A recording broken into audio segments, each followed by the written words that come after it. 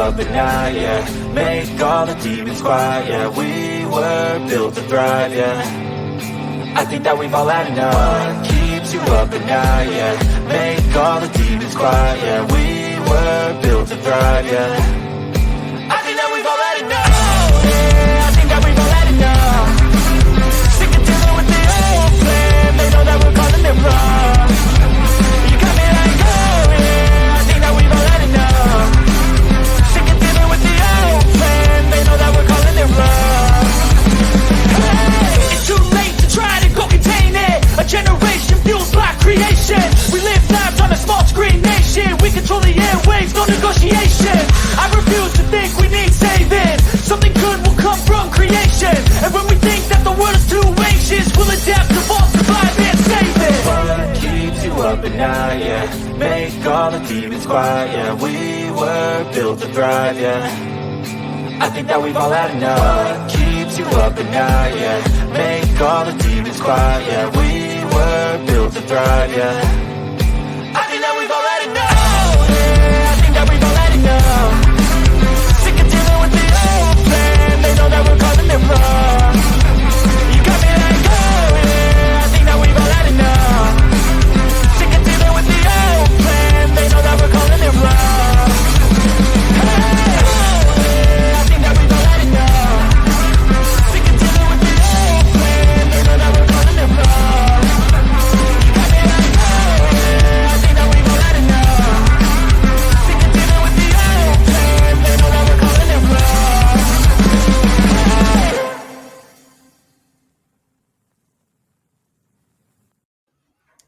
Good evening. Welcome to the Sovereign Soul Unchained Mind channel. It's good to see everybody out here tonight. I see Larry Holloway, Dreamy Lynn Escape the Chains, Devos Nation. There's my Queen Bee. How are you, Your Highness?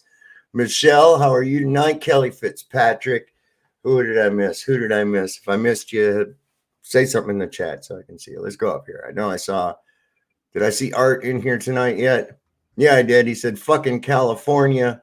5.0 quake expected within 2 days. Dutch Sense predicts that it is as hitting at a 7. So take care. And he's right all the time. Epic rainstorm and flood mudslides. Time to change a place geographically. That sucks ass. I've got the Ironton Auditor with me tonight, as always, on our Tuesday night stream. How are you tonight, Terry? I'm doing great, there he sir. is. Hello to everybody out there, and a special prayer going out for Art Akuto, and I know Crippled Cat lives out there too.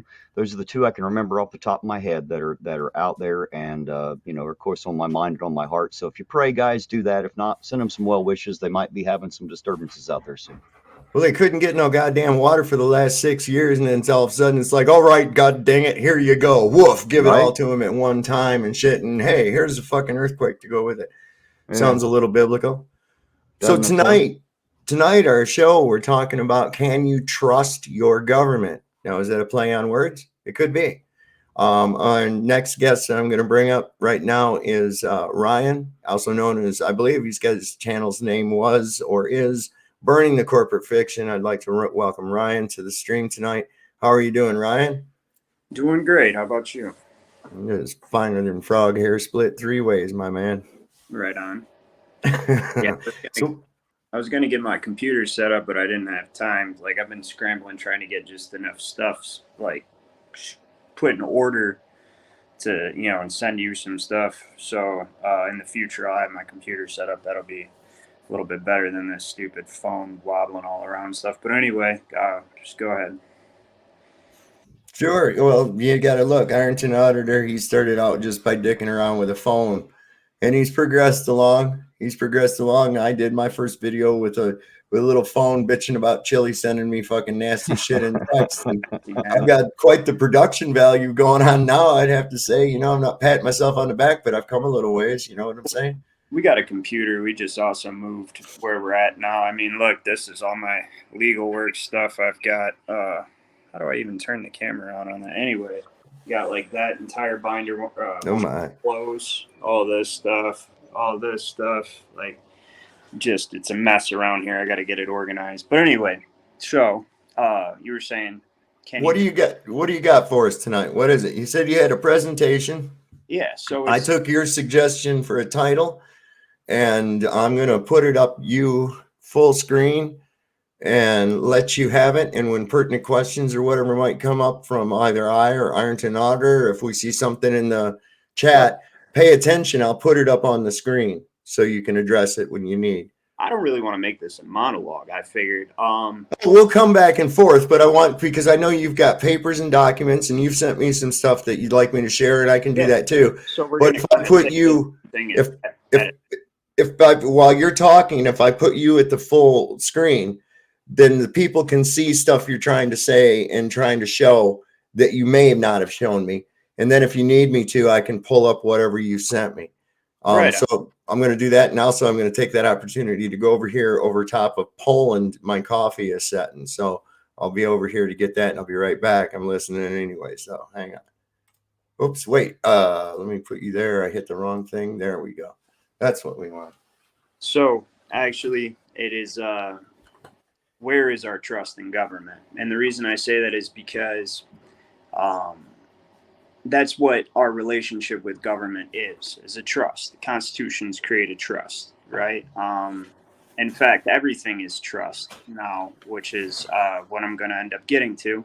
But I guess I want to kind of start with, let's see, I got some notes here. Like, so everybody, the big debate is basically, what is law? You know, what do you guys think law is, and why is law important? Well, in what sense?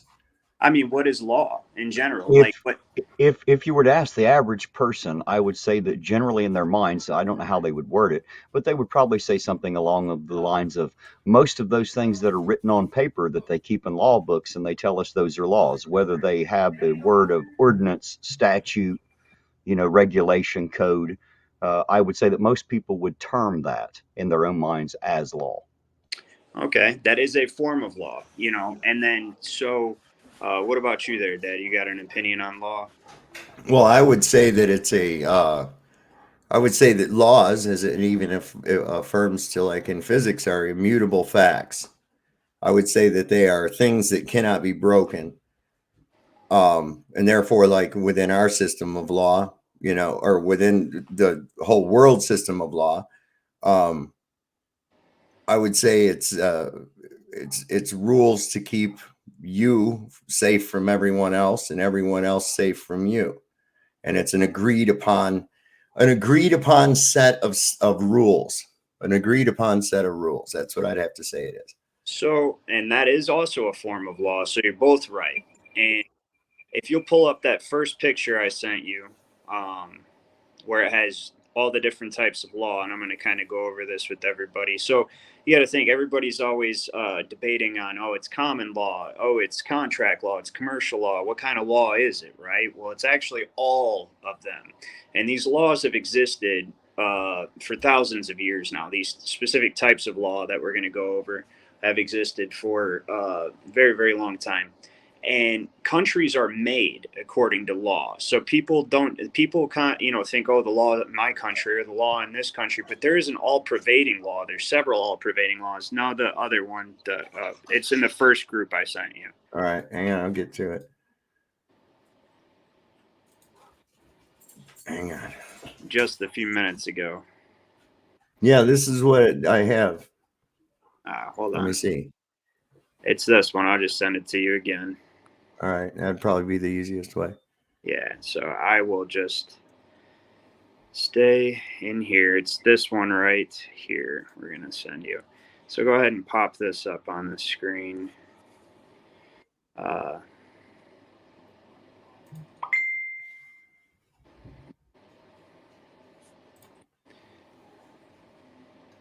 all right. So everybody's looking at that, right? Basically, essentially, law is exactly what it is. And I know what sucks is there's people out there who know enough about this to know that it's true, but not know how to explain it properly. So it turns a lot of people off. Law literally is land, air, and water. Okay. And what people don't realize, and this is international, okay, all of these three types of law have existed the entire time that society has existed, essentially, right? But they're intertwined, they're dynamic. What the hell is that? That noise? Yeah. It's a dog drinking water. They're done. Just kidding. All right. So law, it's land, air, and water, and they're intertwined with each other. Okay. So the law of the land is going to be your, well, universal laws are divine law, and that's something that's above us, right? That's, you know, basically polarity, laws of physics. These are laws that are in operation that, however you view the creator, if you view the creator, has created life to manifest this way. And the natural this is natural law you're describing here, right? no, universal law. Universal laws. Okay, so it says here, deal with energy's main principle. Whatever energy you put in must come back to you. Right. Right. So that would actually be the concept of credit, debt, or karma, right? If you want to bring it to a commercial, I'll get to that though. I'm getting ahead of myself. So now as it manifests into natural laws become the law of the land. So this is how do those universal laws express themselves through sentient beings, and what is right and what is wrong. What is a right? They call it a right because it's right. It's because it is the truth. It is what is. Okay. And that's the law of the land. So, you know, you've got, shoot, I'll bring it up for my next presentation, but there's a Supreme Court, Cruden versus Neal. He says that all men are independent of the institutions of their fellow men, absent of contract, essentially. That, and it was an argument, it was a court case about there was a British loyalist, and he remained loyal to the Brits, and after the Revolutionary War they wanted to prosecute him for it, but they're saying he ended up getting out of it because he was under the existing government, and when the old form of government's abolished and a new form of government, well, I think we've really jumped ahead here. No, but what I'm explaining is this is natural law. So this underpins everything, is that man has to agree to any other law outside of natural law. He has to consent. Natural laws govern, hold on, I got to kiss the baby goodnight. Good night, baby. Okay. So anyway, natural law is your natural rights. Okay. So do you guys know what your natural rights are? Everybody knows life, liberty, pursuit of happiness, right? Mm-hmm. But pursuit of happiness is a very vague generality, isn't it? So have you guys ever looked into the philosophies that the founders founded this country on regarding natural law? Do you guys have an idea of what natural laws are? Oh yeah, absolutely. What absolutely. You're talking to a disciple of Mark Passio. Oh yes, Mark Passio, fantastic. I love the guy. Yeah, that is a great. Anybody who's never watched Mark Passio's documentaries on natural law, he really has a great way of walking you through the idea of what natural law really is, the law of attraction, essentially, right? It's positive, negative polarity. So commerce and Congress both actually mean in the dictionary sexual intercourse, and this goes back to the law of attraction. So all this stuff is intertwined on an occult level, right? But we're just now. What means sexual Congress again? Say it again. Both Congress and commerce mean intercourse. Intercourse. Okay. All right. They both mean intercourse. Anybody can look this up right now, and they mean intercourse. That's why, like back in the old days, they referred to this, getting intimate with your wife as Congress. Yes. Yeah. Exactly. Or you knew her, the tree of knowledge. Well, the tree of knowledge is the sexual. Then you're back up in the universal laws section where this is an underpinning fundamental universal law of polarity and gender. You know, things manifest as positive, things manifest as negative, and they have an interaction that is a creative polarity. You know, whether it's in the physical, man is attracted to woman, woman's attracted to man, or it's electrical, you know, positive and negative charges with the ground, whatever the case may be, right? It's all the same. And when it gets into law and money are intricately intertwined, right? So it's debt and credit are two sides. Debt is the negative aspect of the polarity. Credit is the positive aspect of the polarity, and it creates a currency, right? Creates a currency. Okay. So kind of like electricity. Yeah, I get you. Exactly like electricity. And that is exactly right. And it's an electric universe. This is stuff we go over all the time. And that's what, I've heard that you can take somebody who's been 3 years in electrical engineering studies and place them in economics and they'll ace it.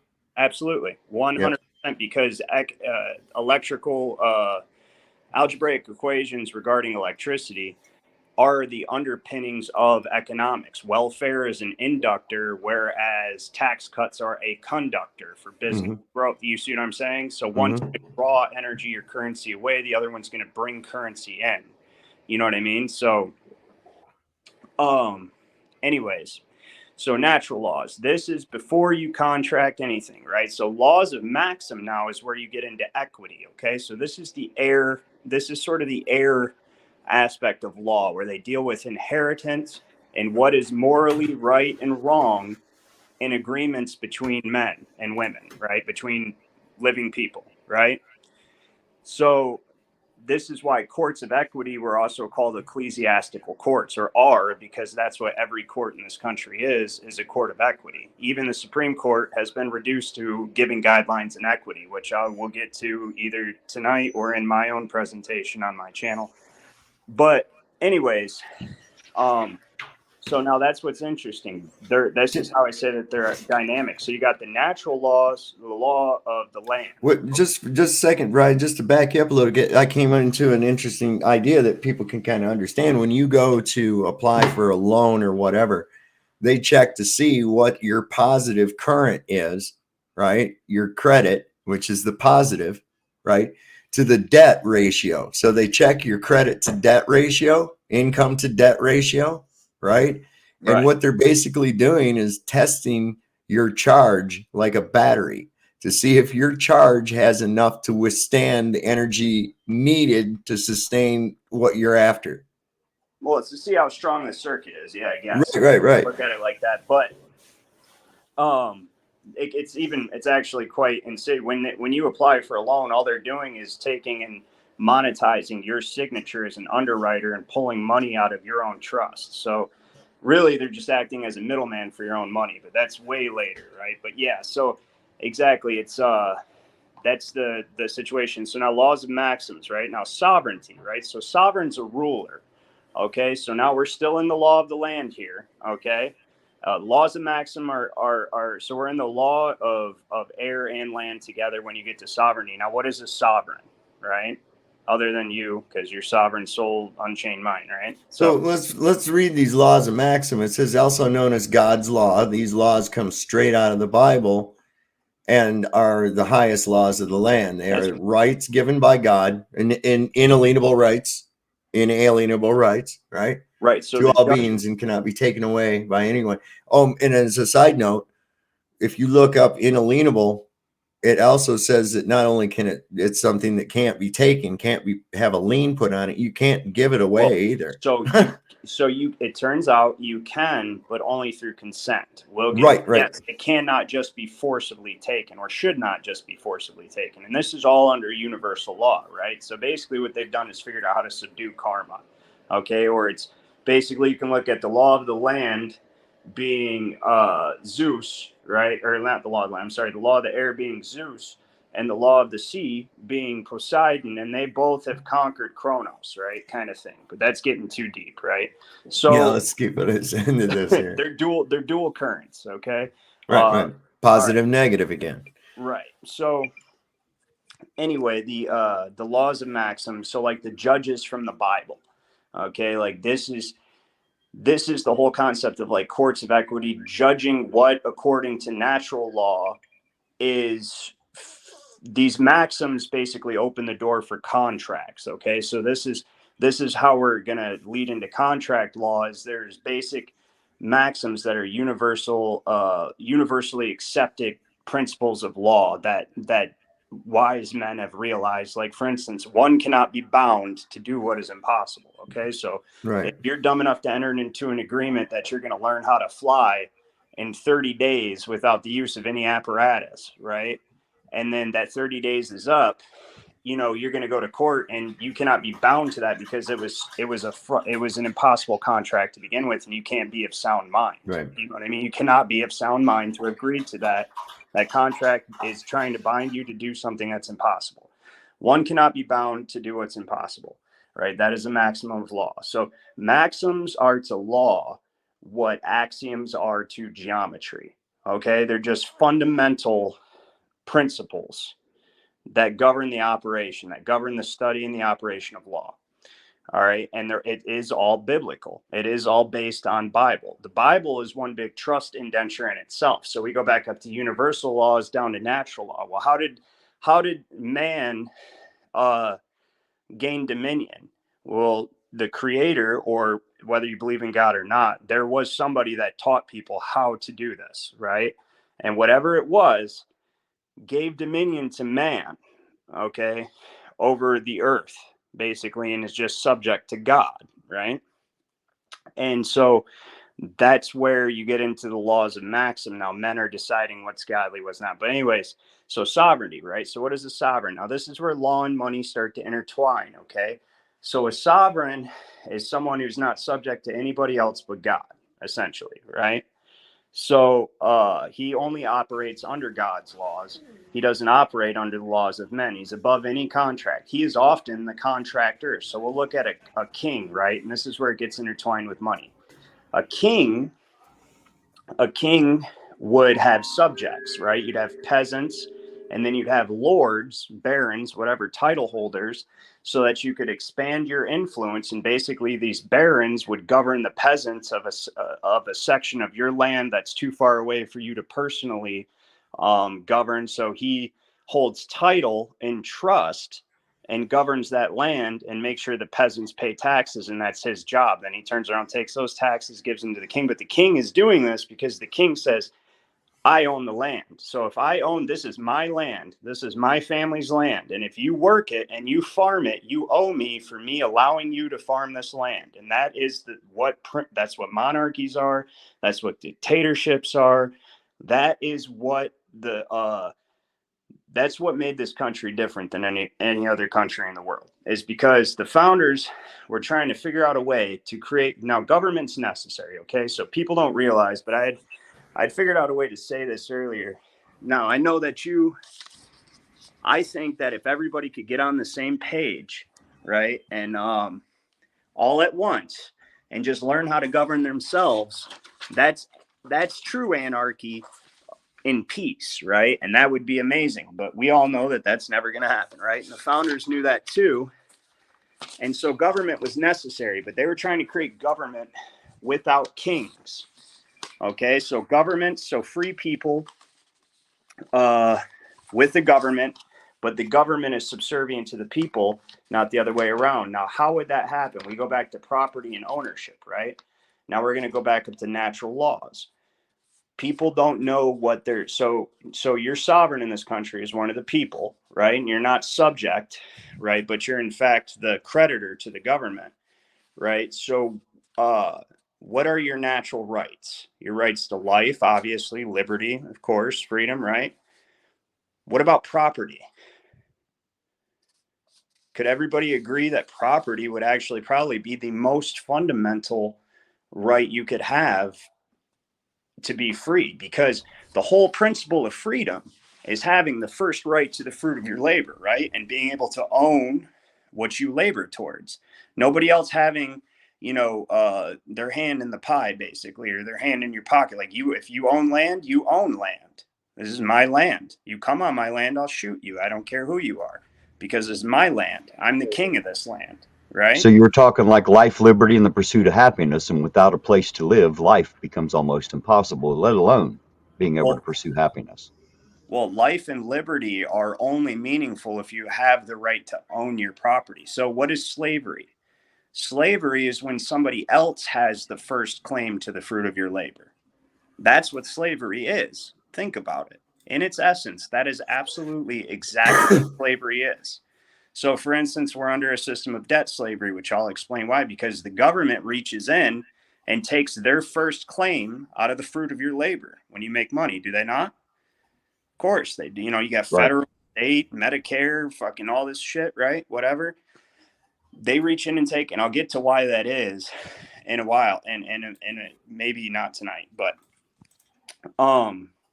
so your right to property is probably the most fundamental for you to have liberty and enjoy your life, is the right to your property. The natural law philosophers believe that when you labor towards something, you infuse it with your own essence. It becomes an extension of you. You have that. That's your right to property.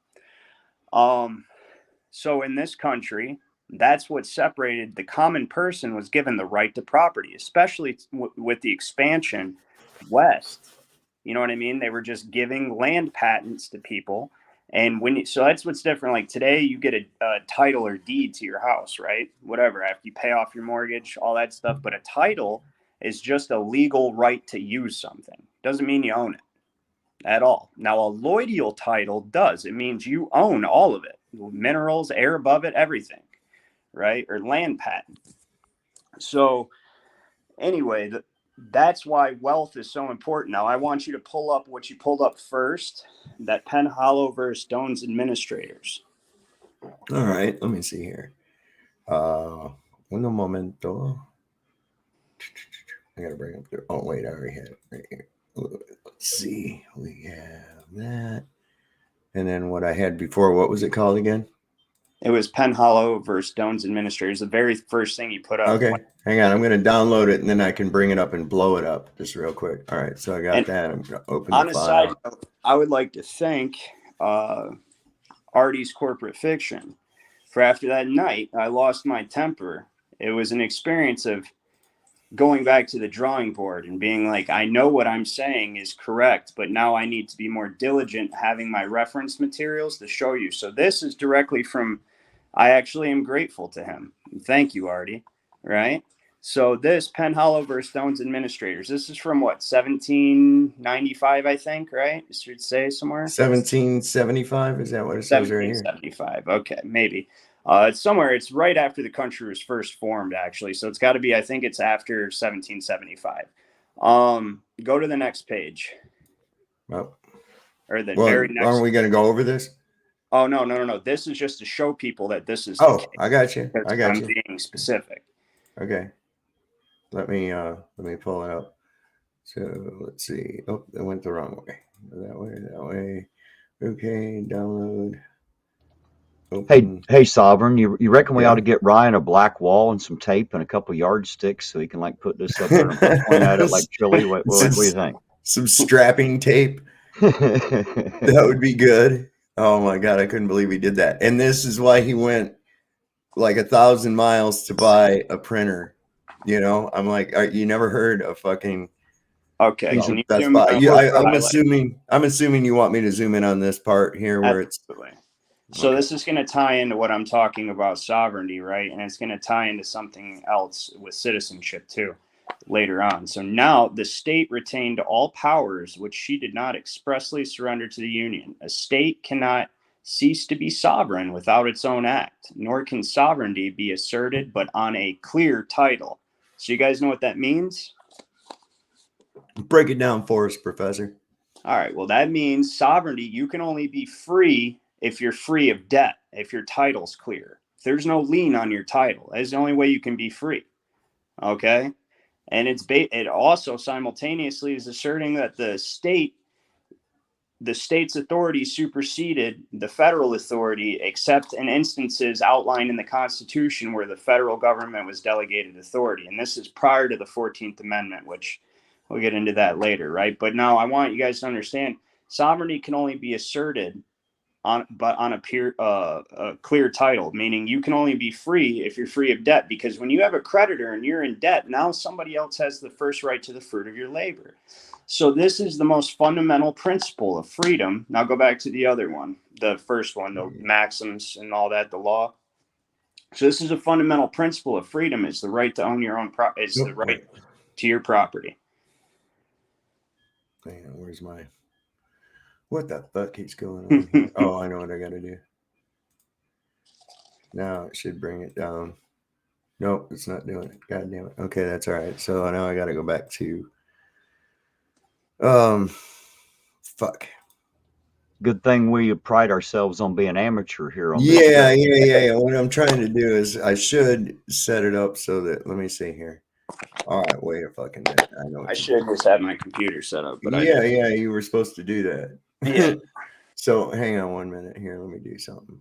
Hey guys, I know who we blame. We blame Eugene. We blame him for everything All right, else. yeah, It's Eugene, Eugene's fault. you bastard, you. Right. Get your shit together, Eugene. All right, so we can do this way now. And if I share this window, I should be able to go through slides. All right, so like that. There we go. So this is the one, right? Okay. Yeah. So now another fundamental right. Okay. The other fundamental right that's most important is your right to contract. Okay. So now contract, once we get after sovereign, this all contract creates the law of water. So we went over the law of air. The law of air governs inheritance and estate. So if you're free, your children inherit freedom. If you're a slave, your children inherit slavery. And the law of air governs that through courts of equity, which determine the validity of contracts and more specifically trusts. But we'll get into that. So now you're going in the law of water, now contract. Okay, so now you've got the natural man, right? He's free, free of all the institutions of his fellow men, right? And he goes, you know what? I'd like to participate in commerce. I'd like to participate in industry. And I would like to have government represent my interests, on the world stage or on the international stage. Because what people don't realize is that each state, the Articles of Confederation, created each state as its own country. And then the Constitution built upon that and created a union. Well, the union was already there, but it basically created a stronger union of those states and streamlined it with the federal government. And the Constitution, all the Constitution does is outline federal powers, right? And whatever is not in the Constitution granted to the federal government cannot do. But what people don't realize is we're under the 14th Amendment. Now, why that's important to realize is this is what erases. So a contract will supersede your natural rights. Okay. Right. Under your natural rights, you knowingly and willingly entered into a contract. And that's, where equity comes in. Is it a conscionable contract? Is it, were you of sound mind? Did you receive benefit? And there's a whole area now, contract law, the law of the sea, right? The law of the sea, commerce, sea, contract, right? Governs international affairs essentially, right? So this is an old law going all the way back to ancient Rome and before. This is basically Justinian, right? So now what is a constitution? Constitution is a contract. Okay, the Constitution is a contract between that free person under natural law and the men who seek to be hired to serve that person, right? So when the founders created this country, they knew that not having a government was impractical because government truly at its core is business. It always has been business, but it's real business. It's not all businesses that take place in a nation are sub businesses, but nations and government are the real business because that's the global business. All globalization or a one world government is the monopolization of international trade, because that's all government is the business of nations, and it's all governed under contract, right? So when we as a free people agreed to allow them to represent us in our constitutional republic, and this is why law is so important, because people don't realize this stuff. They don't realize that this country was meant to get away from rulers. When I hear people say on TV, our leaders in Washington. Do you think we have leaders in Washington, Dad, Terry? Do you guys think we have leaders in Washington? Are they supposed to be leaders? I believe No. that what they have is our authority to sign the fucking paperwork to make it the way we the people want it. So that's servitude, right? There are servants, our public Right. servants. And that's how Right. it was for a long time. So what changed? Well, I'll tell you what changed. This is why money and government are so deeply intertwined. Now that we went over this, right? So Constitution creates a government, and then corporations spawn from the government basically within their own domestic commerce, right? So that's when we get into the realm of fiction. But what I want to do is I want to go over money for a minute, right? Now, what is wealth? What's wealth? Yeah, you guys, what's wealth? Come on, speak up. It would be the accumulation, I would say, of material acquisitions. Okay, well, so let's look back at, and I'm not being a thumper because I believe the Bible is the inspired word of God, but I believe that many people don't know how to read it. Okay, but what I'm going to say is we'll look back biblically. What did, like, say, Abraham have that made him a wealthy man? I don't know what. Well, he had cattle, he had land. Okay. That's what wealth is. Wealth is resources that humanity needs to survive.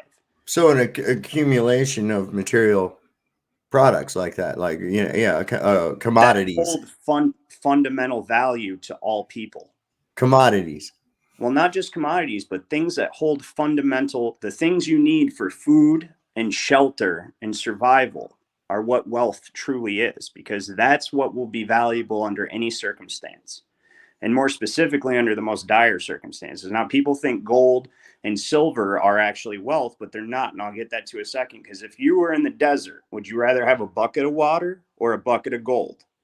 Right. Well, see, that's what I've often said. These people, they keep saying, buy gold, buy gold. And I'm thinking, if you get down to a post-apocalyptic type situation, I mean, we're talking about fucking Mad Max type world. And you got a guy that's sitting on a mountain of gold, another guy that's sitting on a bunch of fucking heirloom food, and seeds and shit. Who's wealthy? The guy with the gold, what are you going to do? Eat the gold? I don't want your fucking gold in trade for my food. What the fuck is that going to do for me? Now we understand what wealth is. So wealth and money are two different things. Okay. Yeah. Wealth is real estate, and there's a reason we call it real estate as opposed to a trust estate, and we'll get that. That falls under corporations and fictions and stuff. Real estate is real and tangible in fact. Okay, so and real estate doesn't just include land, even though that's how people, because land includes us. We are real estate. We are real estate. Okay, and I'll get that to that in a little bit. But so back to money. Okay, so now why do we have money? Why do people say that gold and silver are so valuable? Well, when it came to wanting to build industrial civilizations, however man learned to do that, whether you believe it was other dimensional entities or aliens, or we just evolved to learn how to write and engage in civilization, whatever you believe, the whole thing is that money is essential for civilization, because you can't carry around sheep. It's not practical. I mean, you could do that, but it's just not practical. You could pay people in sheep to work for you, but I mean, it's just, they streamline it with money. Okay. So why did they choose gold and silver, right? And precious metals, precious stones? For their rarity, because there was a limit to how much of that stuff is available. And it takes a certain amount of work to get it, to polish it up. I mean, because even though you really know a diamond isn't really worth that much, they're not that rare, but the thing that comes with it is when it comes to the guy that cuts it and polishes it and selects the area that has as much little flaw in it as possible, that kind of thing. And that makes it a little bit more rare, that kind of thing. But it's the work and the rarity that supposedly gives it its value. But like who was it just said in here? Cole S. Law. I like that name. He said wealth is resources. And absolutely. I have that written down. I have that written down in my talking point notes. What is wealth? Resources. Right? Yes, absolutely. So Cole, even though, just to stop you for a second, no, we had Colin, definitely not Cromwell. He was tardy. So he gets a bad check mark on his chart for tonight. Right, we're handing out the demerits tonight. That's Last right. night was That's your right. last night of amnesty, so you get a strike. And Coleslaw gets a gold star on his chart tonight for his wealth as resource comment. So go ahead, Ryan. So wealth is resources, and that's what set us apart from any other nation. Is you could actually, in like England, the king owned the resources. You could use money. Money represented your ability to gain some wealth, some resources, right? But it's not wealth in itself, right? And ultimately, the tax game is set up to keep you poor. You know what I mean? So we'll get to that later. But even, the same people that Jesus was preaching about in the Bible, the money changers in the temple, these are the same people we're dealing with today. There's nothing new under the sun. It's the same stuff. So, but we could own land. So there was no property tax. Okay. Property tax is merely a tax on what is purchased with the paper private commercial currency. And we'll get to that. Okay, well, so like back in old Europe with the serfdom thing, this is why like right now you can buy like a square foot in Scotland and be considered a lord, because those that owned any land were the lord of that. That's where we get the word landlord. Well, they still didn't own; they had legal title too. So you became a lord by the crown, who actually owning it.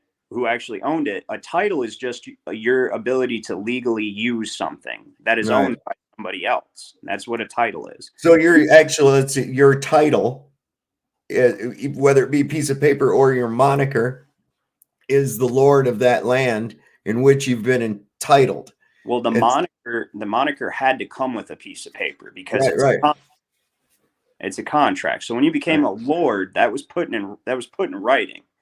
Your lordship contract, essentially, right, with the crown. And basically, listen, you're going to be like a governor. You're going to govern this portion of land and make sure all the peasants who live there and farm it under you pay you taxes so you can pay me taxes. And I'm going to give you this power to collect taxes from this portion of land. This is your land to use and govern, but it's not your land. It's my land because I'm the big cheese. I'm the crown. I'm the grand poobah. Right.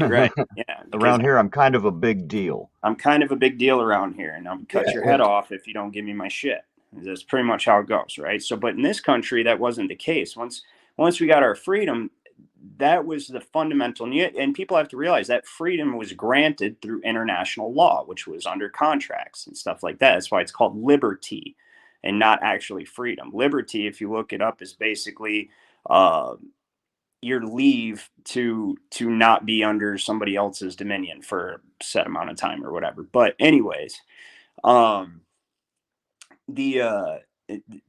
whole thing is that the land and wealth are actually resources, or resources are actually wealth, and money is not wealth. Money is basically was created to monetize energy. And now the reason gold and silver were used as money, and then when paper currency came about, which I'll explain in just one second how that happened, they were still certificates that were immediately redeemable for gold and silver. And they were chosen because of their rarity, because there was a finite amount of this available. And like we said, it took a lot of work to get more of it because, panning for gold or whatever they had to do back then. So money is not wealth right now. So how did paper end up becoming wealth? Who knows the answer to this one out of the two of you? I do. Okay, go ahead. Okay, because it's a pain in the ass to be carrying around and have to guard a bunch of gold or silver or the both. And so somebody got the bright idea, said, hey, man, I got security and I got a place you can stash your shit.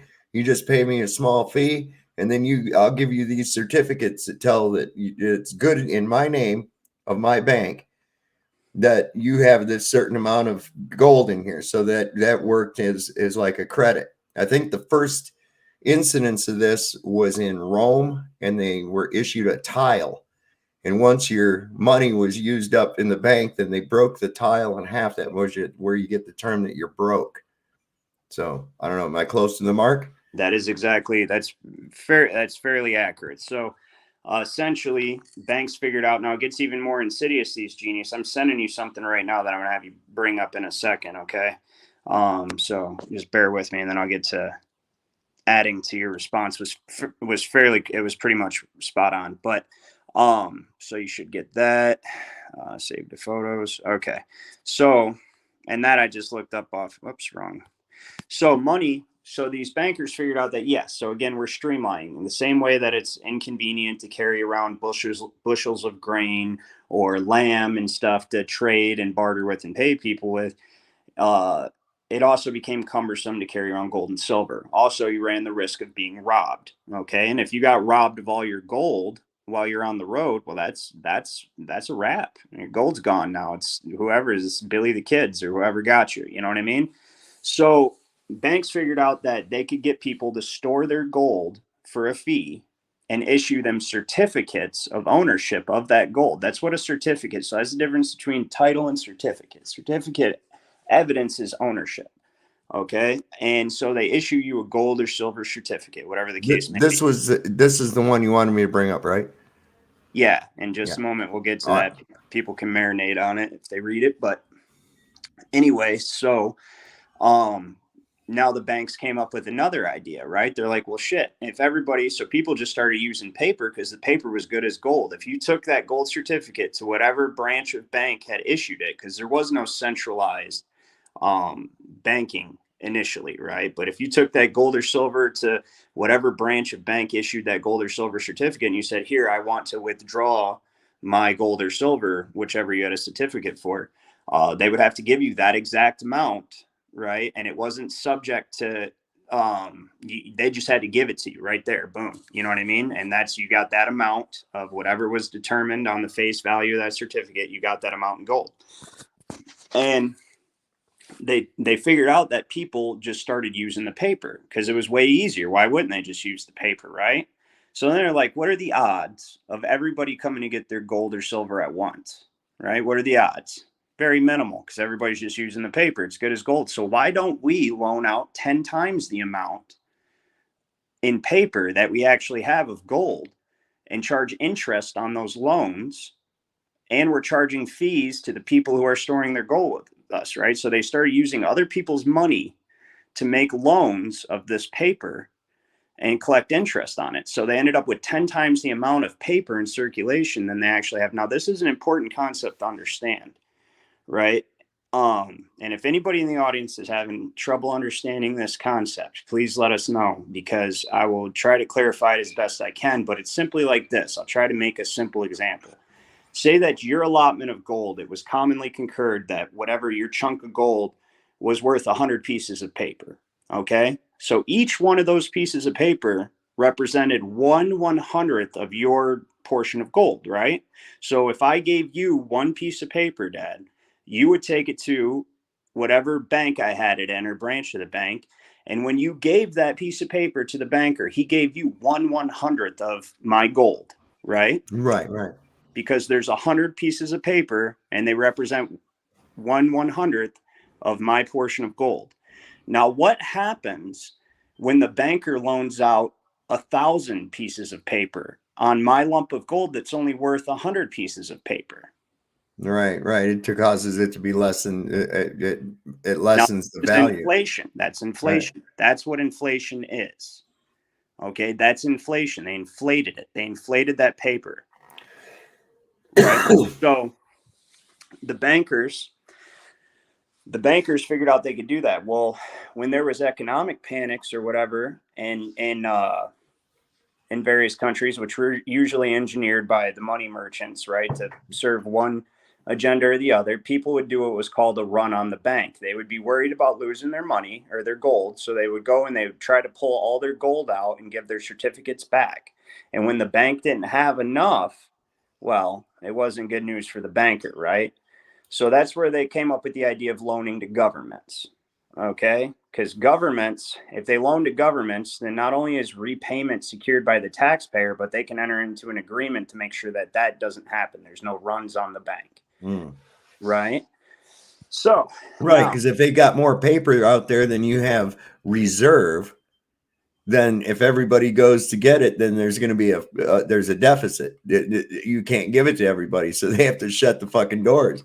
It's, in other words, you got $800,000 worth of fucking paper out there, but there's only 800 worth of fucking gold in here. So there's a problem. Right. Exactly. Right. It's based off of fractional reserve. That's what fractional reserve banking is. Yep. That's why they do it. That's why they're allowed to do it, because it's a big scheme. The governments are in with, because governments are corporations. They've always been corporations. They're businesses. Okay.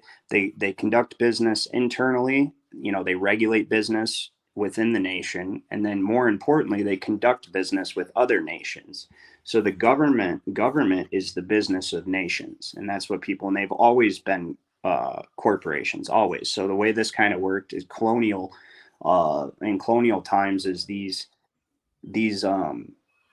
companies like the Virginia Company or the East India Trading Company or the West India Trade, whatever, these companies were given royal charters. Now, when they were given royal charters, what a royal charter allowed them to do is act as a government. So when you hear the term company, you think like a fucking Walmart or a Walgreens, but a company is in fact a system of government. That's why corporations have bylaws, okay? Because it's all the same thing. It's all governments. All of them are governments. They're just governments within governments within governments, right?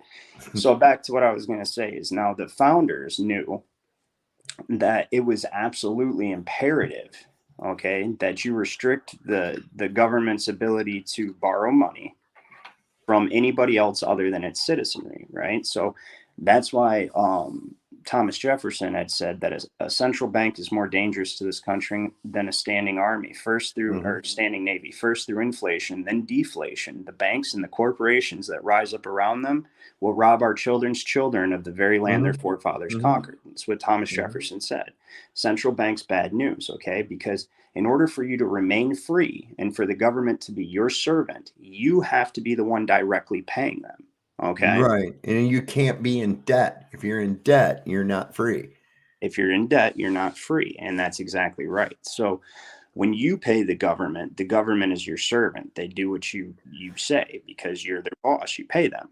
Right. And if if they don't do what you say, then you're not going to pay them. And that's going to be that. Then they're shit out of luck. Right. But Ryan, I'm going to stop you just for 1 second. I need to address Matt in Southeast Kentucky. You need to fucking chill, okay? We'll get there. This is a huge knot that we're unraveling here, okay? And just for your own selfish interests at the expense of everyone else who's watching this that may not know this information, it's highly presumptive of you to think that you should just, get what you want. You'll either have to wait or go get lunch or something and come back, and maybe we'll get to the present, or wait till it's already uploaded and then you can zoom to that part. But you need to learn some patience, my friend. Okay? I'm not being mean. I'm just saying, look, just breathe, man. Relax. We'll fucking get there. I'll give him some foreshadowing. So right now, our currency is debt. What we do is we trade back and forth promises to pay. Okay. Federal Reserve notes are promissory notes. Okay. And they're an obligation of the United States to pay at a future date. All right. So every piece of currency in this country is a debt security. Okay. There is no, what's they say? We are under a state of, yes, absolutely. That's exactly correct. That's right. So we are in a state of martial law. It's actually been declared a couple times. We never exited after the Civil War, and it was a new state of emergency was issued by FDR in 1933 when the federal government went bankrupt. And I possibly, if everybody's interested, we'll get to that tonight. But everybody has to understand how this happened. You have to understand what we were supposed to be in order to understand what we are now. All right. And to understand the system of government you're in. And it is very important to understand that you were free in this country, because that's their greatest weakness. In every other country, the king could take the property of his subjects and collateralize it and use it as a security for loans from a bank. He could do that because they were his subjects on his land. In this country, our government did not have the right to take our property and mortgage it, which they did. They did do that in 1933. I have it right here. Hold on. This is congressional record straight from congress.gov. If I can figure out how to turn my camera right here. Can you see that highlighted portion? Hang on 1 minute. What? Not really. Okay, let me see where the camera is. So can you see that highlighted portion? I can see a portion highlighted. I can't really read it, but go ahead and read that portion out to us. Tell us what is the document itself, and because you're going to have the Karens in the fucking chat.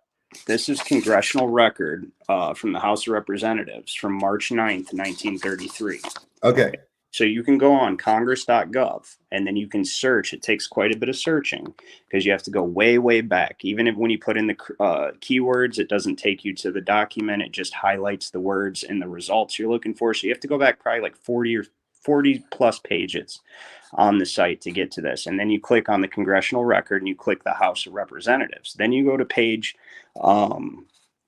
83. Okay. And right here, it says the money will be worth 100 cents on the dollar because it is backed by the credit of the nation. It will represent a mortgage on all the homes and other property of all people in the nation.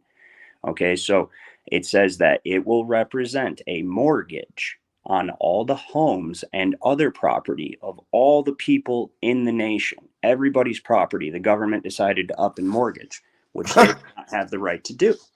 Okay, they did not have the right to do that in any way, shape, or form. And I've got a court bastards. I've got a court case around here. Well, that's the chink in their armor, and that's actually why we have a remedy, is because they weren't allowed to do that. If you guys will bear with me for a second, I'm trying to find this one specific case, like I said. So while you're looking for that's interesting that ties into that. I just recently saw, if anybody knows who Gerald Celente is, watched a 8-minute video that he just put out, and he said the Fed is coming for your cash.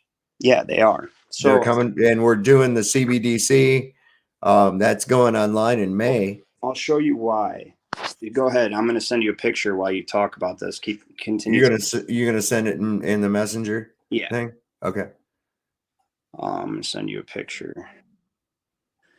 right where you're talking about this. Actually, I'm going to screenshot it. Go ahead and continue to talk what you're saying. All right. Yeah. I was just getting to a point for when it comes in, I can grab it.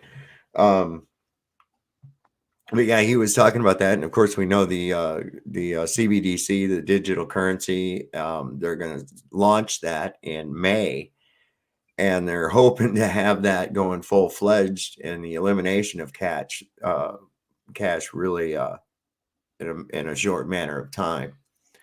So this means that every transaction that you do is going to be tracked. Well, the reason they're doing that is because, and we need to learn who we are. That's one of the reasons. It's one of the things that made me decide to do this and come on the air, is because we need to learn who we are before it's too late. And so in the same way, in the example I used of making a run on the bank, of how everybody comes to get their gold at once, we are actually creditors. So what happens right now is they mortgage our property to use it as security for loans from private investors through the Federal Reserve, right? So first of all, it's mortgage as security for the issuance of Federal Reserve notes. Your property, your actual body is mortgaged through a birth certificate, is known as what's called a debenture. A debenture, DEBENTURE. Your birth certificate is a debenture. If you look on the back of your birth certificate, mine says it, your birth certificate is a valuable instrument, and it's on bond paper because it is a bond. Now, who here knows what bondage is?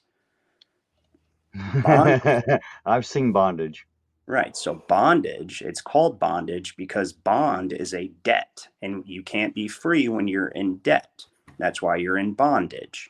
And it's debt bond. It's called the first mortgage. It's the initial mortgage. So what happens in this country when, so basically all these licensing laws, licensing is basically a way of administering the bankruptcy, and all the statutes and codes like traffic violations, stuff like that. All these courts, municipalities are actually private corporations. Okay. They're private investors.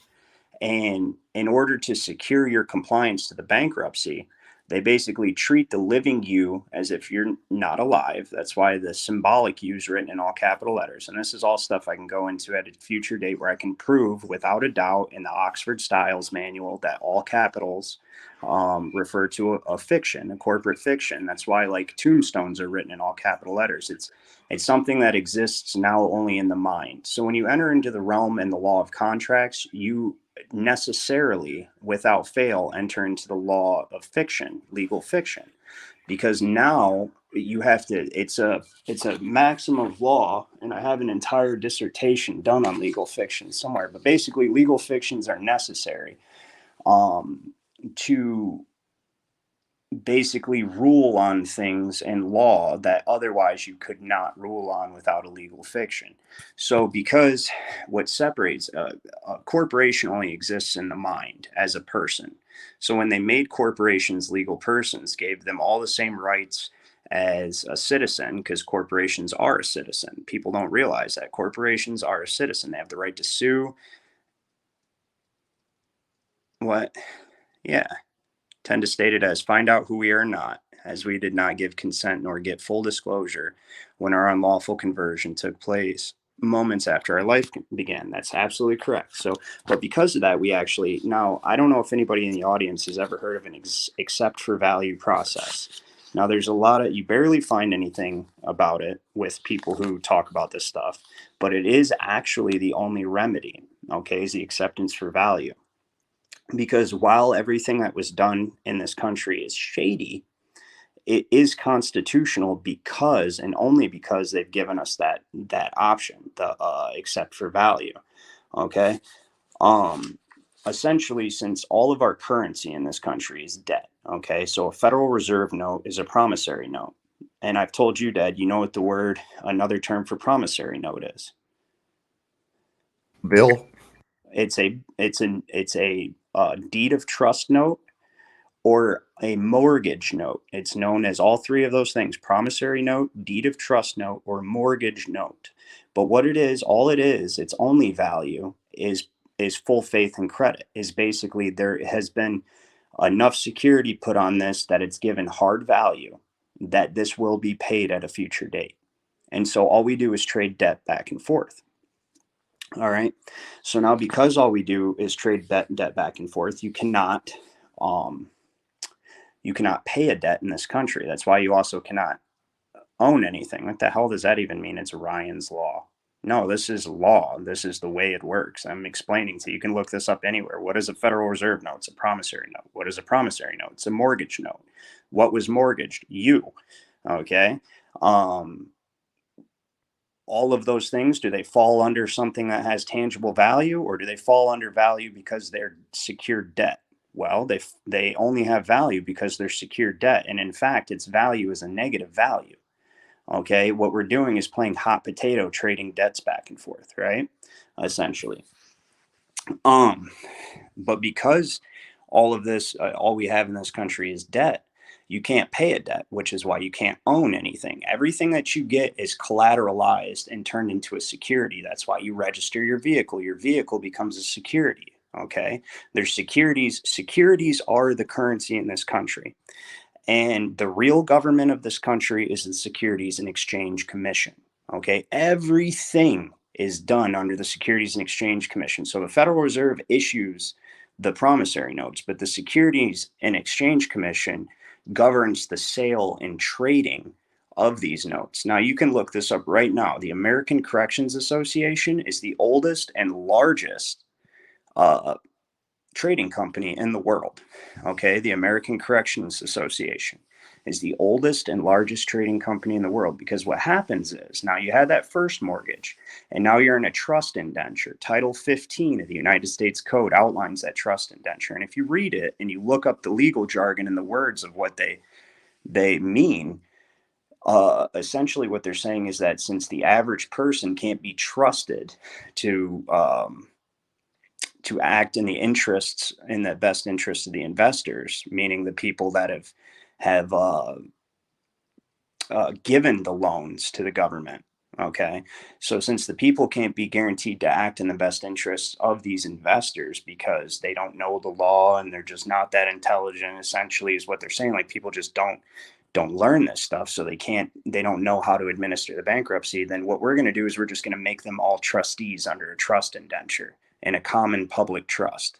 Okay. And then we're going to administer this trust. All court cases right now, like everything in district courts, all of them are all under Title 11 of the United States Code, which is the bankruptcy.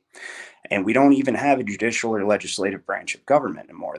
All we have is administrative branches of the executive branch of government. That's all we have. This is under the Administrative Procedures Act of 1969 in Michigan. I think it's 74 in Virginia, and everybody can look it up. Whatever state you live in, your state has an Administrative Procedures Act. And if you read it in there, it should tell you that basically they're converting the judicial and legislative branches of government into administrative branches of the executive branch in order to administer the bankruptcy adequately. So licensing is basically, it's your trust indenture. And when you go to court, you're going to court for a breach of trust. Whenever you go to court for a breach of trust, that has to take place in a court of equity. All courts of equity are actually British courts. Which brings us to this. What's this thing we're looking at here? That's what I was going to say. This brings us to this page. Look at this is the UK legislation. Okay, they're the ones who control the Social Security Investment Trust. It's right there. It's right there. Now, you guys should be wondering, why is the UK passing legislation? So at a future date, because I didn't dig it out, I will have to grab Lewis T. McFadden in 1933 charged the Federal Reserve Board and the former Secretary of Treasury and several others with treason for unlawfully stealing the property of the American people and essentially giving it to Great Britain, because the Bank of England controls the Federal Reserve. So when we went bankrupt to the Federal Reserve, we went bankrupt to the Bank of England and essentially the Crown. Okay, this is how that all works. They own your Social Security trust investment. Okay, so is that enough current events for you right now? We can kind of go back so people can understand how this happened, or do I need to elaborate more? Oh, I think it's pretty much they get the gist of what's going on. I mean, the basic synopsis outline of what we're talking about here is the illusion people have about what money is, what wealth is, what debt is, and what they're actually rooted in as far as a contract. And I've seen some interesting shit going on that connects this. This is a gift that I've had that I'm able to connect what would seemingly be unrelated, non-connected events, but connect them. Now, I've noticed in here there's a whole bunch here. I've been watching between Coleslaw and Anarchy Television, and it's about the like they're saying with the militarization of the police, how there's this big push for the confiscation of rights, basically trying to actually take away inalienable rights. And this is interesting because it ties right into what these foreign influence, because we have this thing in our government, entrenched into our government, right down the street from the fucking State Department, that's called the Council on Foreign Relations. And their entire job is to try to encroach further and further into the imposition of this, what Ryan was talking about, this actual worldwide debt. But they can't come here and outright say, okay, we're taking every fucking thing. Well, so that's what because we'd shoot them, right? So this is why there's widespread gun control. And if you look, or gun legislation that they're trying to push through, and this is pushed through primarily, it starts with the CFR. The CFR's influence into our legislation and into the banks. I mean, it got to the point where right after the Sandy Hook thing happened, people that tried to buy ammunition or firearms with a Bank of America card were declined. I mean, and this is what we're coming to. So what Ryan is telling you is how we've got to this, and there is a remedy. Ryan has a remedy if people would fucking listen. So if we get into this, right? So if we get into this, like, you know, you hear people talk about, oh, the trust. Did you take one of these? Do you want one? Here, take one. Yeah, if you talk about how, or when you get into this, you hear people talk about their trust account, okay? And, oh, I actually have a trust that was created with my birth certificate and I can access it. We're all actually worth $1 million. Well, we're actually worth several million, but the thing is that you first of all, because you've never made a claim to be alive or expressed your trust, they presume you to be dead or missing, and it automatically defaults to the United States Treasury. Okay, and then when somebody starts using your social security number and things linked to the trust, because you've never expressed it, they just assume that. So there's a maximum of law that says a trust will never fail for the lack of a trustee, meaning no matter what, they will always appoint a trustee one way or another, because the trust will not fail. So you become a trustee to what's called the decedent estate. So you're missing, presumed dead, the real you, and the United States citizen you is a trustee, because you just started using the social security number and stuff, never expressed the trust. So you must have agreed to be the trustee. Now, what a trustee is somebody who's charged with carrying out the duties associated with the trust. Okay. So a trust has three primary people involved with it. Okay. Or roles, say. You got the executor, you got the beneficiary, and then you've got the trustee. Okay, so the trustee, there can be multiple trustees. There's. Why don't you explain what each one of those terms actually means? Kind of break it down. What's a trustee? So a trustee is charged with carrying out the duties and responsibilities associated with the trust, outlined under the trust indenture. So when it says that the trust must do this, because a trust is a company. Okay, so a trust is actually a legal person. That's what you are, a United States citizen, and everybody can look this up, and I'll put it up on the screen. I'm going to send it to you, right? Actually, I'm just going to send you a link. Okay, it's called Widely Held Fixed Investment Trust. I got to use my alternative browser. And this is what we are. Widely Held Fixed Investment Trust. Okay, because what happens, okay, so that's where I was losing my train of thought a little bit. Let's see, USC right here, 26 reporting for it. I'm going to send you this link, and you can open this link and throw it up on the screen, scroll through it, whatever you want. It's better than a screenshot.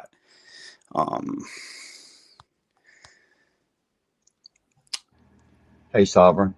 While we've got a quick break here, I'm going to mute my mic, and I'm going to be gone for a little bit, so I won't be in the chat or on the panel per se. I have a very important phone call that I have to take. I'm sorry. It's from a subscriber about some things, and I'll be back as soon as I can. It isn't Tweaker James tripping out because he was on my show.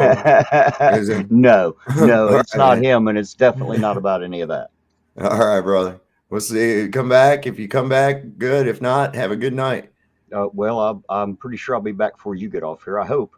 Anyway, all right, cool. I'll let you know as soon as I'm back. I'm sorry. Right on, brother. Okay, all right, so let's see. I'm going to grab this thing here, which is this, and we're going to share that. There we go. So you're a widely held fixed investment trust, and this is quite an extensive, and then you're also a temporary pass-through entity. Now, when they enter your name into it, well, let me start here. First of all, people go, well, there isn't a trust. Let me tell you something. You can easily prove that there's a trust, because our currency are deed of trust notes by definition. So there has to be a trust. The trust is how they issue the debt securities and the face value, basically the face value certificates. Okay, so there has to be a trust. There can't not be a trust. Like, it's literally impossible that there is no trust, because that's what our currency is based upon. Okay, now the trustee carries out the duties and responsibilities of the trust. The executor, okay, executes the trust, and the beneficiary obviously is the one for whom the trust was made. Okay, so trusts exist to convey property from one person to another for the use of a third party who otherwise can't directly exercise control over that property. Like, so say Great Britain or England, for instance, they can't directly exercise control over us. So the property, us, we're held in trust. Okay, and that trust is administered by these courts of equity and also by the United States and so on and so forth. And what it is it's them acting as trustees for the beneficiary, who is the Bank of England or Great Britain, or who ultimately it goes way higher than that, but we're not going to get into that tonight. And it's basically used for the benefit of that third party person. Okay, so now when an officer issues you a ticket, that's called an attachment to your vessel. Okay, so what we're in is like an amalgamation of maritime and ecclesiastical law, or a mix of water and air law, to keep it simple. Okay, so the water creates the contracts, and then the air governs the perpetual contracts, which are trusts. So a perpetual contract creates a trust. Okay, and that's where the ecclesiastical courts of equity come in to govern the perpetual. Okay, we're starting to lose people. Okay, at this point. So my point is, what we want to do here is, okay, so this is all fucked up. Like Coleslaw said, it's absolutely insane, the amount of info involved in this giant ongoing constructive fraud we call existence. I've been trying to wrap my head around this for almost 10 years. So what is the solution? So the solution is yes, what the fuck do we do? We got till May, Ryan. It's over in May. So the solution is this simple, okay? So since our currency is debt, and this is what I'm trying to stress to everybody, all we do is exchange promises to pay back and forth, right? You can't own anything. Everything, it's securities are what currency is. Securities are generated from an original mortgage. So they're actually, if you read the Securities Act of 1933 and the Securities and Exchange Act of 1944, there's no limit to the amount of securities that can be generated off this one security. So when you go to court, they create a constructive trust, which is a temporary pass-through entity. Okay, that constructive trust is your all caps name with a docket number after it. That docket number is that trust account number, essentially. That trust is linked to your widely held fixed investment trust, which is your United States citizenship. Okay, and they get you to do business with yourself because they can only access the trust through nonprofit. All right. So, and they don't tell you about any of it. So now they generate securities. You get arrested, say it's for a crime. The judge issues a bond. That bond is a security. You can trade that bond. That bond collects interest for a period of 6 months until it reaches maturity. Well, how do we stop that? How do we make them quit doing it? So because it's all debt, they cannot create a debt. Remember, we go back to those maxims of law. If people learn the law, one cannot be bound to do what is impossible. You cannot pay a debt with a debt. Okay. So what they're actually issuing you is not a bill of debt, but a bill of exchange. Okay. So what they're trying to do is exchange debt for debt. And since they're actually international courts and international companies anyway, they're not American, it's considered an international bill of exchange. When you get a traffic ticket or whatever, they have to offer you the exact amount that they wish to receive. Otherwise, it's not a bill of exchange. You cannot create a debt because one cannot be bound to do what is impossible. So what they do is they offer you an actual negotiable instrument. Okay. What they're giving you is a negotiable instrument. All right. And what you do, because you're ignorant of what you are, you don't realize that you're a trust company and that you're actually a creditor. And one aspect, as a living person, you're a creditor. And then as a citizen, you are a trust company, and your responsibility is to keep the trust account at zero. That's why you pay income tax. That's why you do. So anyway, that's a different story. But so basically the remedy, I'm just going to kind of break this for 1 second. The remedy is basically never going to happen. No, you accept it. You just right. It's not going to happen. I mean, we're fucked. Why? We got May is coming up, and we're trying to convince people that they can do this. Listen, look, most people are so fucking lazy. Most people are so fucking lazy. They're not going to stop. Oh, I'm more comfortable just letting it be how it is than it is to go through. You know what I'm saying? Hold on. That's where we're at with most people. That's what I'm saying. The rest of us are, trying to tell the captain quit steering the fucking ship away, into the iceberg, and the crew and the rest of the passengers are cheering right the fuck along. Put that on the screen. What I just sent you. I gotta go to over here. Now, that's what I was explaining, is like licensing is a tax on the use of Federal Reserve notes. Property tax is a tax for the use of Federal Reserve notes. Income tax, same thing, tax for the use of Federal Reserve notes. Well, those are all obligations of the corporate United States. You we are creditors to the United States because we loan them the collateral to get the loans. Our bodies and our property is the loan we gave.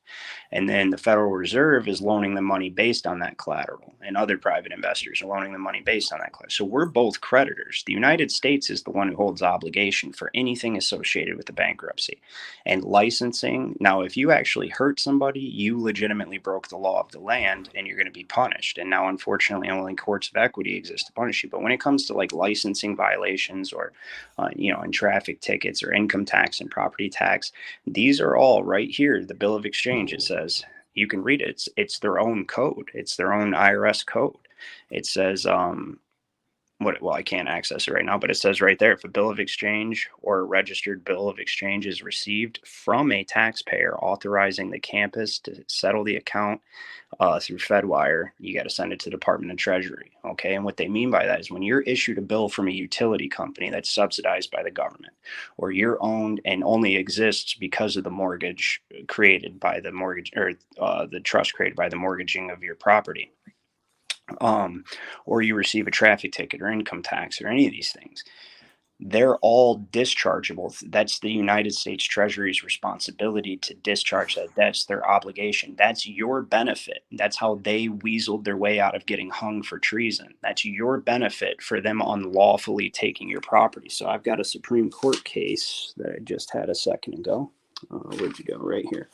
So I got a Supreme Court case from 1935, shortly after the bankruptcy. I got it off Caseman. You guys can get free memberships to actual court case lookup websites like Casetext or Caseman just by creating new emails and registering for a free trial. So I've been doing that for a couple of months. But private contracts must be understood as having been made subject to the possible exercise of the rightful authority of the government, and their impairment resulting from such exercise is not a taking of private property for public use without compensation, or a deprivation of it without due process of law. So they have to give you something in return in order for it to not just be outright treason and theft, right? People don't realize that the United States is a corporation. Okay, it's in the United States Code. We have this right here that proves it. I'll show you. It's right here. Oh wait, that's Form 1099. Let me go back. Right here. So this will send to you. This is right out of the United States Code. So you can put that up. And then I'm going to send you a few more to put up, just food for thought. Go ahead. Go ahead. Yeah, I'm going to. So you say that we, as living, breathing people, have pretty much submitted ourselves as collateral on the loans that the, yes, I assume, federal government takes out. 100%. Well, we didn't submit ourselves. They did it unlawfully. And when one of our representatives, Louis T. McFadden, charged them with treason, this is kind of something that was initiated as an out. And what they tried to, there's actually parts of it that are omitted from the United States Code. And you have to go look up the Public Act itself, where it says that the United States Treasury has to pay those debts. Right. And I have that document too. But let's see. Let's one thing at a time. Here's some more now. So what I meant by submitted was this only works if we all submit. If we all quit submitting and agree that this doesn't work, this doesn't work. Well, so now contracts govern these. So like for generations now, people have been willingly mortgaging their children as chattel property, right? And they look at it like, hey, you contracted, right? Now, even though the contract was done through misinformation, deception that should vitiate and void the contract, the Bar Association, which is a private corporation, is all working together. And if you read these court opinions, anything to do with the trust, the bankruptcy, mortgaging, all that stuff, you can tell that they are intentionally avoiding. They're very vague about the principles of the bankruptcy and money and what's going on. They're intentionally leave things out. They don't want to interfere with the bankruptcy in any way, shape, or form. They're all working together to administer it, and they want you to believe that you are the trustee, and that's it. So that bankruptcy that was administered and actually done through what? Through the World Court and involving, I believe, the IMF. Isn't that the correct? IMF, absolutely, yes. And this was shortly after the bankruptcy was declared in 1933 by Franklin Delano Roosevelt. Right. And then in the 70s, there was too much money in circulation. Like in the late 60s, early 70s, it was determined that there's too much money in circulation, not enough credit to balance out the amount of money to pay for the amount of notes that were in circulation. So they basically eliminated the value of the Federal Reserve note altogether. Well, Nixon took it off the gold standard. Right. Well, yeah, they had to do that. It's the only thing that gives. Oh, that was because there was international pressure because there was a lot of other, like President de Gaulle of France. He's like, we were storing their gold, right? Right. And he's seeing what's going on, and he's like, wait a second, how in the fuck is the United States affording all this war and all this weaponry and all these bombs and shit they're using there in Vietnam? So he started calling in his notes. And this put a drain on the gold reserve. And so Nixon, to save us the dollar from the speculator, took us off the gold standard and put us under the petrodollar. And there's where it became where we had that deal with OPEC. When you read further into that congressional record that I showed earlier, that's what they say. Let me read. It says, the money so issued will not have one penny of gold coverage behind it because it is really not needed. We do not need gold to back our internal currency, meaning within the nation. We only need gold to settle our balances with foreign countries, right? So when they didn't have enough gold to do that anymore, they took off the gold standard and put it on the petrodollar. But the petrodollar only gives it value internationally. What gives it value internally is us, our sweat equity. Okay, it's our sweat equity, and more importantly, so what the banks are doing when they give you a traffic ticket or charge you with something is it's called a put call option on the loan agreement. Okay, so they're calling in a portion of that loan then. All right, and they want to generate securities. It's called practical farming. So it's basically your land. We're all land, essentially. We're of the land, and they want to farm and generate securities from that land. So you go to court. So think about a divorce proceeding. They'll split up into like 5 different things, paternity test, and that's so they can issue a new security on each different section of the proceeding. Well, there again, it's a dissolution of a merger, right? Like if 2 corporations, let's say like Kmart and fucking Sears, like they did, right? They merged together, right? They became one corporation made up of 2 corporates. Okay, so then if they wanted to dissolve that corporation, if they wanted to dissolve that contract, it would have to be decided out in a court of law. This is the same thing with you. I don't know if you watch or anybody pays attention to Owen Benjamin. I like to watch a lot of his shit because some people say thin-skinned people are not to watch Owen Benjamin. Please, if you're a thin-skinned person, do not watch him. I think he's funny as hell. But when he left the whole world and went off and homesteaded like he's done, and he's being quite successful at it, I like his analogies of how the farming is exactly like society. The things that he does with these animals is exactly what the controllers do with us. Because and if you watch his analogy, yeah, it is a farm. And it's funny because he really puts it into perspective. I'm glad you brought that up because I got something for you. Oh, I didn't send you these. I thought I sent you these. Damn it.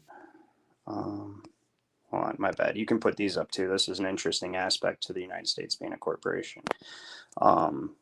There's so many aspects to this. We could never cover it in one light. And really, this was just an introduction is why I wanted to come on here. And in the future, if everybody's interested in learning more about this, because there's so many aspects to it and so much to know for you to stand on it. If you're interested, or if you want to be a slave under a technocratic surveillance dictatorship and global tyranny, then that's going to be now that brings me to something, Ryan. That really does bring me to something because I am amazed at the amount of people that do and literally do. I mean, I'm not kidding you.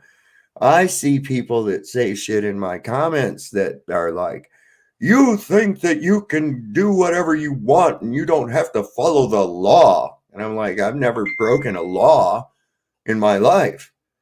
I may have violated municipal statutes, codes, and edicts, but I've never committed a crime.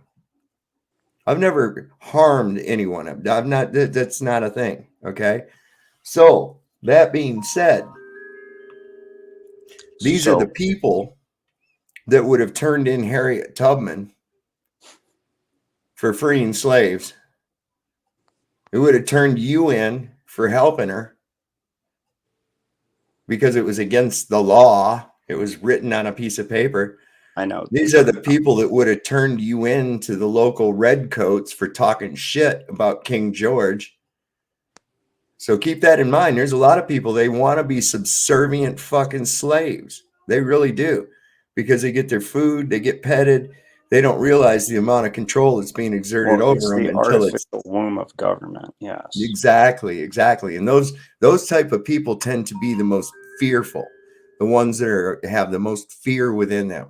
They're afraid of anything unpredictable. I'm glad that you brought up that about farm, because I'm going to bring up I'm just going to read the titles of some of the acts that I have from 1916 onward. You got the Federal Farm Loan Act of 1916. Okay. Then you've got, let's see here. There's a Federal Farm Mortgage Act. There was an Emergency Mortgage Act. So you'll notice there's Farm Credit Acts going all the way up to the 70s. They kept adding on to it. The last one they did was in the 71 right here, Farm Credit Act of 1970, but it has predecessors, and I have them. I just don't have it very well organized right now. And then there's Federal Intermediate Credit Banks. So the states, when they pledge their full faith and credit, they sold you out. And what we're talking about here is not, and they did this right under everybody's noses, because when they were passing all these farm loan acts, or when FDR did the Emergency Farm Mortgage Act, people assumed he was talking about farms. But in law, farm has a whole different definition. And I sent you some things. I think I sent a message. Yeah, I see. I got them right now. So and there's several different examples. And if you guys use a legal dictionary, because the power of words is unfathomable, okay? And just like Orwell said in 1984, if you control somebody's vocabulary, you control the level of intellectuality they have, because your thoughts are entirely dependent on your vocabulary and your ability to understand words and concepts. So like good, double ungood, anybody read 1984? Right. Or like text message slang. That's why. So when you get into these dictionaries that are much more modern, they have omitted a lot or changed in vagary the definition of words in law. And the only dictionary anybody should ever use is a Bouvier's Law Dictionary, 1856, because it's adapted to the Constitution. So what a word means in that dictionary is what it means in this country and anything passed by Congress, because the Constitution is still in effect and it's still the fundamental law of the land. We just all are under the 14th Amendment. So we've fallen into this black hole of 14th Amendment citizenship that renders the rest of the Constitution null and void to us, and makes us subject to the legislation of Congress. Put up that farm and bring that up real quick. All right, just a moment. I sent it to you in Messenger. Yeah, I got it. Yeah. I gotta go do this first to go like that, and then let's see. You tell me when I'm at the right one here. Hold on. Let's see. That one is, that's land. Okay, so that's the definition of it land. Says farm. Yeah, go back real quick. It says farm. Oh, yeah, no, that is farm. Yep. So that's country, zoom in on that, country or district leased for the collection of revenue. And it's it's basically all about taxes, essentially, and revenue. That's what farming actually is in law. Okay, and then look up land. I've sent that to you. Scroll over. I think it was like one of the last ones. There's Chase. We'll get back to that, Chase. Yeah, that's interesting. Park, land. Okay, land, right?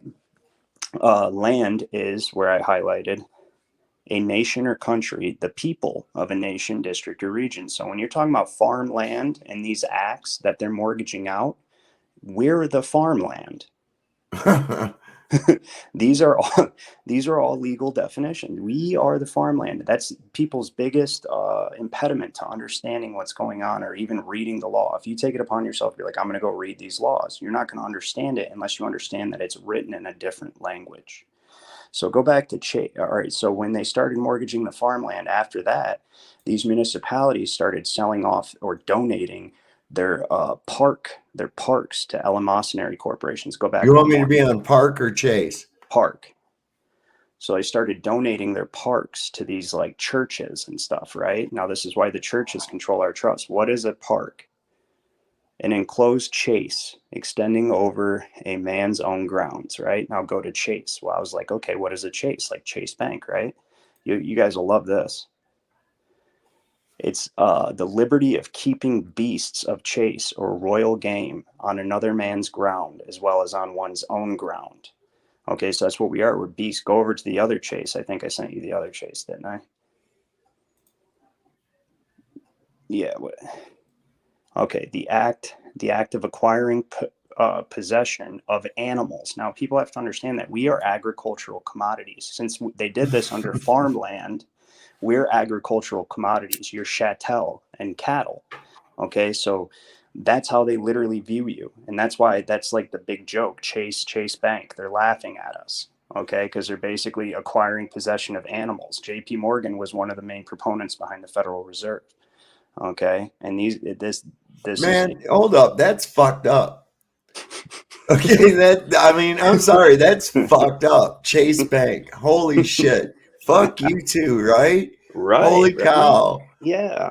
Fucking dickheads are laughing at us all the goddamn time. It's even like even like with NASA, that picture of Pluto. It's literally got a fucking outline of the dog Pluto from Disney on the fucking planet. It's like, shut the front door. That ain't even real, man. It's like, and people just go, They don't see it until you throw it into their daily grass and they go, oh yeah, I see it now. What the fuck, man? So instead of getting so when they went with a private bank, a central bank, okay, they first of all, Article 1, Section 10, which I had up there, says that no state shall issue anything but gold or silver coin in the legal or in the tender of payment or as legal tender of payment of debts, right? In the payment of debts, however they word it. So you weren't supposed to use anything gold or silver. That's why we're not people. And that's why states are not states. And that's why municipalities are not municipalities. They're all private corporations. That's how they circumvented the Constitution. They're all trust companies. Okay, they're all trust companies, every last one of them. And you and I are treated as trust companies. Okay, and every time somebody's prosecuted, they're prosecuted for a breach of trust. And they're laughing. They're laughing at us because they put it right in front of our faces all the time. What's going on? Social Security. People think it's like for their security when they get old. Like they're thinking of security in common usage, right? Well, no, it's in legal usage, and a security is what underwrites a loan, or is what is the instrument of underwriting a loan. You know what I mean? It's what's been pledged to insure the loan. Okay, and that's what Social Security is. It's an investment account, and it's a pledge to underwrite the loan. So Article 1, Section 10, that's how they circumvented it. And that's why we're all under the 14th Amendment. Anybody that tells you there can't be a trust doesn't understand money or law, because our very currency, and there's no judge. I've said this to judges. I've said this to collections officers. I've said there's no disputing this, because it is a fact that a Federal Reserve note is a deed of trust, and it's a mortgage note. Okay, so yeah, park, land, all that good stuff. Right now, go over to the United States company. This is also interesting. So I sent those to you. Not that one. I sent you the actual company. Like, this was tough to find. I had to actually search their file number. I think I just sent it to you, didn't I? Other direction. No, hold up. Let me do something. Hold up. I have to look here. Oh, let's see. No, the last thing you sent me was about land, and then the park. And then before that was some other shit. Here, I'm sending you all these. So the United States is a dual company. It's public and private. Okay, it has a private aspect of it, and then it has a public aspect of it. Now, the public officers are the president, which is the chief executive. vice president, which is the assistant chief executive officer, obviously, and so on and so forth, secretary, treasurer, so on and so forth. Now they only have 3 private officers. All right. And this is what I'm sending to you. Right. I just sent it to you. Okay. I should have sent. I'm going there. I don't hear nothing. I know this thing's being weird. I don't hear nothing. I got you. I don't hear no bingy noises coming from my thing. Matt in Southeast Kentucky says he's still waiting. Yes, I'm there. He says he's just here to see the solution. It never comes. Oh, I told you the solution. You accept it for value. I had my dad put the address up on the screen. I don't know if you've seen that or not, or how to do it. So what you're getting, you have to understand what's going on. Is they're trying to exchange their bill that they generated for another form of debt. So their bill is a form of debt. It's actually a negotiable instrument, and it's a security. Okay. You accept it for value. So I actually have an example of acceptance for value somewhere. So Anyway, exactly what am I accepting for value? When you say you're that, what is it accepting that a I'm negotiable accepting? instrument. So, like, think about this. When you get a bill from the electric company, right? Does it say negative? So you're always trying to balance an account, okay? So does it say negative 200 or 200? Like, say your bill's $200. Does it say negative 200 or 200 on it? It says 200, obviously. Right. That's a positive value, isn't it? Right. Because it's our primary, you don't have access to lawful money. All you have is access to debt. So you can't pay a debt. All you can do is exchange debt. It's really simple. Right. I understand. All right, If wait you a have second. bills in your pocket that are only based on debt, it's not real money. So you could never pay a debt with the debt notes you have in your pocket, is what you're saying. And likewise likewise, lawfully, they cannot create a debt either. All they can do is exchange debt. So every presentment that you get from a court, from a utility company, from whatever, is a bill of exchange. It's a bill of exchange. They're trying to exchange one form of debt for another. But now, since it's our property that was unlawfully mortgaged, so essentially we're creditors to the federal government. Okay. 99-year-old royal leases. Are Anyway, you telling me we've been pimped out, Ryan? yes. So essentially, Well, let me ask something. Listen, So, hold on, in hold other on. Let me words, what finish you're this saying, thought. since that's a positive number, theoretically, I could send that to someone and receive the value of what it is. Well, technically, now, if you were a living person, this is where it gets complicated. So, when a bill of exchange, this is the law of bills of exchange. I actually have both the Bill of Exchange Act, 1881 and 1880. Yeah. So, when a bill of exchange is issued to a fiction, okay, that it becomes a bill payable to the bearer, and you're supposed to actually just be able to redeem it. But since that people in this country cannot use bills of exchange or any of that stuff as currency, you can only operate with it as a trust company. So ordinarily you should be able to do that. But what you can do, like if it wasn't set up that way, but it is set up that way, so you can't. But what you can do is, you're a banker. Okay, so this is what I was getting to. You're a banker because you loaned the government collateral. All right. If it wasn't for us loaning the government collateral, they would not be able to secure their loans from investors. So we are a creditor.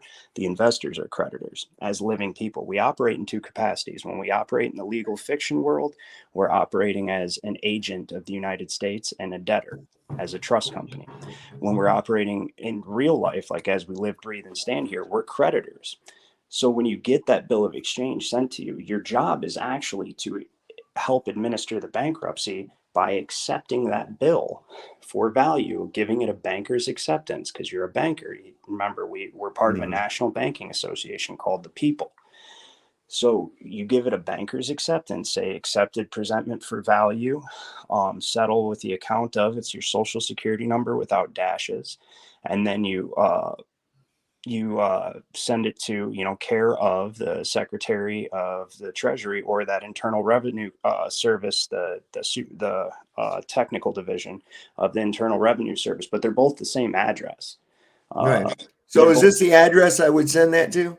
You can, or you can send it to the technical division of the IRS department.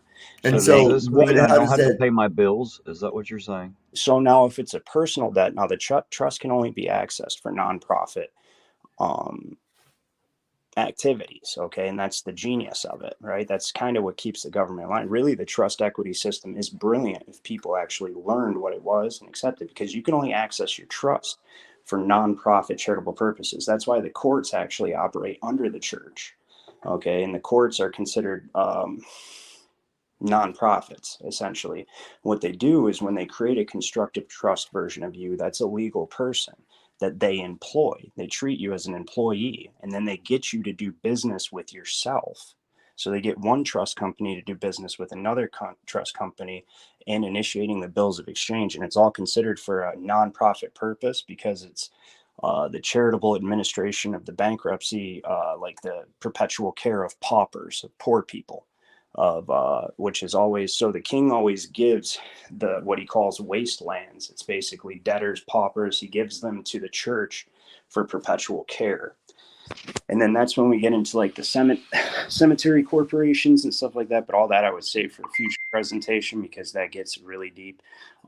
Essentially what it is, but I'll give you a brief overview. Because anything that's mortgaged is considered dead to the mortgager, or to the person who took the mortgage out. Mm-hmm. So if I put up my car as collateral for a mortgage in English law, and this is out of Bouvier's dictionary adapted to the Constitution, he says that it is viewed as dead to the person who mortgaged it.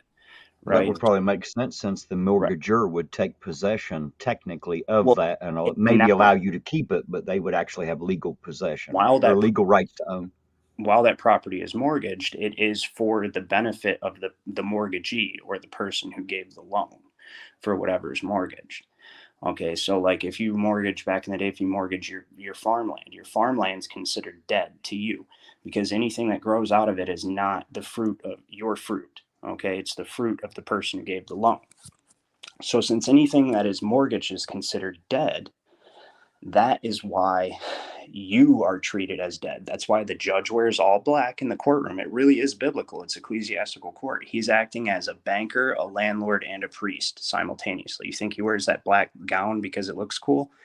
You know what I mean? That's what the whole thing is representing. And the court set up like a temple. This is the money changers and the temple thing. They wear pants under them. Who knows, right? Who knows? But anyway. Let's for a second here. Can we address Cole?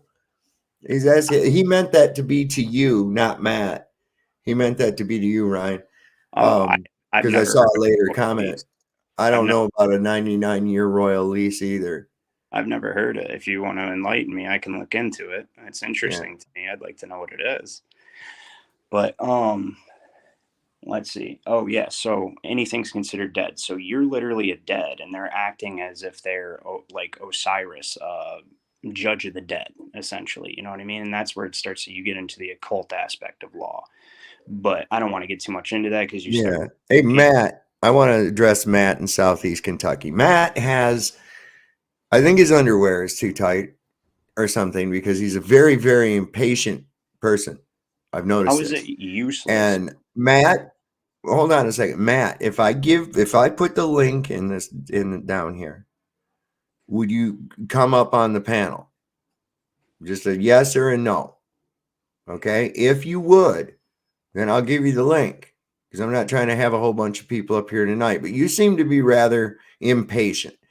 And you know, I've done what I can to try to steer things in a kind of a direction for you, even though you're being an irritating ass. Okay. He says, yes, I'm going to bring you up. All right. Okay. Let's see. Because it's really drawing away from those that want to hear the other shit. You know what I'm saying? Everybody's not you. This isn't a show just for you. Okay. That maybe you didn't understand that. So go ahead. You just take your finger and just click that fucking link. Just click that link. So I've also seen that before, that you can also, Ryan, in a lot of court cases where there's something like that, say a speeding ticket or whatever, that you can go to court with your birth certificate, and I'm just giving kind of like a layman's version of it, with a actual certified copy of your birth certificate, and without going into the court well, declare that you are there under special appearance, because those words mean something. Yes, they do. To resolve the matter against the trust listed in the docket. Then you walk up to the court well without going in and hand the copy of the birth certificate into the court well. If they don't accept it, just throw it in and walk away. If they take it, and also you ask, is this a court of record? And then said, let the record show that I am here by special appearance to resolve the matter against this trust. So district courts don't really give a fuck. Okay, so that would work if we were. So it's a court of equity. Now, when you do say you're there, the whole thing is once you acquiesce to their jurisdiction, once you acknowledge your jurisdiction, then you can't say any of that stuff because they take that as consent. So that's the point of saying I'm here by special appearance, meaning I'm not. So courts of equity are all about maintaining honor. Like, so you don't ever want to fall into dishonor because the court wins through controversy. Okay, that's why it's always arguing and stuff, and everybody's an actor and all this stuff. But it's about honor, so you don't want to fall into dishonor, and you want to show up and settle the dispute, right? Because otherwise, they're going to get a default judgment, and that's legally valid default judgment because you fell into dishonor, you didn't contest it, so you're there by special appearance. But the issue is that basically they don't want to hear it. It's the administration of the trust. You're under contract. It doesn't matter what you're trying to say. You know what I mean? You breach this trust. This is the trust agreement. You breach this trust agreement. There is no way around that. And so that's why the acceptance for value is the only way to actually remedy the situation, because as a United States, as an agent of the United States, even though it was unwilling, it's just the system we live in now, because it's basically impossible to get into a United States, like a common law jurisdiction court or anything outside of this trust law now, because they don't exist, right? Mm-hmm. So you have to be a part of this system or you're wide open for commercial liability, essentially. It's just how it is. There's no way around it. So that's why the acceptance for value. So if you want to be a pain in the judge's ass, you ask him for a W-9. Ask him for the W-9 on this case. So you're supposed to be able, if they won't accept it for value, you're supposed to be able to discharge it with your taxes, essentially, right? But you're supposed to report it no matter what. Like, so if you do discharge it, you still got to report it to the IRS, because your job is to maintain a zero account with the IRS as a trust company. So when you ask them for their W-9, the W-9 is the financial information regarding the trust estate. Okay. It's basically details of the transaction that took place, what was charged, etc. Do you know what I mean? Mm-hmm. So once they give that to you, that has information on it they don't want you to have. So when you bring up the W-9, which you have the lawful right to ask for a W-9, because it's your trust. So you're expected, on one hand, even though they don't enforce it, you're expected to file this information with the IRS. Using the 1099 series forms. So ask them for the W-9. Just try that. Anybody who gets a traffic ticket, just ask them and understand what you're asking for. You're asking for financial information regarding your trust account to basically notify the IRS of the transaction that took place, right? Right. You're trying to stay within the law, man. Right? Yeah, you're using, and that's really you should just follow the fucking law. Right. You use their law against them. You use it against them because the whole thing has been done through sleight of hand. Even though it's technically constitutional, it's been done through sleight of hand. And they know what will happen if the people of this country find out what's going on. They don't want to give you that W-9. That's right. That ties right in with what I was saying. This like go for broke effort to disarm us. because it is coming to a head.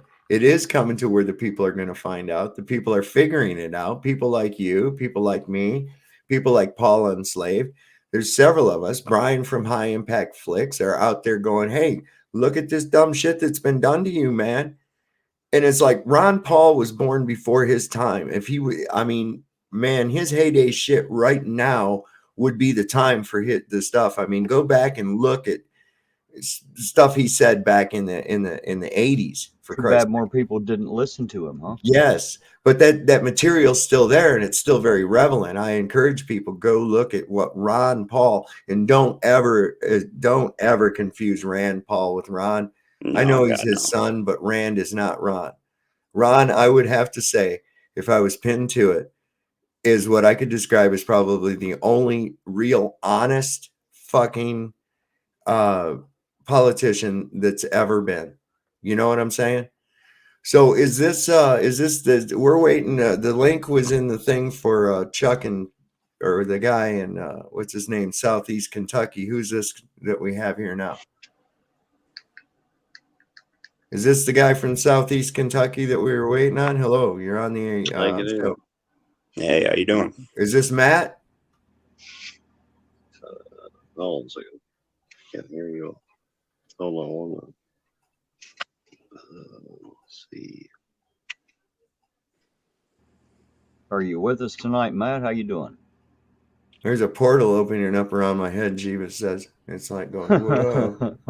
It is. It's really cool. See, I've been sitting here with my bong pipe, and I've been making chemtrails over top of the world. You can see them all right behind me. Look at all the fucking smoke.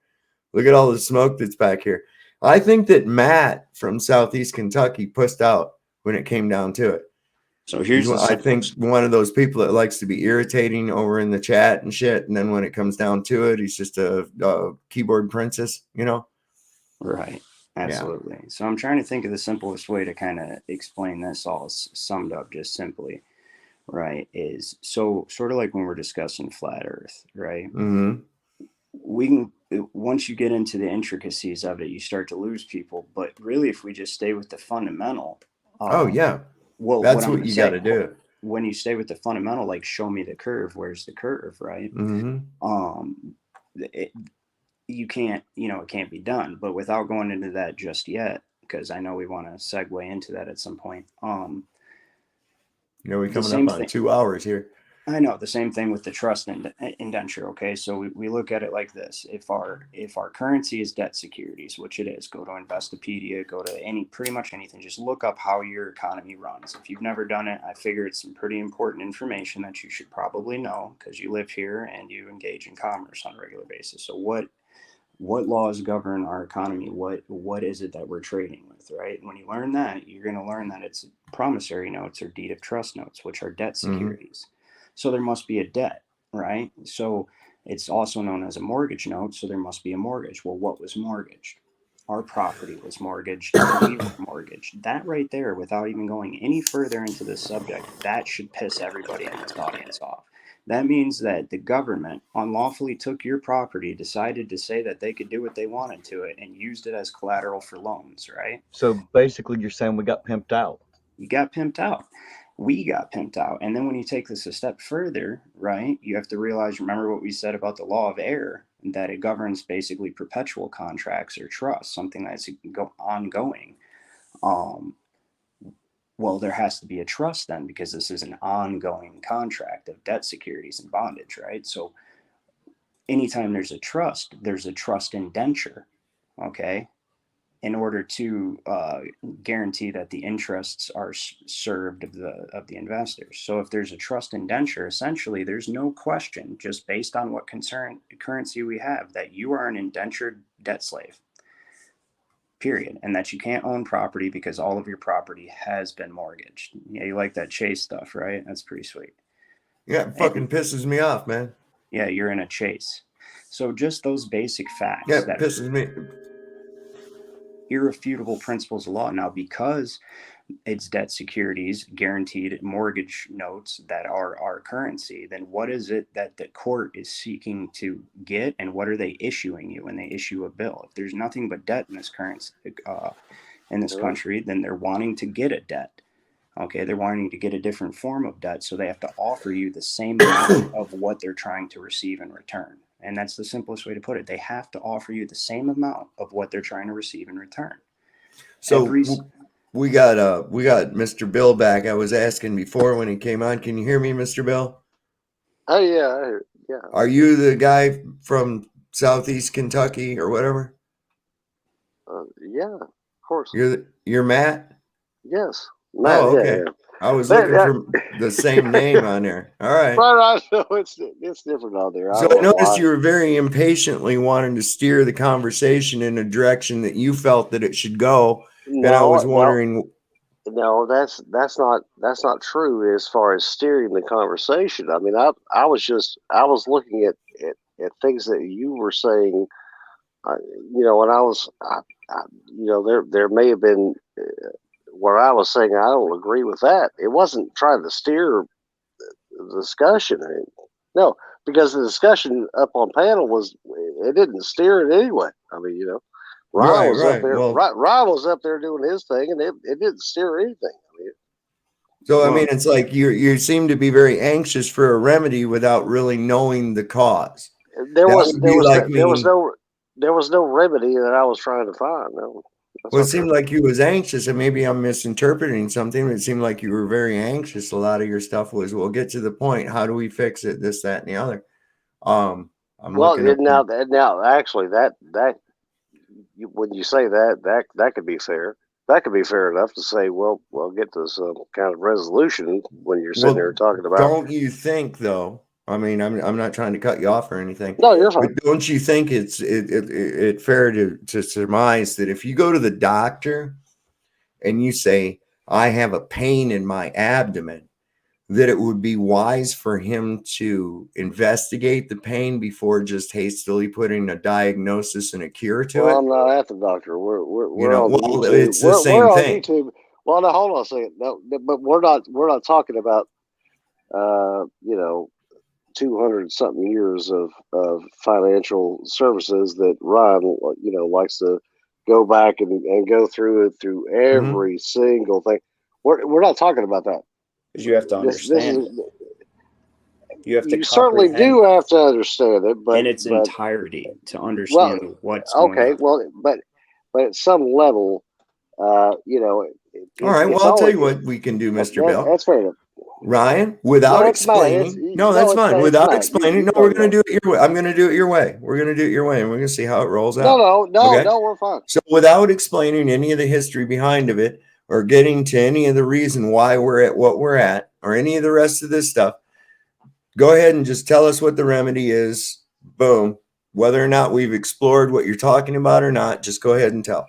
Okay. Every bill you're issued is a bill of exchange. You're technically a banker and you're a creditor. So you can give it either a beneficiary or a banker's acceptance.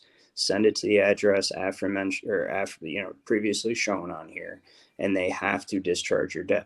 Period. You have to send it registered mail. So therefore it's a registered security. When you endorse that bill of exchange, it becomes a registered security when you send it via registered mail and have a registration number. It's the way it works. It just is. It's the way it works. And you have to make sure you use either blue ink. Just use blue ink. That's just the easiest way to go, because that's Admiralty. It works all the way through. And you basically presentment accepted for value, you know what I mean? Or assessment accepted for value. Charge to the account of your social security number without dashes, care of, and send it to either the technical support division of the IRS or the address shown, the Federal Reserve. It's literally the same address. If you look up the IRS address and the Treasury address, is the same fucking address. So it doesn't matter. And you just send it there. And they discharge your debt. And here's the thing, if everybody starts doing it, so yes, they may fight with you on it, or like a different creditor may fight, because you can also send it back to the person who sent it to you, and they may fight with you about it because they don't know. Because the type of stuff I'm talking about now is the stuff that's talked about in the hush hush of courtrooms. It's which lawyers have to learn, most of them, or a lot of them, especially if they work for the court, but they're also under oath not to talk about, because their duty is first and foremost to the court, not their client, because they're part of a private corporation administering the bankruptcy. They're considered. they're considered this right here is an easy way to put it. They're the civil officers. So you got military officers of the Crown and the Royal Army, and then you have Royal Army. What are you or talking the British military, whatever the hell. And then the other Oh, thing no, is, no. We're not going to explain any of that, Mr. All right, Bill. You didn't want to know any of that. You didn't want to know any of that part. We're just giving you the remedy Right. without any background to it. Remember, this is why that part's not important. We just need the remedy right now. That's what you were after. Now you want to go back and something you don't understand, like I knew there would be. You see, that's why we do things the way we do them. So do you guys remember my run on the bank example earlier? Yes. So if everybody starts doing this, it's one of the reasons, if people remember who they are in this country and realize that they're creditors that are presumed missing or dead because they never expressed their trust by filling out, SS5, ordering a social security number, signing as grantor, expressing your trust, or you can do a deed of trust, whatever avenue you choose. Because you didn't do that, they presume you're dead or missing, and it defaults to the Treasury, and that's their plan. But if you wake up to who you are and people just start doing this, it'll be like literally a run on the Treasury. They cannot. It would. They would really be a run would. on the Treasury, and Yep. that right there, if you think that is the way to get them where it hurts, because that's playing their own game using their own law. Mm-hmm. Something they have to follow. They follow. Now, I know a lot of people that discuss this stuff say that the government's lawless and that now they're definitely sleazy and shisty and they love sleight of hand, but they're not lawless. They still follow law. They follow their commercial law and they follow trust and estate law, and they have to. Otherwise, it all falls apart. And that's why if you use their own shit against them, and we all start doing this, okay, and you don't have to do something important. You don't have to be like, oh, fucking, I got a $500 utility or whatever. I'm gonna send that. Just send like a ticket or something. You get a $125 ticket. It's not due for like a month anyway. Just fuck it. What do you got to lose? Try it. Why don't you guys just try it? Just try it. What do you got to lose? And if you don't find out the account settled, remember you have to send it registered mail. But if you don't find out that the account's settled, then worst case scenario, you could just pay it, right? You're going to pay it anyway. So what do you have to lose? Just try it out. And if everybody starts trying this out, it's going to make it is the remedy. Acceptance. Think about how poetic it is. That's how you know it's the remedy. It's acceptance and redemption. What you're saying is we might be able to hit the bankers right in the ass pocket. Is that what you're trying to say? It's the end of V for Vendetta. No, you'll hit the corporate United States right in the ass end of the pocket, and you'll fuck up the investment plans of the bankers. So we're about done. Like when we have to pay people. I mean, is that basically what you're? Not you people. With that? It has to be. Okay, hold on a second. So basically, what you're saying is, when I owe a debtor, like say I have a credit card. No, that's not what he said. Hold on that's not what he said. No, I'm fixing it before your explanation. That's not what he said at all. Listen, you as a creditor, you entered into an agreement with another creditor to get a credit card. That's fair enough. Yeah, go ahead. Okay, that has nothing to do. I'm talking about things that require the placing liens on your natural rights, like property tax. That's not what I was. That's income not what tax. I was even talking about. No, what I'm saying is these are the only things you can accept is things that are under the bankruptcy, that are a result of the bankruptcy, that are a result of the mortgage that was done. Okay, so I'm giving you the categories that falls under: income tax, property tax. Okay, anything to do with licensing and registration statutes and fees. These are all things that are a result of the trust indenture and the bankruptcy. And because we're creditors, the corporate United States is the only one obligated. Well, now wait a minute. When I came up here, I was under the impression we were going to talk about just the general, the way the general bankers work, and now you're going off on a whole bunch of. That is how general bankers work. No, that's not how it works. I'm confused. What do you mean? Well, I'm definitely confused. Because I'm looking at debt in general. That's not the way debt works. Debt works. No, hold on a second. Let me throw this out at you. When you're in debt to someone, it doesn't matter if it's a bank or anyone. If you look at the laws that are in place right now, for example, if you own a mortgage, you're in debt to the company that you owe the mortgage to. They're the ones that lend you the money. Now there may be a tax, a federal tax, state tax. So first of all, let me ask you this: how are you Hold going to pay on. that debt? No, how are you going to pay that? All right, go ahead. How are you going to pay that debt? What are you going to pay that debt with? With your income. Okay, what is your income? Your income is what you make. What is that in the form of? It could be in the form of money. It could be in the form of. What is money? No, wait a minute. Now see. No, I see. What is money? Money is whatever you can pay debt with. Money is debt in this country. Money, well, it depends. It depends on how wealthy you are. Now, No, see, it you're doesn't. missing that. You're missing that point right off the get. You're missing the point of the You're legal missing the point a promissory on note. how wealthy you are. No, a promissory No, note is a security. Well, that's why you're living in an apartment, brother. I mean, let's go ahead and throw that out. I mean, you're telling us what debt is or how much you're still living in an apartment. Are you not? Mr. B, you're confusing. You're confusing currency. No, money. No. You are. You're confusing. Wealth. Do you think that the little green pieces of paper are the numbers on your bank account? No, do you think that is money? No. Do you think that is money? No. Then what is it? Federal Reserve notes. Then what is it? Federal Reserve notes are obligations of the United States to pay at a future date. So when you're wealthy, you probably own that's why rich people don't have bank accounts. You probably own real estate, which is still you don't own it, but you have legal title to it and you can turn it into a good debt, right? However, that's not the way that works either. Are you really telling me this? All right. So my point is, I'm trying to get you to understand. Are you really saying that? Hold on. You're not understanding the fundamental principle of what a Federal Reserve note is. It is a debt security. We're not talking about a federal. We're not talking about that at all. What the fuck do you deal in? Do you pay your fucking bills with gold? Yeah, I don't get it. Like, what the fuck are we even talking about? Absolutely not. That's right. So what do you use? What do you use? Nobody pays any debt with gold or silver. Well, you use Federal Reserve notes, notes, right? Hello, that's been a fact for that's been a fact for does not bother me. Grasp a concept of what? Of what a promissory note is. What is a promissory note? A promissory note is when you owe it's a debt security. Someone. It's not the federal government. It's a debt security.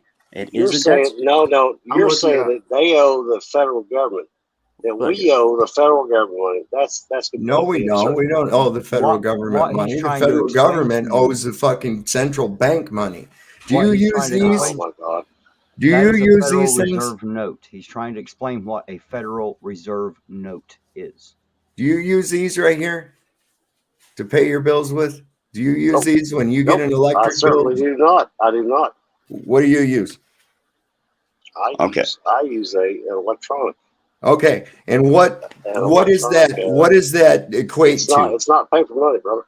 Well, what is the numbers on the fucking digits? What do they equate to? It's not the same thing as the thing that comes digital representations. It's a digital representation of this. Okay, so it's the same thing. It's just on a computer instead of in physical form, right? It depends on how you spend it.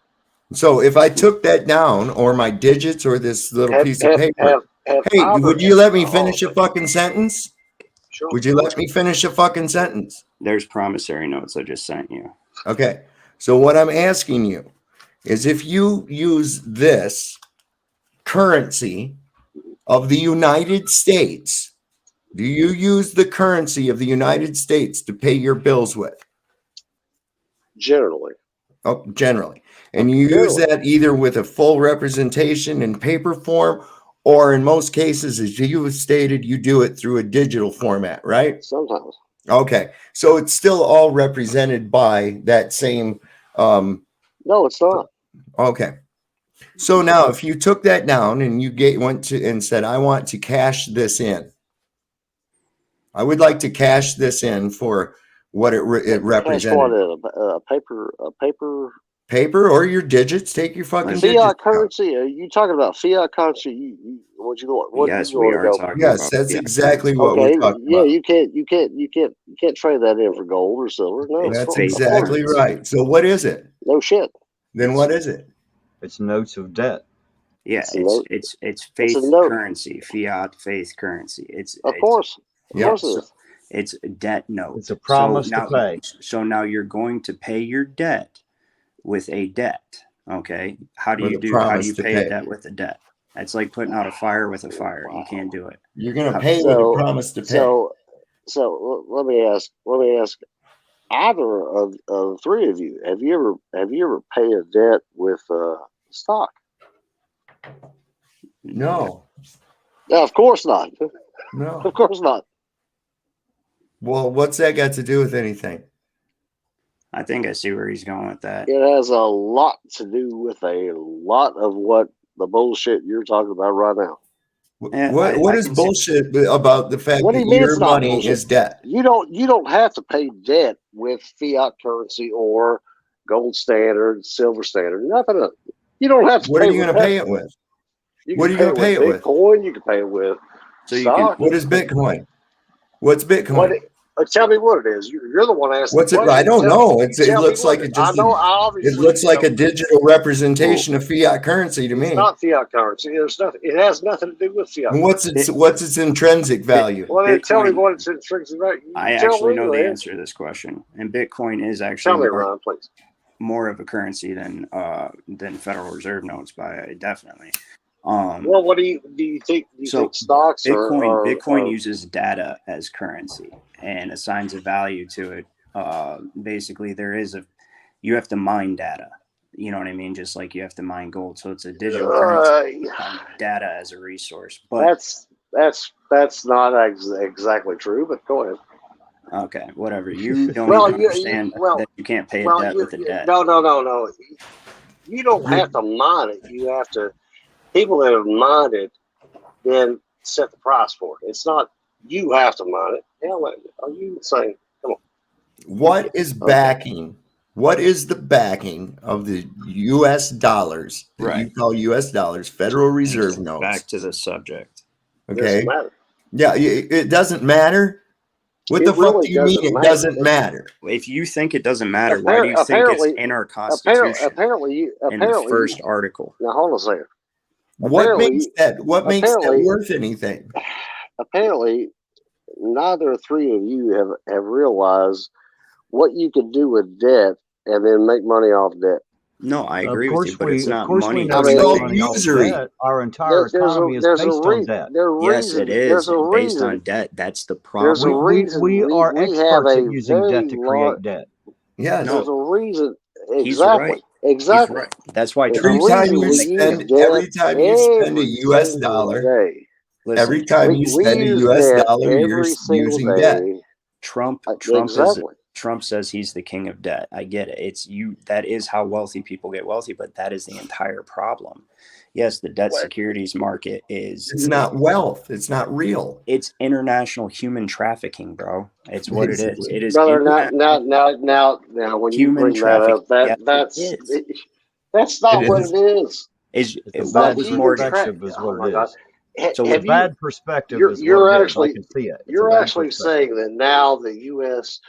everything we have is human trafficking. Is that really what you're saying, Ryan? Yes. So Come on, man. what was mortgaged to create the mortgage note? You know, a promissory What note. human trafficking?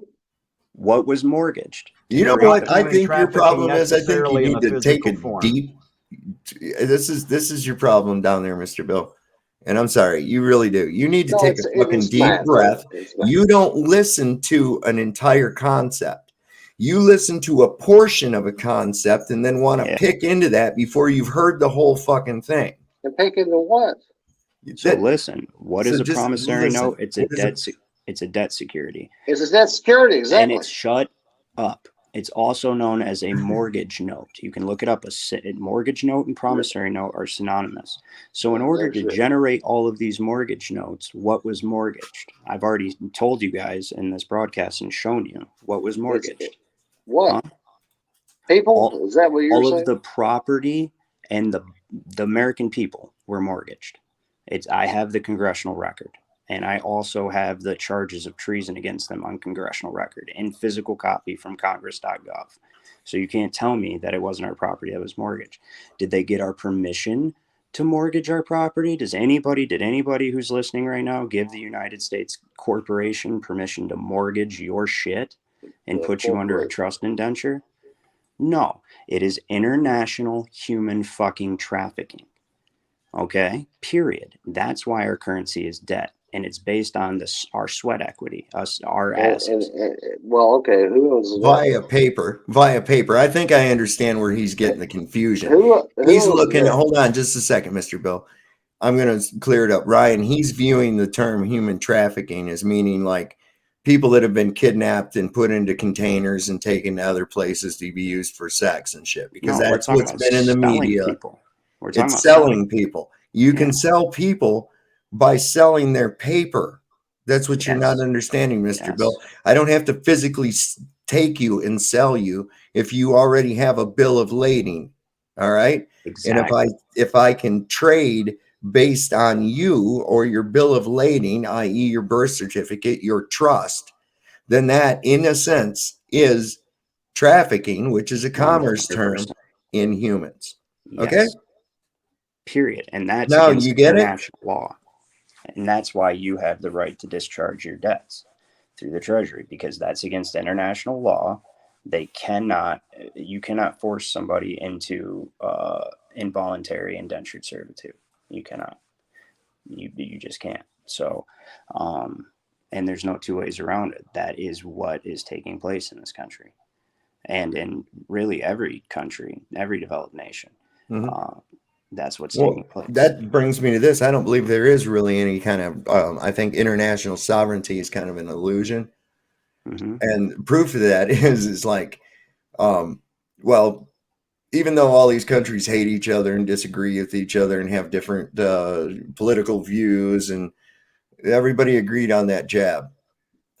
The Antarctic Treaty, even during times of warring nations will both. We all get along on the space station too, sir. No matter which country or how much we fight.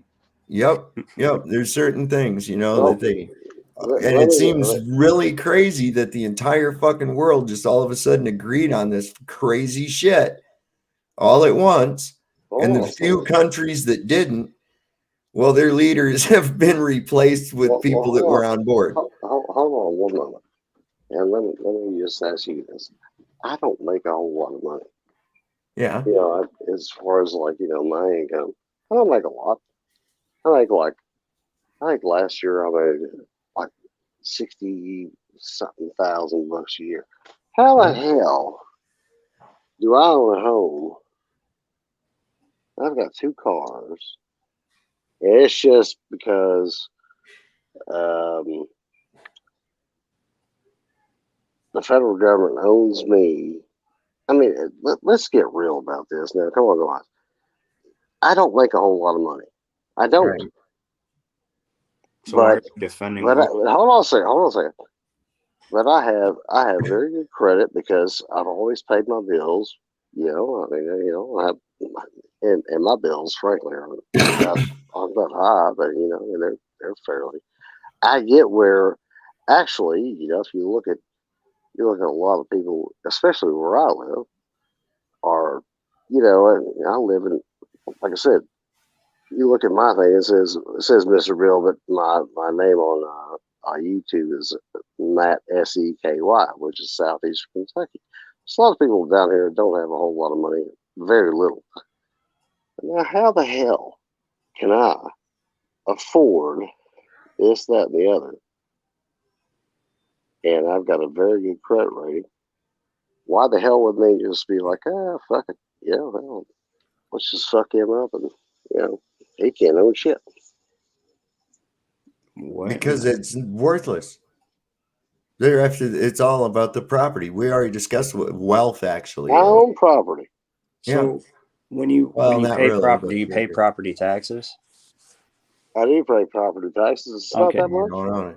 I live in Kentucky, man. I don't know where you all live, but hold on a second. Wow. The property taxes where I live are very low. They're not. You got to pay them, though, don't you? Do you have to pay them? So if you own Who something, doesn't? Well, Why wait a did- second. That's not the point. Do Right. you? Well, What no, would it- happen it- if it you don't certainly pay? is the Listen, point. Mr. Bill. Listen to the question Matt. before you It's answer Matt. it. It's Matt, dude. It's Okay, Matt. Matt. Yep. All So- right. So, Matt. Yeah. If you don't pay your property taxes, what will happen? If I don't pay them for 5 years, they'll sell my property. There you One go. of those steps. But 5 years. wait though. a second. 5 Wait a, fucking years, man. yeah, I thought know. you owned it. Okay. But So I thought you owned it. How can somebody just come in and take so the- something so from the you because real you won't pay them? owners? So the real owners of your property will wait 5 years before they sell it. Mhm. But they gave you legal no, title no, to hold on a it. second, Oh hold on a yeah, second. that's what's really going on. Hold on a second. If you don't make one payment in 5 years, if you make one But- payment, they can't sell it. Do you The understand point what is, you're if saying? you actually owned it, you wouldn't Fucking have to pay understand. yearly rent, 1 year or Are you 10. serious, dude? Do you Actually owned understand? it completely. No, 5 years. No, It's no, not no. supposed to be 10 years. It's not supposed to be 20. Dude, if anybody else can sell your shit because you don't pay them, Hold on a second. Hold on a if second. anybody else can Hold on sell a your second, shit hold on a because second. you don't pay Okay. them, they are the real All right. owner. Okay.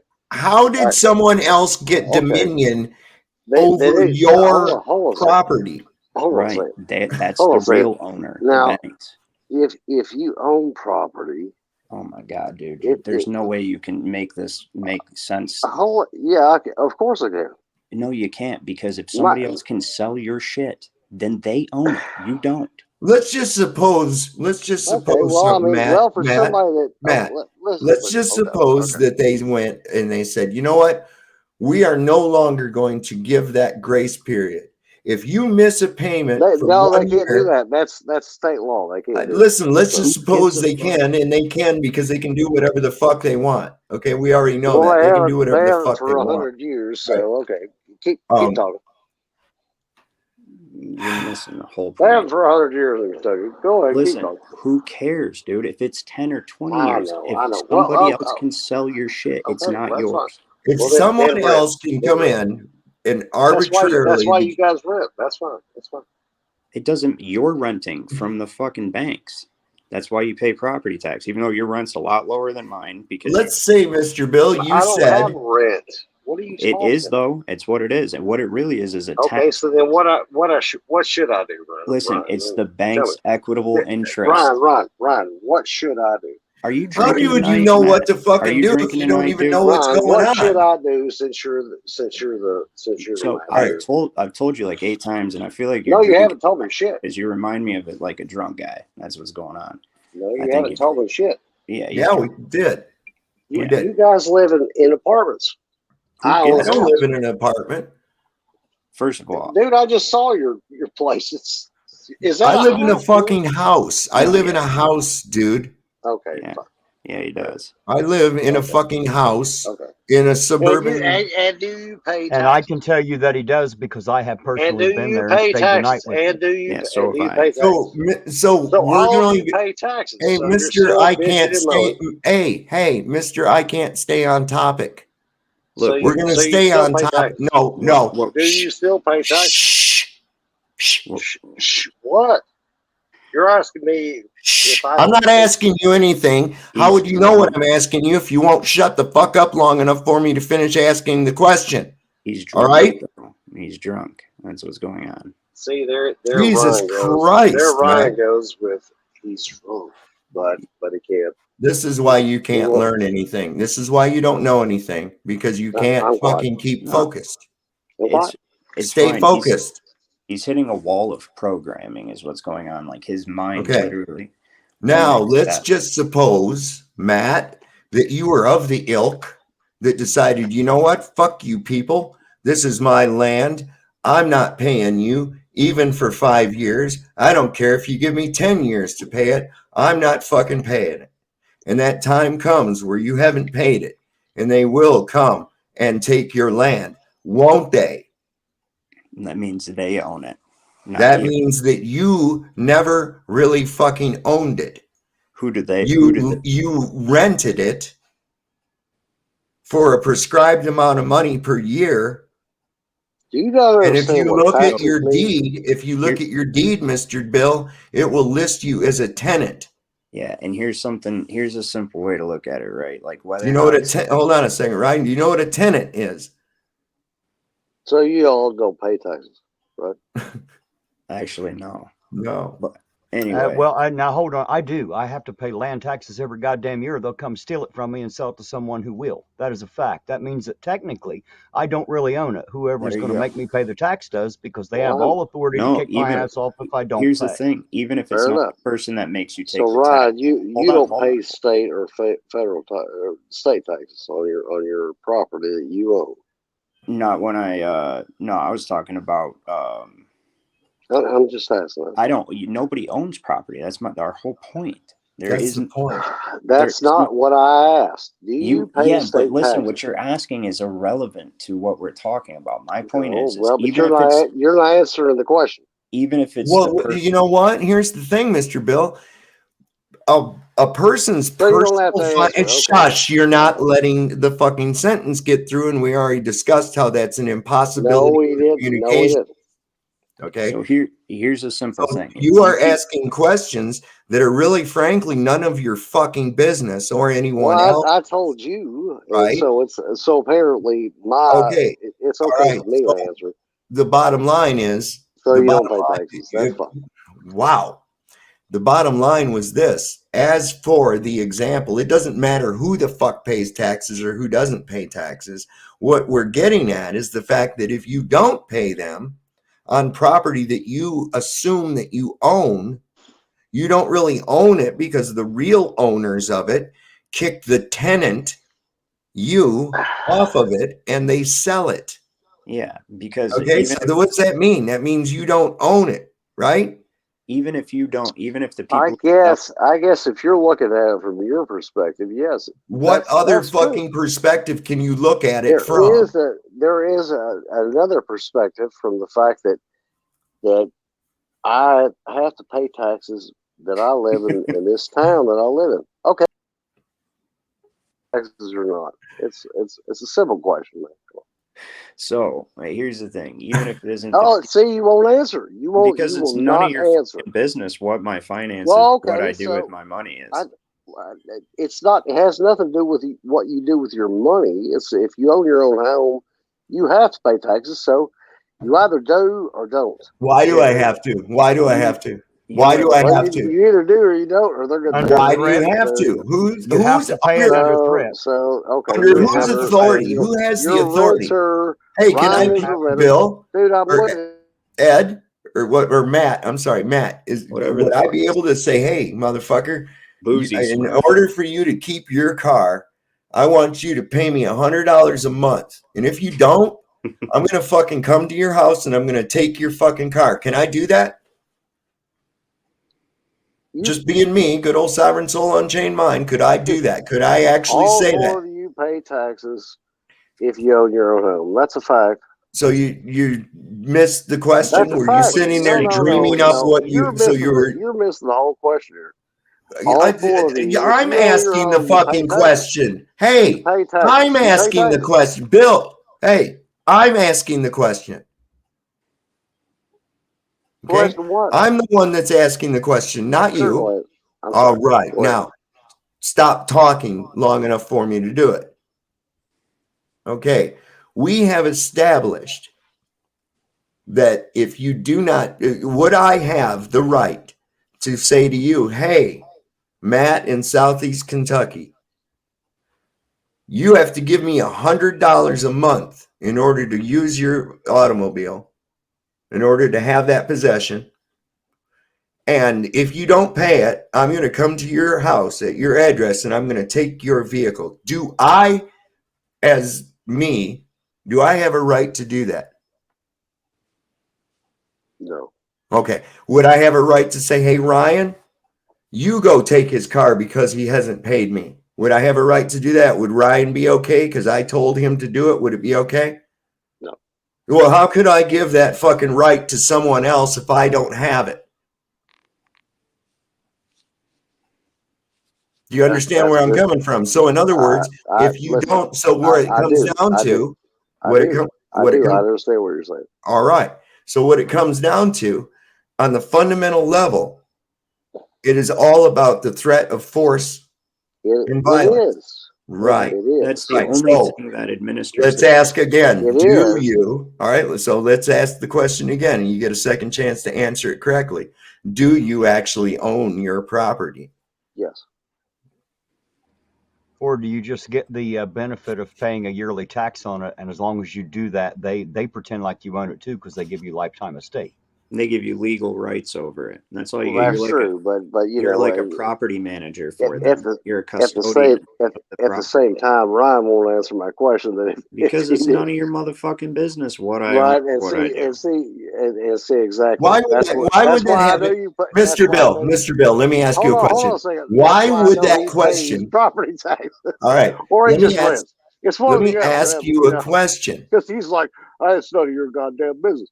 It's like, yeah, you do pay property taxes, or you know, I mean, I'm kind of All looking right. at that. Yeah, you live Without being a That's cool. property So owner. you don't pay property Hey. taxes. So who gives a fuck? No, you know what? He doesn't pay property taxes if That's he right. doesn't own property, but you don't know if you don't know if he owns. Exactly. He's just got. God damn it! Shut the fuck up! Yeah. See. Jesus Christ! Now, what I want to know, you ignorant goddamn son of a bitch. Right, okay. Right, yeah. Right. This is what I want to know: is how is your fucking question germane to anything we've been speaking about? I'm not done asking the question, you moron.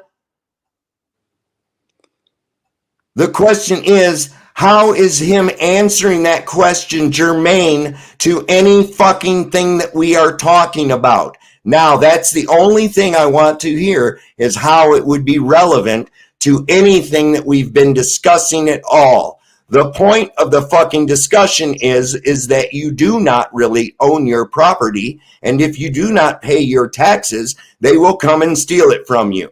Now, tell me how that worked. How that worked? How? Now, how is your question in any way germane to the fucking discussion? Would it matter in any way, shape, or form whether or not Ryan or I or the Pope or the fucking goddamn Archduke Bishop of fucking Canterbury pays a tax on their property or not? Is it germane at all to the discussion? How? Yes, it certainly is. How? Am I allowed to answer? Yes, you can. Well, because I have Ryan here that's telling me all the 1776 laws and 1841 laws, and then I'm not sure he actually understands how taxes work. And then I'm having you. Okay, why don't you tell us how taxes work, Bill? I'm not allowed. Okay, I'm not allowed to talk. That's fine.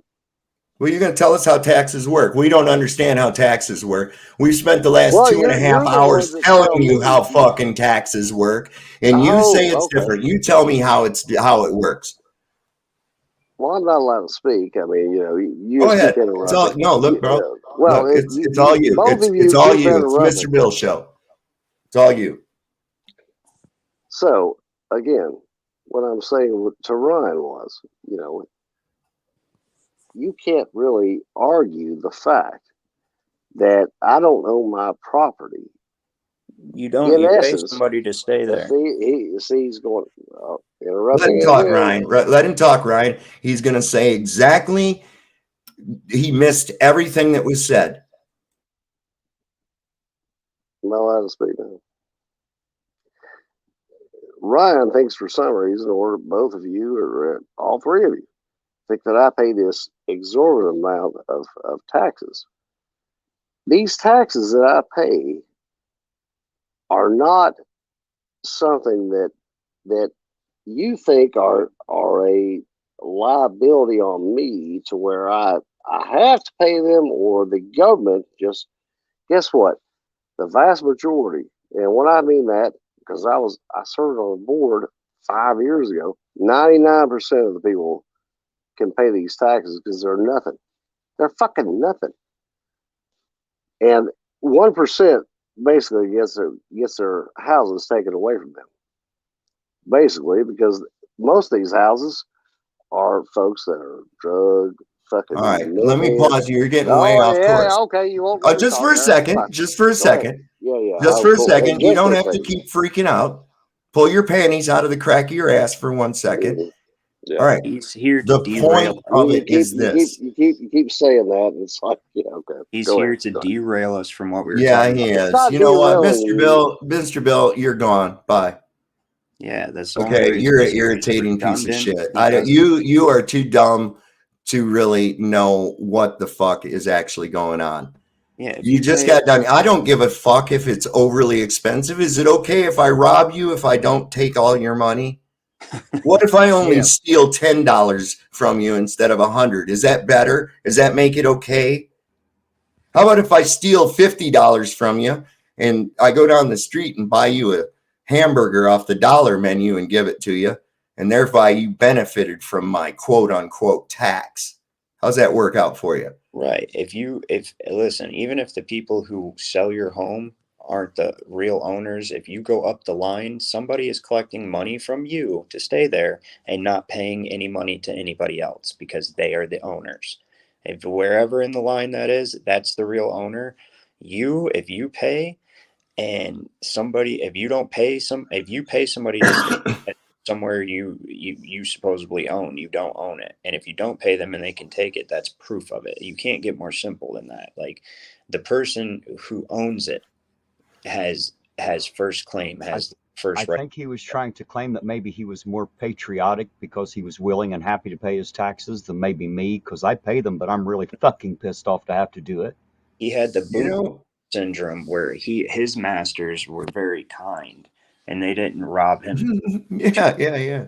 You know what I mean? So they're good, and Massa's good. You know, They what I mean? lubed his asshole real good before they fucked him. That's all. And then Right. there's the other people in the higher states, like, It must be nice. Connecticut. They just raw dog my ass. It must be nice to get it spit on, is all I can say. That's what they do in Connecticut, man. They raw dog them motherfuckers, man. There ain't no lube at all. In fact, they rub sand on your ass before they put it in, you know? But the point is, if people just start doing it with dumb shit like tickets or just small things that you're going to pay anyways. Look at this is how stupid this guy is. Look at his comment. These 3 will keep you from owning a home. I already own my own home. What are you I'm talking not about? keeping you from owning shit. We just pointed out that someone else owns it, not me. I'm not the one doing that. They're the one taxing you, motherfucker, not me. Here's the thing: is that nobody Dumb in this motherfucker, audience, whether they have a mortgage or they've paid their mortgage off, Mhm. right? Nobody in this audience or in this panel owns a home. No, I do. Well, you know. Exactly. That's what I'm saying. No, none. But Right. government. Nobody owns a home because you're paying. But Chili said, I heard him. Chili said, it has to be true. Ryan, Chili said. Even if you're renting, your landlord is paying the real owner out of your money. Right. That's why there's the next retarded fucking statement right there. There's the next retarded statement. And Ryan just answered that, even if you are renting the. Yeah, but if what you a say fucking that, moron. If you say that in the right cadence and throw a hashtag on it, it could be like a pride thing, you know, apartment living bitches, you know what I mean? That type of thing. Yeah. I mean, and that's just a small microcosm of serfdom. You know, dude, that's the whole thing is like, I understood what he was saying about, you know, there are people who become incredibly wealthy from debt because they take the debt and they put it into real equity, even though they don't necessarily own it. They make it an asset that generates income, but the income is all debt, and that's the point. No matter what income you generate, what you barter with, stuff like that, it's all debt, and you're not the owner. Okay, you're not the owner, even if you have enough self generating, you know, high income generating assets. You know, you still don't own any of that stuff because Ryan, you're paying somebody would else. It be fair to say? Would it be fair to say that you don't even own the debt notes in your pocket? If the Federal Reserve demanded those back, technically they're their property. We would have to give those back. Is that true? That's what property tax is that's the Federal Reserve's equitable interest in whatever you've used that commercial paper to buy. You see what I'm saying? That's their equitable ownership in your property, is because we're renting the currency. Well, yeah, you've never bought anything with actual money. All you've done is exchange debt for legal title. generated securities. You see what I'm saying? That's it. That's all you've So done. another day older and deeper in debt. That song was Listen, correct. that's one of the loopholes they get around with that civil asset forfeiture. People say, Fourth Amendment, 14, all this other fucking bullshit. But that's exactly how they get around with that civil asset forfeiture bullshit right there. Because they can take your money because it's not your fucking money. Yeah, absolutely. It's Federal Reserve money. And and if they can determine like your vehicle was bought with that Federal Reserve money, they can take that too. Well, like I said, all you've done is debt for debt and generated securities. That's it. Like for people for investors, basically. It's a big casino. The whole thing's a big casino. Oh God, yeah. It's musical chairs casino. Yeah. Because what's going to happen is pretty soon there's going to be one chair and all these motherfuckers scrambling around. The music's going to stop. So because you didn't take gold or silver and actually purchase and you need like the actual evidence of real ownership, like an alloidial title to land, or like, real, like not just a certificate of title, but like an actual, evidence of ownership of your vehicle or whatever, particular legal document it's considered. If that's the only way that, the only way you can do that is with real, actual, tangible wealth. You can't do it with debt. You can only do it with something that has tangible value, gold, silver, something like that. And it can't be done. It's so complicated. Like that's what it's like, just a tangled net, it's like a tangled net of just fucking contractual shit. Is what it is. This? Look what Jonathan Montiero says. He says, "Is that true, SSUM? Ryan, Ironton Audrey, you're all here by your own free will to keep me from owning my own home. What a bunch of jerk-offs." What assholes we are, huh? They got us. You will own nothing, and you will be happy, and you will eat the crickets. Right. Oh no, they're on to us now. Well, see, Ryan, I'm looking at it like this. I'm looking at it like this, man. It's sort of like, okay, we know that this whole thing really works off of a basis of artificial scarcity, right? And in reality, there's enough shit for everybody. There really is. And through the means of artificial scarcity, there's able for people to generate this fake wealth. But there's the acquisition, like you said, of the land and the resources. Okay. Well, that's what's actually the wealth itself. If you look at it, like the Queen of England is like the biggest, well, not anymore. She assumed room temperature, but she's like the biggest fucking landowner in the world, right? Right. All right. Did so you just say she assumed room temperature? Yeah. Oh my God. Well, there's an algorithm on YouTube with the D word, so. Oh, jeez. Well, basically, look, so here's what I'm saying. This is how I can see where this ties in with trying to keep us from going beyond our boundaries. We'll see what in the flat earth. Because Yeah. If there's more land, if there's extra terra, and as Admiral Byrd said, there's vast resources beyond the pole in a land bigger than all of America. Hell, there's this map that was found in Asia. It's like 10,000 years old. It depicts the known world. And then outside the Arctic Circle, there are, guess how many? 33 other lands. And I'm like, and there's so many different stories that you can find about that kind of a thing, about lands beyond Antarctica, especially like the Iron Republic written in 1901. That's a really fascinating story. But if there were more land with vast resources, then the artificial scarcity game is up. It's over. We'll see. And that's how that's why like Rockefeller and them guys, when they rose to power, or, basically Rockefeller was a billionaire in the early 20th century, which is a huge thing. That's like unimaginably wealthy, right? And he threw all of his money into education, pharmaceutical, stuff like that. Well, in education, he said, I want a nation of workers, not thinkers. That's where space and NASA and all that, it plays a huge part in the indoctrination, dumbing down of a nation. Keep you from knowing where you're at and what's going on. And, to give people. Rockefeller made their money basically in petroleum, in oil. Right. Okay. Right. And that was another thing they did by labeling it a fossil fuel, which it's not. Okay. I think it's very plentiful. I think it's plentiful on the earth as water is. Okay. because they find these wells, they dried them up, you know, and then they come back a few years later and the motherfucker's full again.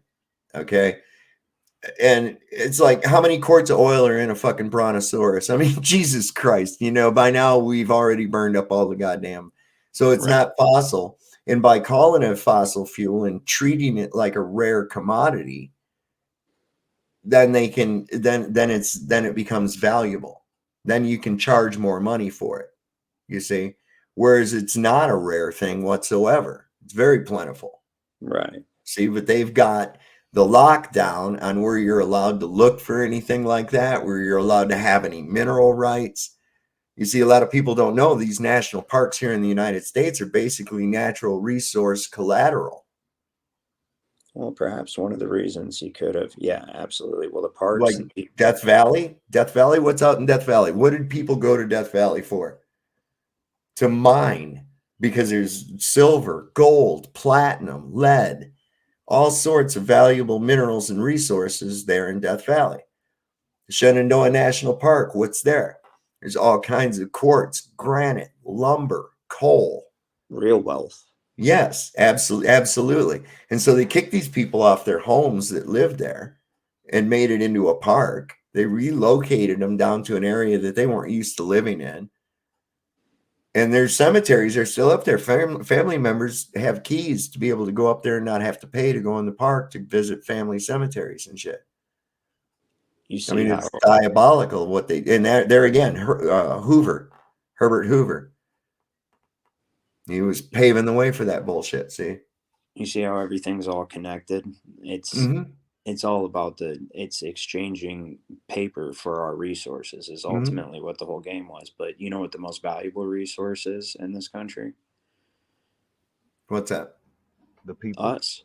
Oh yeah. Us. And that's really where the money's at. If you sit and imagine, just think about how much money is generated from the securities exchange through the courts, like how much money a district court does in one day. And they are for-profit businesses. You can look up the Dun and Bradstreet, right? But the only way to pull that off is to dumb people down and keep them so think about if they discovered that, you know, this system's like a battery, say it is, for instance, right? And discovered the way it works, the real way it works, and unlocked free. I mean, that would inevitably lead to unlocking free energy, right? And if we had free energy, that would also destroy the trust system, the trust equity system. It would fundamentally change it. You know what I mean? What? Read what our friend put. This is the guy that was up there that he can't listen. He can't. He said, "Thanks for dropping me. Maybe someone caught some truth." Not from you. He can't be serious. He was not. I hope not. I really do. I really do hope not. I mean, I think we explained it as simply as. Well, there again, here's another tie-in, Ryan. Here's another tie-in. Okay. The commercial aspect of it being of the water, right? Who is it? What military forces is it that stops you from going to Antarctica besides the Penguins? It's Navy. Yeah, it would make sense. It's the most powerful department. Like back in colonial times, they only really had a Navy. Yep. You know, that was primarily what they used for war, you know. We're only supposed to have a standing Navy, not a standing army. And if you but you know, Ryan, it is dangerous these days because, you know, you can tell like Iran definitely wants war with the United States, because if they didn't, they wouldn't have put their country so close to our bases. Right. That's true. You know? Or so close to our oil and stuff, you know? Right. Almost right on top of that, wasn't they? They should have thought about that. Yeah, they fucked up. Yeah. Peter, of course, believes that the fossil fuels are from fossilized plants and shit because the earth is some phenomenally old. How is a dinosaur even a realistic creature? Well, regardless of that, what evidence is there that that's what it is? Right. How come if fossils turn into fuel, why do we still have fucking fossils? Right. Right. I don't know. Yeah, how come there's no real dinosaur fossil exhibits on display? And they're all like plaster reconstructions of like what they imagine it must have looked like based on a few bone fragments that they found. The first dinosaur. Okay, I got to tell you, this was some fucking crazy shit. A guy dreamed up the concept of a dinosaur. This guy, I guess he was in England. And there was a guy somewhere in, I think it was in Long Island or someplace like that. Anyway, he found a fucking tooth. And he couldn't figure out what it was from. And so he sent it to this fucking guy in England. And the guy said, oh, it must be come from a dinosaur. And he drew this fucking lizard and said that that's what it came from. And there you go. There was your first fucking dinosaur. And then all of a sudden, people started finding the bones and shit. And they're like, oh, look, here we got more dinosaur bones and shit. And then later they wrote a book, and now we know they were bird-like. Yeah. God damn. Well, yeah, the extinction of the dinosaurs, the theory of it changed a couple of times. Here's what I want to know. And I mean, I haven't really looked into it a whole lot, but I just want to know, how do they accurately know, like, how something, even approximately, how old it is? Hey, Ryan, real quick, do you want to field this one? Anybody want to field this one, or should I? I'll tear it up. Okay, well, yes, there are all kinds of exhibits. Yes, I agree with you, Peter. What you see are not the actual bones. And if you ask the curator will tell you that those are replicas of the real bones that are held away in storage to keep them safe. And you're not allowed to go look at them. Okay? Most of those replicas come from a place in China. And what they do is they grind up animal bones, primarily pig bones from rendering factories, and they mix it with an epoxy resin, and then they give it an antiquated look, and they string them together into little dinosaurs. So you can go there and go, oh, look at this impossible creature that could not possibly have existed because his head would have made him tip the fuck over. Right, like T-Rex, like yeah, man, T-Rex. He's all mad because his arms are so short. I can't jack off, and I'm angry. Could you imagine the first time he laid down to take a nap? He'd never be able to push himself back to his feet either. Right? He's like, my balls itch, and I'm mad. I'm gonna eat this. I can't reach them. Someone scratch my nuts. I'm so angry. Two completely useless arms. Yeah, man. That's funny. Yeah, dude, I don't understand. There you go, another black hole for funding, though. You know, I think that's one of NASA's primary reasons for existing too. Hide free energy, and NASA couldn't exist without the dinosaurs, mind you. But I also think that it served as a black hole for funding for them to use on studying. $68 million a day, bro. Secret stuff, you know what I mean? Like, let's just say secret stuff. Like down in Antarctica and stuff like that, they use all that money to empower themselves and essentially enslave us. Dude, they launch hundreds of balloons from fucking Antarctica every year. NASA does. Think about that, though. Think about just how quickly you got to think so you've got a set fixed value, how we talk about distance, measuring distance, how you have to have fixed values, like known values to be able to, determine the distance of something, right? Hey, real quick, Anarchy Television says there's a guy in Alaska, his 5-acre plot of land. He's found over 1,000 woolly mammoth skeletons. Absolutely. Those are legit. And they found out that wool on them was not for cold weather. They were just woolly fucking elephants. Where they have found them, though, where they're preserved, it's really crazy. These things, they found them frozen with food still in their mouth, like while they were eating it. Flash frozen. Like flash fucking frozen. It's crazy shit, man. But they've studied the fur, and it's not designed for cold. They were not cold weathered animals, really. They were actually just a hairy fucking elephant. So that So means you're saying there's no flash doubt pro- there were large animals. What you're doubting Oh is that yeah. there were large lizard-like animals. Yeah, I mean, here's what look, 62 million years ago, there were giant lizards that walked the earth, and then suddenly a gigantic rock flew in from outer space and hit the earth with the force of 1,000,000 atomic bombs and wiped out everything. And then suddenly there were little rats that were the only things that lived, small mammals and small lizards, and some of them went over and fucked other lizards and some fucked other mammals, and they made retarded offspring that somehow became a monkey. And the monkey went along and he determined that he was smarter than the other animals, and so he bred and he became another kind of monkey. But we still had the other kind of monkey.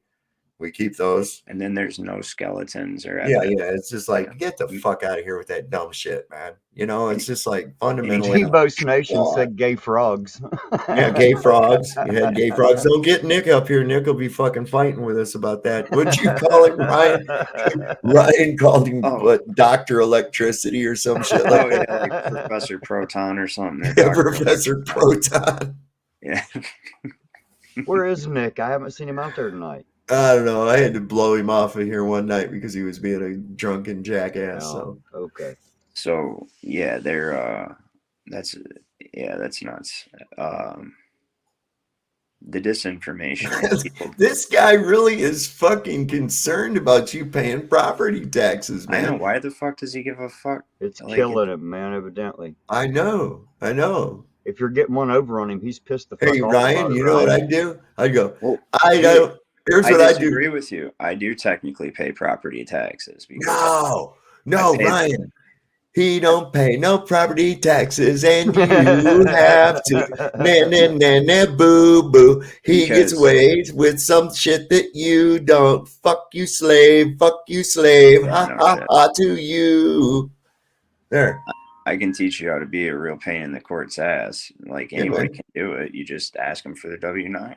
Ask the judge for it. You have the right to ask for that document, and they will shit themselves when you ask them. Look, now he ascribes feelings to a domicile. Yeah, he's drunk as shit. He's boozy Smurf. Like I could tell he was drunk. He was just being belligerent, and part of me wonders if he didn't just join on here to just be disruptive. He probably did. He probably did.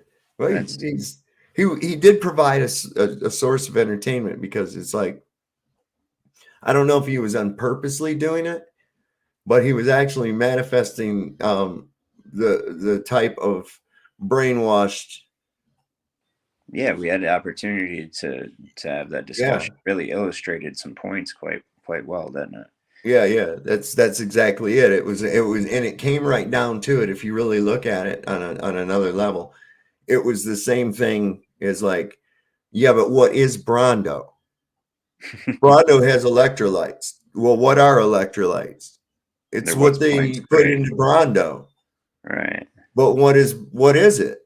Well, it's that's what they put in Brawndo. He's not it's like, understanding that you can't buy anything with debt. Like this is the way the world has worked, commerce has worked for thousands of years, that you cannot buy something with debt.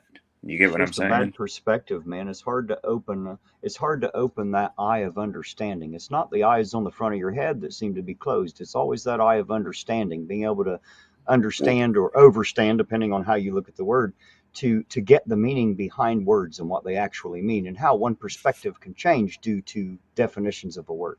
There's a dual problem. I believe that the majority problem is, one, people are under like many layers of programming, interlaid, like well done program, like good programming. They got you when you were 4 or 5 years old, and from then, you've been indoctrinated. You spend more time at school than you did with your parents, if you think about it, right? hey guys, So- give me just a minute. I'm gonna go over here and piss on the Ukraine. I'll be right back. You guys carry it out here for a minute. I'll be right back.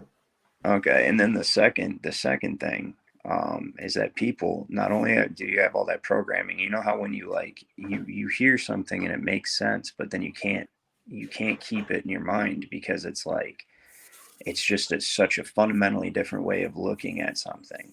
And so you have to keep studying it until it becomes the way you see it, you understand it, because you know it's how it works. That's like so there's that programming, and then there's the ego. It won't believe what it doesn't want to be true, and it will only believe what it wants it to be true. That's, you know what I mean? So Like, basically, seeing is not believing. Believing right. is You'll seeing. go through mental acrobats to try to validate your belief. That's the ego. Mental acrobate. It cannot be wrong. The ego cannot be wrong. And so, it prevents a lot of people from being open-minded enough to, and that's why they put so much bad stigma too. They create a social stigma to people who speak the truth. They're like, oh, they're crazy, like conspiracy theorists or whatever, even though I can prove everything I'm talking about with documents straight from the government's websites. Initially, those buzzwords shut a lot of people down because they hear them used in pop culture and the media on a regular basis to create a social stigma, so they appeal to that survival instinct in people, socially engineering them. People want to mate. If you talk about that stuff, you're not cool, you're not going to get laid. Therefore people. What happens if I don't get laid? And I'm not talking about that stuff, man. How do I fix that problem is the question. That would be great news to find out tonight, I promise you. Right. No, I get it. Who won't show something? He won't show that. Poor guy. Won't show He's having a what? meltdown in my fucking thing. It's obvious that he does not agree. It's obvious that I don't understand why people I've had this guy, and he's probably paying listening. His owners to live at his house. Well, I have this guy. He keeps following my shit and commenting on it, and he's really triggered over everything. And he seems to be real concerned that, oh, well, you have a criminal record, and I says, well, so what? Right. He thinks that's going to be something. And it's like, did you bother to look what it was?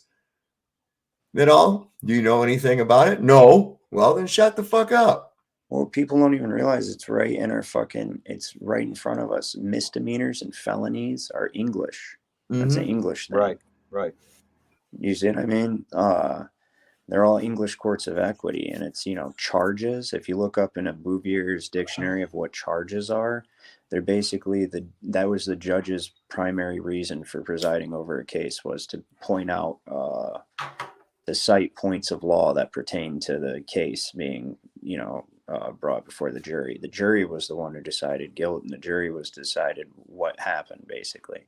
And that's how that worked. You know what I mean? And you can look that up and validate that in a Bouvier's 1856 dictionary. Now charges are literally charges to your breach of trust. They're charges against your trust account. That's why you're issued a bill of exchange, or there's a bond issued. You see what I'm saying? A bond with a dollar amount value attached to it. It's a debt security. It's currency. It's just a different form of currency in the same vein as a promissory note. Terry, have you had any more interaction with our friend? What was his name? Crackhead Jimmy or whatever? What was he? Shaky James? Did I tell you about that, Ryan? No, what was that? Oh my God, there was this guy, and he got all triggered, I guess, about the flat earth. And he went through the trouble of finding me on Facebook, trying to message me and shit. Then he tried. I'm sorry, sir. You caught me getting a cup of coffee. I apologize. No, I have not heard from Shaky James again. Oh, every time I sneak off to get a cup of coffee, you start talking to me. You got like Terry Dar, like radar over there to know when I'm not in my chair. I do that to you. I want to see. I want to mentally. I'm remote viewing, and I see you scrambling back to the. No. So this guy, he had messaged me. He tried to call me on Messenger, and he's like, "Get help! You're a fucker," and shit like that. Leanne sent me a message. She goes, "Do you know this person?" And he been sending her message. "You need help. Get him help," and shit like that. And it's like, what the fuck is this guy going on? So then the last show we did, Terry and I were on here, and he kept getting Facebook messages from that same stupid motherfucker, man, just giving him the business for being on my show. Now, I don't even know who this motherfucker is, man, but he sounds like he's really People off are nuts, man. kilter, man. People are nuts. Like this guy he's drunk. He's got to be, or whatever. He's only there to be disruptive, like I said. Like it's just weird. Why do people like? What kind of? You got nothing going on. Well, just so you guys know how much shit I actually take for like trying to be your friend and hanging out with you. You know, I I get put through the ringer, guys. Yeah, man. Well, we just have shit that happens to us, from time to time, and You know what the difference though is? That's why we're friends, because we don't give two fucks what they think about us anyway. It doesn't change our daily life one bit or another. Do you really get put through the ringer for being friends with them? What is that, like a thing? Occasionally, I sure do get put through the ringer for being friends with him. They assume that he and I and you and I must be 100% agreement with everything that's said on panel. Otherwise, and if I am, then I have to be their enemy, I guess. You know what I mean? It's just one of those things. Just silly people being silly. See, I learned a long time ago. I call it mind over matter, Ryan. I learned not to mind. You know why? Because to me, it won't fucking matter anymore. People's opinions are irrelevant, sir. Get a compliment. Sorry, Terry. I'm glad I do not gauge my life upon the opinions of people. Right. Especially just people in general. I could give a flying rat's ass. Well, that really gets me. I'll start putting some of these up. Watch. You'll see the Agent Smiths come out from everywhere. You'll see them. Agent Smiths. Oh, yeah, man. Ooh, the women in red dresses, huh? Well, you better be careful with the Big Dipper there. You might get your video deleted. I know. It'll trigger an algorithm. Jeez. Wonder where they got that symbol from. I know. It's weird. This is really a cool one. Look at this. The Ball Earth model. First glance at it looks fine. Once you give it a second look, it looks odd. When you really examine it, it's impossible. The thing's built sideways, isn't it? It's all kinds of everything wrong with it. I mean, it's like it couldn't exist. That's what I think. That's a great fucking analogy, man. It's like one of those paintings. Who is it, like Eckert or Eicher? Yeah. Yeah. Eicher or Eicher? Yeah. Yeah. Escher. Escher. That's what it was. Yeah. Here's one. Look. Whoops. What the fuck is that? Oh shit. That's pretty funny. Yeah. I think that's some neat shit right there, man. That was a big oops. This will really fucking trigger some people. Your picture right there will trigger the fuck out of some people. I guarantee you. Like, again, keeping it simple, crepuscular rays. You know what I mean? Right? It's triggering the hell out of me. I can tell you that. It triggers the hell out of me. So It gives me all kinds of questions and splinters in my mind. You have to think about the sun's rays. How would they create that crepuscular effect from fucking however far away? 93 million miles. That's what they tell us. Right. How is that possible? Well, it's not. Right. That's the whole thing. It's not possible. I'm not even sure if people out there understand sometimes what the two of you are talking about, but I think I can clarify. When you look up to a cloudy day and you see those angular rays that look like a giant triangle coming out of the sky, that would be indicative of a smaller, closer light, like a flashlight, how it fans out into the dark, because that's how light works. But I think that what you're trying to compare that to is the idea of what we have in our minds of this sun being 400 times bigger or 4 million times bigger than the Earth, whatever it is. And so those light rays must come in at a 90-degree angle. There would be no way that they should give angular. Is that what you're saying? Exactly. Check this out. I bet you only noticed the Star Wars thing, right? At first, but you upon closer look. Hey, who's that broad? What the fuck? Who's that broad leaning over the fucking thing? Right? That's one of the stormtroopers that forgot to put on their pants. Yeah, right? Find out there are a bunch of sexy broads wearing that armor and shit. You're like, whoa, wait, I was wrong about you guys.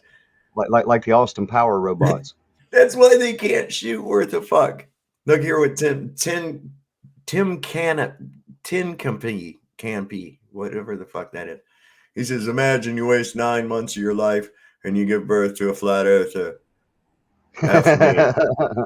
Well, Terrible. Tim, obviously not familiar with human biology or even know that a woman is actually pregnant for 10 weeks or 10 months, or rather 40 weeks. Okay. 4 weeks in a month, right? 40 weeks. How many months is that? It's 10. Whoops. Fucked up. There you go. What's this say? You should look You at trying to the. convince us you can count, sir? You're a flat earther and you can count? Yeah. How's How that? about How the that? fuck is that possible? I thought you were supposed to be too stupid to understand numbers and words and shit. Well, I don't know, but that guy there really put his foot in it. I can tell you that right there. He put that fucking in his mouth. Oh. Yeah, the flight paths are really what do it too. Like, Yeah. I a mean, lot- why would you go way the fuck up here to come way down here? you I would. mean, it makes absolutely no sense whatsoever. When you look on here and boom, it's a straight line going over all the same places. Bop, bop, bop, bop, bop, bop. Yeah. Yeah, man, I got some real good ones in here. That's an interesting one to consider too. Well, like you were just talking about, right? With the crepuscular rays and whatnot. Well, there again, and who's the fucking Greek guy they're always wanting to bring up? The Eratosthenes guy with his sticks and fucking shadows. Yeah. Right? You can do that with a close light on a flat surface. You can do it right on your own table with a fucking flashlight and a couple of beer cans. Yeah, I mean, that's in the same vein as the crepuscular rays. Like you look at them and there's no way that, and I don't care. They're like, oh well, it's so far away that's it. Like Terry said, that's the rays would have to come in an angular fashion. yeah. Yeah, they would. You never see the rays come in parallel, though the Globers will tell you no, they come in parallel because of Eratosthenes and all this other fucking bullshit and everything. But then when it comes down to explaining how come the moon only leaves a fucking 70-mile shadow during an eclipse, right. it's like, when does a fucking object ever make a shadow smaller than itself?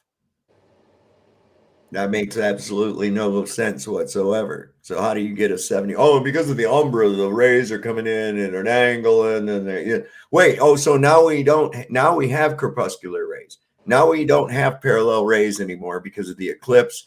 But after the eclipse, they all get parallel again or some shit. Maybe it was the moon's gravity, sir. Maybe it bent the light. That's it. Gravity, parallax, refraction.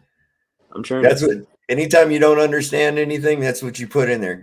One of those 3 words, and it shuts them right down. It's Gravity. because the Earth's spinning. Parallax. That's right. The air is spinning. The air is spinning along at the same speed. But some of the air is going faster than the Earth. So that's fucking cool too, right? Oh, I think this is interesting. Just on a side note. This, since we're in the vein of triggering people, right? Yeah. Okay. I don't know if you want to, just a little side trigger, because why not, right? Because why not? He says. Why? Let's see what I got here. Like how the Civil War was. What am I looking at right now, sir? That's a dude on that fucking side of that rocket. Hang on a second. No way. Trigger. What I'm trying to. Does he have on a cowboy hat? I think it's a hard hat. I think it was like somebody took a picture of the SpaceX when it was on the ground, and then they used that picture to put this fucking flame thing on, overlaid it, and didn't realize that dude was on there because it was a way far off picture. I don't know, man. I think they're obsessed with dicks. Look at here. It's evolution. You see, this is how we've come to some of these different species, through the interbreeding of different species. Well, I will admit that the idea of evolution seems completely ridiculous, because never in history have we ever observed, nor are we observing now, any species turning into another species. Oh, but We do see among species adaptation, but adaptation is not the same as evolution by any means. Right. Absolutely. It's not. It's not. Those are good. Here you See go. what's he got. Exploration of the moon stopped because it was impossible to continue. I had a dog like that once, man. You should have seen that thing. I have to switch out my fucking thing to get to these ones Ryan sending me, but I get back over onto these. Oh yeah, I got a monkey fish on here someplace too. It says that the globe is real science, only repeats indoctrinated theories spoon-fed from birth as proofs of the globe. That's absolutely right. I run into that continuously. And then you get across the clever ones that try to slip shit in on you. They think you're mesmerized by their words for things, and they think you're mesmerized by their 'cause they're equations usually and people shit. And when you that hold don't your have a feet, good vocabulary. well, and when you and when you hold your feet to the fire, like that dude that 90 says, and since we know the size of Mars, or since we know the distance of Mars, and I'm like, whoa, hold on. How the fuck do you know that? Right? You have to go back to square one, just like I said the other night. I said, you see a light in the sky. There it is. There's the sun. Boom. Okay, it goes. I can tell that it goes by this fast relative to where I'm standing. It appears this big in the sky to me.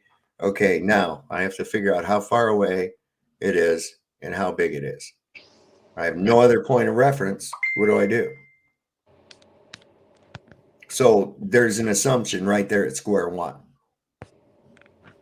It's really kind of insidious the way they run that shit on you. And people are mesmerized by it. They want it to be true. It's fascinating. People are hypnotized by spinning balls in circles. Well, That's why they use them at the beginning of the news hour.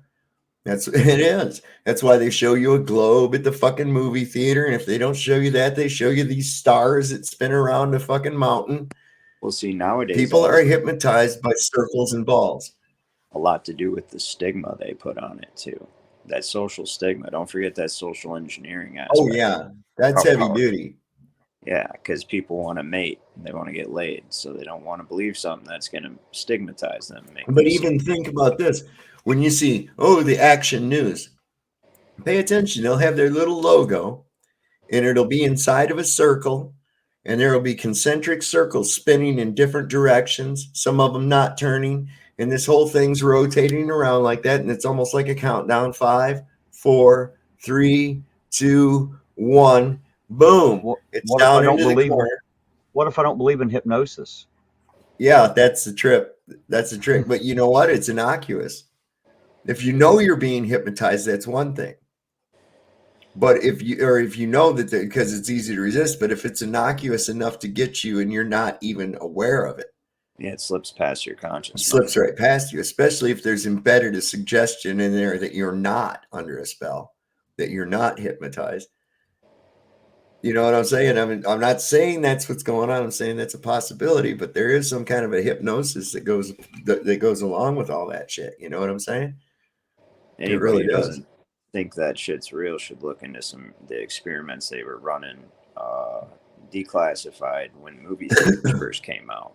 Mm-hmm. They figured out that requesting they tried to just give commands like buy popcorn or whatever, eat foods, commands, and it didn't work, and nobody really there was no increase in popcorn sales. But then they figured out that if they ask a question and then offer a solution attached to like a explicit sexual image of something, and this is real facts, and anybody can look it up, like a naked woman or people having sex or something like that, and flashed it so fast that people didn't realize they seen it, like Tyler Durden does on Fight Club. That's where they really did this shit.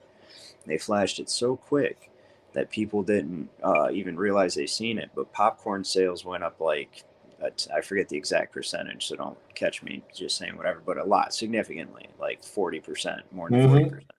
And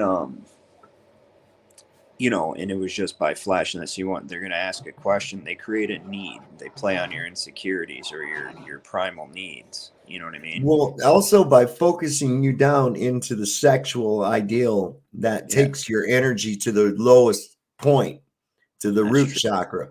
That's actually true. It draws energy away from the crown chakra down into the root chakra, and they're constantly doing that.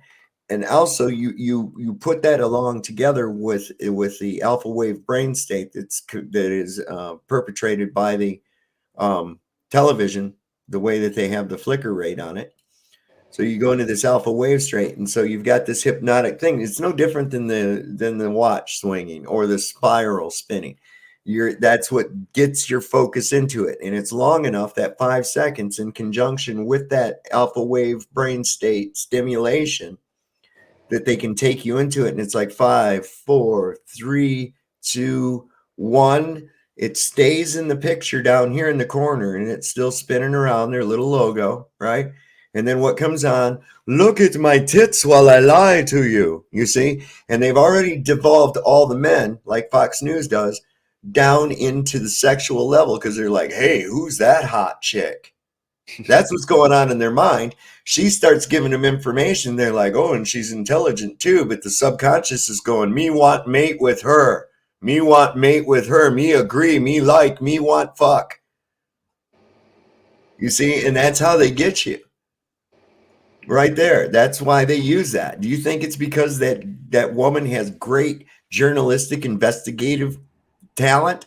Absolutely. No. Absolutely. You didn't think so? I seen the talent on the chest of that. I promise you, I saw it. Yeah, there was a bunch of talent spilling out of that sweater, huh?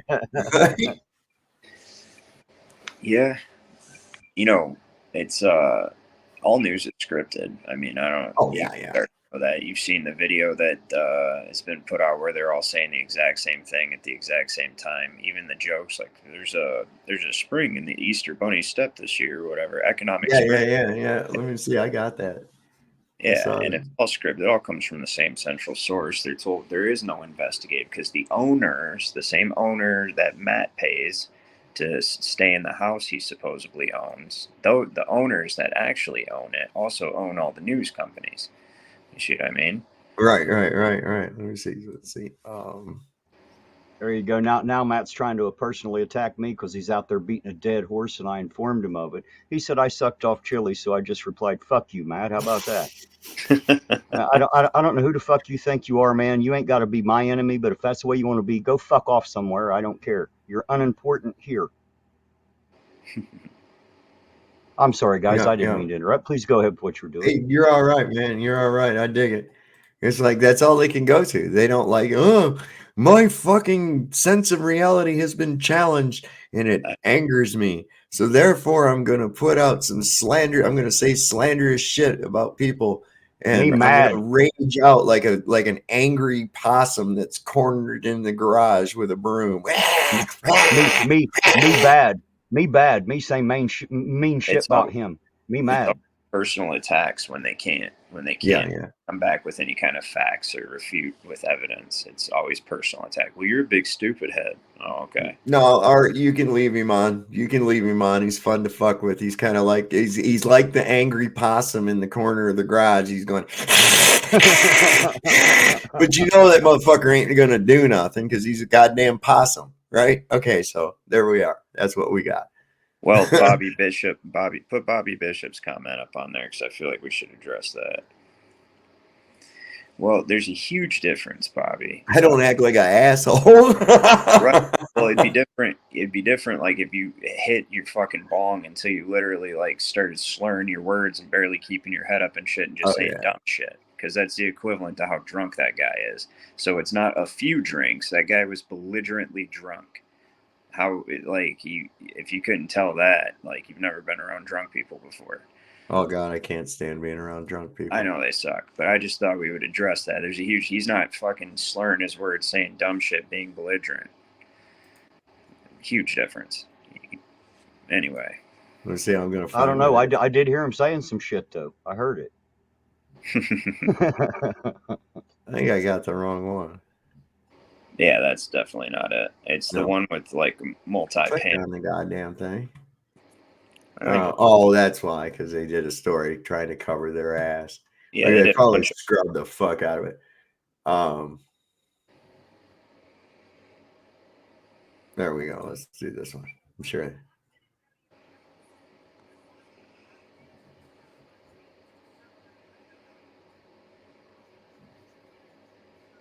Yeah, I'm pretty sure that's it. I have it if you don't.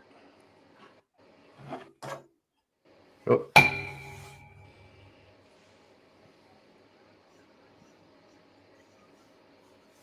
What's up with the sound? Oh, shit.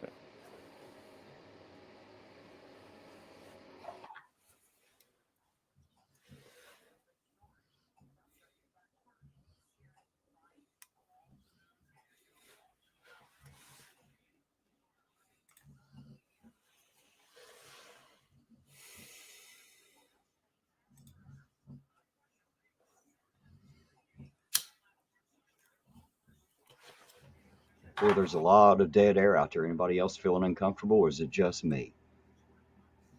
Where'd Ryan go? Did we lose him? I don't know. Where'd he go?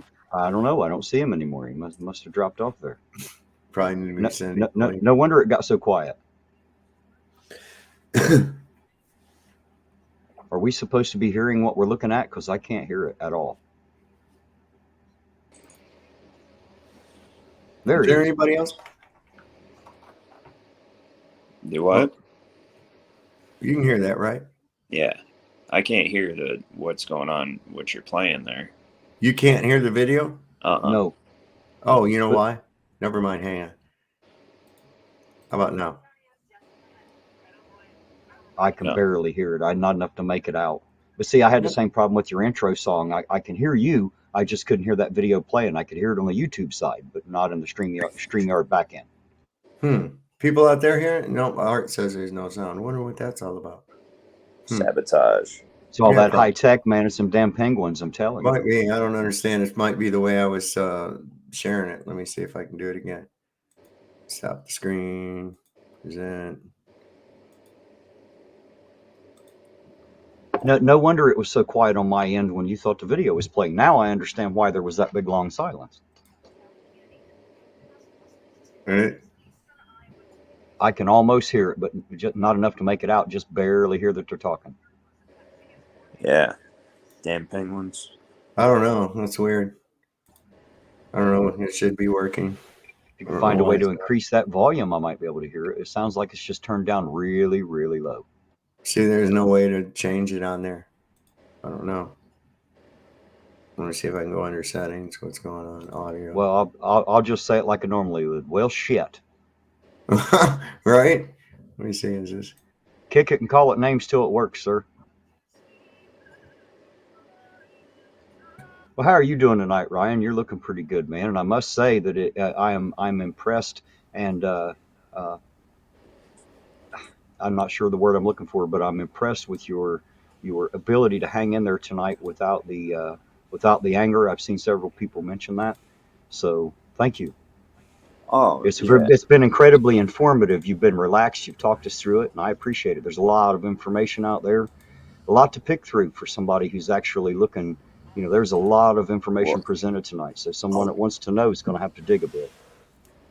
I'll honestly tell you why. Like, one of the biggest things that changed was that I know how it works now. Everything I told you guys is how it works. It's all trust in the states. It's equity. They're all courts of equity under England. So, like, because I know how it works, like, I don't care if other people don't understand it. I have, the better you understand something, the more simply you can explain it. You can take it to its its foundation, its fundamental principles. When you can take something to its fundamental principles, it shows you, a measure of how good somebody comprehends the subject they're speaking on is how simply they can put it. So when you can just bring it to the base of, like, it's debt. Our currency's debt. It's mortgage notes. What was mortgaged? Common sense. What does it mean to be mortgaged? What does that mean in law? Who are we mortgaged to? You see what I mean? It just automatically, because it's irrefutable evidence that our currency, our trust notes, our deeds of trust, mortgage notes, and anybody can look this up. So that's why. So I appreciate your sharing the information, and I hope that people out there, especially those who disagree, I would think that maybe in order to find out whether or not they agree or disagree, they would check into such things and then make their own informed decision rather than assuming you must be wrong. It's like disagreeing that the sky is blue, right? Or the sun is bright. Like, it's stupid. You can't disagree with it because it is what it can't be anything else. It is what it is. It's like the provable actual foundation of our current economy after the bankruptcy. And anybody can look any of this up, and it's verifiable. And the Chase thing was specifically one of my favorites. And oh, I forgot to show you guys, since you're dead, technically you can be stolen theoretically, because under common law a corpse is not considered property or anything. So like if somebody steals a corpse, it's not illegal under common law. I am available for theft for anyone that wants to pay my bills. I'm here. I'll give you my address. Oh yeah, well you're I'm cheap. It works. that's the whole thing. Yeah, that's exactly right. So, but it's funny. The Chase thing, I thought it was funny that it pissed my dad off, because I could see him getting pissed off. He's like, those sons of bitches. It'd be even funnier if you had a Chase bank account. Well, it's like, it's so bad. Well, you probably, if you really trace it up, you probably do, regardless of where you're working at, because you look at it and it's just Right. like a pyramid structure down. These bigger banks are absorbing up these smaller banks, and they, under the guise of being a different bank with slightly different policies, they're still part of the same fucking bank. Well, I think that's another, like, if people don't wake up to like who we are and actually attempt that solution that I spoke of, that's verifiable and is lawful solution. It's the NASA thing. I think it's also a form of them laughing at us, of them they're taking us to the moon, like with debt. You know what I mean? Right, right. You see Stephen Martin's comment. He says, simply put, government plus time equals Yeah. I can't even say it. Sovereign, go ahead. Totalitarianism. Thank you. I saw that. I was looking for it again. I was going to put it up on the.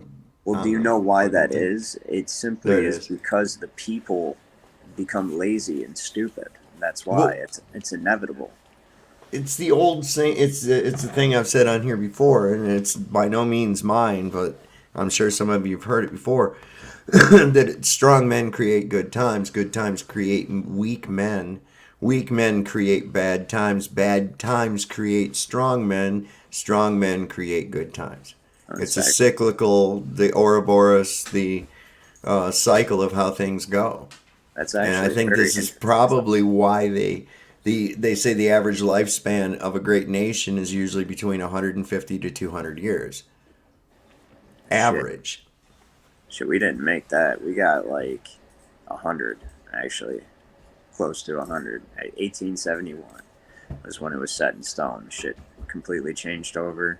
We got 100 years. The Church of the Unchained Mind. I like that one. That's funny. I'll tell you what, no, they'd off me. They'd do some kind of shit to make me look like some kind of bad character and Oh shit. no, Look, he was a cult leader. that's no bullshit. But here's the thing: when you're accepting the bills of exchange for value, they're that's their law. You know what I mean? So technically, it would be wrong for them to. No, I don't know how to explain it. Like, it's not the same as like teaching people how to like cheat taxes. The taxes are still getting paid. They're just not double dipping. Essentially, it's like, so they're double dipping basically. When they give you a bill of exchange, that's a valuable instrument. It's a financial instrument. If all it's missing is your endorsement, but you don't know that, so you take and give them double the amount back because you return their bill with an extra $200 in debt securities. With it, so they get both, and they're like, "Oh well, shit," you know what I mean? That's Yeah. It's The kind of church. Steve Martin's really into this one here tonight, man. Monero. Oh my God, no way. This is just, I love these. I love some of these, man. It's shit you don't really think about, Why would you bother going up that high if you got to go 4 times the flight?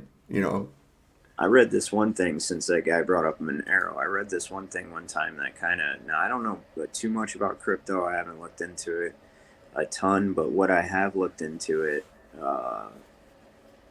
basically it's what gives it value is data. Essentially, it's data, like whatever data, whether it's financial, trade data, social data, gaming data, it's data.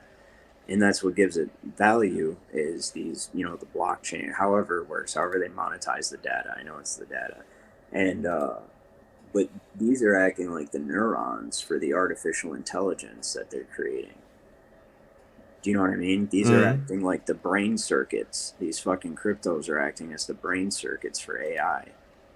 And it's collecting all this data and calculating, computing, you know what I mean? And learning how to pull the levers more efficiently, you know? And it's kind of fucking crazy. If they bring in that digital currency by... well, they will. It's definite. They announced it. It's coming out in May. Yeah, people can't do this. This shit's about to get serious. You think?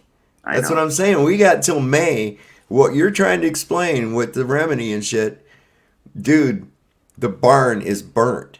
We can't paint this motherfucker. They've changed the game. It's too late. We got less than 5 months. 5 months and this thing's gonna be launched. Not a big enough bandage to stop the bleeding, is there, sir? No, not a bit. And I'll tell you what, I believe that it'll be within a year to 2 years that it'll be totally full. Because look, out in California, I had already run into places back in 2018 or 2015. I'd run into places in the city that they had signs that we do not accept cash. Everything was through debit card. Everything was through electronic. Well, the only thing people can do is learn trust in the state law and learn how to operate within their financial system. You know, learn about securities and bonds and stocks and mortgage and how all of this works, and understand what has happened, that you have been mortgaged. That was your first mortgage. You know what I mean? And then that mortgage is designed to generate whatever amount of securities. There's actually no limit on the amount of securities that can be generated on that original mortgage, that first trust. So, you know, and you're a farm. Like you're an agricultural product. You produce crops. You generate securities, and that's why people want to create attachments to your trust fund, and that's done through police powers. And so, unless you guys learn, that's the primary way that the trust indenture is enforced, is police powers. You know what I mean? That's why the cops pull you over, ticket you. They don't protect and serve you. They are there to generate revenue, right, and enforce the bankruptcy. And that's it. So if people don't learn trust in the state law and learn how to stand on their status, understand why what's happening is wrong. Not just that it's wrong because, that doesn't seem like it's right. Like, no, literally what they're doing is taking us over. Dude, this is fucking hilarious. Why? Okay. First, Stephen Martin, he put this up, and I'm laughing my ass off because he says he saw a video last night where this guy who flies this cargo plane that can take passengers is willing to charter it to fly across Antarctica. Sounds cool, right? He's going to stay to the coastline, though. South America is a straight line to Australia. Yeah, that's what they claim is going across Antarctica. They're following the fucking coast. That's all. They're just following the coast. It's not an outside arc. It's an inside arc. Right. It's an ant arc, not an arc. It's an ant arc. You mean it's an arcing the opposite direction? Is that right? Arcing away from you. Ant is anterior, exterior. You know what I mean? Protruding forward. Right. But you know what I mean? Ant. So like your anterior deltoid is your front delt. You know, it's ant is meaning front. So, yeah, that's how that would have to be. Like Antarctica. Paul, who was known as Saul, he was a tax collector too. He was an asshole. Saul of Tarsus. Mm-hmm. So people. I was a bad motherfucker, and then I got kicked in the head by a fucking donkey, and now I'm a nice guy and shit. No, he was struck blind. He was struck blind. Whatever, some kind of crazy shit. Yeah, he never personally met Jesus and persecuted him. But then all of a sudden was shown how to establish Christ's church. Yeah, Paul's a bunch of shit. For Rome. He was a Roman citizen too. Did you know that? Paul's a Roman citizen. He was a tax collector. Yeah, so that's the thing, is that these are the same people. This is still Rome, and all this law is Justinian law. If you really want to, people would be surprised to learn that when you really start studying law, law is built on top of law is built on top of law. No matter what country you're in, what system it is, law is ancient. And you go back to Justinian, And that's where the whole using debased Latin to create legal fiction, like it's that whole deception starts there. And this, I mean, there's like fundamental law documents of principles to govern society that Justinian wrote these maxims that basically most law is based on. And it's all Rome. We're still in Rome. And then it's funny, when Jesus went into the temple to throw out the money changers, if you look up money changers, they're banks. You know what I mean? They're currency exchanges. They did bills of exchange, essentially. You know what I mean? Or they did exchanges. And he went in there and flipped their tables. And the temple is where the scribes are, or the judges. You know what I mean? And they determine that's that whole thing going back to maxims of law and what's biblical and stuff. And these are the same fucking people working together. It's you know what I mean? The Romans and the same people, same exact people. I'm not gonna say it, but it's the same people. You know what I mean? Mm-hmm. They didn't change. None of that changed. Those of you that claim to be Jews but are not, you're a synagogue of Satan. Right. Whoever, you know, it's the same system that we have. You know what I mean? So, and that's the big secret, is there's nothing new under the sun. You know what I mean? But there's something old that nobody talks about. Mm-hmm. Yeah. Mm-hmm. There's nothing new under the sun. What has been done will be done. Right. Well, that was an ad lib from something I'd read before, but yeah. It's actually a biblical quote, believe it or not. No, I know it's Proverbs. Whitney Webb's definitely on top of shit, man. I don't know if any of you have ever checked her out. Shoot, I don't know how. I'm just gonna say it. Whitney Webb didn't kill herself, man. Oh, is that banker chick? No, she's kind of she looks like she almost looks like she could be a little girl almost, but she wears glasses. She's kind of attractive, but like in a smart way. I don't know how to describe her, but she is like right on it. She names names. She don't give a fuck. And she's just a little bitty old thing, man. You figure they could dust her out with no problem, you know, the size she is, but she's the bravest little heart I've ever seen in the world, man. It's the craziest thing. Look her up. She's really got some shit. Let me see if I can find something with her on. Yeah, they Don Pennington said she has balls. Oh my God, yes she does. Oh my God, yeah. Let me see if I can find anything. This government, or this system, we already have like an international government. It's just like a. Oh yeah, look, hidden government. This is what I've said. People have been living under the illusion of international sovereignty for 70 years or better.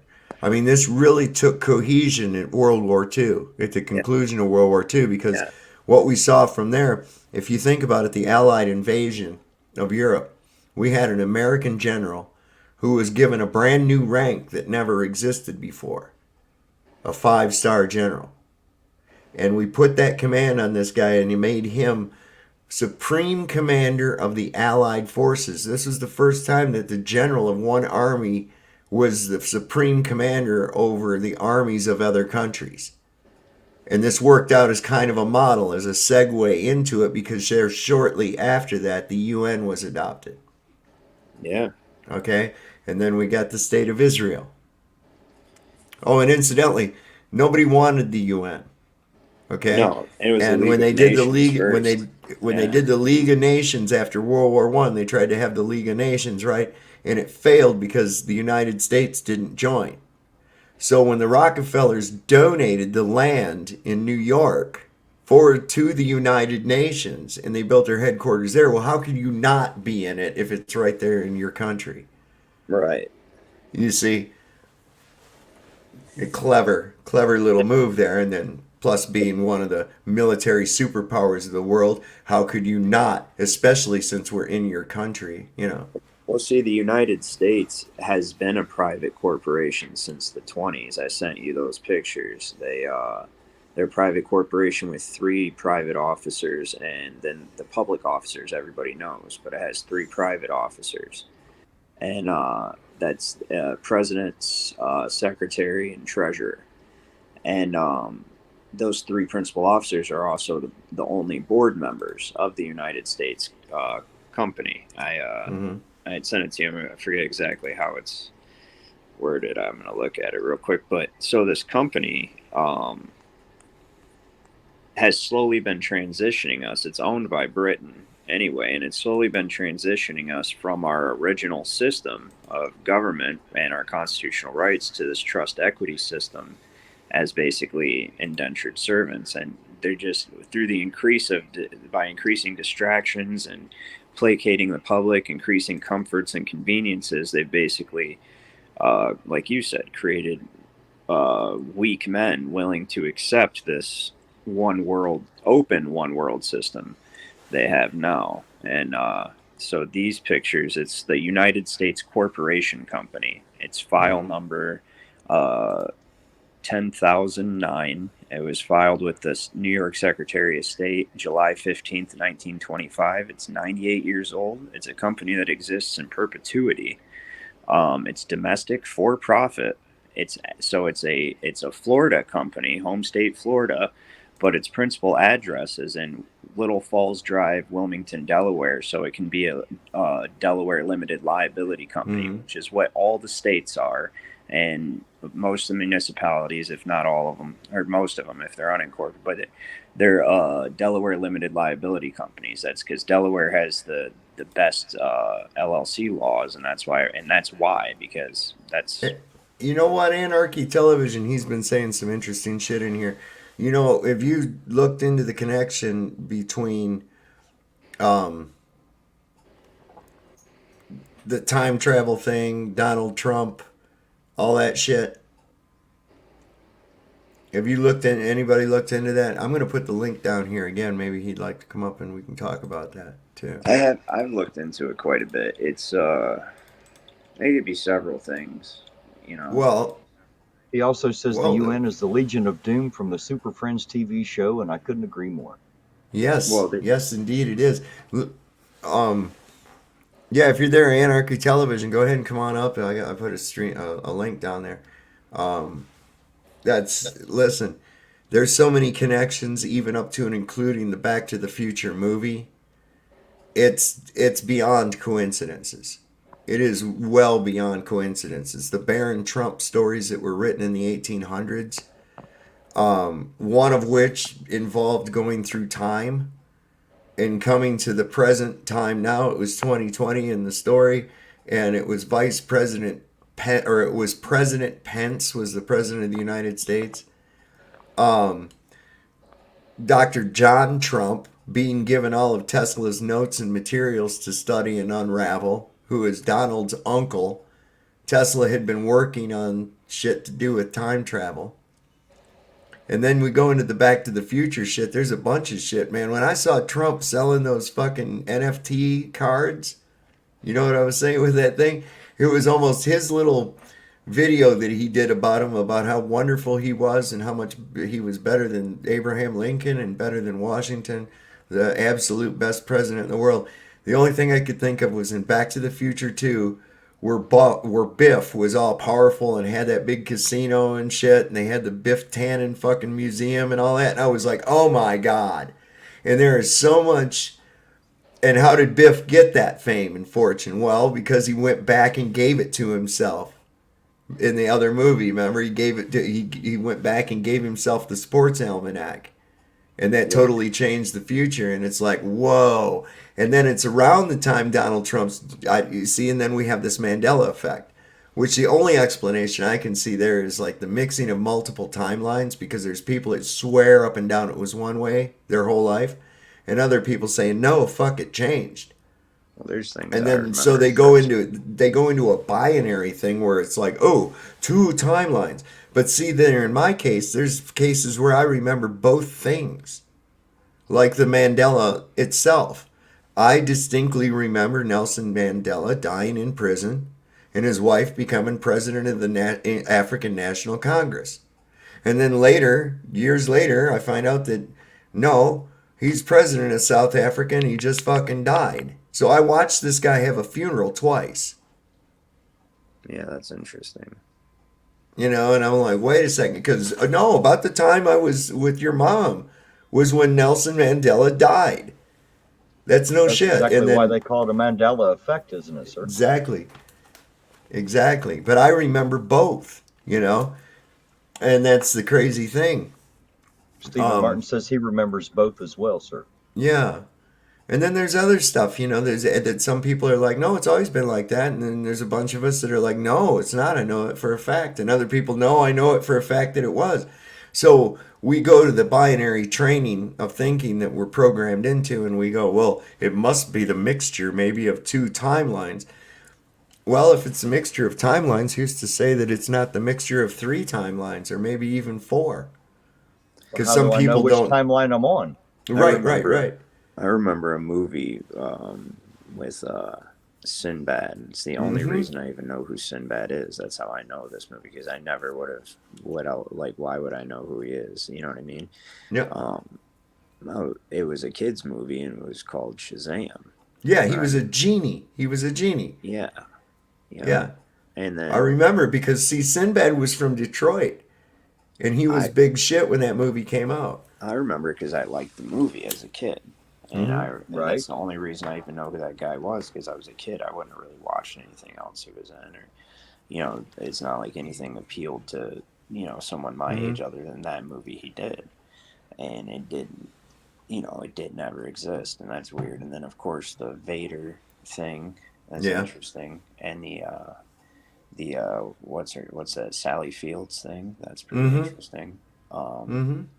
The Tinkerbell thing, like, what the fuck is that? But some of the changes that have apparently happened in scripture, and this is what is so fucking crazy, is because people with family Bibles that have been passed down from, through generations, and the kind I'm talking about, where it's, you put the names in it, there's records of marriages and births and shit kept in it. Right. I have one. So, they go back and they look, they hear about this, and they go, nah, it's always been lying with the lamb. That's fucking bullshit. They go and they look, and now it's a wolf. And it's, what? Or the passage about putting new wine into old skins. Now it's bottles. Bottles didn't exist then when the parable was made. And international version or something? Or? No. I mean, it's just like... changed in every version, even my own King James Bible. Yep. There was two different writings of the Lord's Prayer. It says bottles. Yes. No, in the King James version. Yes, it does, and it makes no sense because it makes no sense. Yeah, go ahead, Andre. There's also two places where the Lord's Prayer is written. And when I was a little kid, there were two different ways of saying it. One was, forgive us our debts as we forgive our debtors. The other was, forgive us of our trespasses as we forgive those who trespass against us. Right. Now they're both written the same way. Prove me wrong. No, I know it's those who trespass against us. But what's interesting is I read... but isn't that crazy? I mean, I could see, like... There's a point in time where I literally read the New Testament for various reasons, like, over and over again repetitiously until I understood what it was I was reading, because at the time I couldn't really decipher the way it was written too well. I was trying to really understand what it was talking about, the Bible. At that point my life was tough for me to read, so I kept rereading the same pages over, and I distinctly remember in the New Testament, and I'm talking about the Gospel specifically, or what I read over and over again, because in my opinion that's really what the most important that's really all, because everything else is Paul in the New Testament. But it's wineskins, man. It's wineskins. Yeah, I believe it. It used to be. Yeah, I know, it's crazy. Yeah, I know. That's what even think about it. It makes, even if there was a new version of the Bible that came out, right? And they decided that they changed it from that to the other, that means that the parable itself, the whole thing, makes absolutely zero sense, because the point is that it's basically another way of saying it's another way of saying you can't teach an old dog new tricks. Your old belief systems have been stressed. Right. You can't teach an old dog new tricks. So what happens is the older a person gets, the more set in their ways they become. And so, like, trying to put new wine or new information into old skins will burst them at the seams. And this is actually true because of the acidic quality of new wine versus the seasoned skin from the wine that was in it. Right. But unfortunately, you can add new wine to old bottles and seal them, and they will hold. So, unfortunately, like you say, it kind of takes away the teaching of that entire passage.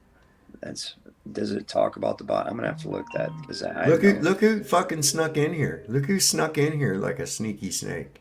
I know. Look who snuck in here. Joe Cool's in here. Everybody, quit talking about him. Here he is. No, I'm just kidding. Yeah, he has to get a strike too because he's late. He didn't make it on time. He's way fucking late. He gets a demerit. He's got to stay in the corner. Well, no, he's on CPT, man. Come on. Oh, okay. Sorry. He gets that. He gets that. Now, come on. We love Joe. That's why we give it. We ain't going to give him a strike. He's all right. He's probably doing something cool. Motherfucker's probably high as a motherfucker right now. Bet me. I bet you that motherfucker's eyes. I bet you he got that laugh going right now because I said that too. He's got to look down to see Cloud 9 from where he's sitting, don't he? Yeah, man. Don't you love that motherfucker's laugh? He is absolutely as cool as his name. I promise you, he is. He's a great guy. I've talked to him on many occasions. I really like Joe. You ever heard him, Ryan? You ever talked to Joe Cool before? Joe, come on up on the fucking panel, brother. This motherfucker, if you can make him laugh, I guarantee you his laugh will make you fucking laugh because it's just infectious as shit. He's a cool dude, man. He goes out, he's got an auditing channel. He goes out, he's in Chicago, man. And they don't fuck around there. Those motherfuckers are shooting people dead all the time. Those cops there are just the worst, some of the worst, like New York. And that motherfucker out on the front line doing shit, man, that's for real. And I'll tell you what, as far as an auditor's concerned, I've got the easy job. Some of these guys like Joe out there go up against that real shit that you really hear about. Hey, Terry, when next time you're auditing, or if a cop tries to ticket you or something, ask him why he's trying to make an attachment to your trust account. Because they literally call it attachments. Are you kidding me? It'd be like saying that to that dude that was up here earlier. What? The cop wouldn't understand those words in that order. Pop-Tart. Difference to him. Why are you trying to plunder my vessel? Pop-Tarts. Are you staying on the land? He'll probably say it's because I broke the law. I can pretty much tell you what he'll say. You broke the law. You committed an infraction. Here's pay this. Because when you pay this, it'll magically make it all go away, and all the dangerous stuff we had said that you might have done by breaking this law now goes away because you paid the judge a certain amount of money. And then I've seen it happen, Ryan. I think that's how it works. I can't pay this. You can't pay that. I can accept that. But Brondo has electrolytes. I like money. I like money. You like money? I can't believe you like money too. We should hang out. I accept that for value. Right? That's what I can do conditionally. I need your W-9 though regarding this case so I can file the proper 1099 series forms with the IRS. You know what I mean? Even in court, cops are considered incompetent. Well, everybody's considered incompetent except for the bar attorneys. A lot of times they seem pretty motherfucking incompetent outside of court too. That's how they end up getting in court. Your flag, sir? I just happened to look up and see the flag on your jacket was upside down, and I happen to know that means under distress. Yes. And I've noticed that a lot of people out there have heard them ask, why does that person at that house have their flag upside down? Well, it's because for some reason it became flying at half mast, but originally on a boat, in order to signal distress, you flew your flag upside down. Or a fort that was under siege. Right. A fortification that was under siege and surrounded would fly their flag upside down. We are under siege and have been at least since 1963. People just don't realize it. We have been since 1871, for real. Well, they really did a number in 63. That was it. This has become, we are finding out that our entire government has been nothing but a fucking huge CIA op. In fact, farce. Well, yeah, man, I would go as far as to say that I believe that North Korea is actually a fucking CIA psyop. I believe that our CIA actually is what runs North Korea. And it's probably not even close to what you think it is. It definitely is. That's what runs Korea for sure. But the Civil War really did us in. And then yeah, we are. It's just basically the United States is a membership corporation, and it's a trust company, and it's a for-profit corporation simultaneously, and it's a British-owned company, and that's just the bottom line. man. You're a United States citizen. You're an indentured servant to the Mhm. crown. They owe you, man. They own you. They own you, and that's the insidious shit. That's what gets me. And when you try to tell people, say, "Hey, man," and there's a way we can get away from this shit. How dare you? How dare you say things about the Do you crown? pay your taxes? Do you pay your Yeah, do taxes? you That's pay all I want to taxes? know. Do you pay your taxes? Lick the If you boot. don't, you shouldn't drive on roads and shit. Yep. Lick the. We had a proper tax system in this country, and besides, communities should come together and pay for their own roads, which they could do if they had money. Right. Well, if the government didn't rape us for every penny to give to everybody else across the land, we might be able to do something like that. That's We'd what- have the money to do it with. Yes, that's what I mean. We would be prosperous.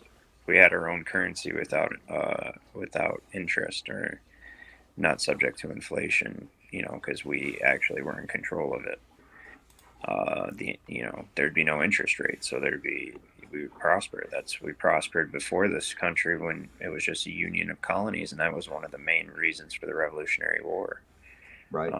There's Representative Charles Bender wrote a book called Unrobing the Ghosts of Wall Street. It's actually like an article, and in there he recounts the story of Benjamin Franklin being. They ran out of materials here in the colonies to print British currency, so the colonies began printing what was called colonial script, and it didn't have an interest rate on it because it wasn't from the Bank of England, and it was their own money, and the government printed it in exact proportion to what was necessary to keep the economy flowing smoothly, and they prospered within a year. And so much so that the Bank of England sent a representative over to talk to Benjamin Franklin. He talked to him, and he said, "How'd you guys get so prosperous?" And Benjamin Franklin said, "Oh, all we did was start using our own colonial script that doesn't have interest charged on it, that we're in control of, and without having to pay that interest and controlling inflation, we prospered." So they went back, and guess what England did?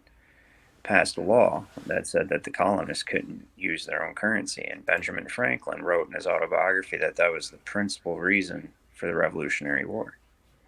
Just a little side. King George financed both sides of that shit. Right. That's why I think they call it the Great Experiment. They had it made it look like they rebelled, like they got away, and then they, hey, you guys are free and shit, but you're really not. If you think about it, that would fit right in with it because they their own currency and took it away. How come we seem to be best friends with the one nation we fought so bloody to get away from? Absolutely. Does that seem to make any sense? Did you see how everybody acted when the Queen died? What do we give a fuck about that? I know. I couldn't believe he said she had reached room temperature earlier. Yeah, she assumed room temperature. Like what we don't. British monarchy is. God canceled her. That's a whole nother conversation, but they've got their own situation. All I know is that she didn't seem very likable as a person. So I don't know. Hey, But Sovereign, anarchy needs a shotgun, sir. Blow some of that smoke this way. I've been blowing it right over top of the United States guys- over here. Chemtrails. I got that. You rolling? Thank you for doing the, that. Yeah. Well, what's your channel name? It's what do we- Brit Fiction. I'm going to Put the link down in the chat or in the private chat, and then I'll stick it out here in the regular chat, and then people can check out your shit. You don't have any videos up yet, though, right? Well, that's what I'm saying. I wanted to see how people responded to this in the first place to see if it's even worth my time, because this is quite in depth, and I've done a lot of research, and even just getting the research together to present is going to be a task that I'm willing to do if people are interested in learning how and why this works. I would have to say, judging by what I saw in comments, outside of there was a couple of dickheads and shit just trying to be penis heads, but I would say, judging by what I saw in the comments, I think that people kind of liked what they got from the show tonight. And of course, once you get more used to doing it, you'll be more free flowing with it too. Yeah, as well absolutely. too. It's just like, because you can see like a difference between myself and even Terry, from like his first video announcing that he was the Ironton auditor and shit. It was like that. It was like you look at that in comparison to how comfortable he is now. It's almost like, you know, when you Like see night and somebody day, that yeah. owns their own business doing a commercial and it's really bad. Come down to Carpet World because we have savings for you. You know, Well, I like think that. I think what I'm going to do is Not just saying you were that bad, Iron. organize my presentation. Like I said, I did this kind of last minute today, and I just kind of we're still in like unpacking, getting situated and stuff. So I just grabbed what I mean, look at that entire binder thing is so full it won't even close. Jesus. And then I've got all of this. Do you see the comment down here, Ryan? Thank you guys. I appreciate the compliments, man. I really I've kind of become, what did George Carlin said? He said, every pessimist is a disappointed idealist. I am an idealist, you know, and I want to have faith that people want to change for the better and make, you know, I just had kind of become kind of pessimistic, but I mean, you know, I don't just learn this stuff for myself. I learn it because I want to have a positive impact, you know, with other people and have them have a positive change. And that's kind of Isn't it interesting that the Bible says my people perish for lack of knowledge? well, there's that, and there's an interesting quote that James Madison, when he was asked what type of government is it that we have, you know, he said a constitutional republic if you can keep it, which to me always sounded like a challenge, you know. Yeah. I But dare you. if you can keep it. And George Washington, standing nearby, said, and in order to keep it, every man must know the law. Right. And when you think about it, law is the most fundamental thing you could possibly know. You need to know what the law is to operate in any capacity, you know, to even determine whether or not, like NASA lying about space, is that unlawful? You know what That's I mean? why What they is tell the you law that on that? ignorance of the law is no excuse. That's why they say that. Ignorance of the law is no excuse. It's your responsibility to Right. know the law. Right. And history is just the history of the law. That's all So- history is. Articuno, I guess it's you're burning the corporate fiction, all one word. No, just burn the corporate fiction. Burn the corporate fiction, and it's just one word. I'm gonna see if I can put it in here as a @ symbol. Is it start with a cap or is it all little? Yeah, I don't have any videos up yet. I'm trying to see if I can post it without having video. I don't know if I will be able to though. It's capital B and then capital T, capital C, and capital F. It's all one word, but just capitalized. All right, I got first you. letter. Yeah. Yep. I got it. I'm gonna change it right here now. And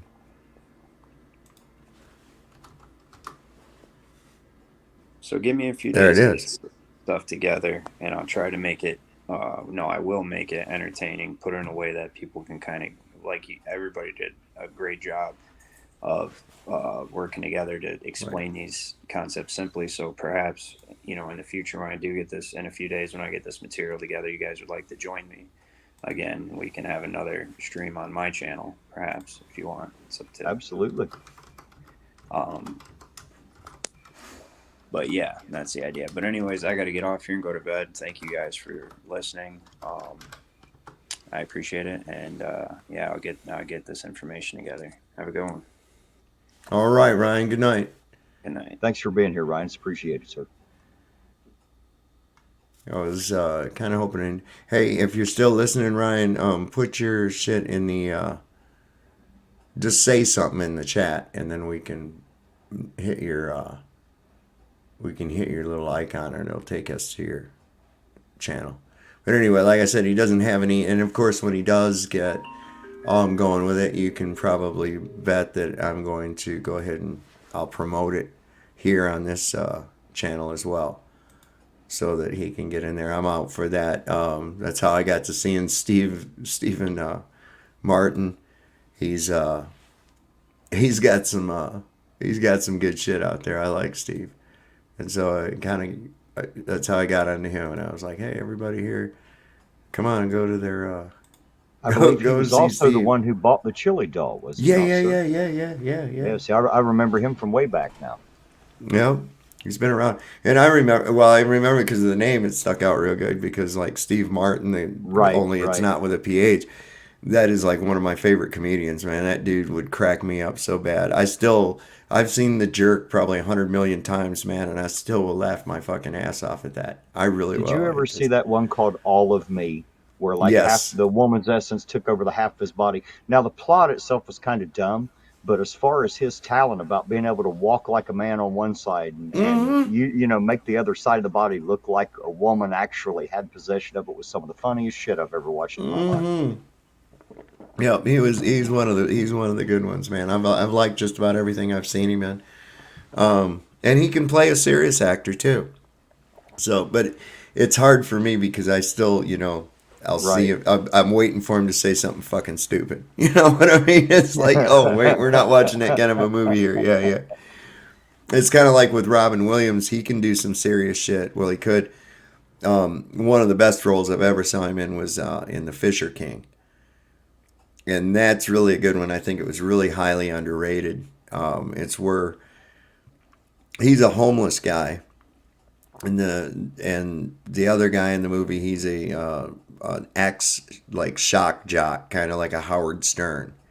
Right. And due to his actions and his interaction with somebody that calls in, the guy that calls in goes down and shoots up a fucking restaurant.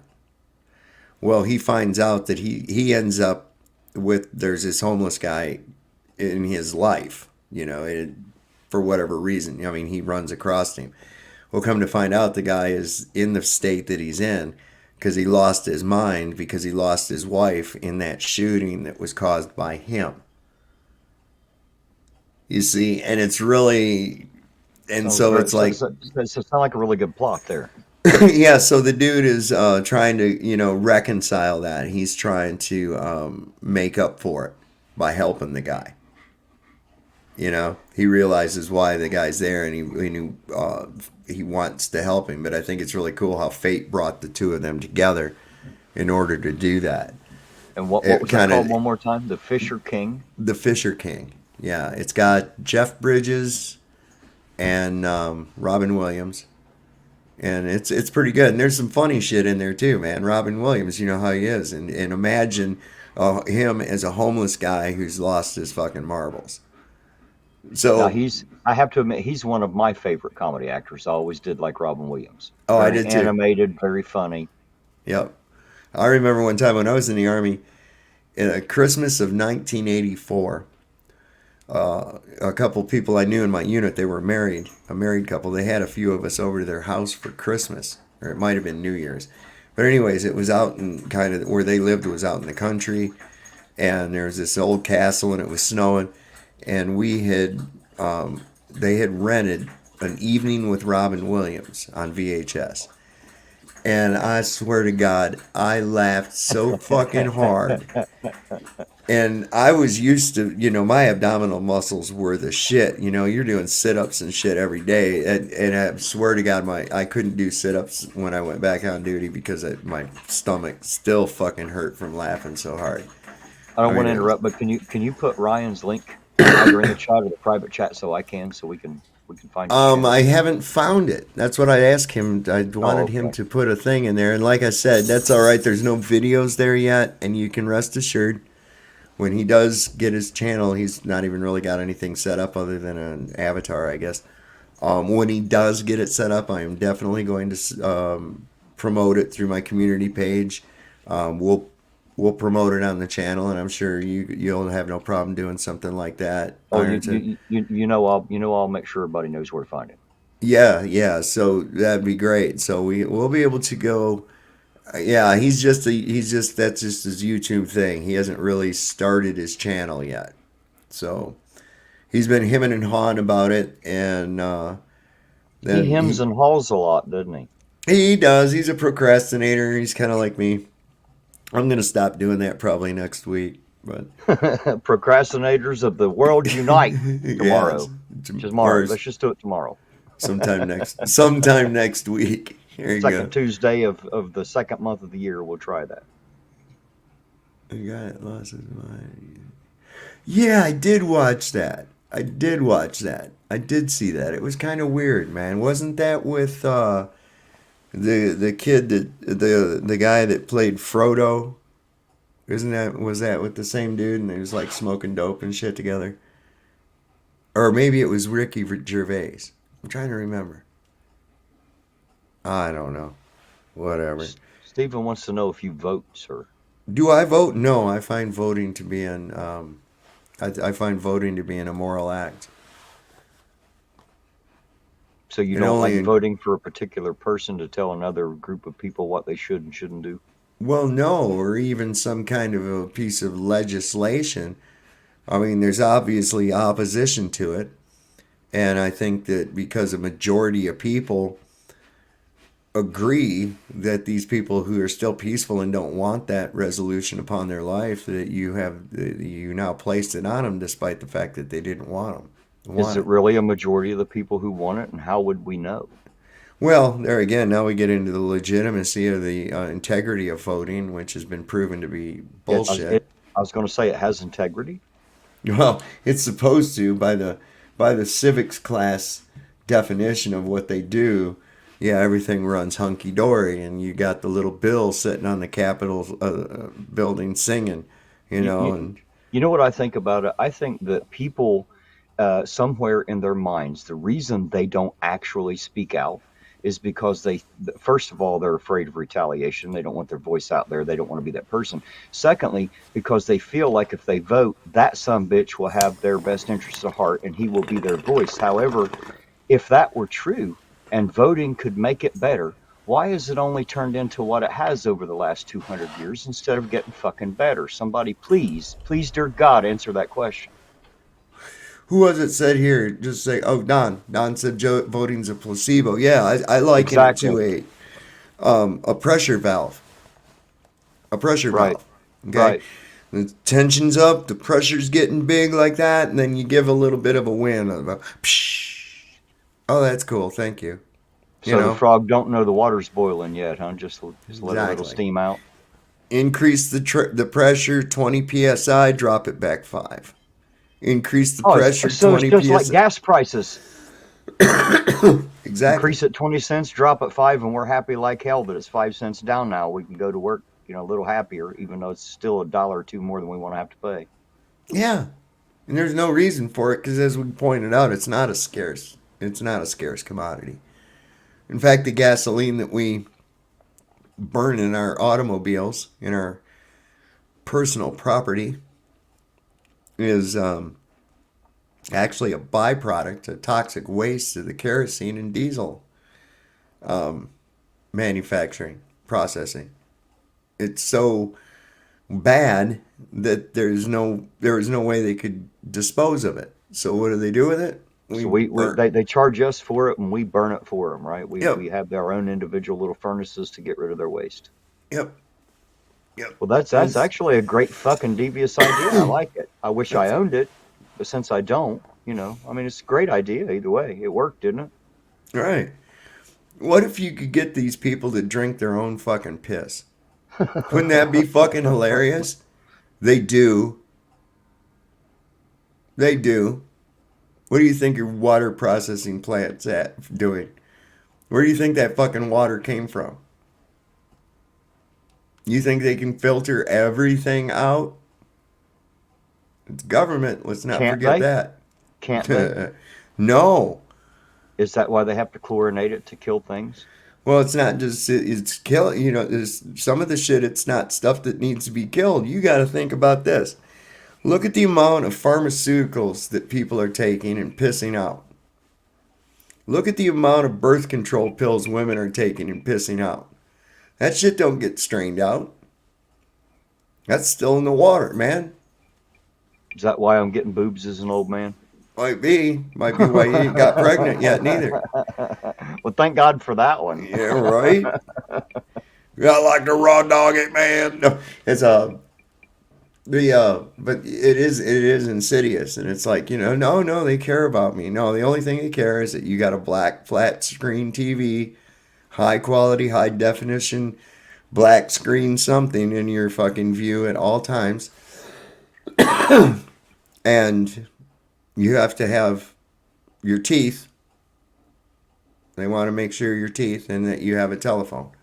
Outside of that, the fluoride, having a phone, and making sure that you have 4K quality television on a flat screen TV, that's the only thing they care. As long as you've got those items and you're drinking that fluoride, you can I live think in a it's goddamn refrigerator box and it don't matter to them. See? I think it's worth mentioning that the more fluoride we drink, the more lead we have to shove our fucking teeth full of because they're falling the fuck out of our heads. Just saying. The more Well, fluoride we drink, the more we have to go to the dentist and they give us a big lead filling. The one thing you're not supposed to drink water through, according to every apartment complex in America, they got to give you paperwork if they might have lead pipes so that you understand how deadly it is, but they'll pack your teeth full of it. mm-hmm. Right. There it goes. There's what he's got on it, and it's not even a mineral. What they call fluoride from fluorite. This that they put in there is fluorosilicic acid, which is actually a byproduct of the aluminum manufacturing industry. Again, another toxic waste that is too toxic to be able to get rid of. So they put it in your water. I mean, doesn't anybody think that's funny that you're the only fucking animal on earth that has to be buried in a hermetically sealed vault? Is it, you see them, dogs shit on the ground, cats shit on the ground, squirrels shit on the ground, birds shit on the ground. They Some spread cow, humans, they spread cow shit everywhere. They spread chicken shit everywhere, right? You getting the drift? But somebody finds a human turd somewhere, they got to call the fucking hazmat. Why? you can buy bags of manure from Right, Amazon. right. But if they find a human turd, it's all over. Scott Huber said he shits on the ground too, sir. You might as well. Hey, I'll tell you what, if you're ever out camping and you do that squat shit thing, I'll tell you what, that is one of the most cleansing shits you'll ever take. I mean, it's sort of like, Just don't pick up nettle weed to wipe your ass with. If you don't know what that is, look it up. You'll have some fun with that one. oh yeah, fluoride decreases IQ. It also causes docility. Don, makes you put up with a lot more. You know? Isn't it funny that when Hitler did it, it was considered a crime against humanity, and shortly after that, we started doing it to our own and telling us it was for our fucking teeth? I know. DDT is good for me. Everybody, if you get this jab, you're going to be protected, you know. And then it went from that to, well, if you get the jab, you won't die as bad as if you didn't. It's like, Well, holy fucking God. what do you think about the FDA? I mean, since they allow these drugs to be put onto the market, and then 2 years later you can sue the shit out of the company that made it because it's fucking you up. My question is the FDA actually doing anything? Well, yeah, they're making some people, some very unscrupulous people, very rich.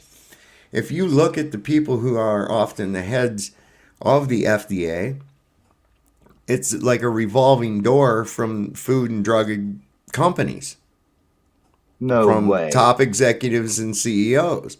You're not So, telling me these people are just scamming us for money, are you? oh, absolutely. Listen, everything the FDA has banned was first approved by the FDA. Right? Okay, so that ought to tell you how good of a safety regulation organization they actually are. What they are is their cronies that they used to work with will come in and say, hey, we're trying to push this shit here. And they go, yep, zip, zip, zip, go ahead and put it out there. Then when people start getting fucked up, they go, oh, unfortunately, we're going to have to ban this. Makes me wonder what the USDA might be like. They're exactly the same. And they're infiltrated completely by agents of the World Economic Forum, just like our municipal governments, just like our city, our state governments, just like our national governments. This thing is permeated into it. They've got these little like Castro up there in Canada. These people are a bunch of WEF puppets. You will eat the bug. You will own nothing. You're in it, baby. This is what they're doing. This is how it's Hey, going to sir, roll. there's Thumper, 88. He's late too. He gets a strike and a demerit. Oh, that's it. How you doing, Damn. Thumper? It's good to see you. Who allows wax to be put in our food? Yes. Yes. And you know the FDA allows, what is the shit of that stuff? What is it called? It's fucking paint thinner and it's in kids cereal, you know, like sweetened cereal. It's that non-nutritive Try cereal varnish from the TCP. vacation movie, isn't it? TCP. TCP, trisodium phosphate. And it's in kids' food. You remember Irish Demon? We were joking with him about the fucking Lucky Charms. He said they won't allow it in Ireland. They would never allow that in his country because it's so fucking bad for you. Well, it's bad if you're Irish, apparently, but if you're American, you're supposed to have a cast iron gut. You can eat any fucking thing. Just ask the USDA, the FDA, and anybody else that ever said so. Hey, I'll tell you what, judging by what I see these days, there's so many fat people, it's looking like they do eat everything. Well, you know, if you sugarcoat shit when you tell them, they'll eat that too. I promise you they will. Yep. I mean, I'm flabbergasted by it, man. The level of obese people that I see on an everyday basis. That's not their fault, sir. No one told them to quit eating. Well, I figured it out, man. I used to wonder that because you know where I see, and it's unfortunate. I mean, I'm always looking at, I see patterns all the time, right? And when I was like a little kid, I can remember I'd be out at the store with my mom or something like that, and once in a great while, you would see someone who was obese. Right. And it was wasn't such an commonplace. No, and it was an oddity. And it was kind of humorous in a way. I mean, as a kid. With glasses. Yeah, so I would be like, you know, and I can remember my mother going, David, don't stare. You know, and I wasn't meaning to stare. I just like, whoa, what the fuck's going on there? And nowadays it's so commonplace that they have, you know, these mobility scooters and there's people waiting for some at the store. And you go any place and you see that there's young people that are fat, lots of fat young people. And I see there's an economic aspect to it too. You would figure it be that the fatter people would be of a higher income nature, but it's not. It usually goes downscale to the poorer people. Well, how can that be? If they're in an economic state that would prevent them from buying as much food as the people who have more money, how are they getting fat? And there's not as much of this amongst the higher class of economics. The crappier food they can afford. That's right. And it has absolutely no nutritional value to it. So what happens? They eat the food. The apostat kicks in and says, okay, I'm no longer hungry. We've got this load of food in here, right? And then a little while later, on a cellular level, the body goes, hey, man, we didn't get what we needed in that last load. You need to send what we need down. So it kicks the apostat on and you get hungry. And they say, oh, shit, I'm hungry again.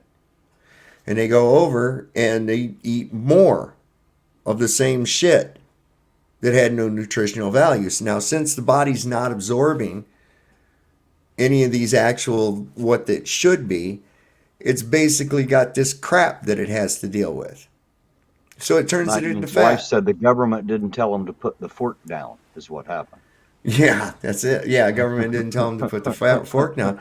They also, under the nose of being, you know, modern science, trust science, always so, look at us, we're scientists, that, you know, don't question those ingredients on your food that you can't fucking pronounce. What about that food pyramid that's an absolute ridiculous amount of eat this, eat that, eat this many servings? If you did that, we would all be as big as a car. Well, even take it all the way back, because we know, yes, it is very prophetic movie. Look at Steven's comment there about Saturday Night Live, sir. He said they should do a skit about waiting in line for mobility scooters. I agree. I think that would oh be my God, good. That would be. Listen, did you hear what I said to Chad the other night? No, you weren't on that. Oh my God, it was funny as shit. He was talking about tater thought, and I had a nice buzz on it. I said, "Oh, that'd be the first motherfucker to have an accidental discharge with a finger gun and shoot himself." He said, "Oh my God, no! Who thinks we should do a video of Tater Thought having an accidental discharge with his finger gun?" I was just laughing. I laughing for about 5 minutes thinking about that shit because I know how he could make that so funny. Right. I thought that would be the fucking greatest thing in the world. But yeah. But it's funny as shit, you know, that there is like that. I mean, it's not funny, it's tragic, but There really are. There's a heavy, and in kids, oh my God. I can't believe how many of the children that I see that resemble Bobby Hill from King of the Hill to me. Well, not only that, let me ask you this. When you were a kid in school, was it not odd to have like maybe one or two kids in each grade with glasses? Because people made fun of them, called them four eyes and whatnot. Now you're the strange kid if you don't wear contacts or have glasses.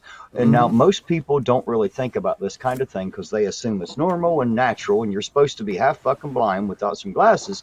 And the thing I guess because the insurance pays for it, and they don't like really have to come up with a lot out of pocket sometimes, I guess they dismiss it. But the question that no one seems to be asking, that I would like to have the answer to: what the fuck happened to our children's fucking eyes? Somebody tell me. Well, I think there's a lot to it. I think there's several factors involved. I think one of which is the increase in the use of formula over breastfeeding. I believe that there's a lot of things that are, Or I the mean, let's decrease face in it, the God ability made, of mothers to actually breastfeed, because I've noticed that a lot. A lot of women just can't do it anymore. It has yeah. nothing to do with want to. So what has happened? See, and there's nothing you have to understand, man. God don't make garbage. Okay? God don't make garbage. There's nothing wrong with your fucking genes. There's nothing wrong with anybody's fucking genes.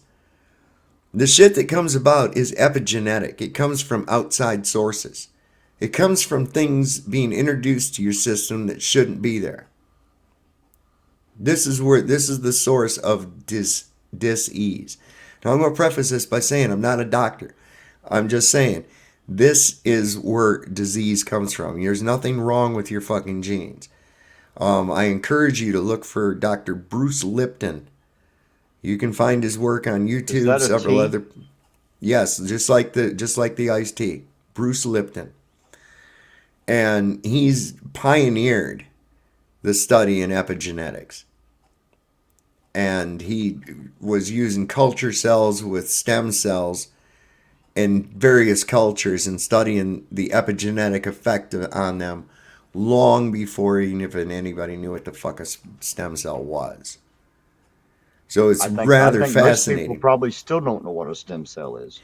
And it basically shows this exactly what terrain theory shows, that when the cell is in a toxic environment, it becomes diseased, it stops reproducing, it becomes stagnant, it becomes sick. But when it be put into a thriving type of an environment, a nutritious environment, then it fucking thrives. You see? And So you're saying that maybe the Bible is correct when it says it's not what goes in the man, what is, I don't know.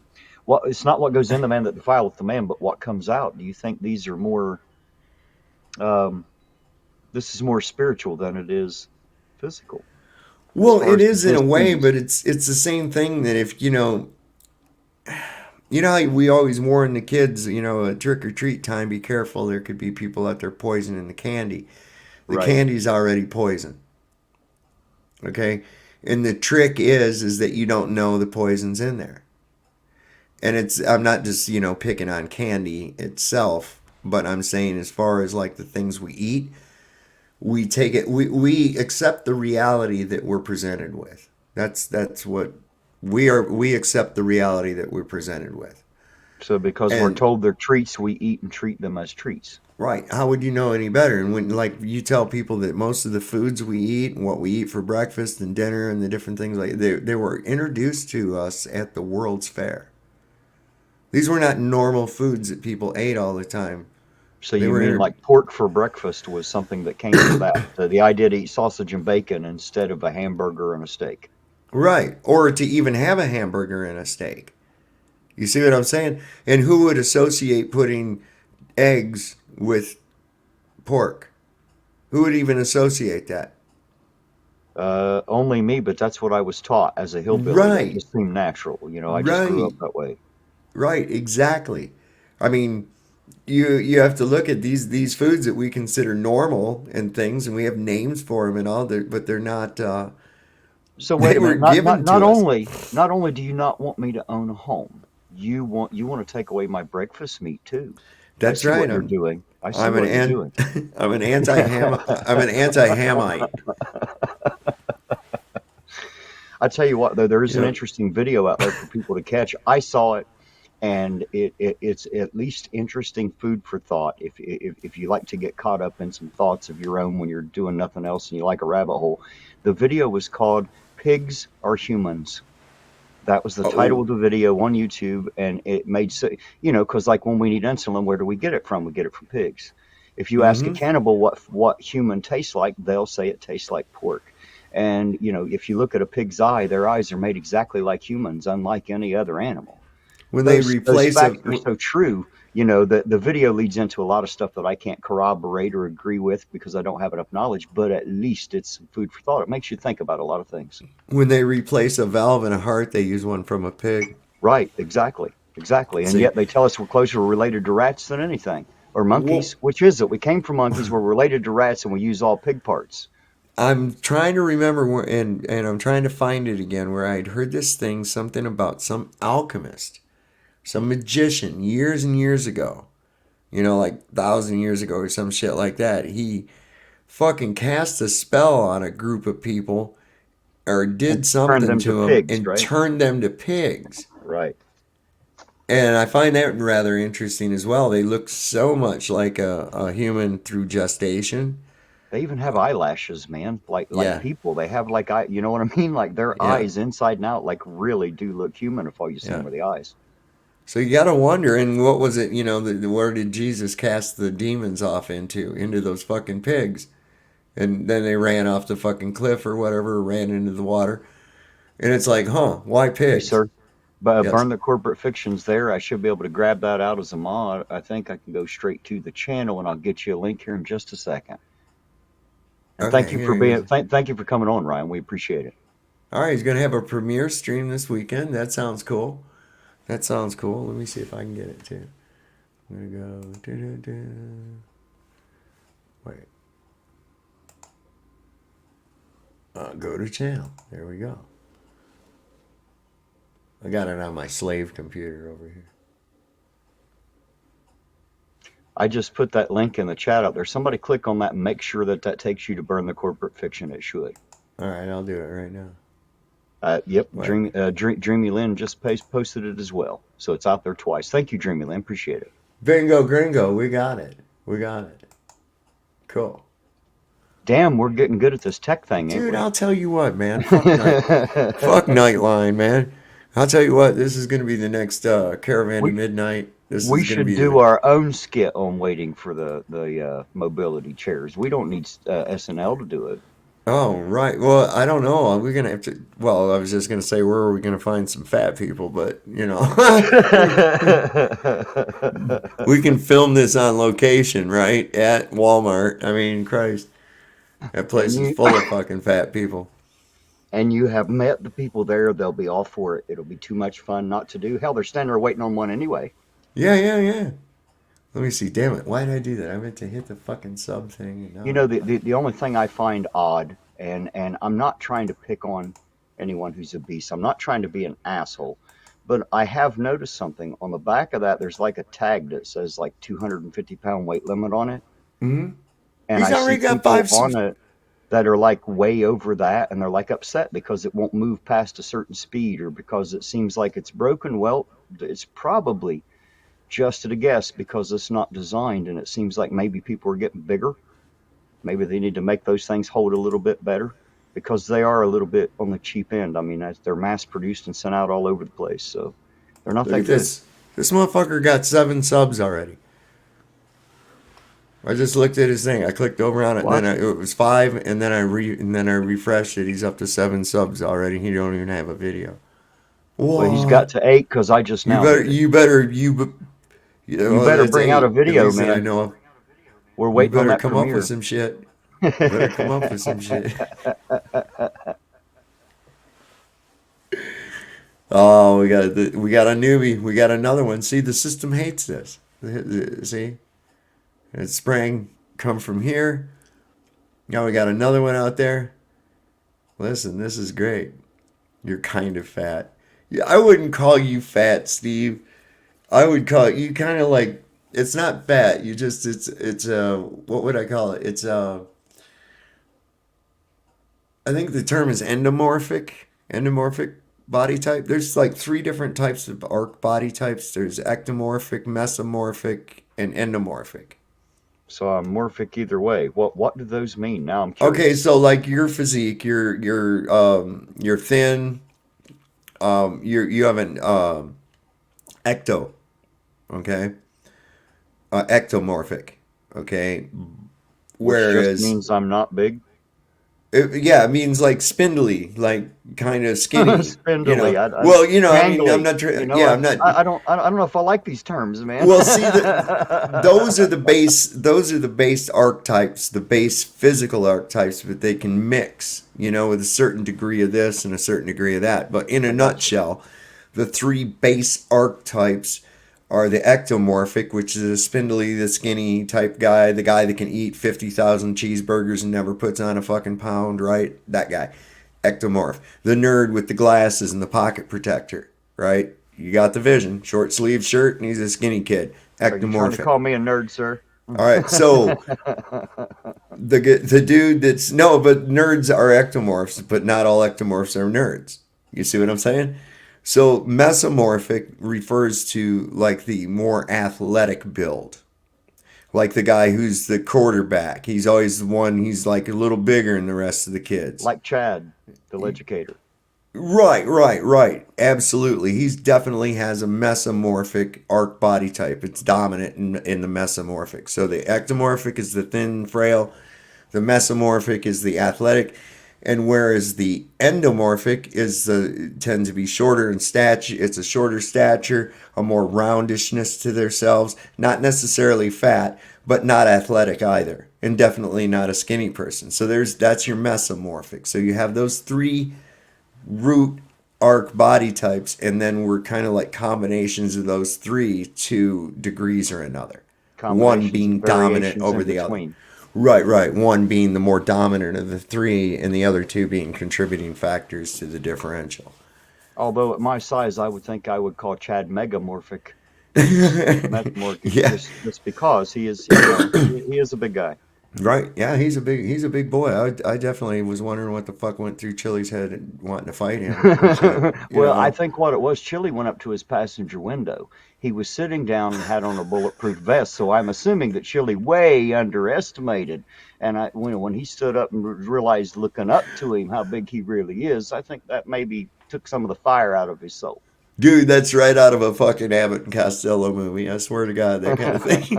And dude goes up there mouthing off, and the motherfucker stands up, and he's like 8 feet tall. And he's Of like, course, oh. not to mention the idea that anybody he had ever challenged to a cage match, a sanctioned cage match, knowing that the average person could never even think about how to make that happen, let alone have the ability. He didn't realize he'd just challenged an already seasoned and trained fighter who came from that fighting and had connections. So he went back to his trainer and said, hey, this guy wants to fight. So do I. Can you make it happen? They made it happen. That scared the hell out of Chili. He thought that would never happen. Guess what, Chili? Surprise. Well, the thing is, that was, and I looked at it, and when they finally took up on the challenge, I was like, oh shit, they're going to do this. I saw it no different than like what I run into. Oh yeah, well, if you could take a trip to Antarctica, well, can you take a fucking trip to Antarctica? Well, no. Why? Because it costs like 40,000, or whatever. Is that a realistic thing? Well, To be I doing? think for some reason most of them think that you say that it doesn't exist. I don't think they understand No. what you're saying. The fact that and even if it doesn't matter if it is a ball or if it is flat. Either way, when you leave south and travel south, you're going to come upon Antarctica, Right, regardless of yeah. what side It of the map you're exists. on. And you would be taken to a sheet of ice where you would be told this is where you're at. And if you had no other way of knowing, technically, I guess, they could take you anywhere on that sheet of ice and tell you that's where you're at. And how would you know? You would have to assume that because the majority of the people in the group you're with, we all paid this money to come here. They told us we're here. We're on a guided tour. Here it is. I assume you would have to believe that that's where you are based on those facts, not necessarily any absolute proof of your particular GPS location to be exact, as said, if that makes sense. Yeah, it does. I'll show you where they take you. Hang on, what's happening? Oh, I got added. All right, let me show you where they take you. Okay, this is South America. See this little peninsula that comes out down here? That's where you get to go. That's where you get to go. You don't get to go into the interior. You don't get to go into the interior of Antarctica. They take you in here, and look, that's quite a long ways. I think I have a better picture of it. Just a minute. Even on the continental ocean, you never get to go to the interior of Antarctica. No, you're not going there. No Antarctica for you, man. That's all. Even if it's the continent, it doesn't really matter either way. The point is that you can't just go when you want under your own power. You have to be on a guided tour, and you have to pay a lot of money. And if you do that, they will take you to a place south on a sheet of ice that they will claim as this particular point. There you go.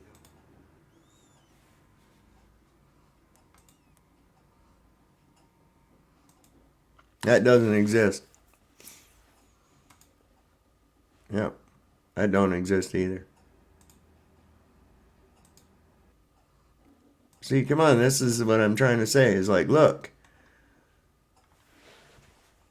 How many miles do you estimate that this picture probably takes up? Because I think people lose the idea of scale when they can't see something there, what they would normally associate with size and distance, if that makes sense.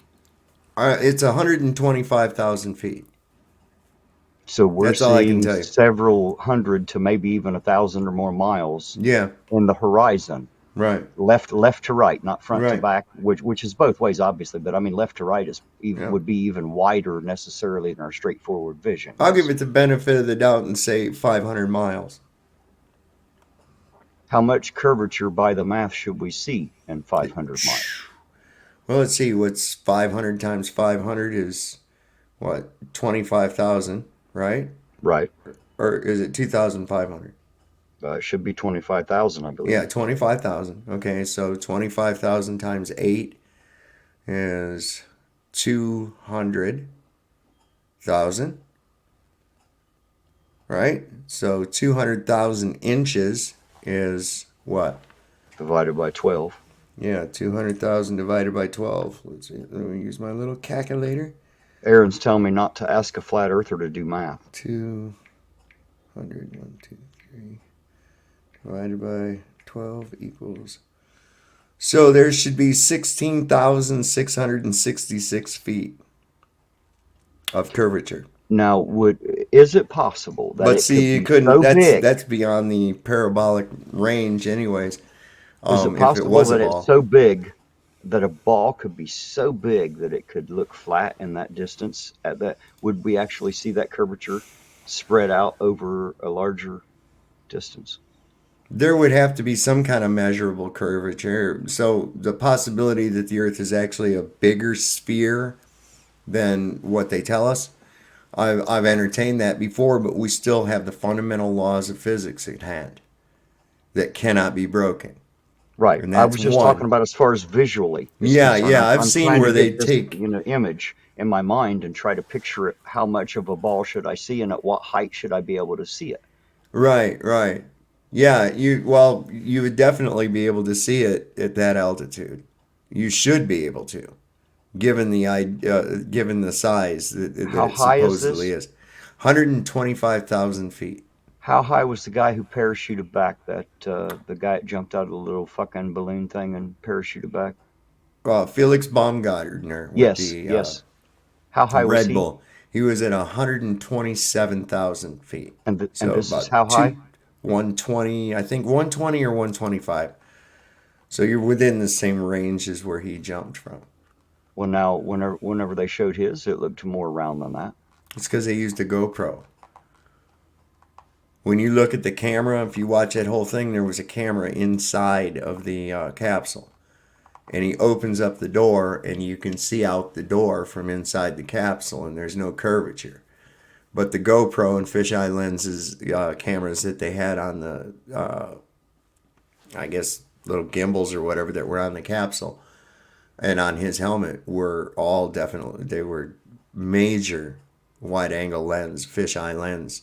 And if you watch carefully as he goes down, and in a lot of footage like that, you'll see that there's the Earth is curved, and then as they go, the Earth then it turns into a fucking bowl, and then it turns back into flat, and then back to curve.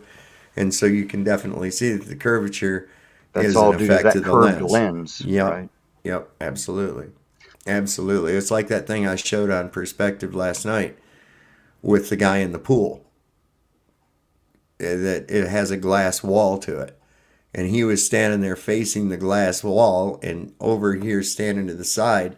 From your perspective, it looked like the bottom half of his body was turned toward you, and a few feet in front of where his head and body was turned Right, perpendicular to it. So it's like right.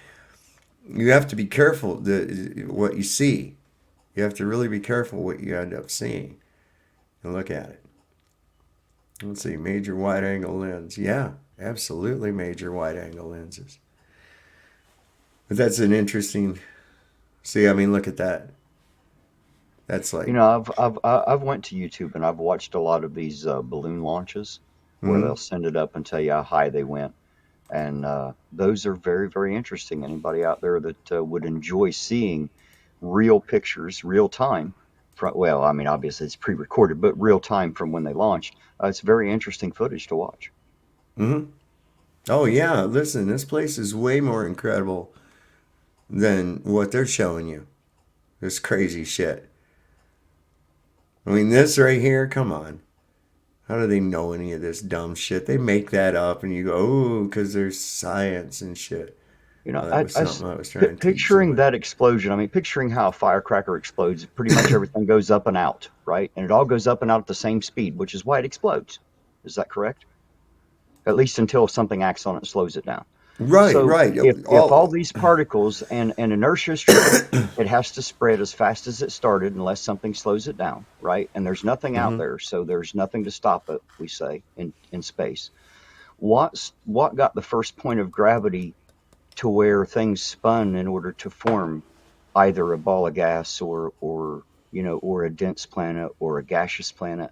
What got each individual point of gravity? How did that start? I guess is what I'm saying. How did any particles behind catch up enough, and how would that necessarily initiate a spin? Gravity, parallax. Gravity, Well, I mean, isn't gravity due to parallax, mass? If parallax, gravity's due to math. mass, if gravity's due to mass, then there has to be some point of mass to create the gravity, is what I'm saying. Where was that first point of gravity in each individual body? Parallax. Thanks.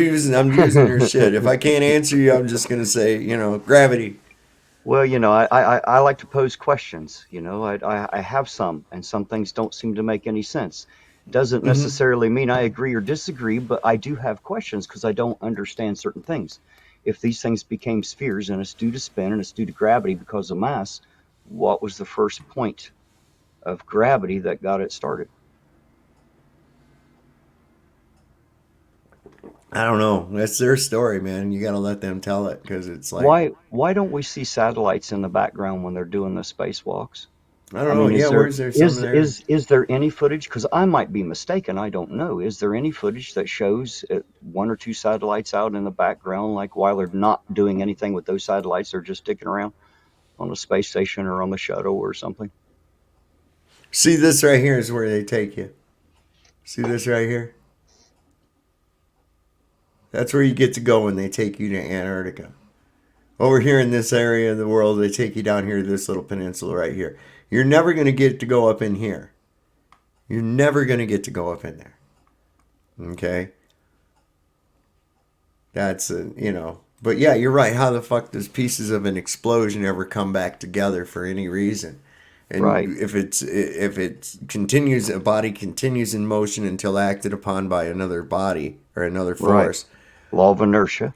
Right. And so if they want to claim the mass attracts mass, well, this shit was constantly going way far away from each other. When would it ever come together? And how would the gases know to separate into balls and catch fire in a vacuum? And Well, the other I ones, assume that was due to pressure, but where was the point of gravity that enacted on the very first part of the gas to start a spin and attracting the rest of it together to form the pressure to ignite the star?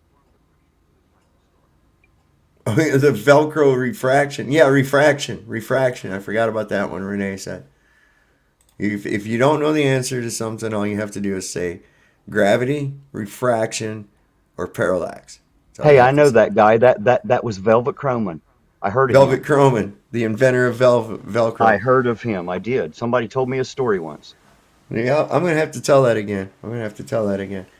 Put a 1 in the chat if you've never heard the story of Velvet Croman. We'll find out. Plasma propulsion. Hey, there's a good idea. I guess that's what you call it when you. Sounds like a bad case of diarrhea, doesn't I it? was gonna say that same thing. I was gonna say it sounds like a wet fart. Ooh, I just had some fucking plasma propulsion going on over here, man. Great minds think alike. Shit, You I must gotta have go ate Taco wipe. Bell too, huh? Oh, I don't eat that shit. That's got human flesh in it, man. That's got human meat in it. I don't want Hey, none of what's that your Taco fart? How you Bell. doing tonight, dear? It's good to see you. Look at her. Getting the She's big having names in fun. the chat tonight. We are. We're having a good time. I have a great time on this fucking show. I really do. Somebody says, "Oh, Solve's grifting people," and it's like, motherfucker, I don't make nothing on this shit. I ain't making a fucking penny off this. I ain't Well, had one super wouldn't a chat come through, and grifter I ain't. Yeah, I ain't wouldn't had one wouldn't super chat come through, and I ain't even fucking asked for one. that's what I was gonna Meanwhile, say. Wouldn't a grifter have to ask for it? yeah, I mean, and meanwhile, the car payment has increased because of interest rates and having to replace it, but that's something we're dealing with, and nobody's, it's like, fuck, I'm never telling you people about my shit and that I need money or some kind of thing like that. I deal with it. Fuck, I just bring this up. You know why I like to talk about this shit? Because it's truth. And you know what truth does? It really burns the taint of the people that are highly indoctrinated. And that's the way to get their attention. That's the way you get somebody's attention. It's like, look, man, I want this crazy world to end. Look, man, I've watched it go from bad to worse my entire fucking life. I just turned 57 years old, man. I've been smoking weed for 45 years. And I just see this fucking world getting worse and worse and worse and worse, and nothing gets better. No remedy that's applied, like voting or putting some certain individual in some position in what we call government. That's never changed anything. It's just gotten worse and worse and worse. Oh, I was probably just fucking with you, Witch. Oh yeah, no, this was before. I've had people say it in the past, Witch. Nobody's in here saying it now. And because she's late, she gets a demerit. She got to stand in the That's corner. right, demerits. You got a strike, which you should have been here on time. Tisk, tisk. Shame. For Shame. For shame. Shame. Terrible. Shame. I'm glad you're here, Witch. She's a witch burner. She's a witch.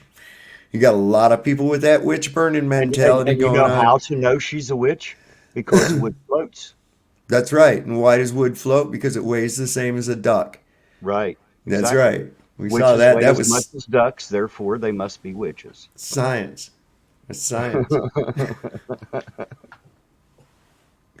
72 years. Try to do it. Say, yeah, look, no, I hope I don't have to go that long, man. I really don't. From what I see going on, phew. But my point being is that it's like something else has got to give. Okay, we got to be doing something different. We can't just go out there and start voting harder. You know? Right. Right. That's never going to do it. There's no white hats. It's rigged, you don't stand a chance regardless of which way you cast your vote. Can't you see that happening? Right, right. And look, man, it's like, there are not any white hats in government that are going to come and save you from fucking government. Okay? But if they do, it's only pretend so they can steal something else from you and make you pay for it. She turned me into a newt. I got better. I got better.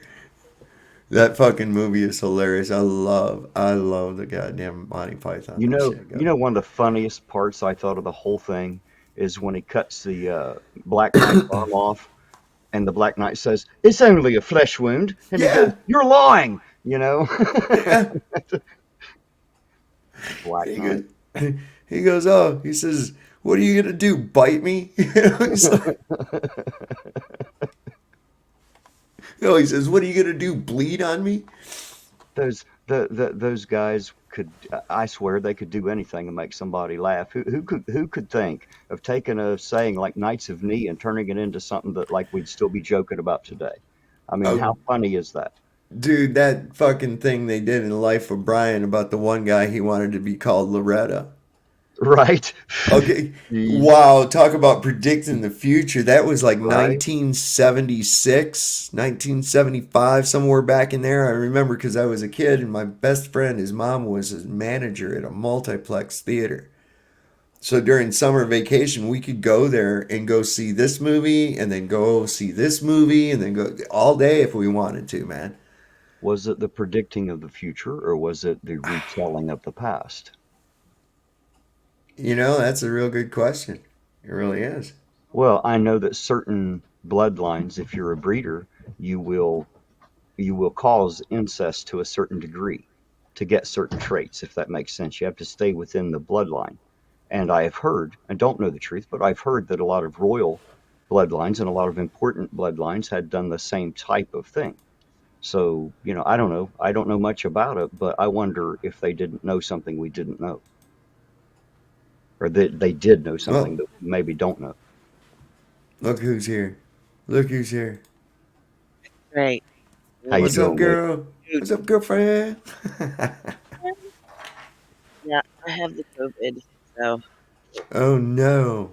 yes, the non-existent COVID. I have. Yeah. I Hey, have gotten. everybody out there, make sure you send some well wishes to Witch. If you pray, Oh, please do that. She needs it. thank you. Yeah, I woke up this morning feeling even worse than I did. They're hitting us with something, man. I'm serious. They're hitting us with something because even the way people are getting this isn't making any sense. Um, it's like there is a disease. There is a disease. But there's something introduced into our systems that is making this detoxification happen um much more often within that same season because usually it's like a one-time thing. So this is telling me that we're getting bombarded constantly with this whatever toxin this is that we're trying to reject out of our body, and it's a heavy duty one.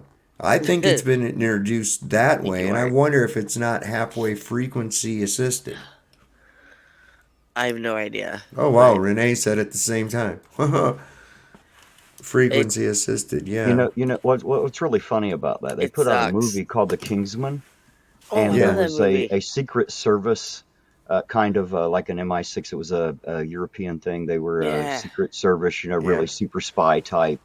And there was a point in that where the evil guy, Samuel Jackson plays the part, the evil guy wants to take over the world and save only certain people. right. And he would do that by causing them to destroy themselves. And it was done through a free SIM card to put in Yeah, your cell phone, in which he goes to the White House. And when he's talking to the president, you would think, if you didn't know, it looks like the back of Obama's head. yep.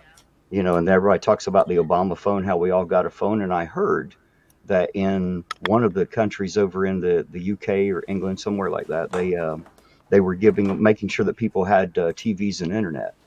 While they're making sure we have our phones here tapped in. So I was just wondering why all the governments are giving away all the electronics.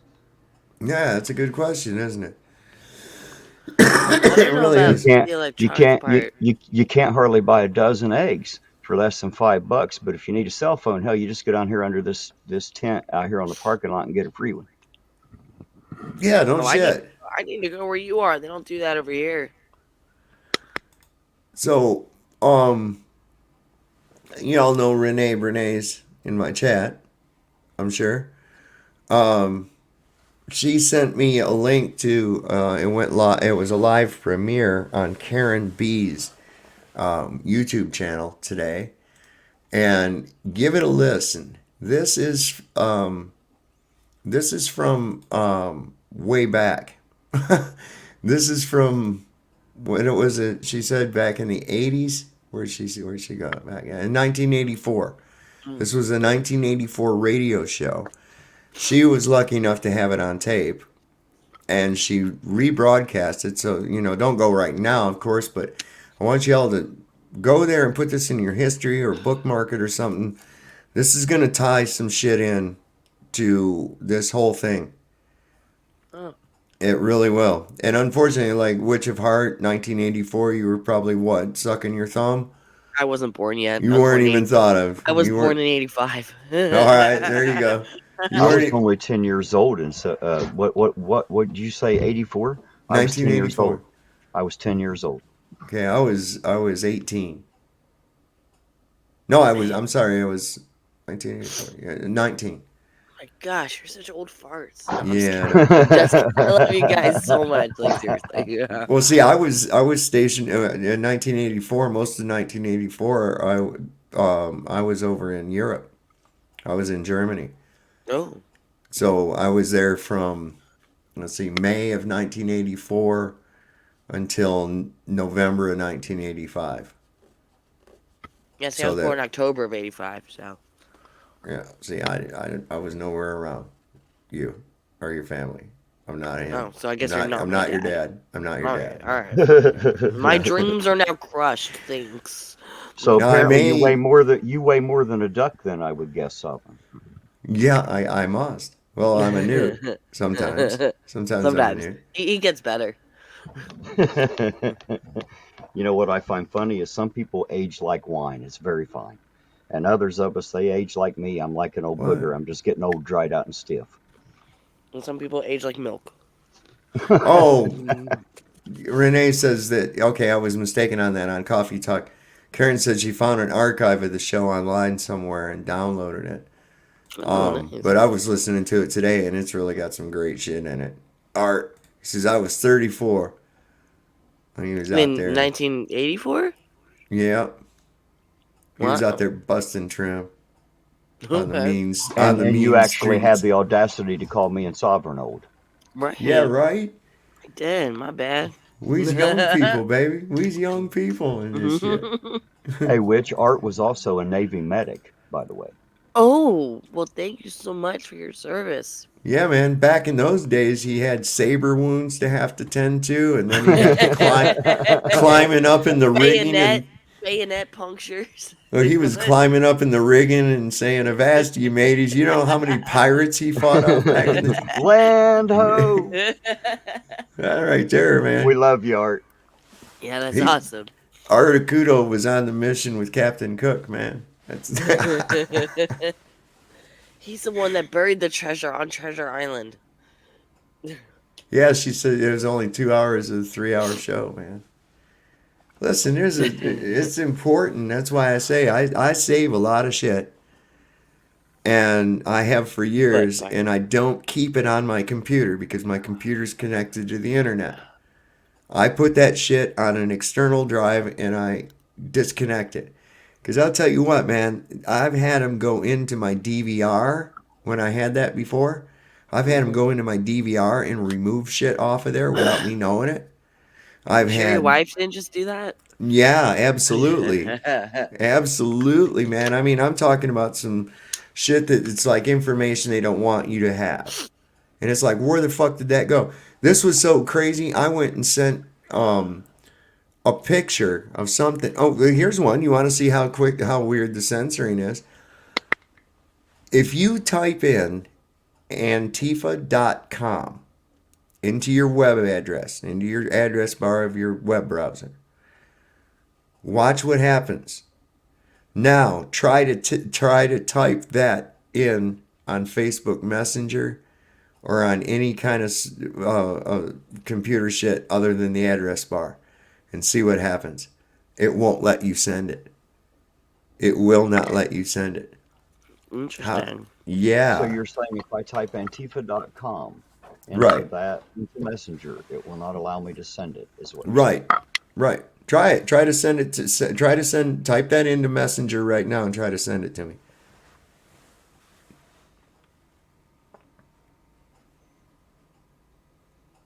I'm having a midnight snack. And by midnight, I mean like 1 a.m. Yeah, I hear you. It's 111. It's 111. That's a great number. Yeah. Oh, because I thought I have a mute button. If I'm like being too loud, let me know. And I'll like. Oh voice yeah, mute. no worries, no worries. So yeah, Well, no, actually, it let me send it, but then it popped right back up under and said in red, cannot send or couldn't send. I'm sorry, Right. it says couldn't send. Now go to your browser, go to your web browser and type it in Well, and see where I it know where that takes me. I've done that. I see where that takes me. takes you to the White I House. didn't. Right, takes you to the whitehouse.gov. I don't know why that Yep. is, but No that is an shit. amazing idea. Yep. Now, why can't I send it a messenger though? Well, I don't That's know. Isn't odd. that crazy? That is a little odd. So it's like what level of control? So like I said, there's a lot of shit offline. And then I can access it if I need it and then disconnect again because look, I've had them remove shit. I sent something to the wife and then I guess it was deemed not cool later and went back and looked and it was gone off of her messenger. It was gone. Hey, It went Optimus, I through. hope you're kind of joking about that, by the way. You're not just busting my balls. What's that? Optimus is busting my balls. I'm Optimus, way which too is sick to deal with your bullshit, man. Just saying. It's bad enough that I'll you're a tell cowboy fan. I'll tell you the best way to do it. Which, if you learn mind over matter, you learn not to mind it. To you, it won't fucking matter. Mm-hmm. You can just That ignore is them. very true. Oh, Right now, like I said, I'm just too sick to deal with it. I field morons daily when I come on here. I do. I've got some really good people that come up. They show they're here all the time, and I love it. But then I've got a few that they come in and they just say some of the dumbest fucking shit that I've ever heard in my life. You I'll know, say that I one's mean, pretty up there. You remember when the guy said, "You've seen Idiocracy, right?" I have, yes. Okay, you remember when the dude says, "You mean like water from the toilet? You mean like from the toilet? I've never seen a tree grow out of a toilet before." That type of shit. And it's like, oh, wow, you just really missed that whole thing. Well, they didn't drink water, sir. They drank Brondo, remember, because that has electrolytes. It has electrolytes. It's what plants crave. Yep. Mine got took down almost immediately, Steven, because I went in deeper to it. Okay, I went into some of the shit where how this works out to be generational and how the nickname that they use for a certain chief of Be staff. careful you don't get this one taken down too. Yeah, I know. I'm saying one of the brothers, the brothers with the weird artwork.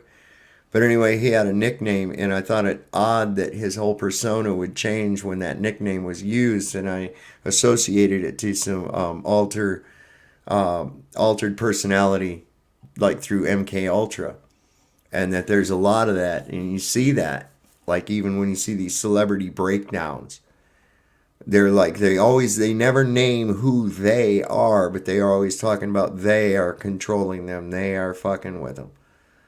And you see that it's primarily with these Disney kids. When they grow up, they flip shit. And like Britney Spears, Amanda Bynes, who was the kid from the Transformer? He flipped his ass and was Shia out there. LaBeouf. Yeah. That dude Remember? got crazy. Yeah, they all do, man, because they're fucking MK Ultra slaves, man. Well, Justin Timberlake was one of them. He turned out okay. Yeah, but he became one of the programmers. Oh, that's why. See, you've got a certain makes sense. success fail rate within this whole program. The human mind's a very delicate thing. And a lot of times these people are picked for specific qualities that they have that allow them to be able to be successful. There's years and years of research has gone into this, and it's diabolical. It's trauma-based mind control. It's the splintering of the personality into alter egos that can be summoned out with a cue, like be it a phrase or something like that, or a visual. What's that, Aaron? Or what's that, Ironton? We've got some people out here. They're just trying to be fucking mean and rude to Witch. Whatever. I mean, if you got free speech, that's fine, but you don't have free speech just to come on and just fucking say shit. That's, you're just trying to hurt Bumblebee's feelings got my and stir number. Do shit. you mean like my phone number or like the number that, people say they have when they get me? Because I'll bet you don't have either. Nah. You may think I you think they do. deserve some corner time, sir. Well, You I probably do have too. my phone number more than you have the number that you think actually, like, quote unquote, gets me. Yeah, triggers. Yep. Listen, maybe next time when we have Ryan on, we'll talk about the kid in fucking Ridgecrest, California. That was crazy shit there, man. I think we even figured out his goddamn his like trigger word. It was really something. And of course, in Ridgecrest, California, is only there because of China Lake Naval Air Weapons Station, which is one of the big sites, most of it underground, that they brought a lot of Operation Paperclip Nazi scientists to, one of which allegedly being Dr. Mengele, who went by the name Dr. Green. And they continued his work on human experimentation with mind control and trauma-based mind control. Oh, Peter, we don't talk about Justin Bieber. Justin Bieber. Justin Bieber. We don't talk about Justin Bieber. Why? You're not a Bieber. I am no. I can't Definitely stand him. not. I think he's like such a soy boy prototype. I never got no. You know what I was mean? Definitely out of my age group. I think if I was, Does he not give you the? Does he not put off the metrosexual thing? oh my To god, you? yes, Yeah. like definitely. Oh, it's fine, Terry. Thank you.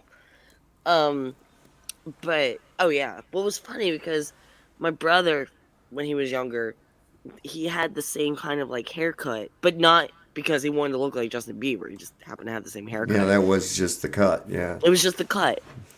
And there's actually this one time it's like a cardboard, like a cardboard cutout at a mall or whatever. And just the way Justin Bieber's standing there, and then my brother's standing next to him, like he really did look like him. It was creepy. And he's like, there's a picture of him. There's a picture of the two of them doing the same pose. I'm like, just stop. Just stop. It's too creepy. I can't deal with it. Okay, I'm probably gonna regret this question because probably everybody out there is gonna laugh at me. What is a twink? Oh no. That's the second time I've heard that phrase today, and I don't know. I mean, I've heard the word before. I just don't know what it's supposed to mean. The archetype or the stereotype would be, I guess, best described as a very effeminate, young, homosexual who, It looks like a little boy. yeah, Well, not a And- little boy. yeah, they look young for a long time, and then they kind of turn into chili.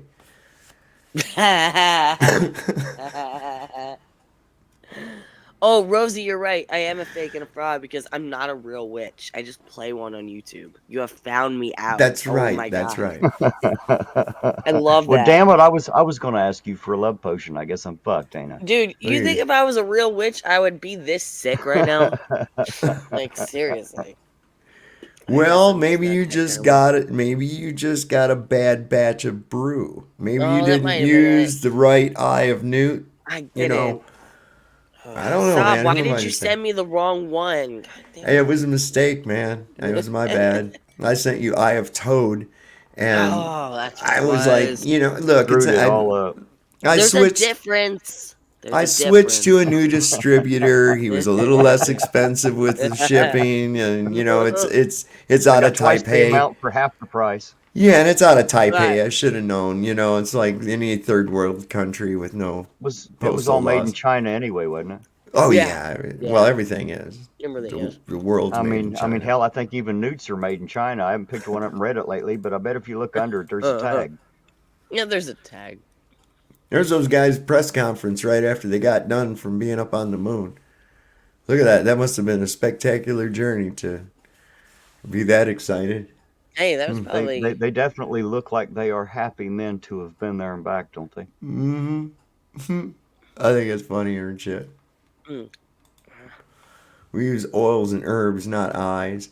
I would Oh, agree come on, with the Renee. Sometimes we get to use eyes. Now be cool, man. Using eyes can be fun.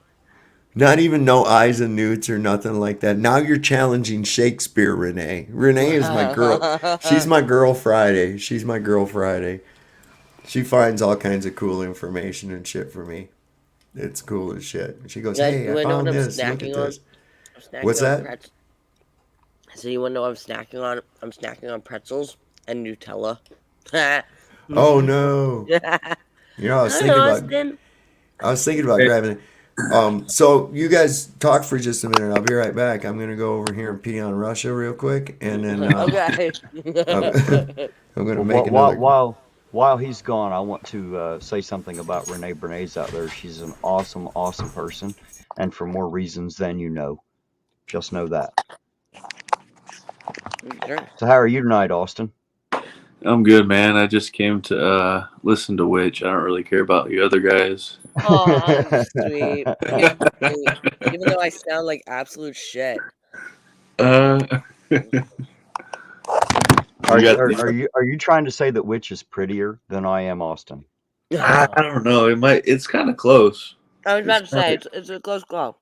Yeah, we might have to do like a side by side. Although I'll tell you what, Terry, you probably are today because I look. Oh, like, apparently you haven't seen me. Della looks like she has that baby face. Mine looks like it's been raked down the sidewalk too many times. It's a little rough, you know. Like it's had COVID too many times. Hey, once is enough, man. It sucks. My dad, it's weird. My dad. Nightman's wife. It says My dad keeps center, getting. center and Alex Jones gay frog. That's funny. I'm sorry, Austin. I didn't mean to interrupt. No, I was just saying. It's weird. My dad keeps getting it. It's like he's had it like 4 times already. He had it. We usually do like a New Year's Eve thing, where he like barbecues ribeye and stuff. But he had COVID, I guess. I don't know. But he's had it like 4 or 5 times. I'm like, how do you get it so many times? I think I had it like one night for like 6 hours, but that's it. I haven't had it. That's not how COVID works, honey. You don't have it once for just 6 hours. Well, I don't know what it was. I felt like crap for a few hours. Yeah, that's not COVID. Yeah, I don't know what it I've was. been feeling like this for about 3 days. Yeah. Well, no. Hey guys, Renee put a link in the chat. Everybody go check that out. Now it's for that and more. There's still other things out there. I don't want to say because it's not my story to tell. I just want her to know that I think she's pretty awesome. Okay. Hold on. I need to get another bottle of water, like my freaking 10th one today. I'll be right back. Well, you sure attract a crowd, don't you, Witch?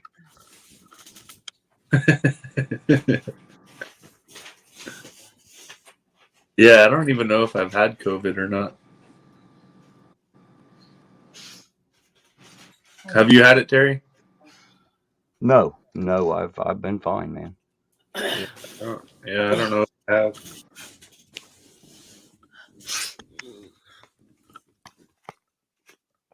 Okay.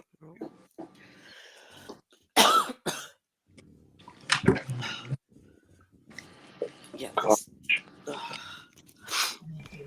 What's the name, everybody? Austin? What's up, buddy? What's the name? Dog. I named her Addie. Addie, Addie. Addie? Yeah, she's pretty dog. You know, it almost reminds me of Peanut, Sovereign. She doesn't leave. Yeah. She's like obsessed, man. She doesn't leave my side. Yeah, I had that experience with Sovereign's dog when I was in his house. I don't know what it was with me and her. Maybe she just loved the attention, but she curled right up with me, man, and just lay right there. She loves everybody. Amazed. She was an awesome dog, man. Well, she can sense people. She can sense how they are, and she takes to that. It's sort of like, you know, I can these dogs. I've known this for years that they actually. I think they're a good judge of character. Well, it's not only that they're a good judge of character, but they know that by resonating with you when you're in a good mood, and they feel that, you know, and they want to get in on it. They want to get in on it, and so they know that they can resonate with that by interacting with you. You see? I think it's really cool. Yeah, it's crazy. Like, she could read like what I'm thinking almost. Like, yeah. Like, if I want to go outside, I don't even have to do anything. I could just like make a slight movement, and she already knows. Okay, it's time to go outside and go potty or just anything. Somehow they can sense the intent behind your movement and actions. Well, it's really crazy. I'll just be sitting there like I normally am. And all of a sudden I just think to myself, you know, they're all chilling with me, right? And then I just think to myself, you know, well, I probably should, you know, take them out And all of a sudden they all like wake up, jump up, and come over to me and start whimpering. And they're like, and I'm like, how the fuck do you know that I was thinking that? Yeah, You know, and running back and forth to the door. And it's like, wait, I haven't even said nothing yet. You know? Yeah, it's pretty crazy. But I've got a pretty tight bond with these dogs. You know, I'm like the leader of their pack. I'm their pet old guy, I guess. That's how that works out. And they're pretty cool. Too funny. Hey, Solomon. What's that, sir? I have timed them out. Apparently, they just want to come in here and say that. So Who is it? Who is it? I'm not seeing it. There's Wicked Clown's one of them. There's 3 or 4. Every time you time one out, another one comes in under another name. What is it that? Hold on, wait a second. He's saying, okay, so he's talking about somebody said why you have this idiot bitch on the panel, he'll never know or whatever. A fake and a fraud what? What is it that you're fraudulent about? Like I said, well, because they think I'm a real witch and I'm not, and it upsets people apparently. Well, who cares, right? That's what I mean. Well, she never said she was a real witch. She said she was a witch of heart, so I guess she's just at heart a real witch. Yeah. Because I wanted to be Witch at Heart, but the screen name was already taken on AOL, so I had to change it to Witch of Heart. Well, you're not allowed to do that. Why would you do that? I know. I know. Listen. Because Witch at Heart was already taken. I can't understand. I'll tell you what, Witch of Heart is one of my supporters, and if she supports me, I've got her back. I don't know what you are talking about, but I think she's a pretty great person.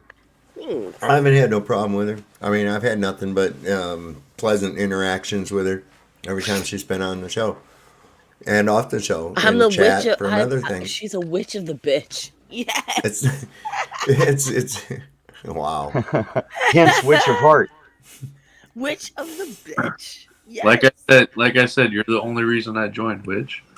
Oh, see, Debos. Hi, Debos. Hey, Debos. Good to see you. It's He's good got to your see back ya. too.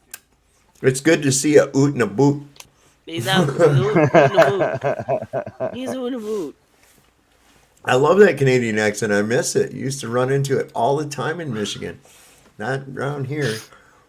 You know, So that guy did you ever talks see funny. that movie with oh shit, what is his name? The guy that played in Spaceballs, this dark helmet. What's it? Rick Moranis. Rick Okay. Moranis, It was yeah. it was called The Great White North, and it was Yeah. way early Oh, in the yeah. '80s, and like every other word was A, and you know, and I, being a kid, that sounded funny, but I didn't understand it until later when I was a teenager.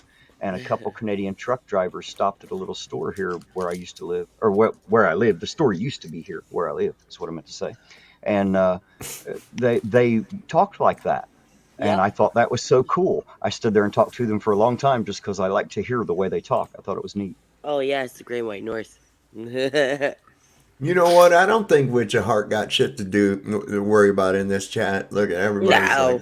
like saying, you know, fuck that guy. Yeah, now.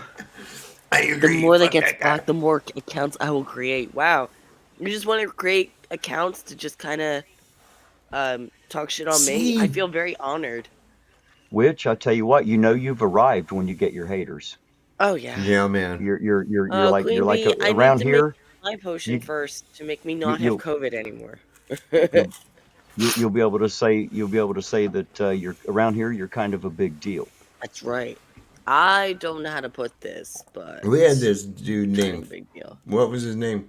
Trembling Trevor or some shit.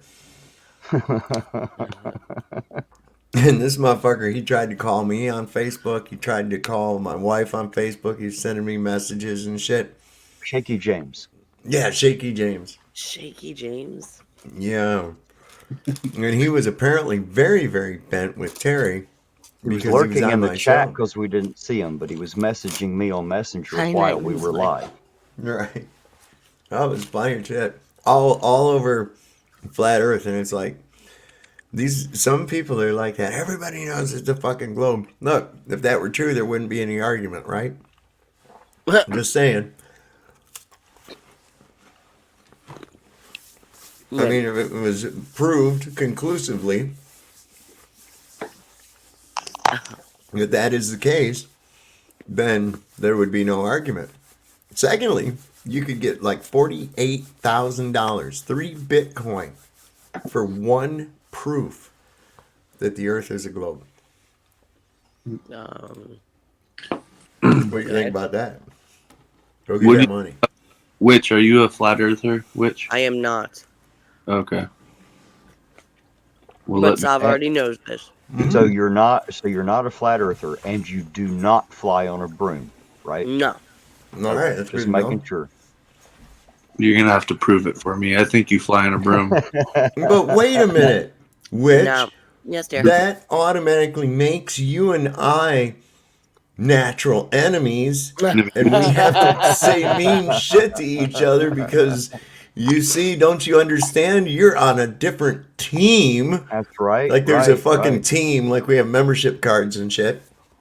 You know, it's like that's the way where people are at. What are you doing on a flat Earth thing? You mean you don't have a flat Earth membership, sir? You didn't pay your dues this month? What are you thinking? Yeah. the opinions expressed by the guests and panel on this show do not necessarily reflect the views of the station itself. Thank you. That was great. I mean, Oh, it's so now they wanna sad. troll It's me. sad that you got to fucking tell people that shit, right? I know. Yeah, Wicked, the loss to the Saints was bad. I'm not going to lie. That was bad. Mm. That was really bad. What is it? The Eagles against the Saints, and we lost against the Saints. What about that dude collapsing on the field, man? I know. Isn't that terrible? I think I seen another one happen today, Sovereign. I saw you sent me that video last night. I think I seen another one of just today where another NFL player like just randomly collapsed. He wasn't hit or nothing. I think I seen another one from today. No, it's still the same guy. Not the Bills. I'm not talking about the Bills guy from last night. Well, there wasn't a football game tonight, so I don't know. I seen a recent one. yeah, I don't think that was from. Well, there's a video on Rumble that there were 1,000. I think it was. You are not going to win the NFC East. Hold on No. a second. I'm going to put this in the chat. I'm going to copy this and put it in the chat. Hopefully, it's not a whole bunch of shit on it. Am I signed in there? Yeah, I am. Okay. Am I a unique hillbilly or what, man? I have to admit, I don't really hunt because I don't like to kill. It's not that I can't hunt. It's just not fun for me. And as far as sports, I don't care who has the ball, what jersey they got. I don't even care what shape the ball is. Like, that does that make me odd?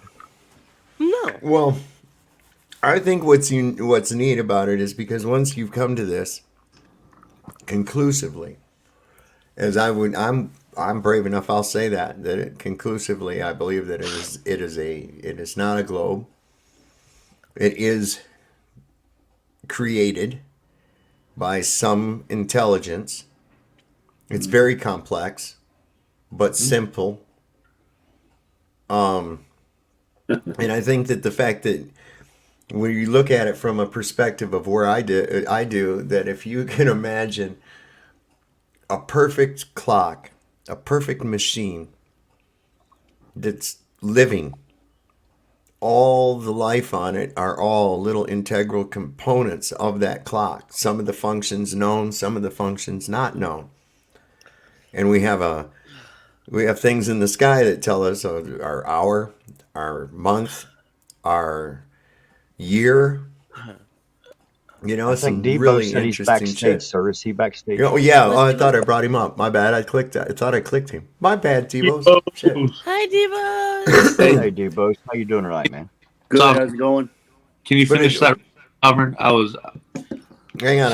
I want to finish what I was saying is that it brings you to the realization that you do have purpose. You are here for a reason. This is built for you. This was created for you. Now, why? There's the big mystery. Why? Mm-hmm. And I mean, it's really cool the way the whole thing is set up. I mean, you've got the moon, which is, I believe, tied in with the reproductive cycle. I also think it may actually have something to do with another thing that's going on with the transfer of souls to and from this dimension. There's a lot about the moon that the behavior is very crazy. It behaves more like a projection than it does an actual physical object, but then at times appears to be a physical object. There's a whole bunch of anomalies about it, and there again with the reproductive cycle, we've always had throughout our different cultures the moon goddess is most often associated with fertility. Even in the Greek, we had Apollo was the sun, and his sister Artemis was the moon, and she was a fertility goddess, often depicted with a whole bunch of hundreds of titties.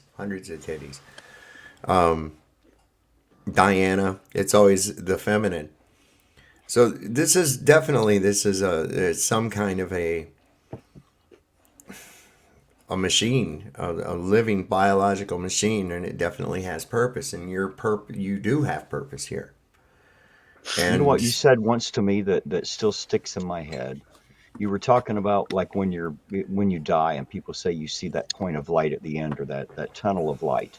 And you had mentioned to me once, what if that's the birth canal? And what if Yeah. that's why you're really pissed the fuck off, because you realize you just fucked up and you got to start this shit all over Yeah, man. again. They con you into going into the light, and you're like, when you come out of the light, it's in a fucking delivery room, and you're like, as you gain amnesia, you start crying because you're frustrated at losing all of the knowledge that you had before you came over again, and you got to start all over.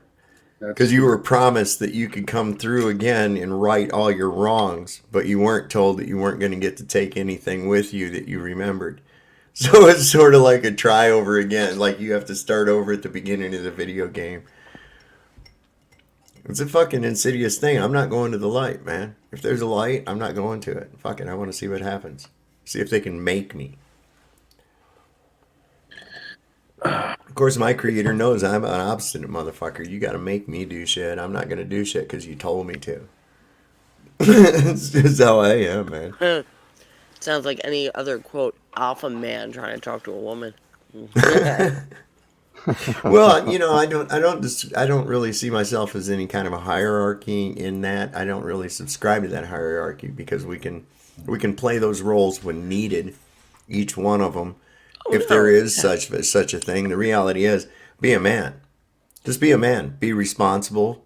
Be what you're supposed to be as a man, and a woman be what you're supposed to be as a woman. We're supposed to complement one another. When I make the statement to people, sometimes it pisses off women, and I do it because at first it does piss off women. But then I rectify it because I say women are not equal to men. Oh, right. Okay? We talked about And they're not supposed to be.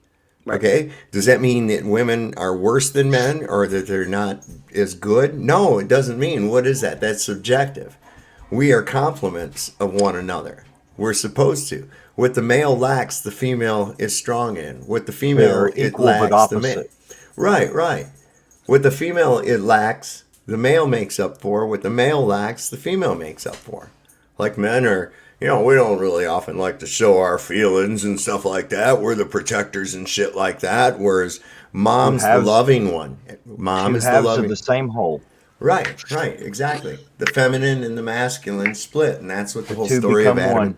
Right. I don't know. That It would almost always sounds annoy biblical. the shit out of me because, like, my The same ex-husband canal, the same not birth canal, the was same. not an emotional person. Like, never really showed feelings. So then when I did, I sounded like I was hysterical.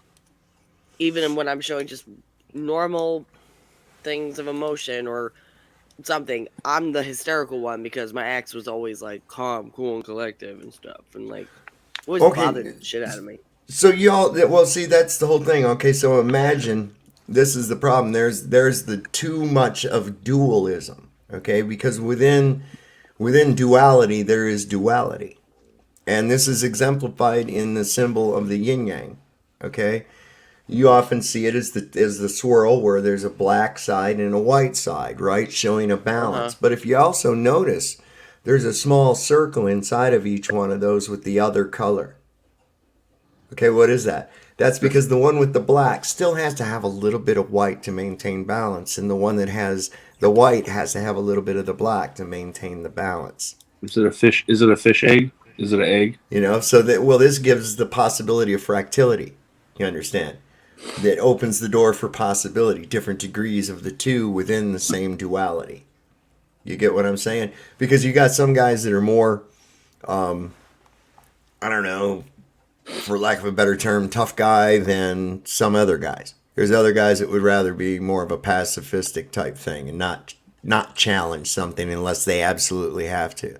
And then you've got other men that are like, I'm not putting up with fucking shit.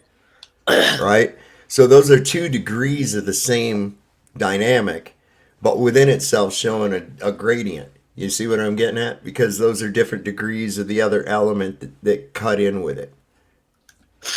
Like a mixture. Like a watering down of an extreme. Right.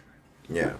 No, my only issue, like a good example would be Chili's tweet about Top Gun or Maverick or something, and he said that women could not be alpha to men, which I was like, okay, bro, or could not be physically alpha to men.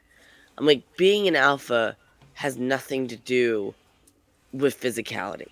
No. It doesn't. It has to do with mentality. Right. I said, so Absolute that's why fact. you keep calling yourself a fucking alpha, because you had muscles and you can lift all these weights, and because a woman can't lift the weights that you can, she's not an alpha. Fuck you, dude. I was like, He Wow. mistakes alpha for bully. He mistakes Exactly. alpha for bully, and Right. he's nothing more than a bully. Because as soon Right. as somebody like me challenges him, he runs away and challenges somebody else.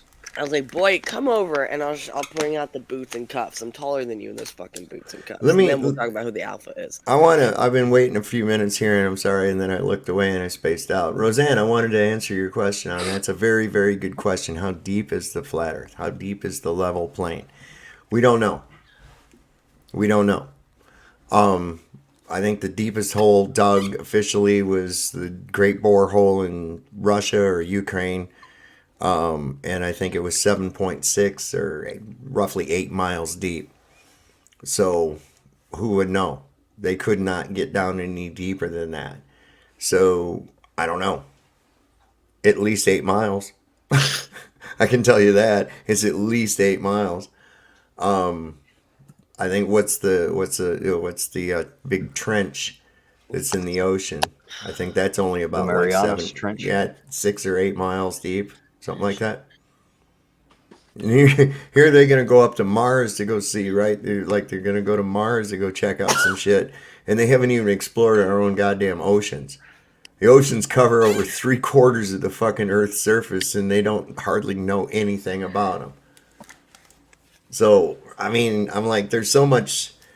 That's what I try to tell people, is that the real world is so much more fascinating than this fantasy world that they want to tell you. And they make fun of you, man. They try to go in and say, you know, does anybody remember when they came right out in a science magazine and said that they found a fucking planet made out of weed, and people believed that?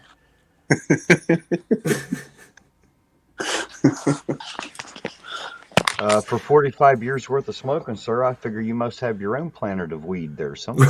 Yeah. Well, it's a gift that keeps on giving, because this is something that God gives me, and that brings me right back to the same thing. What a fucking cool mechanism. It's self-perpetuating. It is. It's completely self-perpetuating. Nothing's wasted in nature. If you think about it, the way the natural world works, nothing is wasted. The nutrients of all the plants that had died before become the nutrients for the new seeds that grow within it. Isn't that awesome? Including the bodies that are buried or not And buried. then not only do these plants come up and give us oxygen, they thrive on the carbon dioxide and they give us some oxygen. They go through this process called photosynthesis. For the lack of a better term, it might as well say magic. Right. Right? And they take this shit up and not only become a nutritious thing, they become a useful thing to us. They become a medicine. Do they not take like the rock form of mineral and turn it into the organic form that we are actually able to absorb and supposed to? Well, Is you'd that think a they would. true statement? It'd have to Plants. be chelated. chelated. It has to be broke down to a level, to an atomic level, where the body can absorb it. Otherwise, it'll start working the opposite way. Like a lot of people think that milk will help your bones.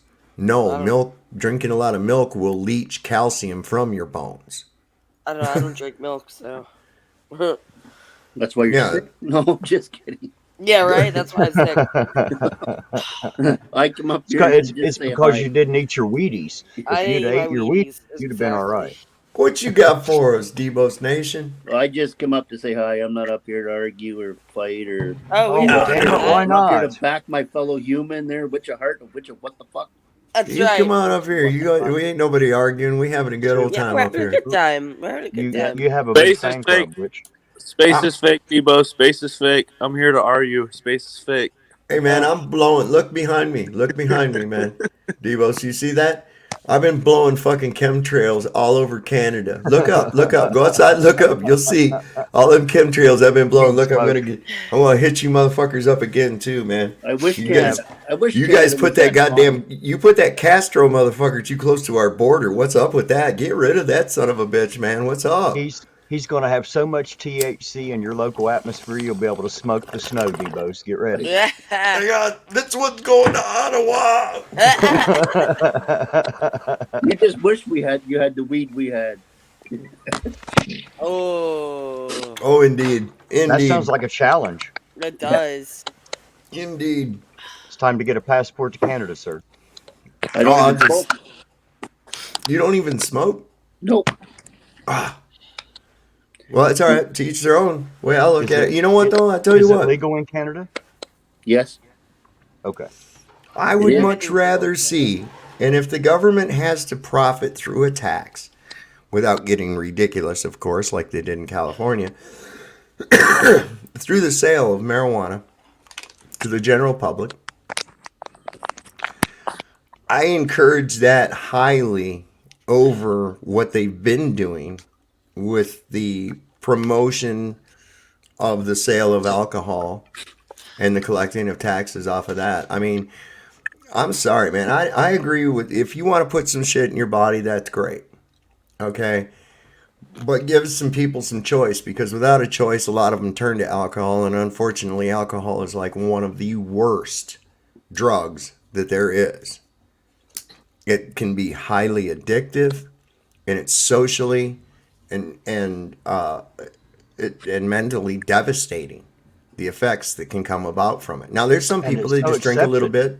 It's so accepted and expected these days, though.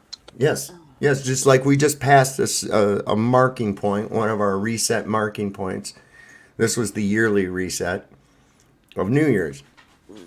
And people went out, and their goal was to consume as much of that shit as they possibly could, and then make a bunch of ridiculous promises to themselves that they had no intention of keeping.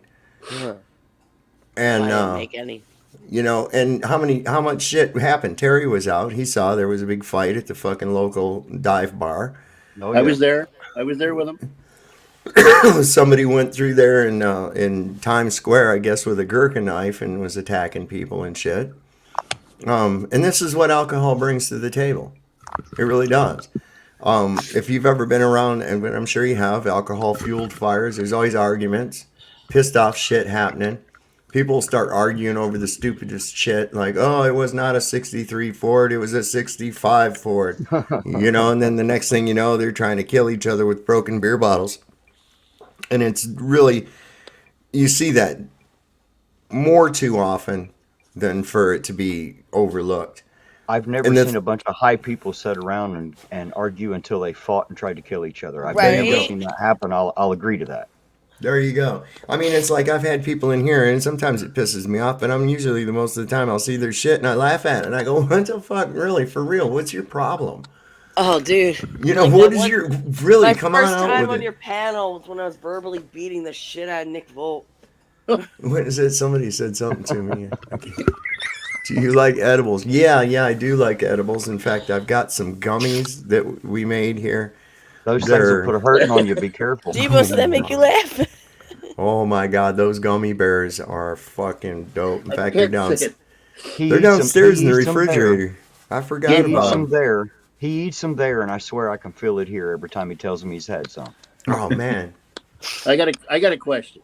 what's that? This is for Austin. Yes, And sir. only Austin. You brought it up. If space is fake, then where are we? I don't know. What? What do you mean? Where are we? I mean, I hold only on. wanted Austin to Specify- do it because he poked the bear, but I'm just Right. saying, like, whenever you're talking about space, like as if it's fake and there's nothing else out there, nothing else. Are we sitting in a room somewhere and just like, what are we on? Are we being held by a string, or are we being held Well- up by a pedestal? Wait, hold on, Like, hold on, if there's hold no on. space. I got you, Sovereign. I got you. All right. I don't know. He That's really okay. got you. He really got you. One thing I do know is that space is fake. You can't prove it exists. There's government documents that prove that we have shot at the firmament. What's the firmament? It's a wall. It's a wall. The Sorry, ceiling. I'm allergic to bullshit. Yes. So I Like don't the know. I dome? don't know where we live, but I know I've done this research for years and years and years and years and years. I've come. I can field this. I can field this I don't question. want you to feel that. I want Austin to answer. Okay. He Well, poked the bear. And I don't. I mean, it might be a simulation. It might be the Matrix. It might be. There's so many possibilities, but one possibility is that it's not. Is that space is real? That's one Okay. possibility. That's one possibility. I can prove that it's not using physics and math. Well, I think the first thing that would Okay. be needed to be established is what is space? Define space as you know it. What do you think space What is? we are told is it's a vacuum. It's a never-ending vacuum, and we are just on some rock floating through infinite space, doing all these different motions and all these different things. But somehow we can see the same stars doing the same rotation every single night. We're not a corkscrew going through the air, though. No, we're Magic carpet. not flying any through of the that. air. Oh, we're not any of that stuff. We're No. not that stuff. We're not. But that's what your diagram is showing, that we're a corkscrew flying through the air. We're not. That's not how it works. If you believe the heliocentric model that we are orbiting around the sun at a rate of 66,600 miles an hour over a 365-day period, the sun is moving at 500,000 miles an hour or faster from the center of the Milky Way. We're chasing it as well. Everything going around the sun is chasing it in a perpendicular direction to its rotation around the sun. tilted at Okay. a 24.4 degree axis, according to what? If there's no up and down or side to side in space, what are we tilted to? How are you tilted in an infinite amount of space? How are you tilted at an axis? Well, you just Well, said you're getting ahead of shit. You're getting ahead of shit. We're just going to go on the motions. We don't even have to throw that degree in there. Because Right. while this is occurring right here within 365 days and you've traveled that distance away from the Milky Way, that means that the Earth could never return to a position that it ever was in space. Right?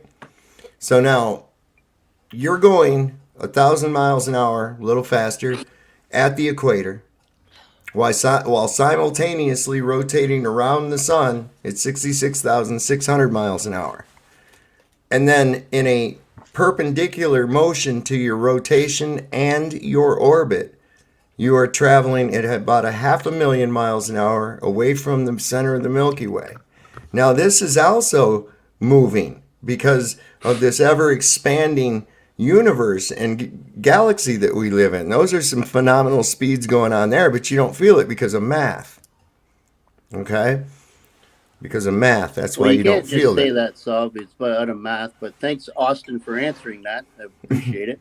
But yeah, if you don't know, you don't know. Now, what do you think it is space, Debo? I think the way we're moving around is because the spin and the Earth is constant. It's always going it's going as fast as it is, and it's We're not spinning. going anywhere. We're not going anywhere. You're But how stuck. could? I need to ask that question. How could it? We're told that we're on an elliptical orbit, which means that the Earth would have to vary in speed as it rotated around the sun, right? I'll give you an example without using science or math or whatever you Well, want. no, definitely use science. We're engaged in listen before, so you know we're engaged in science right now. Yeah. Okay, that this method that we're talking and using, the Socratic method, and that we're taking and saying, well, could it be this, and we rule it out or we accept it. See, that is the scientific method. So yes, by all means, use that. If you were on the back of a bus or let's say a bus because you're kind of inside. If I throw a ball and it's going to hit the ground, it's going to hit the ground right where it's going to bounce back up to me right where I'm standing. And that's because I'm going at a constant speed down the road, and that's why it's able to do that. Same thing if I were to play ball with somebody else on the other side of the aisle, the ball would always come back to us because we're traveling down the road at a constant distance, at a constant speed. Now, anytime that you adjust that speed, if you go faster, you will lose balance. If you brake, you will lose balance. If you turn either way, you will lose balance. The only way it can possibly work is if both the spin of the Earth and how fast as it's moving around the sun, they're both constant. But they're not constant. They are proven constant. It can't be, not with an elliptical orbit. They're both Those speeds Listen, those speeds would have to vary in order to achieve an elliptical orbit. Okay. Now, what we also got is we got the Earth. Well, it's going right there. It's going at 66,600 miles an hour, right? Average, because we know it can't be a constant. So the moon, everything in space is constant. well, okay. You still have to go. You have to succumb to the laws of physics, though. There's no way around that. Okay. For instance, let's go back to the basics of this. So, your belief is that, and what you've been told, I want to make that's highly important because that takes the burden off of you. It's not your fault. I lived through my example. Right. So we have this ball that's doing these movements through the space, and I'm going to bring up your train car thing too. Let's elevate the train car so that now it's 40 feet tall, and we're going to bounce the ball so that it goes up 40 feet. Will it drop behind from where it went up? Absolutely. Because of what law? The law of the body in motion continues in motion until affected by an opposing force. So what's the opposing force in this? Would be the downward vector. Because once it leaves the train car and you from the bounce or whatever, it immediately starts to decelerate because it's no longer hooked to those things. Because it's changed. It immediately starts to decelerate. Now, the height you're talking about would be a negligible amount for you to notice. However, with the train car being 40 feet tall inside and the ball going all the way up to the 40 feet to come back down, now we have enough distance that we can see a noticeable difference because we have removed that ball from any contact of a moving source whatsoever. And once it loses contact with that, it is going to start slowing down immediately. So the longer the suspension of the object in air, it would necessarily slow down. Absolutely. Absolutely. It would have no other choice too. The air is not jello. The air is not solid. The air doesn't hold things. So given that whole thing right there. But what about gravity? What about gravity? Well, that's what I want to test. Let's do a little experiment here. And we don't even really have to do the experiment. Austin, can you explain anything? I already figured it all out. I can explain. I can explain. No, I can explain things. I can explain gravity. But I've gotten so tired of explaining things to people over the past 5 years. I've been I online. mean, for what a do you couple want to months know? and I haven't can't. heard you explain See, this is shit. the thing. All right, is the wait. thing. Before this is a challenge that I think is kind of a straw man. Devos, what is gravity? Well, according to you guys, it can't be explained. So Well, I no, will not not according to explain me. According to you, what is gravity? it. No, I think I've explained it. I don't know how many different ways or tried to, but you can't. Like Ironton Auditor said before, if you can't Well, Explain. test it, for you instance, can't right test it. this right here. If I drop this, what's going to happen? If I let go of this lighter, what's going to happen? It'll fall down. It's going to go down, right? Yeah. I know, but if I Okay. drop two things So- at the same time, they'll both hit the ground at the same time. Well, depending on the height, yeah. So here's Drop another. two of them together. Hang on a minute. Hold on a minute. No, you're dropping something. All Drop right, two of just a them minute. together. Wait a second. You're talking. I'm not arguing with you. That's an effect. That's an effect. That's something that happens. Okay? That's just something that happens. So yes, I agree. Something happens. Now, what is happening and why? It's falling to the ground because of gravity. Right. We know Mr. that. B. We know that. But what is the gravity? What is gravity? You get the There's cause Mr. can't. B. The cause can't be the effect. Here's It's a- Mr. B. Pull. The Wait, cause can't. You understand? The cause cannot be the effect. I do have a question for Austin. What's up? So, how would you explain, like, the Apollo missions, like the moon landing, or Apollo 13 or 18? Sav, shut up. This question is not Shut for the you. hell It's up, for Sav. Austin. You Like the want to pick on pictures- the weak kids, man. Pictures you see, the videos, how would you explain those? They don't exist. The No. pictures Oh, don't they exist. They exist. They No, exist. no. The pictures exist, but it's not where you think it's at. Yeah, So where would it be at? somewhere out in the desert, probably Death Valley Desert somewhere. that looks like space. No. Yeah, I mean, yeah, they're just So pic- full on pictures and video of astronauts. What in does that have to space. do? What does that have to do with math and science, though? What does that have to do with math and science? Those are pictures. I'm not asking about math. Okay, hold on. Yeah, so, I'm not it's all asking right. about math and science. I'm asking about photos and videos. Okay. This has nothing to do with math and science. Right. I'm asking about photos and videos. Now, What if you about see a photo of someone in space, nothing around them, just black space, Yep. how would you explain that? I would explain it by saying that NASA has the largest filming facility in the world. Yeah, we've heard Soft say that before. Yeah, no, it's not just Sovereign saying that. I knew all of this shit before I even met Sovereign. I'm not just repeating him like a fucking parakeet. Okay, I knew relax. all of this shit years ago. Yes. Relax. So no, I'm relaxed. It's just it's irritating because I get asked the same questions over and over and It's a over and little over and over.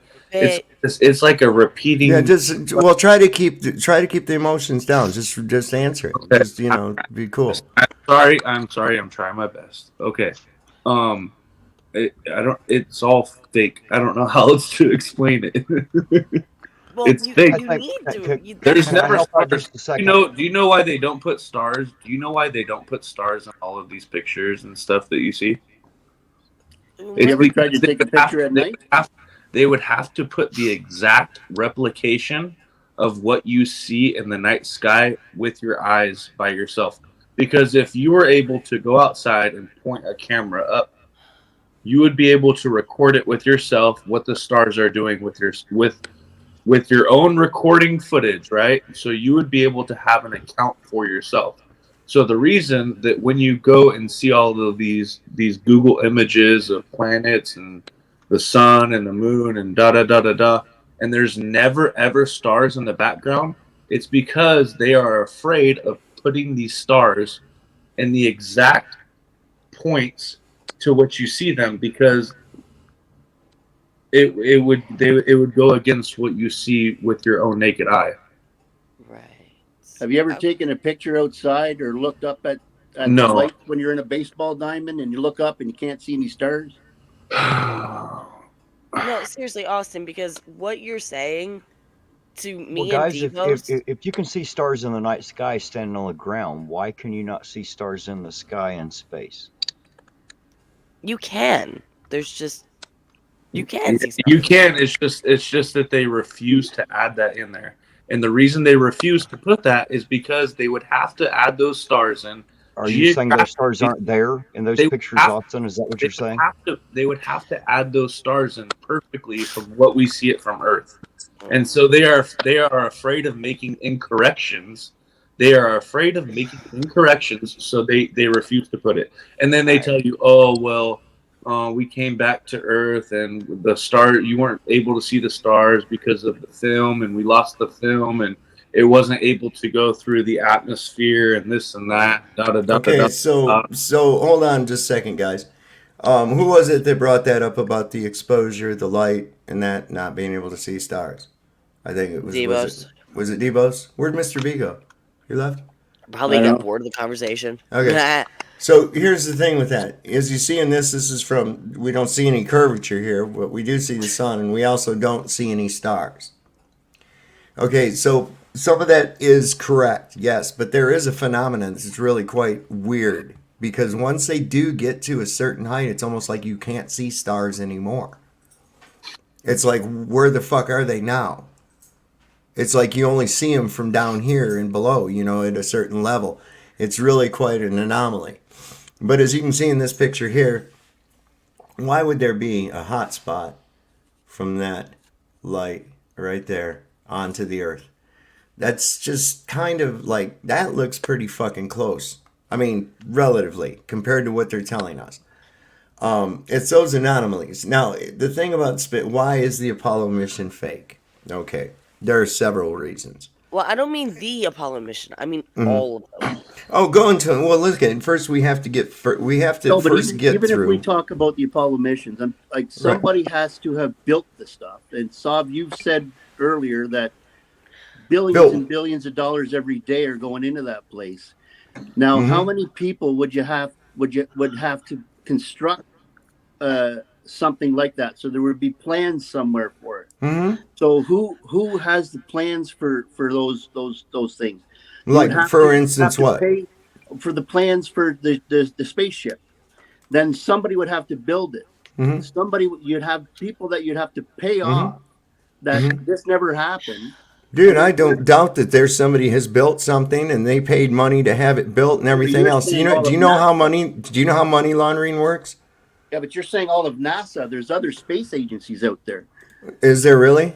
Yeah. Funny how they use the same symbology in every one of their space agencies. I don't believe that they're separate. I think they're all in the same fucking club. I mean, that's me.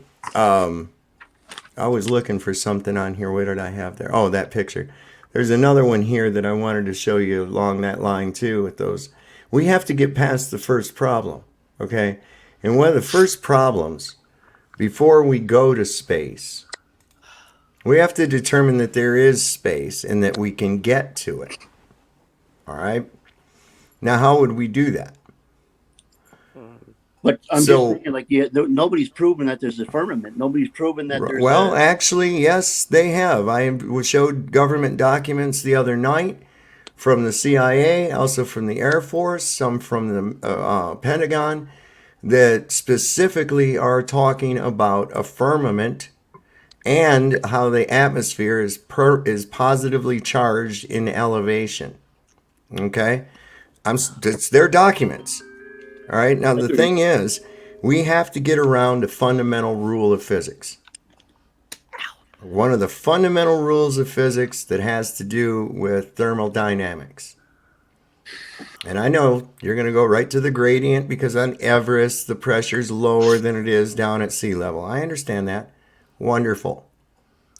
You still cannot have that without containment next to a zero pressure or a lesser pressure without containment. No way around it. When you take a cylinder of propane, it has a gradient inside. There is a gradient of pressure inside the tank. The overall pressure of the tank will read on a gauge. But if you don't have that gauge and you want to see how much propane you want to have in that tank, you can simply use hot water, pour it on the side of the tank, and you'll immediately feel where the propane that's in the tank, the liquid, is trying to draw the heat of the hot water. It gets cold real fast. You can also do it with super cold water and it'll frost up, make like a frost line, condensation line, where the level of the propane is. That's because there's a dense level of propane down here, and up here along the less denser elements within the tank.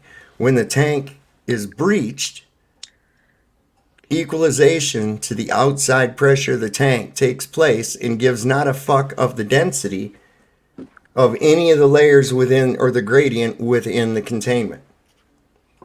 So, knowing this fundamental rule, and if we believe that our atmosphere is being held by gravity, then we would have to believe that if I put a box inside of a vacuum chamber and lowered the pressure down to as near as zero as I possibly could, and then opened the box, gravity should hold the air in the box. But it doesn't. It immediately equalizes with the outside lower pressure. There is no way around this. So there has to be containment. So if there's containment, how did we get out of the containment? Is the containment actually what they're calling the Van Allen belt that they can't get through? Well, they've gotten through the Van Allen belt because They say they can't now. well, I mean, we have. Well, I guess they went through it before they discovered it, but the latest one that everybody was jacking off to, the latest Artemis mission, right? That one took twice as long, came back and found out that we can't send people through the fucking through there. We can't get through there. There's no way. Is Artemis a new project, right? That's the one they just destroyed launched that up. technology, sir. Remember, we destroyed that technology, and it's a painful process to build it back. Just I a already couple said of that. weeks ago, they sent it up. It supposedly went around the fucking moon and came back. All kinds of data and shit on there to tell them it was it was on the Artemis rocket, but it was the Orion mission. Yeah. For the Orion mission. Yeah. Yeah. So what happened? I guess it was too bad we discovered the Van Allen belt, or we could keep going to the moon, I guess. See, none of their shit makes sense. And look, they did this big, huge fucking rocket launch and did that, and you didn't even know it. It wasn't even hardly in the news. Because I'm too busy doing other stuff right now. So No, what I'm saying is you remember in 1969, maybe you don't. No. 1971. When they were launching up the fucking Apollo missions, man, it was all over. That's all you heard about was they were sending a rocket to the fucking moon. I And know, here it but is let over me get 50 back years to- later. let me get What I'm back saying to- is it's over 50 years later and hardly anybody heard anything about it except people that were jacking off the NASA videos. What about the people at ESA or the UK Space Agency or all those other space agencies? What about them? Which ones? Well, Which ones? You mean the guy that's sitting there in front of a fucking panel?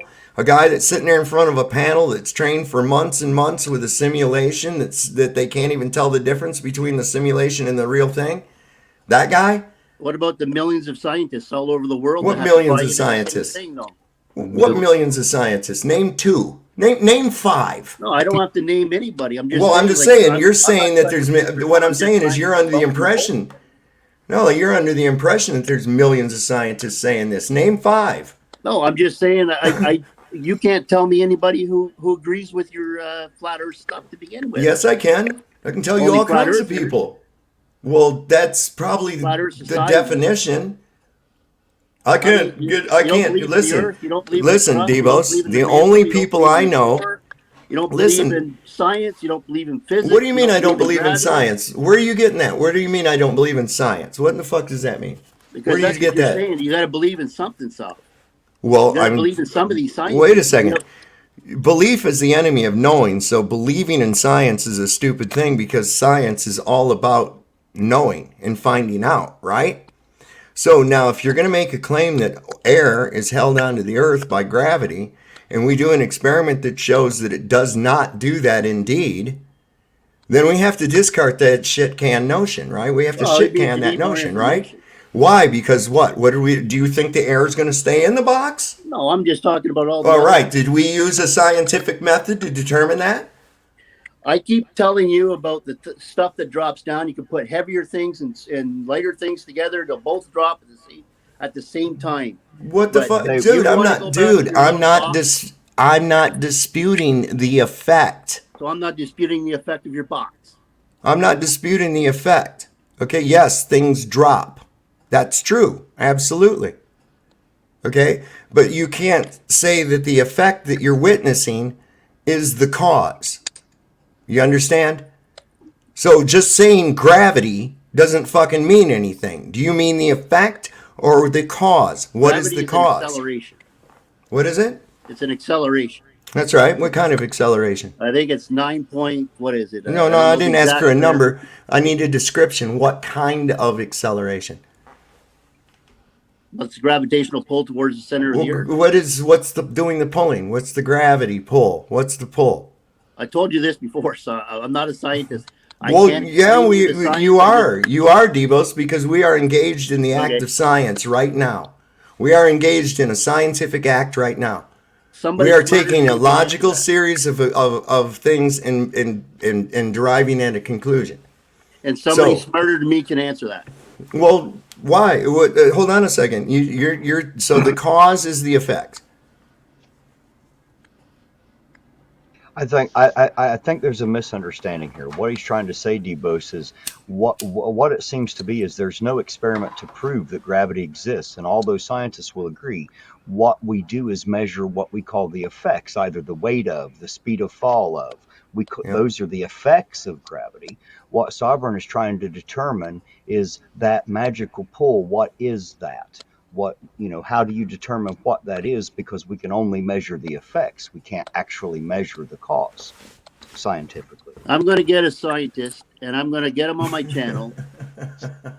Why don't you? How about this, Devos? Do yourself a No. favor. Do yourself a favor.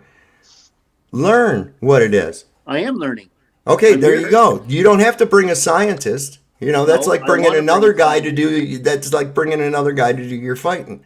No, And I'm not that we're fighting, but I'm saying, well, I'll bring my friend Big Moose and he'll kick your ass. No, what we're doing here is you don't know why, and you appeal to authority. Why do you appeal to authority? I'm not saying I'm going to bring Bill to beat up Mike. I'm not. No, I'm I not mean, saying that. you know what I'm saying? I'm going to bring a scientist on. Why don't you find out and you bring the information? That isn't exclusively for a scientist to have. You can No, have but I mean, that that's where knowledge I too. can start. Right. Scientists So, would be able to explain things a lot better I can't. I than can't. people who are I just have reading yeah. stuff. Hey, Sovereign, can we do an experiment with this channel? what's that? Can we do that? Can we start at square one? Will you take us through it? Will you, if there's video you want to show us to prove this, that, or the other, can we do that? Can we do it maybe in a series? Can we do it to where like, somebody like me or Debos who doesn't quite understand what flat earth means, how space could not possibly exist, all these questions that we have, if you have proof of that, can you present that? And then Yeah, maybe in antithesis to that, See, in the a problem. more structured way, we can present one side and then the other side and maybe make a determination. The problem you run into a lot of times with this is when the cog disc starts kicking in, it's hard to keep people on one track. Okay? Because they immediately go, well, what about tides? And what about seasons? And what about compasses? And what about and like 5 or 6 different fucking questions. Like you're supposed to just rattle off a goddamn answer. Well, And it's what like, I'm well, saying wait a is second. I'm saying don't have a whole panel full of people. Have like maybe me and you and maybe one other person to to offer the opposite side. That way we can decide time. We can take a look at one thing fully and then we can take a look at the opposite fully, rather than having 1,000 people asking 100 questions at the same time because nobody understands what we're talking about. So Do you I'm understand gonna, what I'm saying? yeah, I do. What I'm gonna save you some time on that with it, Devos, because the top scientists will tell you they don't really know what it is. No, I Okay. agree. I agree. But what All I'm right. saying. So now what the problem is, and then I'll let you go with it. Now the problem with that is now you're trying to assume the effect is the cause and then place that cause. This is how the trickery is done. You assume that the effect is the cause, and that's okay, and then they ascribe that effect without really knowing the cause to other objects they see. Do you see how ludicrous that is? Because if you don't know what's causing it, how can you actually say that that's what's happening? You can't. But if I make you think that the cause and the effect can be the same thing, then it's easy for me to pull that over and you won't ask that question. Because like you just said, smarter people than me have already figured it out. And yes, they can go through and make calculations as to what rate something's going to drop, the trajectory, all that great shit. That's wonderful. That is an effect. We still don't know what the cause is. Did I say which smarter person I'm talking about? I could be on either side. Well, I mean, I'm just talking about the authority, the appeal to authority. A lot of times that's generally what we do. And my point being, and it's not just you, a lot of us, I was guilty of it myself, that smarter men than me have already figured this out. And then I went, you know what? They're not really that much smarter than me, if they are at all. I want to know how they did this shit. And then when I started looking into it, of how they came up with a lot of this stuff, I'm like, well, what the fuck, man? You didn't know any of that to be true, and you use it as though it's a fact. No, what I'm Sometimes we tend to believe something because that's what we've been told, and that's what everybody else will agree to. Sometimes that doesn't make it true, and we find out later. Mm-hmm. What I'm I'll leave you to decide, but I understand what they're saying. Sometimes you'll believe it because of that herd idea. Everybody else believes it. It's the way I think it is, so we believe it, and that's it. It is known. I remember in Game of Thrones, that's what that girl would tell her stuff, and she'd go, well, how do they know that? And she'd just go, it is known. What I'm trying to say is that, like, I remember you saying to Kick one time that, did you call the post office? So what I want to do is I want to call the post office, which means I want to call the scientist. I want to call the astronaut. I want to get to the bottom of that information. Do it, man. And I might not be able to explain what they've said or can you have an astronaut on your show, sir? Can we do that? Can you have an actual astronaut on your show? I am trying to get that right now. I've got 2 emails out to 2 different people. That would be awesome. How great would that be? And Mark Hatfield is one of them. So hey, I want to ask him how that felt when he was singing that song on the ISS and that fucking microphone went right into his neck, right inside of his fucking neck. That had to hurt like hell, but he didn't miss a beat. He sang that song like a trooper. I was talking about the glitch. That wasn't a glitch. They really did that. You saw it on camera. It was not a green screen glitch at all. That was not augmented reality at all. They weren't doing it. That was you said the girl up there had a green screen on. Completely real. No, I am not got a green screen on. No, you said the girl. You said the woman you had on the astronaut, and her hair was flying up and down. Yeah. Listen, I've been looking at that. I'm going to show you another thing that they filmed. Do you ever watch that show? What is it? The Big Bang Theory, with those 3 nerds live together and there's the hot chick that lives across the hall. I've seen it. I know that's the first thing that pops up when you punch. So they did an episode where the one guy, did you watch that before, Witch of Heart? Yeah, I was usually the hot girl that was across the hall, but I was also the nerd that nobody knew about. They just saw me as the hot girl. So what I'm saying, on the TV show, the one guy that I guess he still lived at home with his mother, that he got to go up into the space station, and this was on there on the show, and they actually had some of the astronauts right there floating right by him. He pulled out a pen while he talked to his girlfriend at home and shit, and they apparently had to move the whole crew for the TV show, at least the film crew up there, so they could float around and film this. But the dude went over there and he floated right in front of a thing, and a guy floated right by him and shit. And he flung a pen in the air and it flipped around and shit. And there were multiple camera angles, which tells me that they had to get this set up, so there was a crew. But that was remarkable because they must have been right up there on the fucking space station, right? Wait. What? Stop. What? Stop, honey. You really don't think, or are you trying to say, okay, because it looks like, because this one episode was, quote, in space, they either really went up to space. Well, or yeah, of course they filmed it. had to have. They couldn't fake something that good. That thing was real. Did you see it? Did you see it? That pen floated right there like that, and he grabbed it and he smiled. You saw that, So you're right? saying if Really you're soft. saying if And the they can guy fake it, floated by behind him. The guy that So one you of the think they real filmed all astronauts. of- you One think of the they real filmed all of astronauts. movie Hold on, Gravity? Witch. You think they filmed the movie Gravity in So- space? You think they filmed No, Apollo They had 13 to. in They space? had to. I'll tell you the point he's making, Oh my- which what he's I saying know the is point. Oh, I know exactly what he's saying. what he's saying. If they can fake it that well on TV, how would you know which one's fake and which one isn't? Wow, they had really good filming technology in 1969. No, they did not. Well, In fact, I if don't you know. look at it, it is some of the fakiest looking shit you ever saw in Oh, your life. Bob, I Watch seen the one that you had docking. with them getting off the moon, and that looked fake as shit. I got to Yep. tell you that. Watch I don't know the where you got docking. that from. That's but from that looks NASA, fake as dude. shit. Devos, you got to see the docking. You got to Yeah, see where way they too dock clear. that thing up. This thing was somehow able to come up like this and then go and stop like that. And I mean, it was incredible, the fucking things. And you can tell it was good at the time. But from what we've seen that's been put out by fucking Pixar, what's been put out by Steven Spielberg, what's been put out by George Lucas, and then you go back and you look at the shit that they was put out from that, and you're like, that's not even halfway fucking good.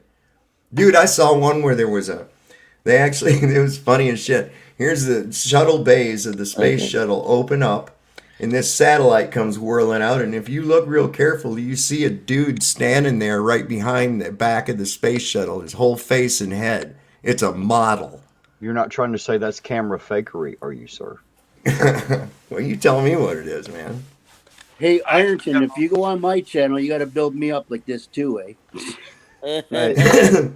No, I'm saying, Hey, what do you, I tell you what, you see me go do Leducator, right? And I've always I got his know. back. I'm just teasing. You see me come here and do Sovereign, and I've always got his back. I know. Devos, What I'll is this, always have your back, sir. I promise you. I'm what is just this teasing. thing? Let me see if this is that was the But Eagle Saab, docking. Let me get back to the part where, like, if you go to a launch, you see it take off, right? You see the actual. Have you ever thing been take to a off. launch? Have you been to a Okay, launch? For somebody who has been to a launch, you see the thing take off, Mhm. How close and were it you? goes up into the sky. Where does it go from there? Hang on Bermuda. just a second. Try to Bermuda. type this Austin, in. you want that one?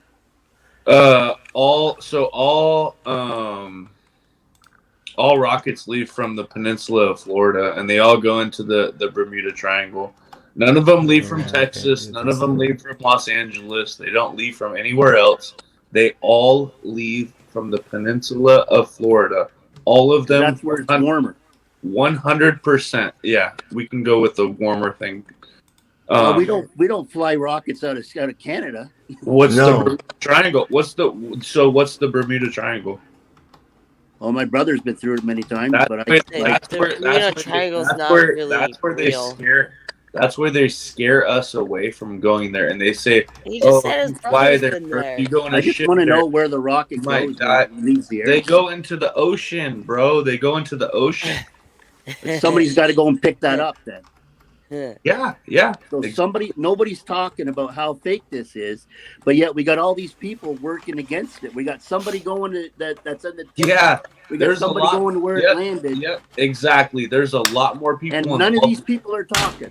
Yep. Exactly. No, Nobody's they all got paid off, Debo. Well, some They do. got paid off. There's a lot more people involved. Some people do talk. There's a lot more Yeah. people involved. Yeah, and those people get killed. So there's a lot more people involved than you think there is. Oh my god, I wish I had the strength for this conversation. I know. I gotta go too. That's what the Bermuda Triangle is, and that's why all rockets leave out of Florida. You know, the Nothing- Bermuda Where do you think they go? Triangle. Hold on. Hold on. Let me ask you. Where do you think they go, Witch?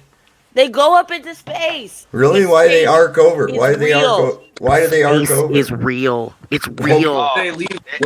Where do all real. rockets? Where do all rockets in the entire world leave out of? They leave from where? They you know, I look for your Big Bang Theory, though, but to say that we didn't go into space or the world is round based on it sounds like you're basing it on a TV show. It's like that'd be like thinking that the Dukes of Hazzard, the General Lee, actually lasted 8 episodes in one car. Just jumped every one of those things every day on a daily basis. If they made a car that tough, it'd be the greatest car in the world. There wouldn't be no damn Dodge. I want one, that's for sure. I want one. I want. If I was going to have a General Lee, I'd want that fake General Lee that's made by a Ford LTD, because that's what that is at the Cooter's garage. Because My the suspension modern. would be in much better shape. I want a car that can jump with no ramp. Yeah, exactly. And I mean, to be honest with you, a modern Toyota Corolla could destroy a Dodge Charger, that old Dodge Charger in a race. Because the old Dodge Charger was just basically a 318 with an automatic transmission with a pile of shit. I mean, let's face it. I mean, if anybody on this panel will tell me a carbureted V8 is a better engine than a modern multi-port fuel-injected 4-cylinder even, then I want what they're smoking in their bowl. Because a modern 4-cylinder engine will literally go 500,000 miles before it's even taken apart. Those old carbureted V8s splash their cylinders with gasoline all the time. They have to constantly be tuned. If they hit 150,000 miles without being touched, it's a blooming miracle. If only we could get one of our modern engines in one of those old bodies, because you could wreck one of them fuckers 10 times and still drive it down the road straight. Try that with that Toyota Corolla. You're right, that part. But here's the thing, though, Terry. Those old cars, as heavy as they were, I know they rusted faster than the modern cars that aren't as heavy. Yeah, well, it's not about the rust, man. You're getting so It's about much the rolled fender metal. bender, it's absolutely totaled nowadays. Your car ain't worth a shit. They won't let you drive it anymore, you know? It's rolled sheet metal construction. It's unibody. They used to use rolled sheet metal construction, so that where the bottom edge was rolled over and then creased, but that made like a little pocket, kind of like my hand. Here, like you know my what's funny fingers are. though? You know, Mr. B, I'm sorry. Were you talking? Go ahead. No, I was just saying the modern cars. Well, you'll walk away better from an accident. Yeah, cool. I was trying to explain why the fucking older cars rusted, but you apparently weren't interested in that. You just wanted to Well, say I know why things. they rusted more. Well, do you think anybody else does? You maybe think anybody else might be interested in knowing that, or is it just Okay, about no. you, Mr. B? Is it your show? Here we go. It's the Mr. B show. There you go. No. Take over. Go. Oh my goodness, Sal. Twice in the same show. No, he's having a good time. But the older cars are made out of recycled steel. My Cadillac was. Yep. What is that? A Prey Mantis? Yeah, Primates are cool.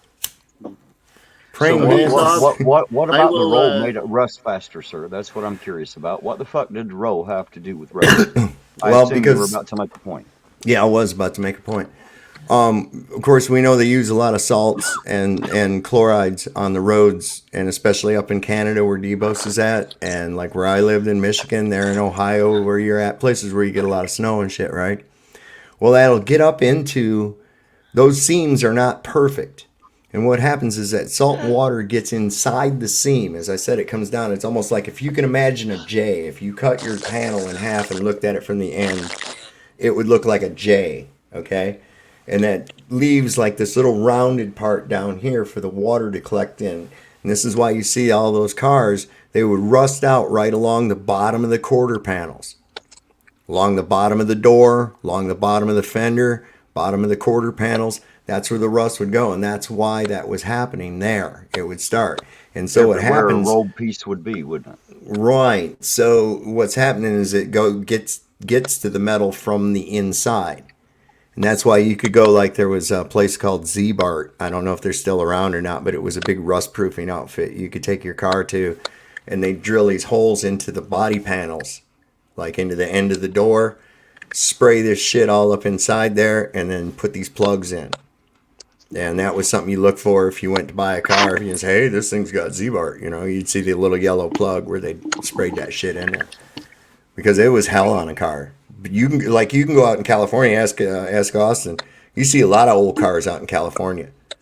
They're not rusted out and shit. You can go up into Death Valley and there's an old Studebaker sitting there, and just been sitting there for fucking years and years and years, and it's hardly rusted at all.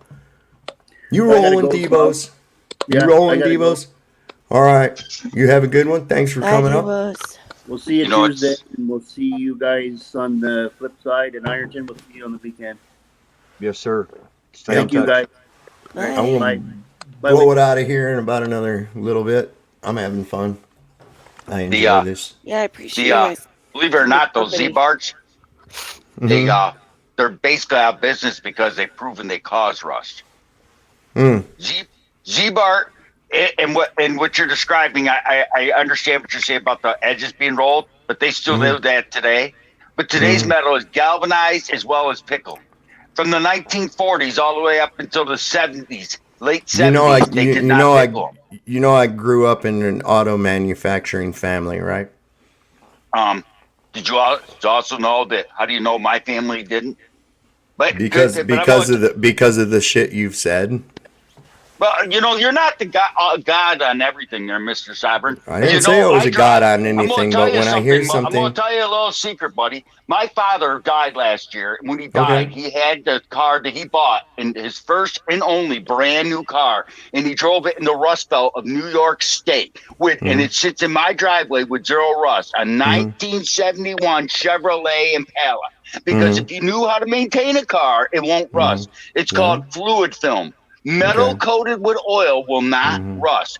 Undercoating locks in moisture, and by the time it falls off, it's got holes. If you oil metal, and that's something they taught you in 4th grade, oil coated metal cannot rust. well, it was my experience to notice by observation that cars that were treated with the rust proofing in the area where I lived usually lasted an average of about 5 years longer than the cars that were not treated. So that might be a coincidence. I don't know. Now, my father not only maintained his automobile, he was a tool and die maker for General Motors and Fisher Body for 37 fucking years. I myself was a draftsman and then a junior designer for a number of years, working for contracts that were for automotive companies.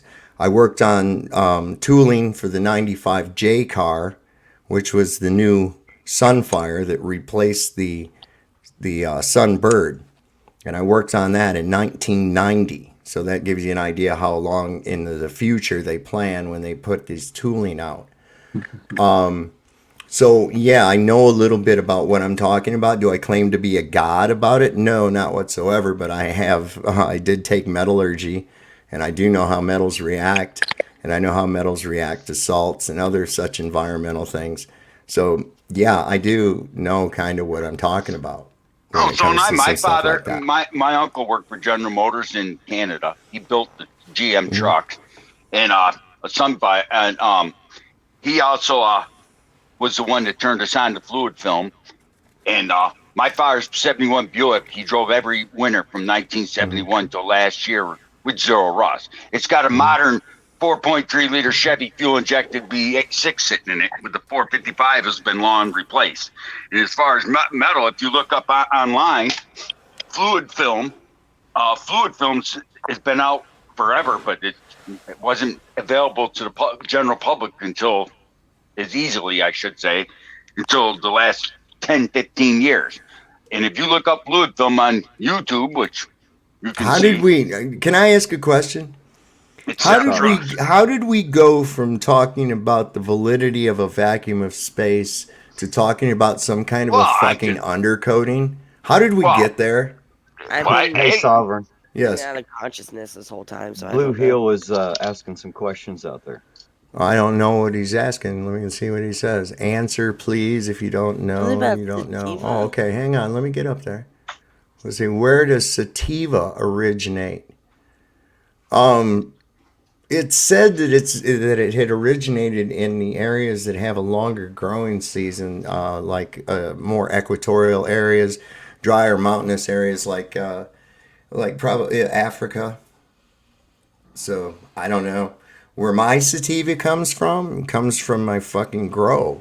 So There you go. Do I give a fuck where it come from initially? Not really. I do know that some of the best weed in the world comes from the Kush region in Afghanistan, but you know, we got that here now. No need to import.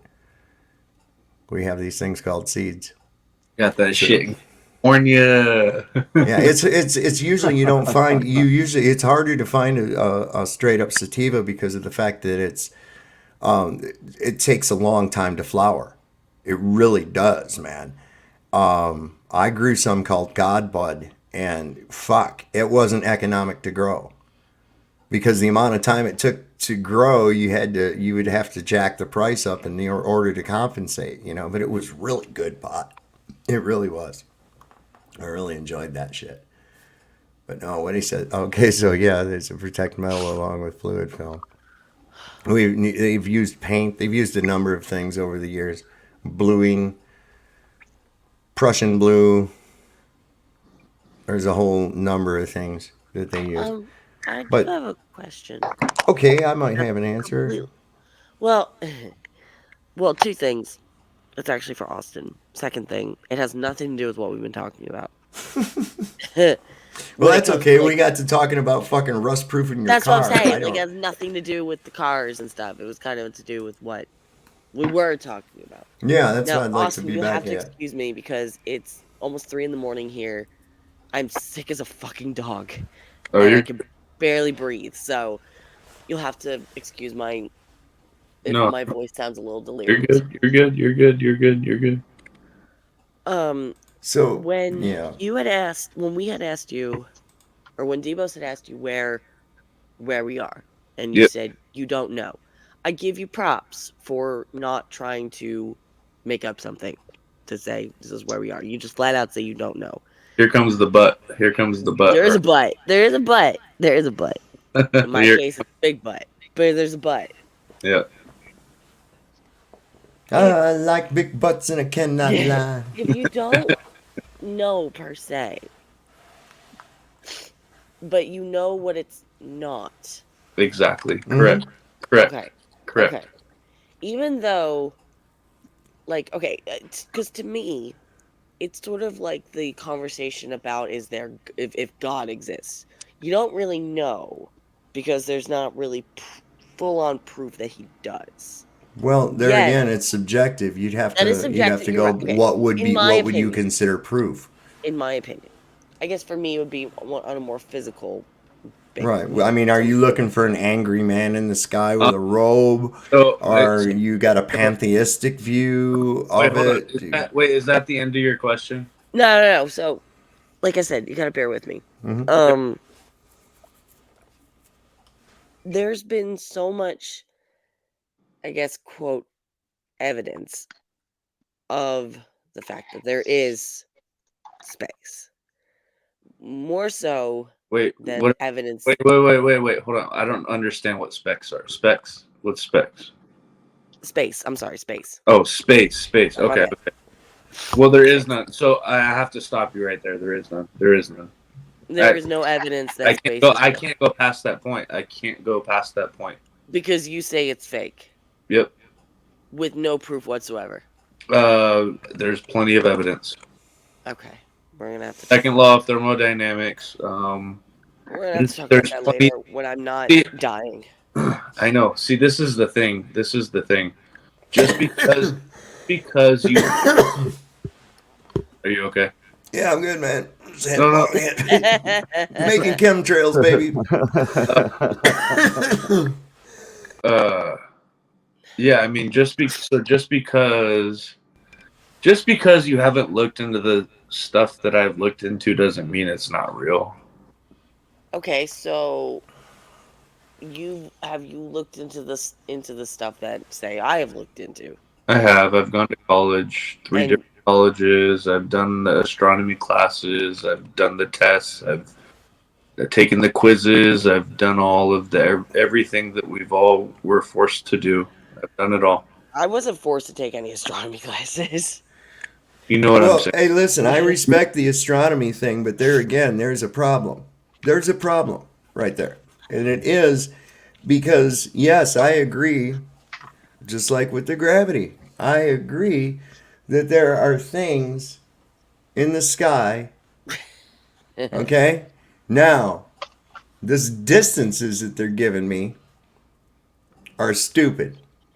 Okay? You have to believe that light travels infinitum, and there's no proof of that whatsoever. There's not even any evidence of that. Okay? And you consider like what they tell us about the sun. Okay? 93 million miles away, 836,000 miles in diameter, yet it appears the size of a small coin held at arm's length. Sometimes bigger, sometimes smaller. I see it at different sizes, which I think would be impossible at 93 million miles, but let's give it the benefit of the doubt. That's 8.5 light minutes. That means that the light from there, according to the science, that the light would take 8.5 minutes for it to reach the Earth. So let's go 8 times that distance, and that's roughly 1 light hour. Okay? 1 light hour. How big do you think the sun would appear to be, and how much light do you think you would get from it? Now, how many hours are in a year? Let's figure that up real quick. Anybody got a number? I know how many minutes there are in a year. Let's see. So let's see, 24 hours in a day times 365. We're going to say there's 8,760 times that. So now we moved it 1 light hour by moving it 6 times the distance. I've done all that. Now we have to move it 8,760 times that distance in order to be at 1 light year. Now how big is the sun to you? Oh. You wouldn't even see it. It's impossible for your angular resolution of your eyesight to detect it. Okay? So they want to tell you that this light travels and the light you're seeing is from some billion years ago or some other dumb shit like that. And the reality of it is that light, it gets weaker the further it goes.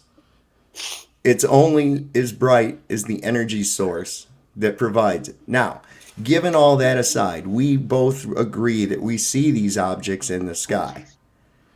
They tell me that they're an impossible distance away from me.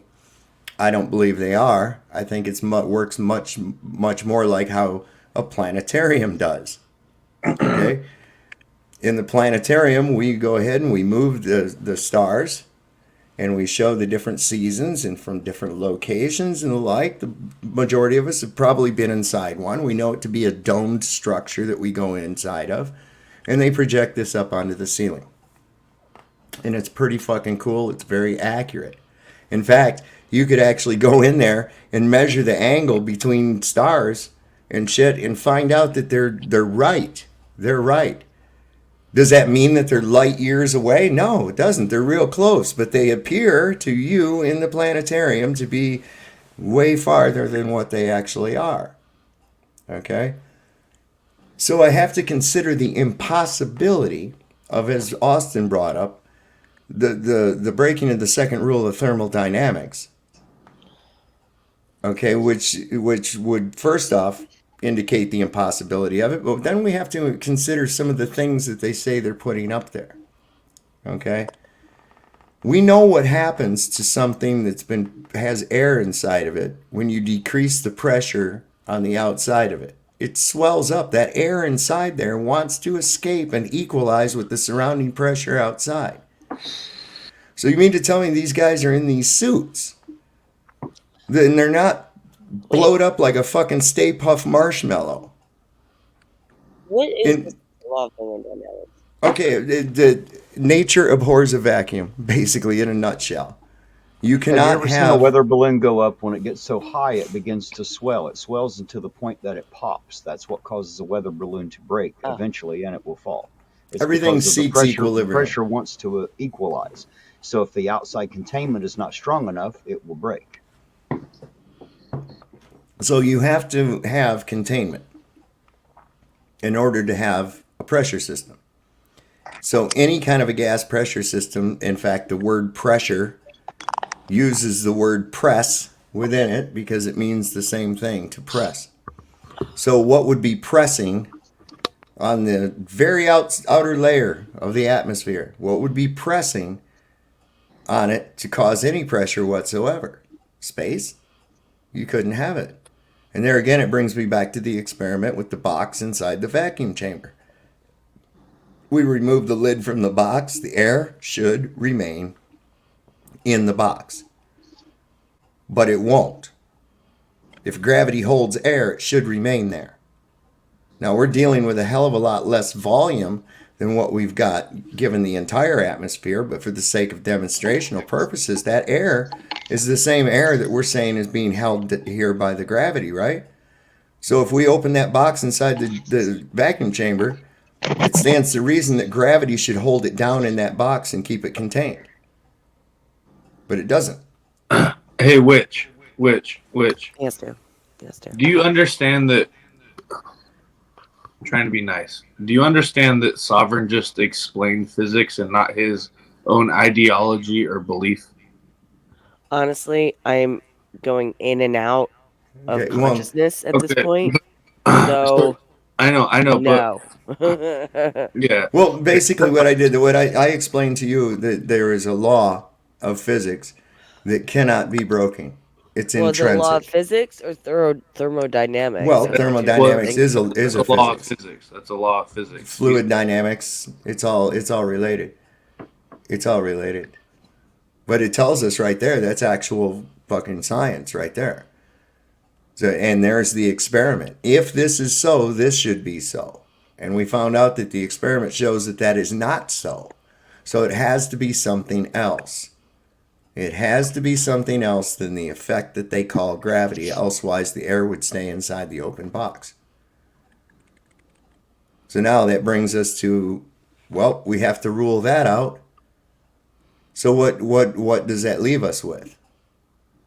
That there must be some sort of containment, or that what's beyond our sky, what's beyond our atmosphere, is not a vacuum. That's the only other explanation. That, or there's containment. So what is it? We've just determined that it can't be a zero pressure system. So there either has to be containment.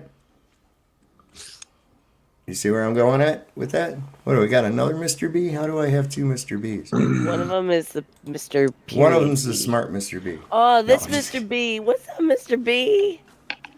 I'm the dumbass, Mr. B. How you doing, Mr. B?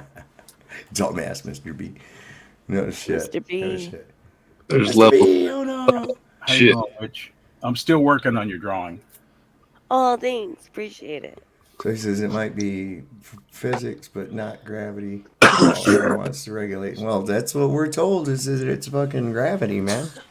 It's holding it there. Otherwise, it can't be there. Hey, There Dave. has to be something that holds it, and it can't be gravity because we just determined it isn't gravity. I Well, get who up. determined you or, I mean, Nature determined that. We just proved that nature will determine that. Oh, we got. but let me ask you something, Sovereign. Do you believe there's a God, don't you? Some people, I'm just curious. I believe there's a creator. A creator. If there is a creator that can create the ultimate human being in this planet, flat, round, whatever you want to call it, Then what who makes you created- think he wouldn't? What makes you think he could not create a globe to hold the water into place? What makes you think he don't have that kind of power too? Because if he can create all this, why couldn't he create a globe that you claim does not exist? Well, it doesn't say he did that. If you want to go that way, it doesn't say he did that at all. Did it? It didn't say he didn't either. Yeah, it does. No, it don't. It didn't Yes, say it does. create Go a to flat Genesis. Earth. Go to Genesis and read it. Go to- It don't say it create a flat Earth. The word flat What's it or say? globe What's it does say? not What say. is it? What does it say, Don't say Mr. either B? one. The waters. It The doesn't waters above. The waters above, and the waters below. Mm-hmm. You do know that God the split Bible's the not a land. scientific textbook, God, right? the Creator split the land from the waters above and the waters below. You know the Yeah, Bible but it is don't not say a flat scientific or round. textbook, You can right? No, but he's the one that brought it into it. You want to bring that into it? We'll go with that. I mean, You can't. I'm not claiming that the Bible is any kind of an evidence, but if you're going to go that way, I don't know. There is a creator. I don't know. I wouldn't, if I was creating a terrarium or an environment for man, and I was putting flora and fauna within that thing, I sure as hell wouldn't put the heating and lighting system all the way down the fucking street from it. I would put it within the fucking terrarium. I would put it within the system. I sure as hell wouldn't put it all the way down the fucking road. That's stupid. Why would I? So are you saying 300 million miles is too far away? Yeah, 300 million, 93 million, and a million. I mean, do these distances even really fucking exist? But yeah. I mean, they're just numbers. They're just numbers. Do they really fucking exist? And if they do, prove it. You know, that's the point right there. You want to tell me that some object's up in the sky and you're going to just jump and say parallax or gravity or fucking refraction. No, you have to have a known value. Other than that, all you know is you see a fucking light in the sky. That's it. Did you hear the thought experiment, Mr. B? No, I did not. I just jumped on because I wanted to talk about second law. But I was actually sleeping, and I got up and tuned in, and Dave was The Energizer Bunny. Dave was being grouchy, and I thought this is. Hey, Dave, can you explain that thought experiment one more time, so that because I would like to hear Mr. B speak on. Okay, that. you're talking about with the vacuum chamber in the box, right? Yes. Okay, please. So we're told that the gravity is held to the Earth that the atmosphere is held to the Earth by gravity. Okay, so if this is true, I should be able to take a box, seal it, and let's suppose we got a little remote control that opens the box. You know, we're going to stop the picayunes in the chat right off the bat. So we somehow work this thing out so it can open with a remote control. We put it inside of a vacuum chamber. We reduce the pressure in the chamber to near zero as we can get it. Okay? Then we open the sealed box. Now, if gravity holds air to the Earth, the same gravity should hold that same air inside the box. Yet it succumbs to the second rule of thermodynamics and equalizes with the surrounding lesser pressure. Okay, I know what you're saying. And first off, I don't think you really know what the second law of thermodynamics is. It's where you cannot have a vacuum without containment. You cannot have a gas pressure system next to a lesser pressure system without containment. Okay, I'm sending you back to remedial physics because that's not the second law. All right, well, what is it? Which one is it then? Is it the first? Well, okay, do you know the first law? No, it's what the transfer of heat. Anyway, what I'm want to get at here. Well, this stuff is important because. Well, I know it's important. Answer the thought experiment though. Will the air stay in the box because of gravity? No, but no. Okay, so the air won't stay in the box because of gravity. Wait a second. You got to lead through the series. Okay, so if the air doesn't stay in the box because of gravity, and it's the same air that was being held to the Earth by gravity, why does in that small void of lack of pressure does it succumb to that equalization process, but a much larger version of the same thing doesn't? Well, in physics, we learned about what's called the kinetic theory of gases. Mm-hmm. And gases have energy because of the temperature that they're at. Mm-hmm. The higher the temperature, the more energetic they are. Mm-hmm. Okay, and so that energy is enough to overcome the effect of gravity on a single molecule, and that's why it escapes the box. That's just a local environment. But when you take the entire weight, wait, hold on a second. Say that again. I'm sorry, that just flew over me. Like I'm like, what? You're saying that it's not the process of equalization it's that's not occurring. The second law is the first law is energy cannot be created or destroyed, only changed in form. Okay. All right. The The second law is that heat flows from higher to lower temperatures. Mm-hmm. All right. And then you have a third law, which deals with entropy, which I don't Mm-hmm. want to get into tonight. Okay. That'll be an argument. So the question is this, regardless of that, the question is this: why did not the same gravity hold the same air in the box? And because it was the atoms. It wasn't because there was equalization. I mean, I don't know why we're doing this, putting it in the box. And well, I'll tell you why. Because it's to prove that you cannot have a high pressure system within a low pressure system without containment. Okay. And before you go to gradients, I've used the example now 3 times on this broadcast tonight, but we're going on several hours. Inside of a propane gas tank, okay, you have a gradient, but the entire thing has an overall pressure system. And the lesser density, okay, which is lesser pressure, is at the top of that tank. Whereas at the very bottom is the densest, which is the liquid propane. As soon as I breach the containment, equalization occurs. Okay? What gravity was doing inside the tank is no longer working anymore.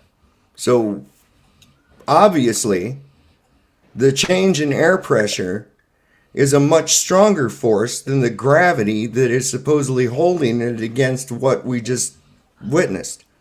Okay. You see why that doesn't work? No, you're wrong. I'll tell you why. Take that same tank. Now let's make it 2 miles high. Mm-hmm. And we talked about this the other day a little bit. Mm-hmm. So if you're inside, if you went down, let's say it's just water, not propane. To make it easy. Water, and at the top you have water vapor. Mm-hmm. You go down in that tank, your pressure is going to increase. Why is the pressure going to increase? Because of the density of the materials. Okay, why does it have density? It has density because of gravity.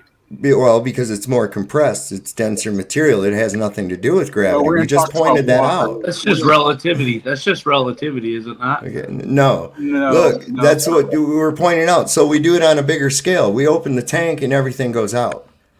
There's no getting around that. What I'm saying is the exact conditions we have with water in that tank is similar to what we have on the Earth. At sea level, we have atmospheric pressure. You go up, the bag of potato chips explodes, so you go up high enough. The water will boil, you go up high enough too. Sure, we use that for space cooling. We boil off liquids for cooling spacecraft. If you believe in spacecraft. Anyhow, I don't, but well, so if you keep on, I mean, you've admitted that the pressure is higher at sea level, and as you go up, it decreases. So if you just graph that out, you make a graph of altitude versus pressure. It goes down, down, down, down, down. The higher you get, the lower the pressure gets.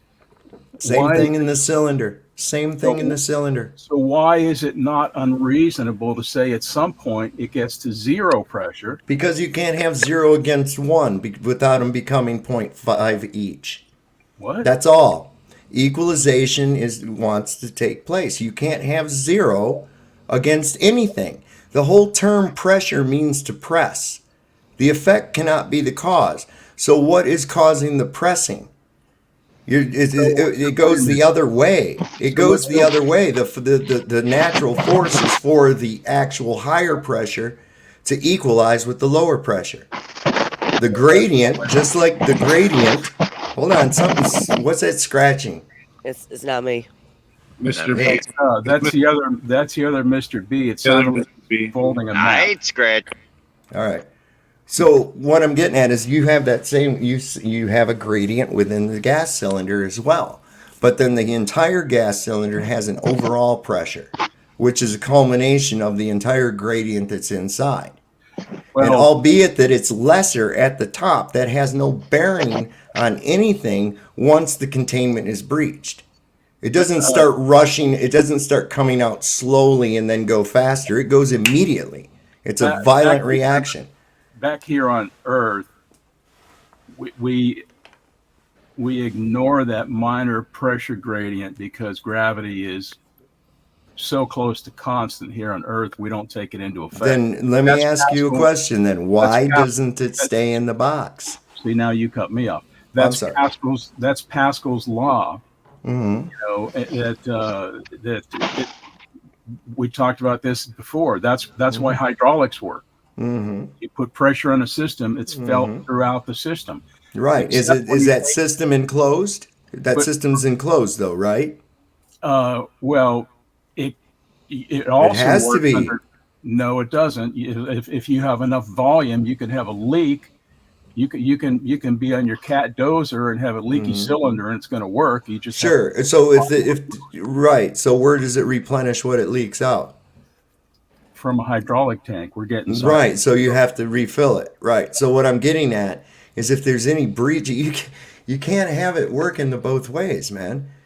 It's like interesting that you say that because the amount of helium and hydrogen on the Earth is constantly decreasing. Yeah. Well, that's what I'm told. That I don't know that. You don't either. We're told that, but okay. Where's it going to? Hey, Dave, I don't even know if I'm sitting in that chair smoking weed or not. I mean, this right. But I mean, how do we really know that? Where did it go to? Space? Really? That means that there is a containment breach. So what's keeping the rest of everything from sucking out through that containment breach? If helium can get through... That could get into a very interesting discussion. Well, let me ask you something. What's the lightest gas? What's the lightest gas we have in our atmosphere? Hydrogen. Hydrogen. Okay, so there's hydrogen up there against the zero pressure of space. Yeah, and some of it escapes. So some of it escapes. Yeah. So you're saying that the atmosphere is being sucked out. It is going out. It's just very slowly. I mean, being sucked out isn't real. I mean, it's being held by gravity, but the gravity is so weak up there because of the distance, the r squared dimension of gravity. It's so weak. So how long until we're out of hydrogen? I think I don't really remember. It's not much that we leak every day. It's like, I don't know, maybe. Now, how do they know this? How do they know this? You realize how ridiculous this sounds because you produce hydrogen's produced all the time. Hydrogen is produced from a simple act of. Did you know that when you take calcium, okay, when you take calcium, you burp hydrogen. Because the byproduct of hydrochloric acid, which is what your stomach acid is, the byproduct of calcium and hydrochloric acid is, guess what? Hydrogen. So, no, it's not leaking out. It couldn't. Wait a minute. How does what you just say have anything to do with leaking out? I mean, they don't. Well, I'm saying, think about what you're saying right there. That only a small, like it's a slow leak, like a slow leak in a tire, that there's a little bit of hydrogen going because it's the lightest up there and shit. And helium. That's helium. And then you know what happens inside of an airplane at 35,000 feet if you put a small, little tiny hole in the hull of that pressurized cabin. You know what'll happen, right? Well, what do you think will happen? I tell you what'll happen. Equalization immediately, as quickly as possible. And the higher up, the worse it is. It's a violent reaction. Well, everything inside that airplane wants to equalize with the lower pressure outside the cabin. Quickly. They do. There's no slow leaking. There's no slow leaking. Damn. You think those doors seal up perfectly? Yeah. No, they don't. There's small amounts of leakage. Well, I'll tell you what. They have to make up with it. Okay, Mr. B. If a hole, say something as small as a .38 caliber pistol, shot a hole through the side of an airliner cabin while it was flying at 40,000 feet, what do you think would happen? It would depend on the size of the hole. I don't know. A 38 caliber is approximately 3/8 of an inch in diameter. Okay. That's why it's called 38. 375 is 3/8 of an inch. Those engines are taking bleed gas off those engines and feeding it into the cabin through a control system.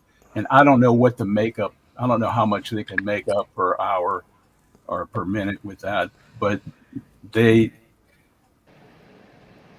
give, don't they? Let me tell you what happened when one window broke on one, and this wasn't too long ago. It was captured on cell phone tape, on cell phone video. The window on one of these airliners broke. And the person sitting right by the window got sucked out the fucking window. Oh, yeah, that happened. And not because of the speed they were traveling. It was because of the equalization of the pressure, the inside of the plane, equalizing with the lack of pressure on the outside of the plane. Okay. So if we use that statement there, and we expand the size of that fuselage to cover this dome of the Earth. It doesn't matter how big it is. It doesn't matter. You still are going to succumb to the same laws of pressure. It's going to go like that. It matters tremendously because the bigger the square surface of that tank is, the thicker the material would have to be to contain it. And no, wait a second. Is there pressure at all against the line where space is at? Is there any pressure there at all? I say that's almost zero, but okay, well, still, it's in the positive range at all. Well, even in deep space, you have a very, very, very small positive. Is pressure. the outer layer of our atmosphere of a higher fucking pressure than that which is beyond it or not? I don't know what you're getting mad for. It's well, because you try to circumvent and go around to other shit. It's a gradient. It gets lower. It doesn't matter if it's a gradient. It's a gradient inside of a fucking propane tank too. Okay, we live in a propane tank. Well, no, you don't live in a propane tank, but the same fucking fundamental laws apply. You have a gradient within the fucking propane tank with an overall pressure of the system. We have a gradient within the system of the Earth that has an overall pressure as well. Do I know what that is? No, I don't have the gauge to it. Okay? But you cannot have any pressure at all next to a lesser pressure without containment. It's not going to happen. Ever. I don't care how big it is. That only means that a small rupture is going to be even more violent. It's going to be even more catastrophic. If you take a bucket of water and you take a bucket, tie it to a rope, fill it with water, and you get that thing swinging, and you're swinging it fast enough that it's almost horizontal. Okay, can you still hold water in that bucket while you're swinging it? Sure, you can, because it has a bottom on it. Because turn the bucket over. Turn the bucket so the open side is away from the point of swing. Now hold the water in it. Yeah, except we can't turn gravity over. It's only one dimension. So you're saying that the point is that there is a force holding that fluid from falling out of the bucket, and that it's called centrifugal force. How is centrifugal force throws things away from the center of rotation? It doesn't draw it toward it. It's called centripetal force. Yes, it's the opposite of centrifugal force. So where's the centripetal force coming from? All right, I'm not going to argue that again. But the thing is, because there is no argument. The point it's ridiculous. Swing water around in a bucket. There you go. That's gravity. No, I didn't say it was gravity. It's artificial gravity. No, the bucket is containment, though. But the bucket is containment. What I'm saying is the bottom of the bucket is contained. The top is not contained. That's right. The water stays in the bucket because there is a force acting on that water. Right. So if there's a force acting on that water, why can't we have a force acting on the water of the Earth, our oceans, And I'm calling that. We would have to I'm live in a calling bucket that with a bottom. gravity. In your world, you would call that your electrostatic theory of gravity. Well, that would work, Why- Mr. why B, don't if we- you were inside of the ball. If you were Why- inside the ball, maybe you could get that to happen. Dave, you're not floating around. Your feet are firmly on the ground. Okay. I don't deny that. Okay. So what is holding you down? There's a force holding you down. Yes, there And you is. think it's electrostatic. Why can't Yeah. that same electrostatic that's operating on all the molecules and atoms in your Uh-huh. body, why can't that same force act on molecules of air? It does. That's what's going to It does. It does. But it's not a force called gravity. And the way it works is because Call it whatever you want. I'm sorry I interrupted you. Call it whatever you want. But do you admit the same force that's holding you to the earth should apply to anything? It should Yes. apply to bricks. yes, It yes, applies to- absolutely, absolutely. But in your world, you're missing a top plate. You only have a neutral. So where's your positive plate? Where's your positive Gaussian surface? Where's the plate that's holding you from going out into the atmosphere? That's not how it works. It's not how it works. It's a positively charged firmament, and we are on a neutrally charged Earth with a salt land bridge. It's a fucking battery. You are negatively charged. You are going to be attracted to the negative plate. If we reverse your charge, you will lose weight. When you add a positive charge to an object, it will start to float. Then if that's true, materials with different electrical conductive properties would be affected differently by your force. No, because they're What do within you the mean same no? system. What do you mean They're within no? the same You're saying system. it's electrostatic. Wait a second. You don't even know what I'm even talking about to begin with, and you're going to want to argue that for some reason, because something spins around, it should be shit sticking to it. Wait a second. Who's ridiculous here? We've already got. We know. Do you not agree that the positive voltage increases as you rise in altitude? You should. Do you or do you not agree that the positive energy, the positive charge, rises as you gain altitude? It's nonsensical to me. So, Well, I know it is, but answer the question. Does the voltage increase? I don't yes. know. Okay, well, the answer is yes. And this is provable, government documents, anything you want to look at. In fact, they call an upper layer up there the ionosphere. What is an ion? That's positive charge. We've talked So, enough. that being said, No, I make arguments simpler, not more complex. well, I'm not making it complicated. You're making it complicated by not actually listening to what we're talking about. No, I'm listening to pretty much every word you say. All It's just right. some of them I'm So- not understanding. There's the communication, but I'm listening. Well, to it's every because word you're you too say. busy trying to refute what I'm telling you. You're too busy trying to think up how you can refute what I'm telling to you instead of actually listening to what I'm telling you. Okay. All right. Okay. So, Yeah, I mean, fair enough, right? Instead of refuting, Dave, Mhm. you can continue believing that the second law of thermodynamics means that nature abhors a vacuum, and I'm going to continue to believe the real second law of thermodynamics. Well, that's all well and good. Can you get around the fact that you can't have a fucking atmosphere without containment? Yes, I can. How? Because of gravity. Okay, what is gravity? What is gravity?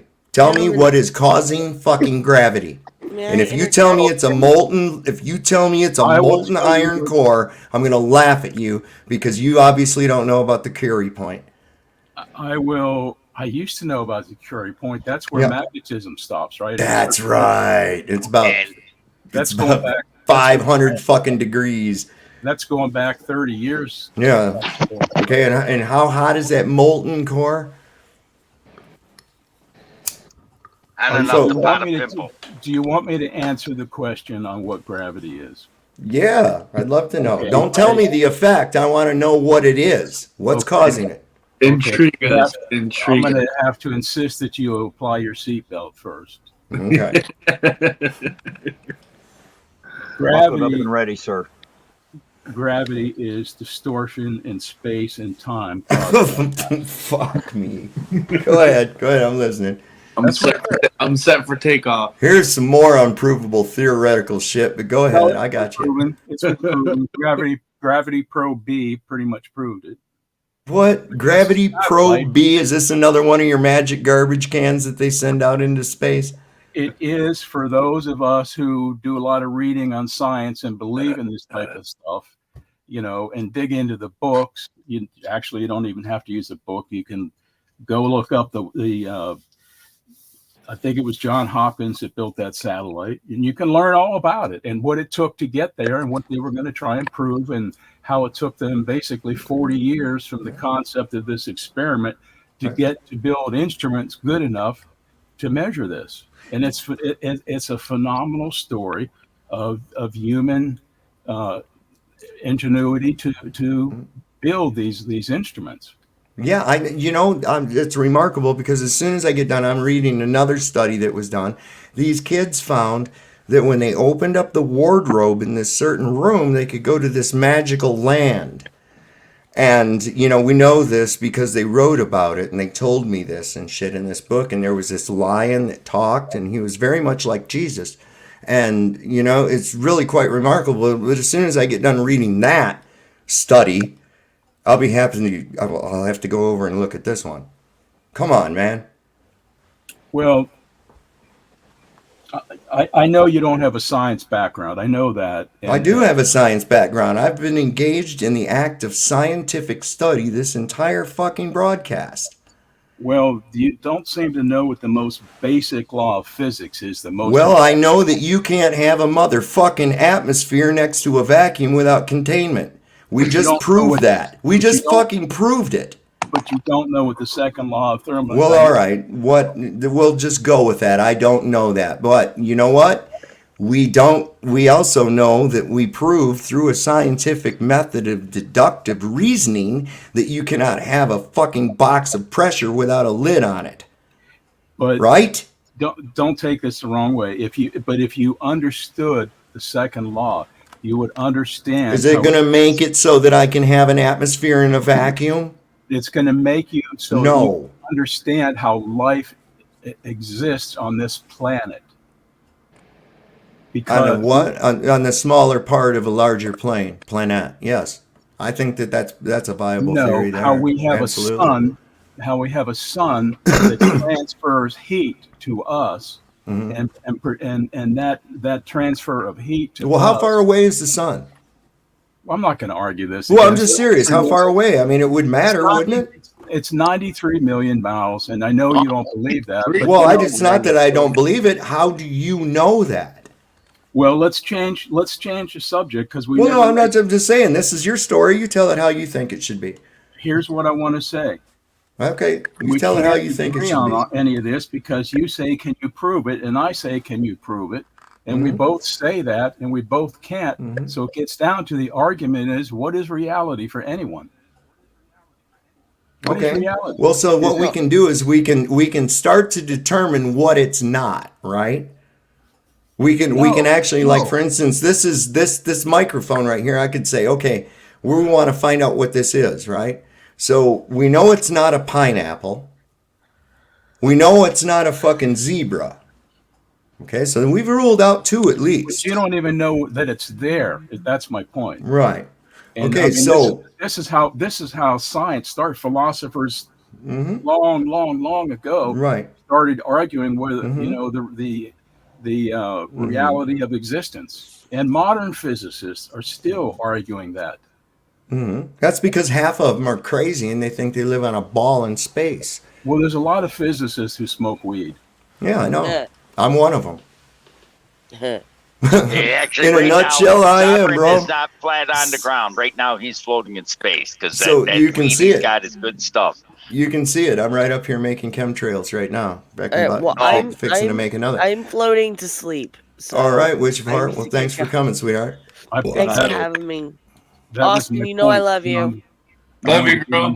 We'll never agree, but I still love you. Huh? No, hey. No, stop it. We might agree. We might agree someday, but someday. I just want. Hey.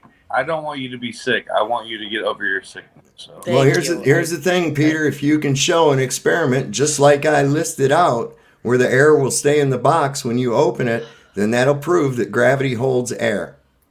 But apparently it doesn't. Okay. Good night, gentlemen. Well, good morning, gentlemen. Good night. Good night, gentlemen. It's crap. Good night, Witch. You I'll should know see- that. Hey, Good night, See you guys Witch. later. Yeah, I'll send you my number. I'll hit you up. Okay, man. See ya. Have a good night, girl. So yeah, it's you can't. If you can show that experiment, Peter, that would be great. I would love to see it. But as far as that's concerned, you have to understand the hoops that you have to jump through with this. Okay, we theorize that we're on this ball and all this shit is happening, and we're here from gravity. We're gonna say it's some force, but we don't know what fucking causes it. Now we're gonna say the bending of space-time. Bending of space-time. That is so made up shit. Okay, bending of space-time. That's ridiculous, dumb. That's just so fucking out there. It's not even funny. Check But this out, Dave. The the time at the top of your head is different than the time at your feet. No, time. It's right now. It's always now. Okay. It's always now. Okay? It is the past is only in your fucking mind. The future is only in your mind. There is only the ever present. It's always now. It's always now. Not in the world of relativity. Well, I know because that's wacky world. That's wacky world, dude. Wait. Mr. B, what do you mean? What do you mean the time at the top of his head is different at his feet? What do you mean by that? Can you explain that? I actually am genuinely. He's going by the premise that because I'm vertical and that the Earth is turning, that since this is going faster than the feet, then this is going through time faster. That's such fucking brain bullshit. That's a brain. Yeah, but how do error. we know you're not laying on your back? How do we know you're vertical? I mean, Wait, puffed a lot of waves. You can be flat on your back. Wait, I'm actually upside down. wait. I'm over Australia right now, so I'm upside down. You actually could be. I mean, as much had weed to as flip you my smoke, camera. you actually you could be floating. I doubt you're on the ground right about now. Yeah, I had to will- flip my camera around. Wait, Mr. B. Hey, Mr. B. What? There's two Mr. B's. This is hard to. Jesus I'm Christ. I'm Mr. Dot B. Okay, Mr. Doc B. Mr. I'll tell you Doc- what. I'll tell you. Let's Wait, just call no. me I want to E. understand. I want to understand why you think that the time at the top of his head is different from the time at his feet. I'm trying to understand that. Okay, when I say it's different, it's an immeasurably small amount, but it's because I understand, but you're. because Yeah, Wait, okay. let him finish. Let him finish, man. Okay. it's Okay. because Sorry. we know by looking at distant massive stars, and we can see objects that are behind that star because the light bends when it goes around that star because it's What? it's time and space is What? Hold on. Why would the light bend? Do you think light is an object? it's the light path bends Why would it bend? because Of gravity, right? because of gravity. Yeah, because So of how do you know? Wait a second. How do you know that? So Matt, Wait. Hold up. You're telling me Fucking love that it. you can only describe an effect. You don't know the cause. Yet you can place that cause that you don't know onto objects that you can't touch, see, measure, or do any other fucking thing with. No, I'm not saying I can do that. There's people. Well, you're saying they did that. How did they do that? If they don't know what the fuck causes gravity, how can they say that a light in the sky has it? Dave, there's some really, really, really smart people out there who have invented things like cell phones.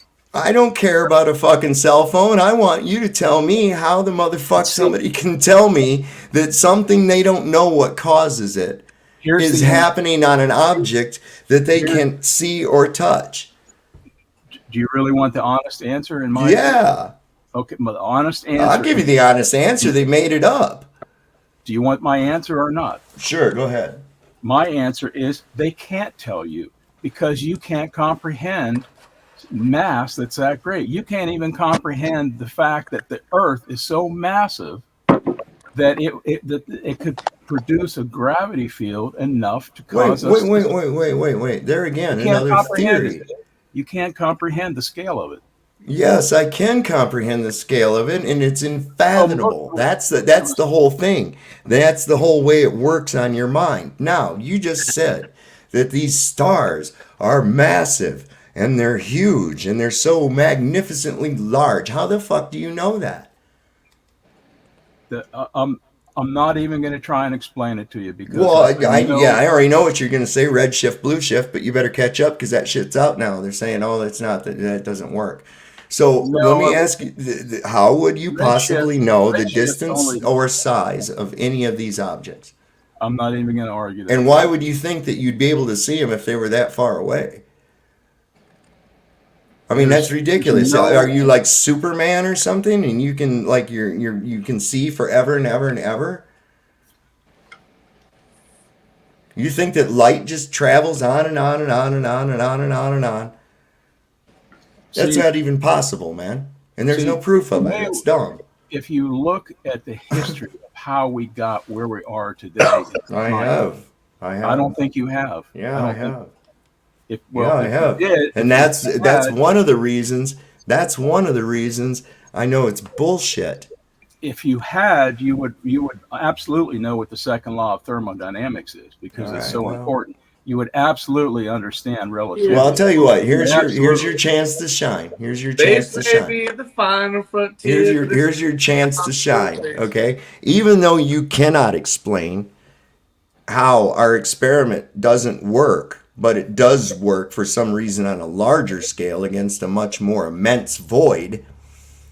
Why don't you go ahead and you explain this rule of thermodynamics that I don't understand, and then tell me which one it is that tells you that you can't have a fucking atmosphere inside of a vacuum or without containment. Now, there you go. There's your chance to shine. I didn't make that claim. I didn't say the second law proves that we could. What I said is Newton's laws of gravitation prove that. The second law of thermodynamics, I'm not even going to get into how you can derive all these other gas law equations from it right now.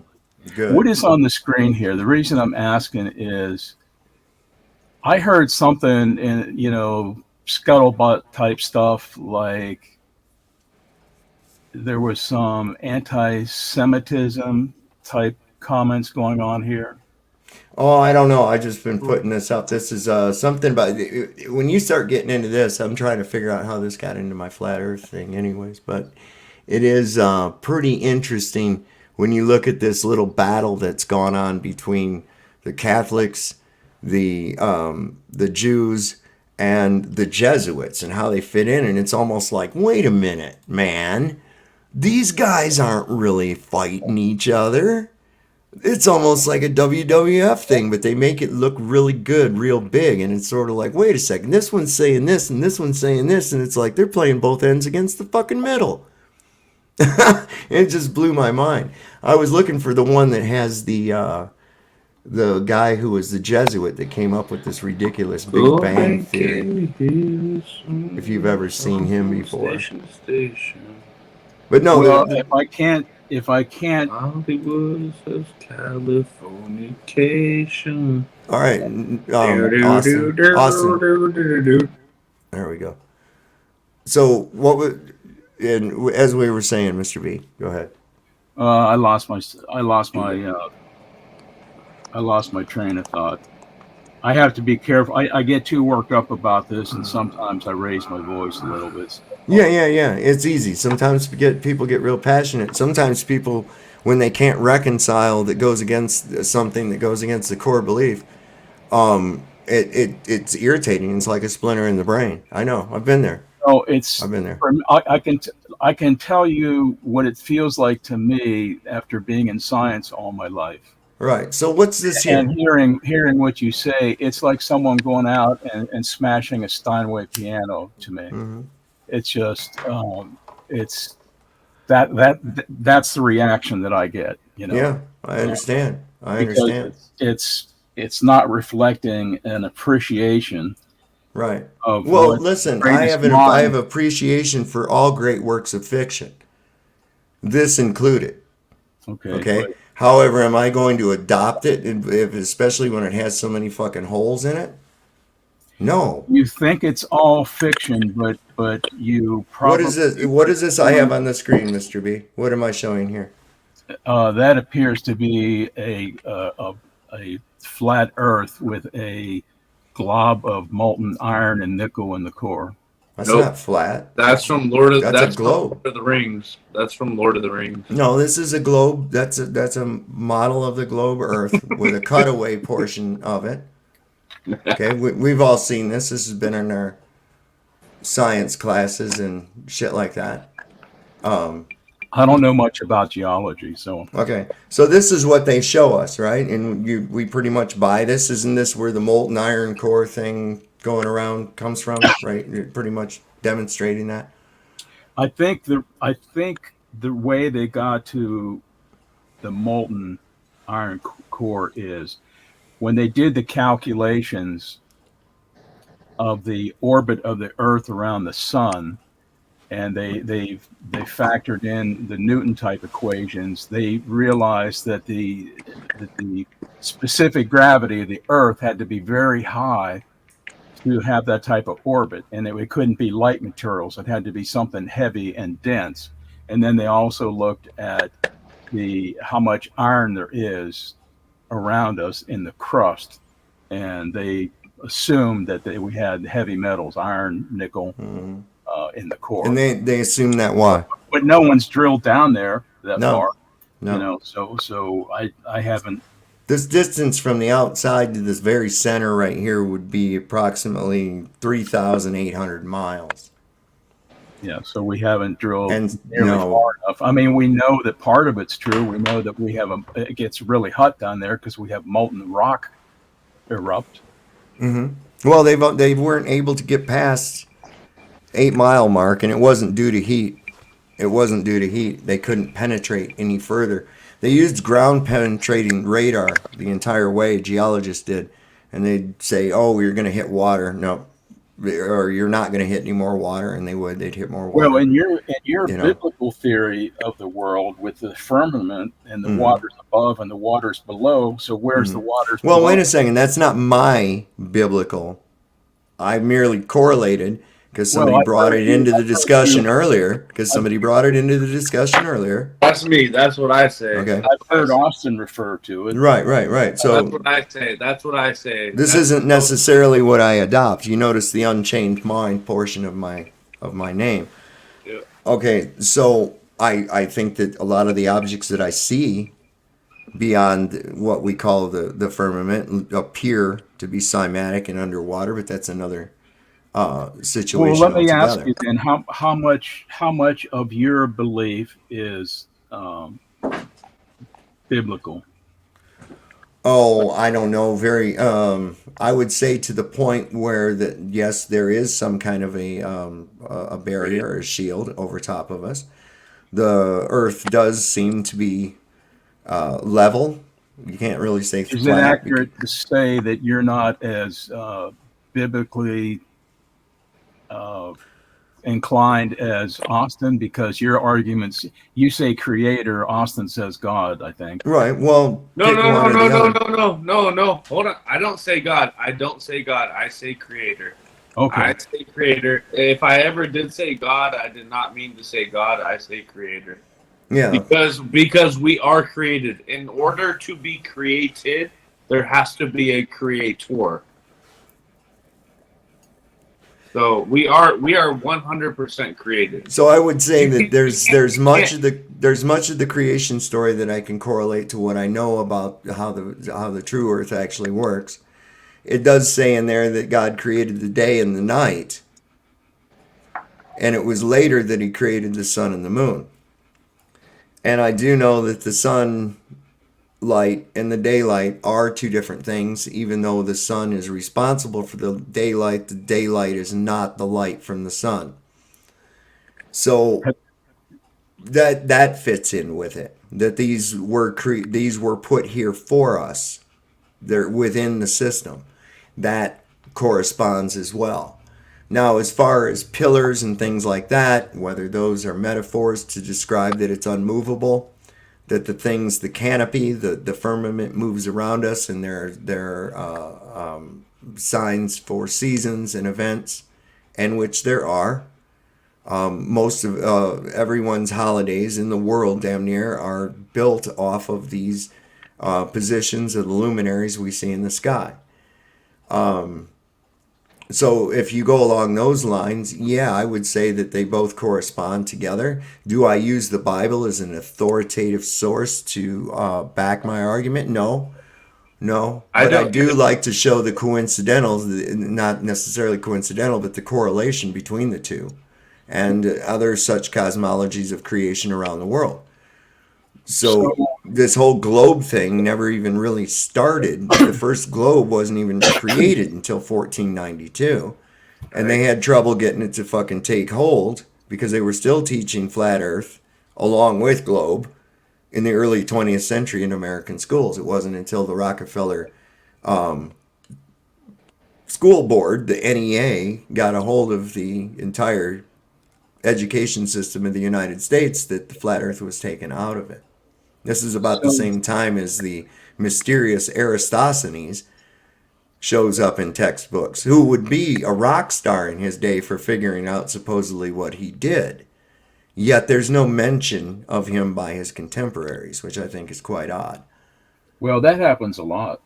There's a lot of scientists who were thought that they were kooks, and this is 5,000 years ago, though. And then later on, we find out that they were right. There's a lot of that going on. Well, actually, if you take Eratosthenes' experiment and put it to the test, I can put a couple of beer cans on my kitchen floor and take a local light, a flashlight, and produce the exact same effect that he got. Does that mean that my kitchen floor is a fucking ball? No. I've heard that. Yeah, well, I mean, I've done it, and you can see that the results are the same. You get the same results. So and that brings me right back to that first thing. You see the sun in the sky. How the fuck do you tell how far away and how big it is? I know from our talks in the past that you used to live like 395 corridor out in California. Mm-hmm. So you must have gotten to some very nice dark sky sites out there. Oh my God, damn near every night. Beautiful. Yeah. The Milky Way, you see it all the time. Yeah, beautiful. Yep. So more stars than you could possibly count. And that's, yeah. The darker your surroundings are, the more you can see up in the sky. Yep. We got places here in Virginia I can see that when it's not too humid, of course. Yeah. But go ahead, Mr. B. Well, what I'm saying, out there you have pretty good seeing conditions on that side of the mountain. So and even better in the desert. But I'm just wondering, when you look up there and you see more luminaries than you can count, what do you think they are? I don't know. There are lights in the sky, and there's a whole bunch of them. What I personally think, I think that they do have influence over this earth. I would go as far as to say that they have sentience, and that they have been held to believe that they have sentience for many, many years, for centuries, for generations going back. This is why we've given them names of people and gods and things. Yeah. This is why the astrology, and we're not talking about, I'm talking about the ones like millionaires use that actually do an astrologer chart based on this shit, that there is influence, there is energy. You can look at each and every one of these stars and they put out a different frequency, like a different cymatic. They're beautiful, especially when you zoom in on them. They're just fucking gorgeous. And definitely not some ball of fucking burning gas billions of miles away.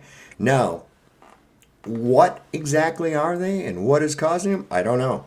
I have no idea. I can't get up there. I can't touch them. Nobody can. Well, we don't know. But to assume that because I don't know what they are, to assume, well, they must be right. It's light that's coming to me from so far away that I can't even fathom it, because after all, light travels forever and ever and ever and ever. No, I didn't fault you for saying you didn't know. I mean, that to me, that's a sign of intelligence, saying that you don't know. I mean, I can speculate, and I do. You know, you got to think. I used to think, like when I was a ball earther, I used to think that they were billions of miles away and all this other fucking bullshit. And I was like going, you know, this astrology shit's bullshit. You know, how could something that far away have any influence on me or my world that could be not even detectable from where they're at? You know, that kind of thing. And then I found out, you know, I'm like, oh no, they're much closer. They do have influence. Well, They we have a beautifully simple equation that describes it all. It does, but they still can't, that distance. You got problems with that because we have that inverse law of light square. Square law of light. So when you were out in those clear seeing conditions and saw the beautiful milky, I mean, it looks like someone took a bucket of white paint and splashed Dude, I thought the first time I saw it, when I first got out to California, I'd never seen the Milky Way really before, just kind of faintly. Right. And when I first looked up at the sky, I was like, God damn, look at all those stars. I can't believe it. I can't wait till that cloud goes by so I can see the rest of them. Yeah. And then I realized that cloud that I wanted to go by so I could see the rest of them was the Milky Way. Yeah. And I was like, so then I started, you know, as I was looking at it and living out there, I looked at it quite often and shit. And then I started listening to some of the stuff people have said about it in the past, what some of the natives, tribes, the Paiutes and shit. And some of them, they're saying, you know, this is a tear in the dome. This was a tear in the dome. And I'm like, what? What are they talking about, you know? And somebody else, another culture talking about somebody else made a rip in the sky and it caused a great flood. And I'm like, oh my God, wait a second. We're tying in like the same story through different cultures. What's happening here? You know, one of those things. But well, here's a rhetorical question. Did you ever smoke any weed looking at all that stuff up there? Oh, yeah, all the time. I was a grower out there. Fuck yes. The rule I had at my house is that all things that we must begin with a bong hit. Cheers, bro. So when you had the chance out there, did you ever look in with a telescope or binoculars up there? Yeah, man. And you know what I found to be strange? That if they were really as far away as I'm told, they should not have appeared any bigger at all in my field of view with the optics. Did you ever look at the Orion Nebula? That's a pretty easy one to see. Yeah. So that doesn't look like luminaries. That almost looks like glowing gas. It does. It almost does look like glowing gas. It also looks like a brush stroke on a canvas. It looks like a great many things. Do you ever look at Saturn through a telescope? Yep.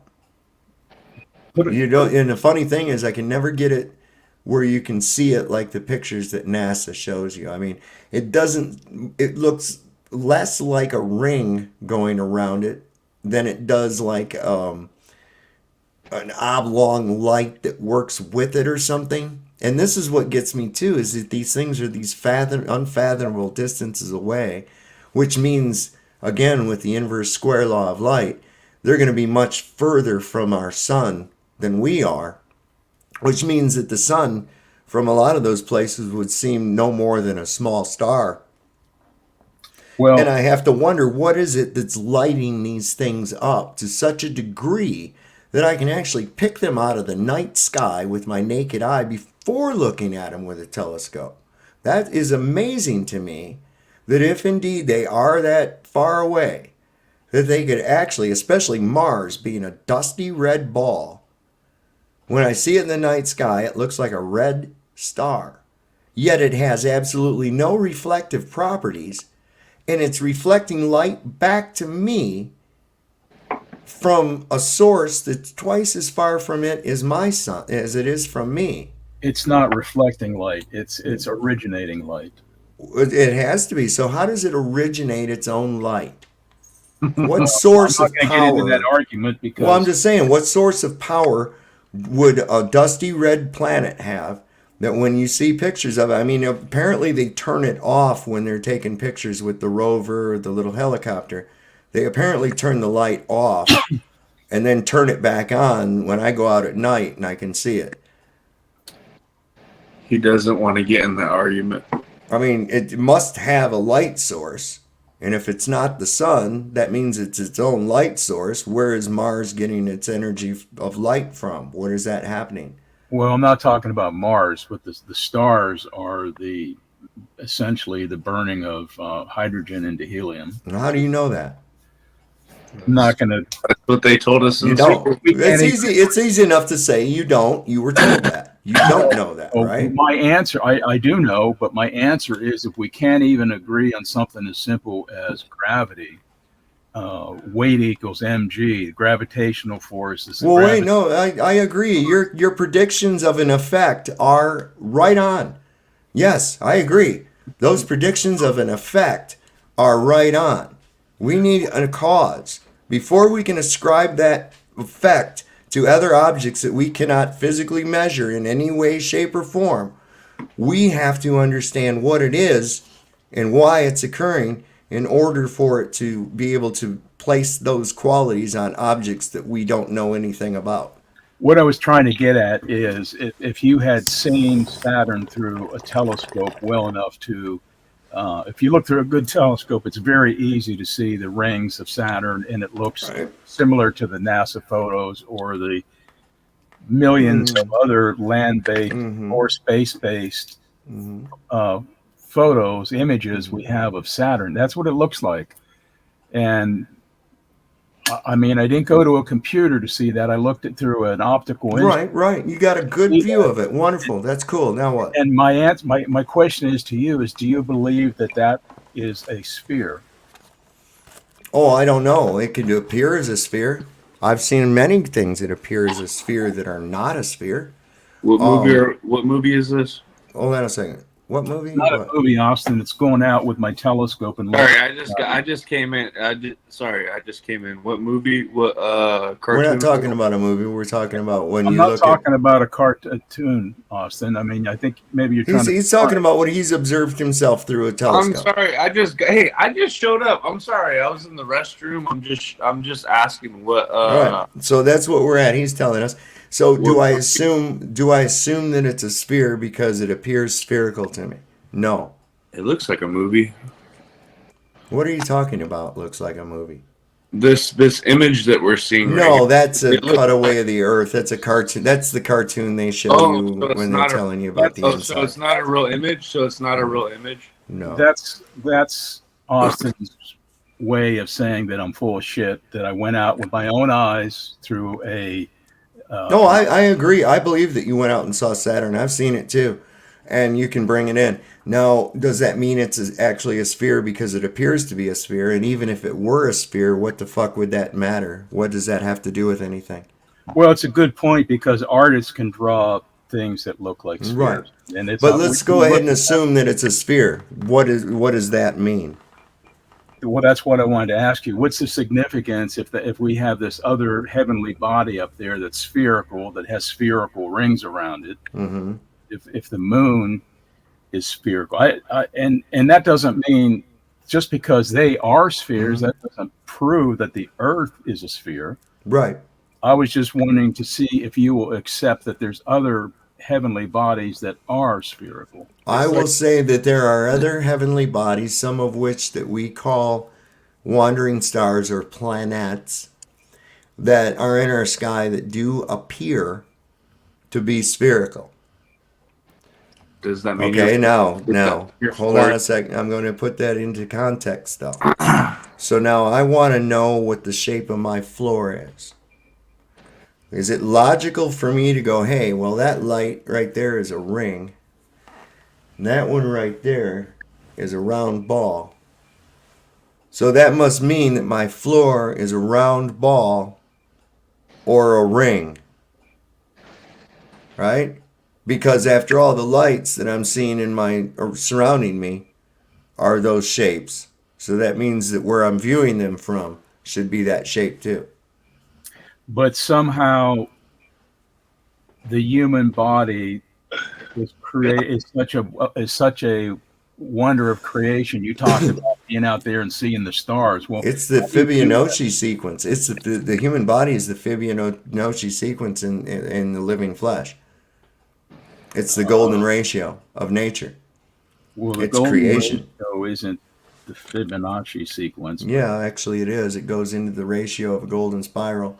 The Fibonacci sequence in a spiral will work out to the golden ratio of 1 to 1.618. Absolutely. Oh, you're talking. This is like the what's the Talking name? about the golden ratio. Nautilus. You're talking about the Nautilus shell diagram. Yeah, I'm talking about like from the tip of your finger to the first joint, tip of your finger to the second joint, tip of your finger to the third joint. It'll work out to 1 to 1.618, the ratio of those distances. Everything is built on that. Sovereign, sir. Can you explain that more? Because I do not understand that at all. 1 to 1.68. 1 to 1.618. Actually, it's an infinite number. It's what's called an irrational number, like pi. Okay? And basically what it is if you a simple way to describe the Fibonacci sequence is the next number is the sum of the last number plus the one. For instance, you start with Plus 1. the first number. Right? Plus the original number. Right. So 1 plus 0 is 1. Right? So we got the next one. Right? 1 plus 1 is 2. 2 plus 1 is 3. 3 plus 2 is 5. 5 plus 3 is 8. 8. That's crazy. Like that. Now, when you plot that out, it will make this, you can graph that out and it will make this spiral that is evident in the turning of your ear, the way your ear is shaped, the digits in your finger, the way your joints go up your body, the whole fucking thing. So this is evident in plants. In fact, I used to play a song by Tool that uses the Fibonacci sequence in its rhythm, and I put it on a loop in my grow house, and my plants loved it, man. Dun, dun, dun, dun, dun, dun, dun, dun, dun, dun, dun, and then start over. Like that. That was in the Cheech and Chong movie. What's that, the Fibonacci sequence? No, that tune that you just did. Oh, yeah, it's a Tool song. I'm trying to... Lateralis. If you have a chance to look it up on YouTube, it's a pretty cool song. It's called Lateralis. So you're saying everything is numbers. It's not letters. There's no everything is numbers. They're just, well, it's a ratio, and we express it in numbers. That's how we quantify it. But it's a ratio, and it seems to be like, I've often said that it's one of God's favorite numbers. And it's an irrational number. His other favorite number is another irrational number, and that's pi. 7? Oh, okay. 3.142. 3.14157, some shit, and it goes way on out. It's never been calculated to its end. Neither is phi, which is what the golden ratio, or 1 to 1.618 is. So, like I said, that's evident and all that. That's one of the things that brings me to the idea of a creator as well. I have a friend that I grew up with. He moved away to the East Coast, like Virginia somewhere. But he told me that the Bible, everything in the Bible, like all the verses, they equal 7 somehow. For some reason, they all come back to the number 7. And I started looking into this shit, and it was tripping me the fuck out. I didn't know how to explain it, because then you got this demonic number, which everything comes to 6, as we all know. Well, what year did Sir Isaac Newton come up with his theory of gravity? Anybody know? 16 something. When is it? 16 something. 1666. That's right. 1666. Who knows what tilt the Earth is supposedly at? It's 24. They used to say 24.4, which the opposite was 666 to get to 90 degrees. But if you go on Google now, I think they've changed it to like 24.7 degrees. How fast are you going around the sun? They always change the fucking numbers. Listen, this thing is full of 666s. You know how much? Do you know how much? How many feet of curvature in 100 miles? How many feet of curvature at 100 miles?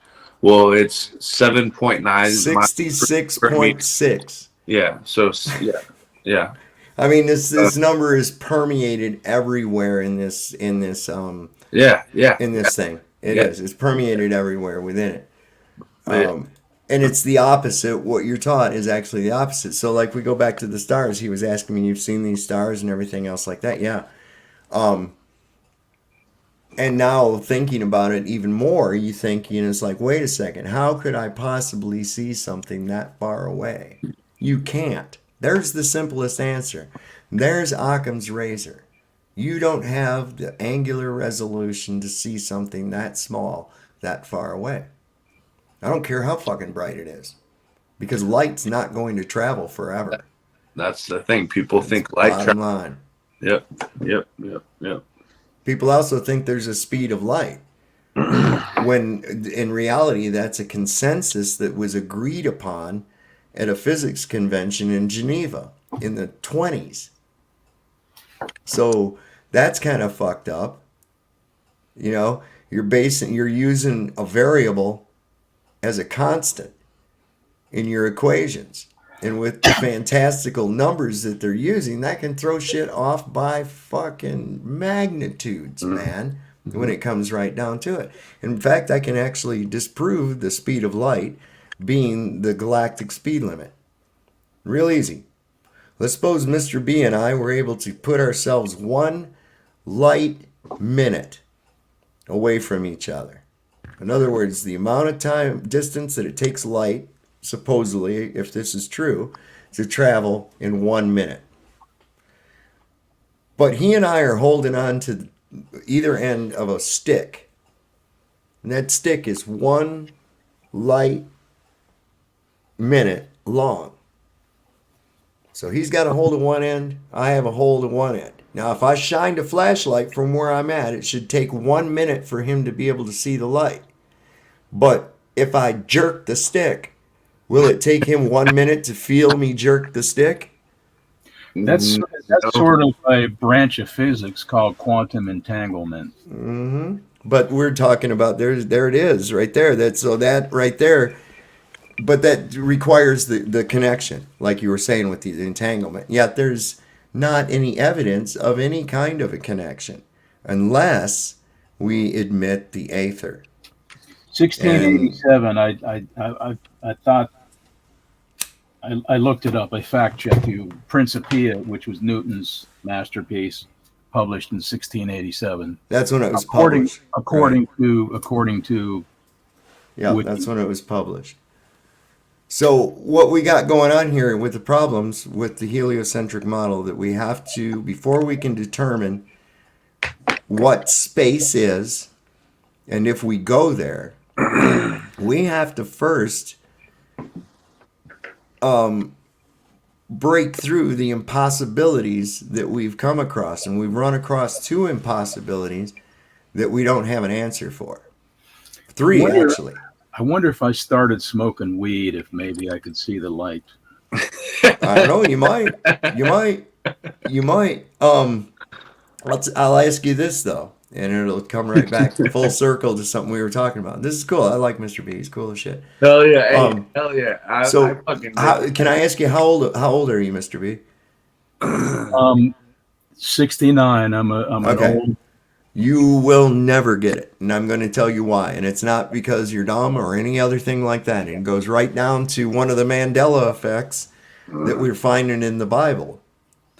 Okay, and it really has nothing to do with a religion, but if it says that you cannot put new wine into old skins, lest the skins will burst.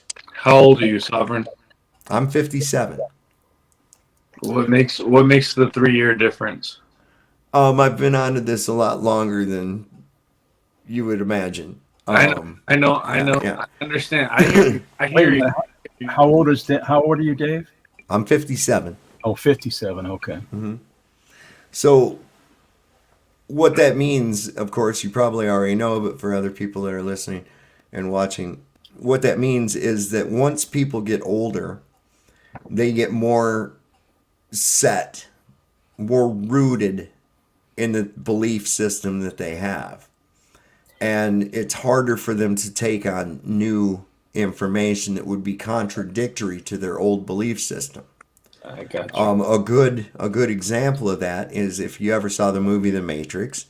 They told him, they says, yeah, we brought you through. We usually don't bring people through over a certain age because they die.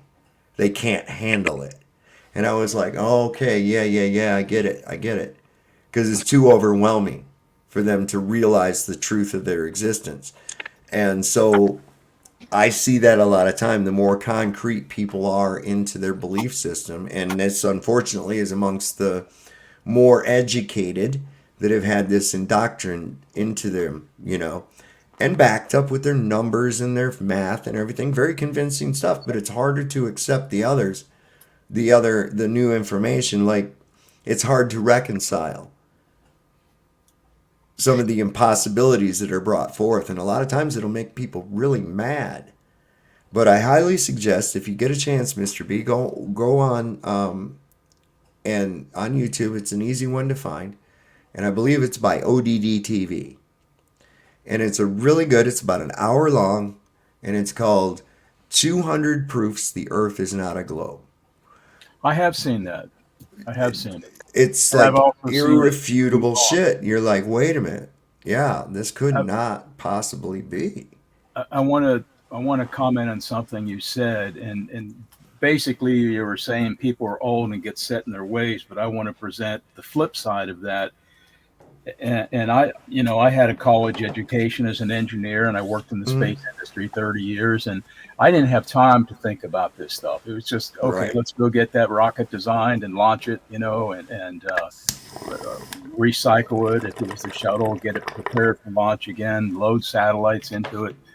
So I didn't have time to think about that. But when you get old and you're retired, and your family's grown up and moved away, and your friends are dying off, you can put a lot more time into studying things like that. And that's what I do. I study physics and I study human behavior. Those are my hobbies. I love human behavior. That cracks me. Some of the fucking shit I run across cracks me up, man. Well, it's very fascinating because the same laws that govern human behavior when you get down to a I wish biology. I wish we could see your face. Can you put your video on? Well, y'all, look, I'm gonna cut her down here real quick because we've been going for a long stream, time. Austin, because some of the ones that go on. Yeah, you got to be careful, man. There's some nutcases out there that don't want to. I mean, I've had people actually threaten me. Yeah, because they're mad that I don't believe in the globe. No shit. I have actually had people fucking threaten my life over that. Jesus Christ. See, that's the human behavior part.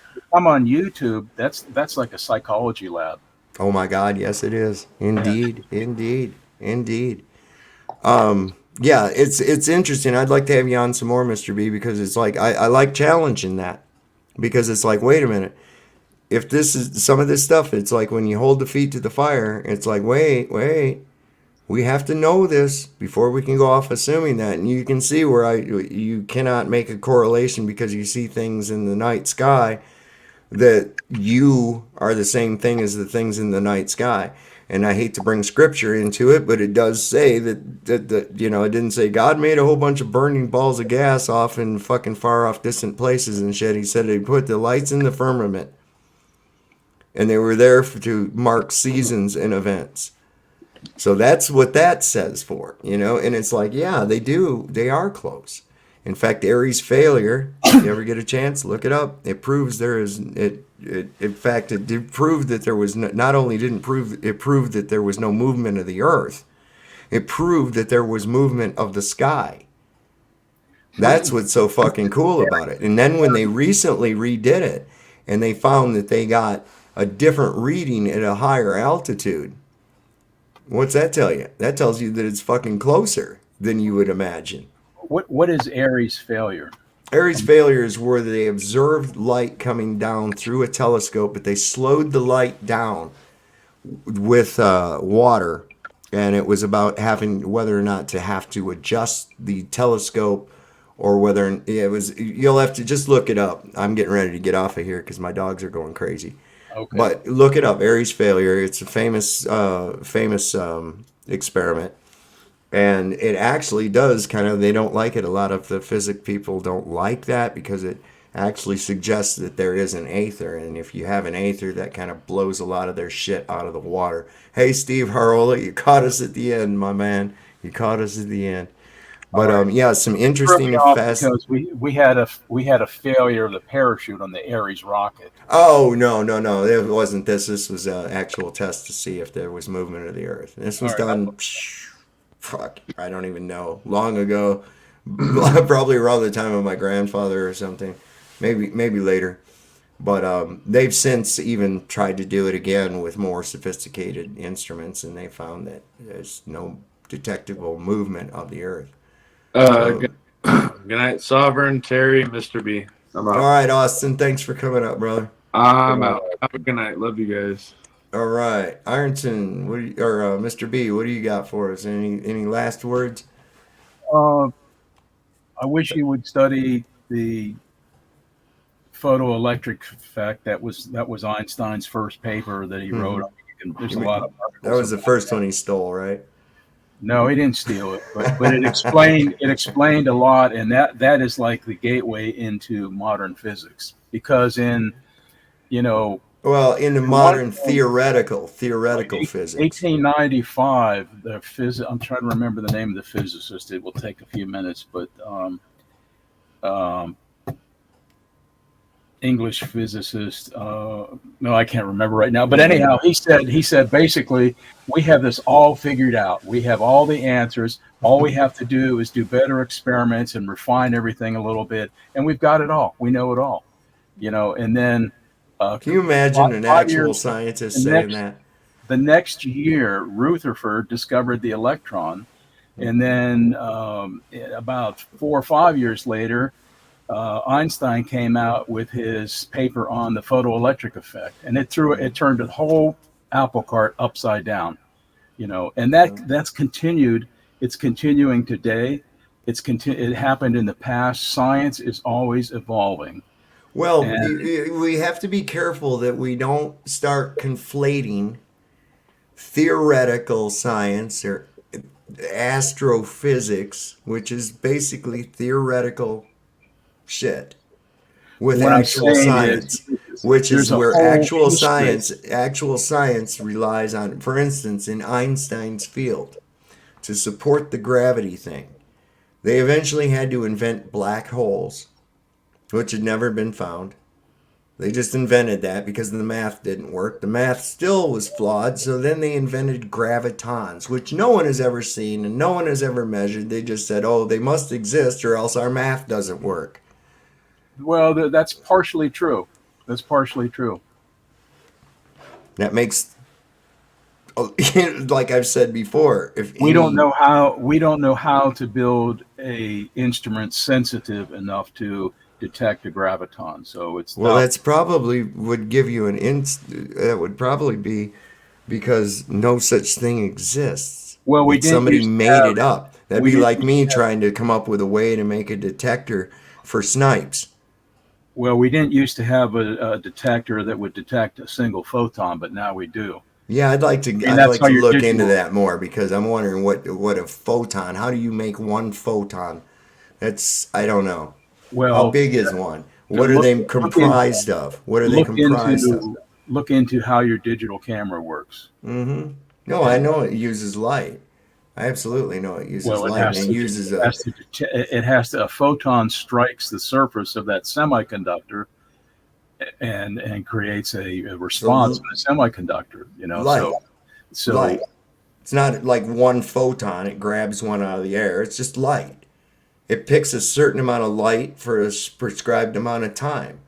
That's all it's doing. There's not like one single photon going in there and bouncing around and shit. All they did was replace the medium of film with a medium of something digital to record it onto. That's all. The same principles apply with the optics.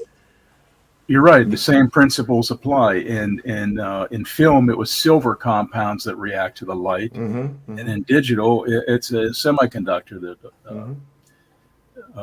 is affected. All right, I'm going to jump off too. Hey, right. Ironton, can you give me a short? Are you still here, Terry? Sir. Yes, sir. I'm right here. I don't really have time to follow it, but what's the lowdown on what's going on with Chile and these lawsuits? Do you follow that? As far as I know, everything he had here in Ironton was dismissed. Okay. Now he still has a warrant here. That's not been dismissed, obviously. As far as I know, they don't dismiss warrants. That should lay there until it never gets done. But outside of that, anything that he had filed, as far as I know, has been dismissed. I don't know about some of the federal from Cincinnati, but since I haven't heard any updates from him, I'm assuming there isn't anything new. And is that lawsuit with Kate, is that still going on? Now that I honestly don't know. I don't believe it is. I honestly don't know. I do not have that information. I'm sorry. Yeah. Right. I pretty much I lost all kinds of interest in it. I was like, Yeah, I okay. So it turned into, look, it was sort of like these cesspool people that were coming into chat. And, you know, people that get angry, it's bad enough they get angry over flat earth, but then they're so vested in this dude that they're just insane. Besides, it was sort of like, how many times can I watch Out My Balls? You know, give it up. He's old hat. For me, guys, you have to understand. I tried to stay away from Chile. I tried not to talk about Chile. I tried not to watch Chile, and the only time I kept getting involved, if you notice, was directly after he made terrible comments about children and people's wives. You do that, you make bad comments about kids, you wish some bad stuff on a child, that you're going to piss me off. You'll get my attention. Outside of that, to hell with Chile. I don't care what he does. Same here, and it's one thing you want to come up and talk shit about a friend of mine, but then you go up and talk shit about his wife and his kids and shit. Now I'm ready to fucking kick your ass, you know? Right. Well, I was very amused when you played that video of him knocking down that wall. It's like comments. I was like, that was like watching that was like watching a monkey fuck a football. I swear to God. It's like how could you be that dumb? Yeah. But, all right. Well, good night, everyone. Thanks for having me on again. It's all right, Mr. B. You have yourself a Mr. B. great night, man. All right. Bye-bye. Pleasant today or tomorrow or whatever it is. Good night. Ironson, you got anything for us left? Oh, absolutely. As always, you guys know I love each and every one of you out there. Thanks for being here with us. Thanks for taking the ride. And what a fucking ride tonight, huh? We were all over the place. We talked about everything from Z-Bart to Flat Earth. We have been around the globe and back twice, I think. And I just want to say that I've had an awesome time. Thanks for spending it with us, guys. We appreciate you. Sovereign, thanks for having me here, man. Hey, As always, I'm honored and I appreciate it. All right. Well, hang tight just for a minute, too. I'm going to say goodnight to everybody. So I want to thank everybody for coming into the chat. I know we went long here, but if you missed part of it, go back. It's been a pretty good broadcast. We're going to be putting Burn the Corporate Fiction is starting his new channel up. He's putting a presentation together. He kind of did a test run here tonight. So as soon as he's got his material up, we're gonna promote that here, and y'all could go and check it out. I hope you'll like it. Be sure and check out our merch store. I'm gonna put this in here. I'm gonna put some more stuff too. We got some pretty cool shit in here. I got a shirt or a cup here that's got that you've probably seen, where I have the "You are free," and then tells you all the shit that you're not allowed to do on it. But go ahead and go on over there and take a look. It's pretty cool shit. So anyway, I just want to say to everybody, Lord loves a working man. Don't trust Whitey. And we ain't going to say that third one because I ain't all much on a doctor. So everybody, you have yourselves a good night. Take care.